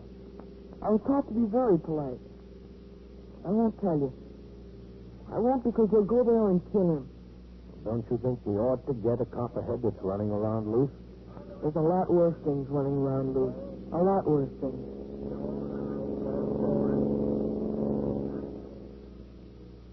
When we reached the station house, Eddie had still not told us where the copperhead had gotten loose. Lieutenant King was waiting in the muster room. We took Eddie into my office and sat him down on a chair. For some minutes, we tried to convince him of the urgency involved. Now, look, boy, if someone gets bitten by that snake, you know whose fault it'll be, don't you? I was willing to keep it in my apartment, in my room. I wanted to keep him in the cage. My mother wouldn't let me. Oh, he's got plenty of room up there. But do you know how many bedrooms we have in that apartment? We have 5 bedrooms. And there's just my mother and my father and myself and the maid. That's all. And the maid doesn't even sleep there. There's plenty of room. She wouldn't let me keep him. Well, it's not a question of that anymore, Eddie. You don't want to be responsible for someone getting bitten, maybe someone dying. They have a very efficient serum today for snake bites. And besides, the copperhead is the least poisonous of all poisonous snakes. Eddie, let's come off it now, huh? Where is it? Where did it get loose? I'm sorry. I'm really sorry. But you go there and you'll shoot him. And I don't want you to shoot him. What else do you expect us to do with him? Let that thing roam around till it bites somebody? The snake never bothers anybody unless they bother him. Eddie, darling, where'd you go? Hello, Mother. Oh, Eddie, you don't know how worried I've been. I've been frantic all day. Don't do that to me, Eddie. Don't ever do that to me again. I'm sorry. Well, you should be, darling. You don't know what you put me through today. You ought to be ashamed of yourself, a grown boy like you, after all that we do for you. And I said I was sorry. Well, all I can say is that you missed a very good lunch, dear, with lobster salad. You know that. You missed a good dinner, too. Yeah, I ate. Hamburgers, I'll bet. That's right, Mother. Hamburgers. Oh, I don't know what I'm going to do with you, Eddie. I just don't know. When your father hears this story. Oh, I want to thank you, gentlemen. I know how much effort you put into this. I really appreciate it. Well, we're not through yet, Mrs. Campton. You're not? He hasn't told us where that snake got loose. Oh, my goodness. Well, Eddie, tell them, dear. I can't. They'll kill it. Of course they'll kill it. That's what they should do. Eddie, you should never bring those things home. I refuse to let you have another animal in this house. I don't want another pet. I don't want another snake. I don't want a dog. I don't want a turtle. I don't want anything in the house. Nothing. Now, do you understand that? Yes, I understand it, Mother. Mrs. Camden, would you mind waiting outside for just a few minutes? How? We want to talk to Eddie. We want him to tell us where that snake is. Well, Eddie, tell him. Would you wait outside, please? Just outside the door. It'll be all right. Well, he's my boy. I'm entitled to be in here. We'd appreciate it, Mrs. Camden. Well, I don't know why I can't be in here. Matt, would you shut the door? Yes, sir. It's right there is all right, Mrs. Camden. All right, Eddie. Like your mother says, you're a big boy now. Where did that snake get loose? Eddie, now we're going to stop playing games. You brought a snake into the city of New York in violation of the law. A venomous snake. It's loose someplace, and it's a danger to the lives of I don't know how many people. I want you to sit down and think about it. I want you to sit there and think about that for a minute. You know what you've done. You kill him. I don't want you to kill him. What do you expect us to do? Let some people get killed? Now, where is he? Look, would you let me capture him and give him to the zoo? Well, I can handle snakes. I know exactly what I'm doing and how to do it. Well, I caught him. All I need is a fork stick. If you'll get me a fork stick, that'll be fine. I'll catch him just like I caught him up in Maine. Where does he get loose? Well, can I do it? Can I capture him myself and take him over to the zoo? Just tell us where he got loose. I'll be glad to tell you if you'll promise me you won't kill him. That's what you're going to do. Kill him, isn't it? Where is he? Promise me you won't kill him. Now, look, boy, I could promise you we won't, but I want you to tell us without my making you a promise, because I can't promise you anything. That Copperhead is a menace to human life. Now, I want you to tell me where he is. All right. Where is he? In the basement of my apartment house. He got loose in the basement there. That was this morning? Yes, about 10:15. Something like that, anyhow. My mother told me to take him out of the house yesterday afternoon. And I did. I took him down to the basement. I went downstairs this morning to see him. I opened up the box, and he got loose. Well, he just got out, and I couldn't find him. I looked all over. So I went up to tell her. She got very excited, so I left. Well, you'll have to understand, Eddie. I don't think she likes snakes. Yeah, I understand. I don't think she likes much of anything. Matt, let's call the ASPCA. Maybe they've got a forked stick. 21st Precinct, Sergeant Tierney. What do you mean he's missing? Missing from where? Yeah? Yeah. Well, how long ago did he leave? Uh-huh. And so it goes. Around the clock, through the week, every day, every year. A police precinct in the city of New York is a flesh and blood merry-go-round. Anyone can catch the brass ring, or the brass ring can catch anyone. 21st Precinct. A factual account of the way the police work in the world's largest city is presented with the official cooperation of the Patrolmen's Benevolent Association, an organization of more than 20,000 members of the Police Department, City of New York. Everett Sloan in the role of Captain Kennelly, Ken Lynch as Lieutenant King. Featured in tonight's cast were Catherine Bard, Santos Ortega, Will Quinn, Lawson Zerby, and Charles Taylor. Written and directed by Stanley Niss. Produced for CBS Radio by John Ives. Art Hannah speaking.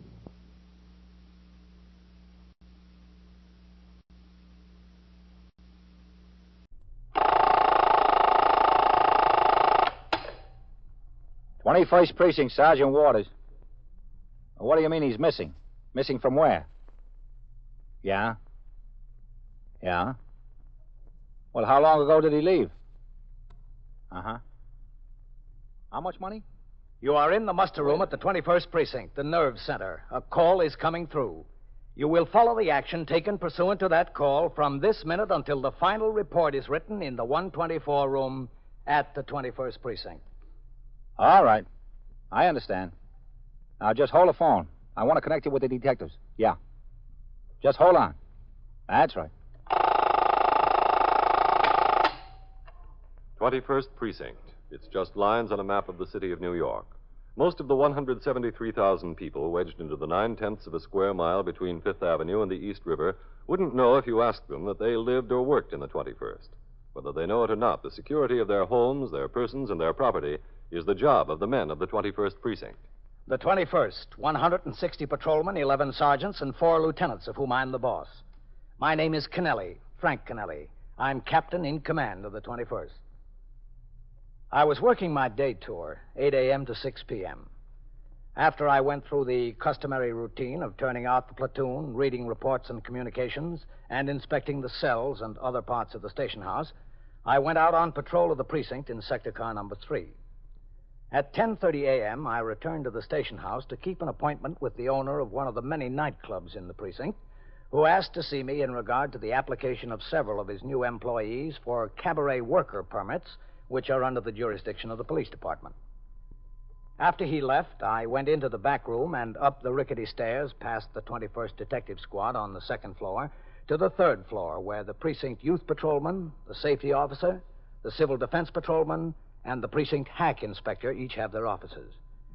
As I walked down the narrow hallway, I could see inside the open door of the hack inspector's office. Patrolman Jaffe sat behind his desk, and a man wearing a baseball cap and a washed-out sports shirt stood in front of him. And how long after that was it before you noticed the briefcase in the back of your cab? Captain? Hello, Jaffe. Well, I took the car around the corner, and this lady flags me, and she gets in. When I turn around to listen where she wants to go, I see the briefcase. Listen, what do you want from me? I brought it into the station house, didn't I? You're supposed to thoroughly search the interior of the cab after discharging each passenger. There was trucks double parked and a line in back of me when he got out. How could I hold up traffic? I ought to send you down to the Hack Bureau on a violation. For what? For being honest? For not looking in the back of the cab as soon as possible. I told you. Jaffe. Yes, sir, Captain. I want you to call down to the license bureau and check on these for me. Yes, sir. The owner of the cabaret was just in my office. He's got these new people working for him, and he hasn't heard. Yes, sir. I'll get right on it. Could I go now? I'm only losing time. Yeah, you can go. But look in the back of your cab, will you? I will. Don't worry about that. Oh, Jaffe, if the desk officer calls, I'll be in the detective squad. Yes, sir. For being honest, you're getting a jam. You've got to be honest faster. Listen, I came in at the first station house I passed at the first opportunity. I brought the briefcase right in and gave it to the lieutenant down there. The lieutenant gave me a hard time for being honest.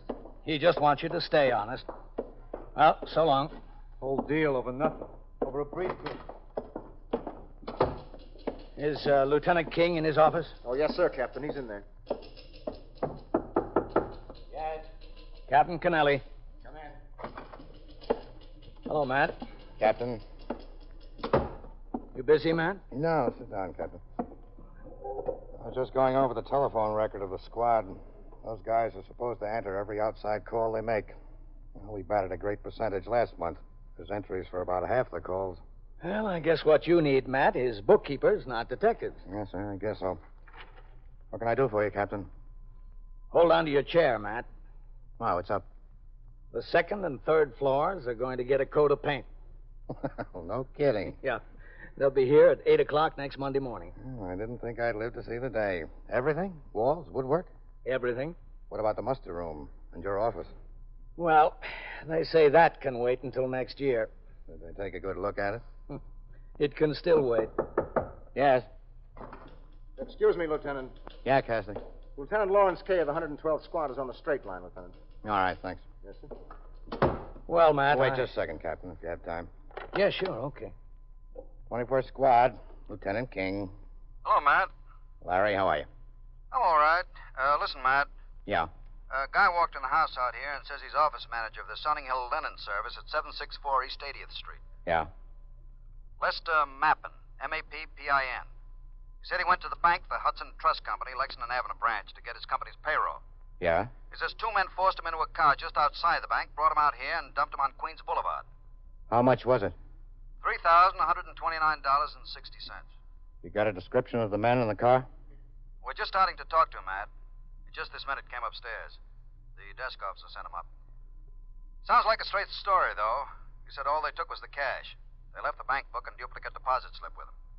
Said they didn't want that. The slip shows a deposit of about a dozen checks. There's a timestamp on it. 10:38 a.m. Okay, Larry. I'll send a couple of men out there to get him. If you get anything that looks like it could be a line before they get out there, would you get back to me here? Yeah, sure will, man. All right, thanks. I'll mention it. What is it, man? Payroll stick-up, Captain. Yeah? 2 men grabbed the office manager of a linen service as he was coming out of the Lexington Avenue branch of the Hudson Trust Company. They rode out to Forest Hills and took $3,000 off him. Cassidy, Yes, sir? come in here. Yes, sir. Any descriptions of the car or the men? Just starting to talk to him out there. Oh. Yes, sir, Lieutenant? What are you working on? Well, nothing much until just now, Lieutenant. What happened just now? I took a call from the Sunning Hill Linen Service, 764 East 80th Street. Yeah? Their office manager left for the bank over an hour ago to get a $3,000 payroll. He hasn't shown up yet, so they're getting a little bit worried. Well, they got a right to be worried. They got him out at the 112th squad. He was stuck up by 2 men coming out of the bank. They loaded him into a car and drove him out and dumped him in Forest Hills. Oh, yeah? Call him back over there at the linen service. Tell him what happened. Yes, sir. Who's out there with you? Novak, sir. Take Novak and ride on out to the 112th. Get this guy, all right? Yes, sir. All right, get going. Novak? Oh, looked for a while like it was going to be a quiet day, Captain. You, hadn't counted on it, had you? No, sir, but I had my hopes up. Detectives Cassidy and Novak left immediately for the 112th precinct in Queens, where the man who had reported he had been robbed of a $3,129 payroll was being interviewed. Before I went downstairs to the muster room, Lieutenant Kay, the commander of the 112th Detective Squad, again telephoned Lieutenant King, the commander of the 21st Squad. Lieutenant Kay's detectives had obtained more details from the victim and a description of the 2 men he said robbed him. He also gave a description of the car, but was unable to furnish a registration number.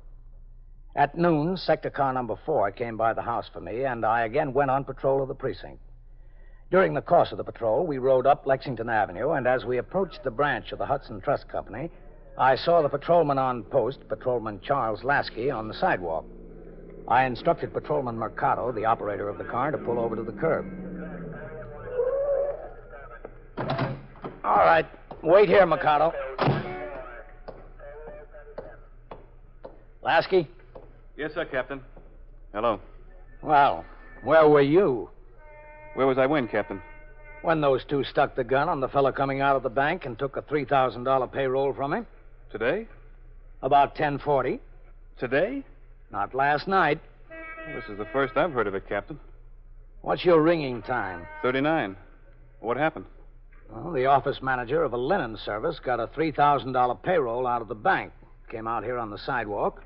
2 men accosted him, forced him into a car, and drove him out to Forest Hills. Didn't you hear about it? Well, I rang in at 11:40. The sergeant didn't tell me anything. Well, I don't think he knew about it then. No, it's been awful quiet on the post, Captain. Did you ring in on time at 10:39? Yes, sir, right on time. Where'd you ring from? Well, the call box right here in the corner. Well, how long were you on the corner? Didn't you see anything? No, sir, I didn't see anything out of the ordinary. Didn't you see 2 men walk up to another one on the street? One that was coming out of the bank? No, sir. You're sure? Captain, I would have noticed something like that if that happened. You're positive you were on the corner here at 10:39? Yes, sir, I was ringing in. For what length of time did you talk to the sergeant? Well, for a couple of minutes, Captain. He was giving out an alarm on a lost child. Then where did you go? Well, if I remember correctly, I stayed right here on the corner for a while, and... Oh, yeah, there was a car parked in the no-standing zone here, so I wrote out a summons to hang on it. Right here on the corner? Yes, sir, it was parked right here. Let's see the summons stub. You have it in your book? Yes, sir. Let me see. Yeah, there it is. Yeah, the car was parked right here. I wrote out the summons at 10:43. Uh-huh. In other words, you were on this corner for at least 5 minutes. At least 5 minutes, Captain. The car you wrote out the summons for, it wasn't a black Plymouth two-door, was it? No, sir, it was a convertible. Did you see the driver? A Chevy convertible, green. Yes, sir, I saw the driver when she came out. She'd been in the drugstore for a while, and when she came out, I was still writing the summons. Were there any other cars parked between here and the bank at that time? No, sir, there weren't. You're sure? Well, if there were, Captain, they would have gotten a summons. Come on over to the call box a minute. Yes, sir. No, I didn't see anything going on here, Captain. If anything was going on at that time, I would have seen it. Yeah.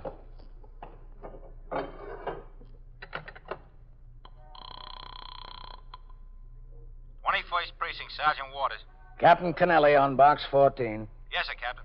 Sergeant, look on your telephone record and tell me what was the last time Lasky rang in. Yes, sir. 11:40, Captain. And the time before that? 10:39, Captain. From box 14? Yes, sir. From box 14, both times. Sergeant, connect me with Lieutenant King, will you? Yes, sir. Hold on, Captain.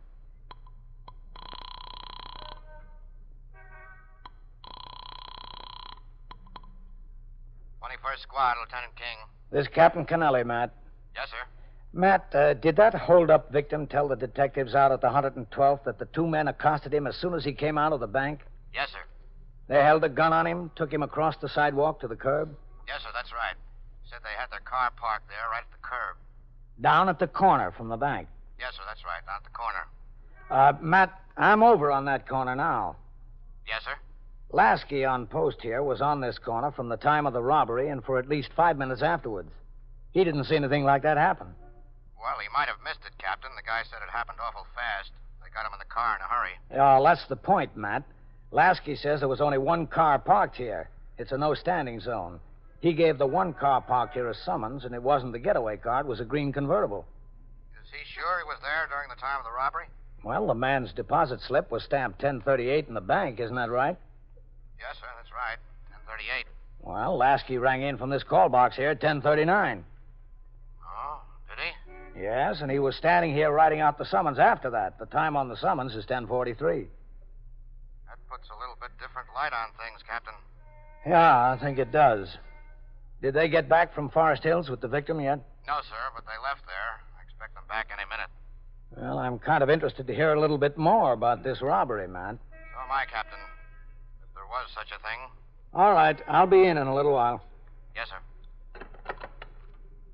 Captain, if those stick-up men parked their car there, I'd have seen it. I'd have tagged it. I don't think there was a car. If there wasn't a car, Lasky, there wasn't a stick-up. You are listening to 21st Precinct, a factual account of the way police work in the world's largest city. You hear your confession repeated over and over again, drummed into your head. They make you memorize it, sign it, and by torture and drugs, they finally get you so you yourself believe it. Then, finally, they put you on the witness stand, and you hear a voice admitting the guilt. You don't even care anymore. You hardly realize that it's your own voice, repeating the words they want you to say. Yes, that has happened in some countries. But there's a very good reason why it couldn't happen to you. 15 words in our Bill of Rights are your protection. They say very clearly, no person shall be compelled in any criminal case to be a witness against himself. When we read about the rigged trials, the phony witnesses, the drugged confessions that take place in certain countries today, we're pretty glad that our Constitution was written by men of foresight. Well, maybe they couldn't look ahead to our day, but they were determined to protect us against such things happening in this country. For ourselves, for generations to come, this right exists, assuring us of fair trials, due process of law, and no one can compel us to be a witness against ourselves.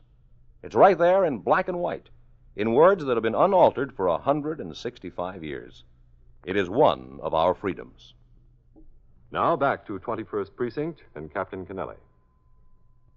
When I got back into the car, I instructed Patrolman Mercado to return to the station house.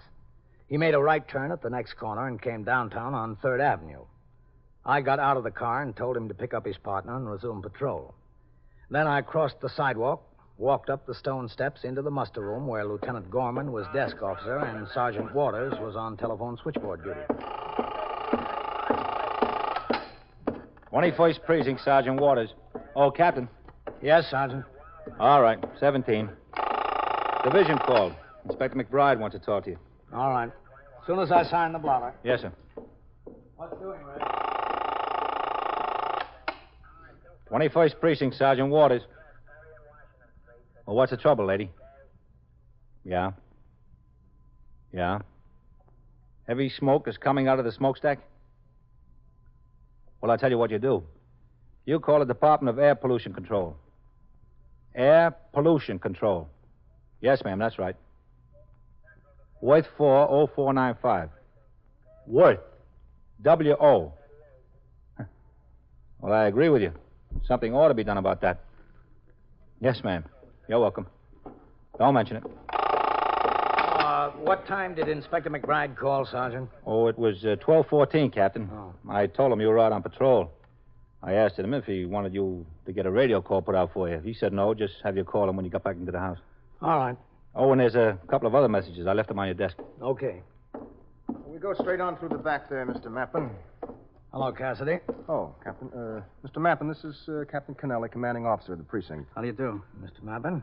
Well, it's too bad what happened to you. Yes, and in broad daylight, right on the street in broad daylight. Oh, Cassidy, will you tell Lieutenant King I'm back in the house? Yes, sir. And that I'll be upstairs in a little while. Yes, sir. All right, right back that way, Mr. Mappin. You just can't tell. You just can't tell about what? Just can't tell what's going to happen to you in broad daylight. Yeah, well, lots of things can happen. Upstairs. Yeah. And how did they know I was going to be in the bank and when I was going? Oh, they have ways of finding those things out. In broad daylight? Yeah, well, it has to be in broad daylight. The bank isn't open at night. It's right over that way. Who is it I'm going to see? Lieutenant King. Oh, yeah. Go ahead. Thank you. It's all right. Right back there to that little office. I'd like to get a chance to call my office. Oh, you will, Mr. Mappin. I'd like to let them know where I am. You can call him. Yes. Cassidy, Lieutenant. Come in. Go ahead. Thank you. Lieutenant King, this is Mr. Mappin. Why, Mr. Mappin? Well, considering everything all right, I guess. Sit down, please. Thank you. Where's Novak, Cassidy? He's parking the car, Lieutenant. Okay. Well, that was some experience you had, Mr. Mappin. Yes, it was. I'd really like to call my office and let them know where I am. All right. Use this phone. Thank you.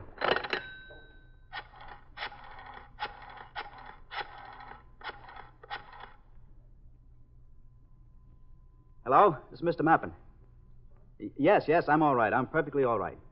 No, they didn't hurt me. Could I talk to Mr. Douglas, please? Thank you. Did you bring back a description of the men in the car, Cassidy? Oh, yes, sir. Here's a copy of the 61 they took from him. Here's the bank book and the deposit slip. They gave that back to him. Uh-huh. Hello, Mr. Douglas. No, I'm all right. I'm perfectly all right. They didn't touch me. All they wanted was the money, I guess. No, I'm not worried. I'm all right. I called to tell you I'm back in New York. I'm at the 21st Squad, 21st Detective Squad. That's on the second floor of the precinct house. Yes, that's right, sir. That's right, Mr. Douglas. I'll ask him. Excuse me, Lieutenant. Mr. Douglas wants to know if you'd like him to come over here. No, that's not necessary right now. We'll want to talk to him, but we'll let him know when. There'll probably be someone over there to see him. Mr. Douglas, the lieutenant says it's not necessary for you to come over. He says they'll send somebody over to see you. All right, sir. Yes, sir. Yes, sir, I will, Mr. Douglas. Goodbye. Yes, sir. There's my boss. He's really being very nice about the whole thing. Well, he's insured, isn't he? Oh, yes, of course he's insured. Mr. Mappin. Yes, sir. I'd like to get the whole story of this from beginning to end. Is that all right with you? Well, I told it to the detectives out there, and I told it again to your two detectives when they came. Well, you really ought to get used to telling it, because you'll be telling it a lot more times. Yes, I suppose I will. First of all, where do you live? I live at 22 West 80th Street. Manhattan? Yes, sir, in Manhattan. How old are you? I'm 34. How long have you been working for the Sunninghill Linen Service? A little over 5 years. You always been employed there in your present position? No, I was one of the cashiers when I first came. I was promoted about 2.5 years ago. Just what does that mean, office manager? Well, I'm in charge of the entire office, all the girls, stenographers, and the clerks, and the cashiers, everybody who works in the office. I see. Will you tell us what the routine is about the payroll? What do you mean, routine? I mean, just how is it made up and who gets it? Everything about the payroll itself. Oh, well, of course, it's not our complete payroll, you know. The office help is paid by check, and the drivers and the workers in the laundry get paid in cash. They get paid every week, and we get paid every 2 weeks, the office help. Why is that? I haven't any idea. It's just a system the accountant introduced several years ago. Must be some reason for it. Yes, I suppose there is. Now, payday is today, naturally. Naturally. Well, about 9:30 this morning, I phoned to the bank and told them exactly how I wanted the payroll made up. That is, I told them the payroll would be $3,129.60. I told them how many fives, how many tens, how many ones, and so forth that I would want. So they'd have it ready when you got there? Yes, that's right, in a package. You took a deposit to the bank also? Oh, yes, checks that had come in. There's no sense making 2 trips when you can make 1. Well, why isn't the payroll made up from the cash that the drivers bring in? It's mostly a cash business, isn't it? Yes, it is, but the money the drivers bring in comes late in the afternoon, and we take it over and put it in the bank in the night depository. Mr. Douglas doesn't like to leave all that cash around the office overnight. He says the safes are not very safe. The ones that we have, that is. He thinks it's wise to put it in the night depository. So do we. You went to the bank? Yes, I went to the bank, and first I made my little deposit. It was just 10 or 12 checks from some of the accounts that had come in. I gave the teller the payroll check, and he gave me the package containing the payroll. That was at 10:38 a.m. Oh, it was around there. I don't know exactly what time. Well, here's a deposit slip from the bank. You can see where it has the time stamped right on it. Oh, yes, I never noticed before they put the time on it. They do, yes. You left the teller's window with a package of money. Yes. $3,129.60. I headed out the front door to Lexington Avenue, just the way I do every week. When I got on the sidewalk, I turned to go back to the office. You're going to walk back? Yes. It's quite a pleasant day. I thought I would. And then I felt myself being shoved up against the wall, and these two men were there. One of them had his hand in his pocket, and I was sure it was a gun. It must have been a gun. It could have been anything else. And they told me to go over to the curb and get into the car, and I did. You just did? Well, there's nothing wrong in that, is there? There's nothing wrong in not wanting to get hurt. I mean, after all, it's only money. You can't take a chance of getting hurt just to save the money, especially if it's insured. Especially, yes. What happened after they put you in the car? Well, they told me to look down at the floor and not to look at either of their faces. They said they wouldn't hurt me if I didn't make them any trouble. And as I said, it's only money. I decided not to make them any trouble. I looked down at the floor, and I kept looking down at the floor. They told me they were going to take me someplace and let me out. And they took you out to Forest Hills? That's right. I knew we went across the bridge, and we were driving out Queens Boulevard. I don't know where exactly they were taking me, but they were very nice about the whole thing. They laughed. They gave me back the bank book and the deposit slip, as you can see. They said they had no use for that, and they knew how much trouble it would cause me if they took it and if it was destroyed. They were very considerate about that. Did you ever see their gun or guns? No, as a matter of fact, but I knew they had them. They must have had them. What made you so sure? Well, the one of them, the one who wasn't driving, he kept his hand in his pocket all the time, in his coat pocket. He said he had a gun, and I couldn't do anything but believe him. You don't blame me for not taking a chance, do you? No, we don't blame you. After all, it was only money. Yeah, that's all it was, only money. They drove you out Queens Boulevard. Yes, that's right. And they got to 75th Road. They pulled the car into the curb. And the one that wasn't driving, he opened up and he got out, and they told me to go down the subway. Go down there, don't look around. He said a friend of his was standing on the sidewalk there and would follow me downstairs and see that I didn't turn around or talk to anybody, use the phone, anything like that. Well, I couldn't do anything else but believe him. And I was glad to get out of the car. Guess you were. Yes, sir. I agreed to do exactly what they said, so I went downstairs in the subway. I guess that car just pulled right away. I didn't see anybody around there, and I walked a few steps toward the train. Then I decided that was just a story about having somebody follow me downstairs in the subway. So I got back up on the street. I looked around. The car was gone. And I saw a cop standing over there on a corner, so I just walked over to him and told him what happened. That's all there is to it. Yes? Captain Kennelly. Come in, Captain. Hello, Matt. Captain? Hello, Mr. Mappin. Captain? There's a couple of things I'd like to get straight, Mr. Mappin. Oh, yeah, sure. Anything you want to know, I'd be glad to tell you. I don't think I skipped anything. Well, there's a few things I'd just like to make sure about. Sure, anything you want. But listen, could I get some lunch, do you think? Any way I could send out for a sandwich? Yes, we'll get a sandwich for you. Gee, I'd certainly appreciate it. I haven't had a thing to eat since breakfast. It's getting pretty late. As soon as we get through here. It won't take long. Well, all right, if it won't take long. You were in the bank at 10:38 a.m. If that's the time it says on the deposit slip, I guess that's when I must have been in there. I told you it was right around that time. Yes, you told us. Then you came right outside, started to walk back to your office. That's right. When you got out on the sidewalk, you were accosted by these two men. Yes. They told you to walk to the curb right there in front of the bank. Well, almost in front of the bank. Down closer to the corner a little bit, I think. Between the bank and the corner. Are you familiar with it? The bank isn't exactly on the corner. There's a couple of stores between the corner and the bank, Captain. Yes, I know the spot. They forced you to get into a car which was parked at the curb. That's right. You told the detectives it was, a 1952 Plymouth two-door. That's right. That's what I think it was. It could have been a 51, but I think it was a 52. Now, what did you do with the money? Well, they took it away from me almost as soon as I got in the car. They took the package just like it was given to me at the bank. I don't mean about the two men. I mean, what did you do with it? I told you. I gave it to them, those two men. Now, how could you give it to them if there weren't any two men, there wasn't any car? Oh, wait a minute. Mr. Mappin, there was a police officer standing on that corner at the very time you came out of the bank. Well, that could have been. In the space you described, there's no parking allowed. The officer was writing out a summons for a green Chevrolet convertible that had been parked there in violation of the law. No other car was parked there at that time. Now, what'd you do with the money? I was held up. They took it away from me. Where is it? I told you that the two men took it away from me. They held me up on the street and made me get in the car. Captain, could we get Patrolman Lasky in here to have him describe the conditions on the street at that very time? We sure can. How soon do you want him, Matt? Let's get him in here as soon as possible. We'll have to take a ride out to Forest Hills and go to his sister's house. My sister's house? Yes, that's right. If you won't tell us where the money is, we'll find it. What are you going to do at my sister's house? Find the money. It's not there. I don't have it. But you were there this morning, weren't you? No. Now, why would your sister lie to me? I made a telephone call to the house. She answered the phone. I asked for you. I told her I was a friend of yours. She said you weren't there, but you had been there this morning. You came to visit her, and you left. How about it, Lester? Well, nothing about it. I don't know what you're talking about. Look, I knew you picked Forest Hills for some reason. While you were on the way back here, I called some people at your office, asked them who your relatives were. They told me you had a sister in Forest Hills. Is the money there, Lester? It is there, isn't it? Yes, it's there. I didn't even unwrap it. I didn't even take it out of the package. It's there. Now, why did you want to steal it from your boss? I didn't want to. I had to. I just had to. You believe me, Captain? I just had to. What do you mean you had to? I just did. Well, what were you going to do with the money? I needed it. I wanted to go to Europe. Everybody was going to Europe. I wanted to go to Europe. I wanted to take a trip.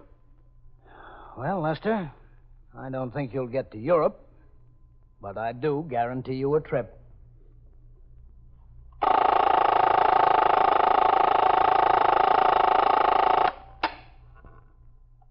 "21st Precinct, Sergeant Waters. What kind of accident? Yeah? Yeah? Well, is anyone hurt? Do you need an ambulance there? Who was hurt? Passengers of the bus or passengers of the car? Did the sergeant's car arrive on the scene yet? Yeah? Well, what are the traffic conditions there now? Yeah. All right. I'll notify the Communications Bureau to send an ambulance. Yeah. Are you placing the driver of the automobile under arrest? Okay. All right. Yeah.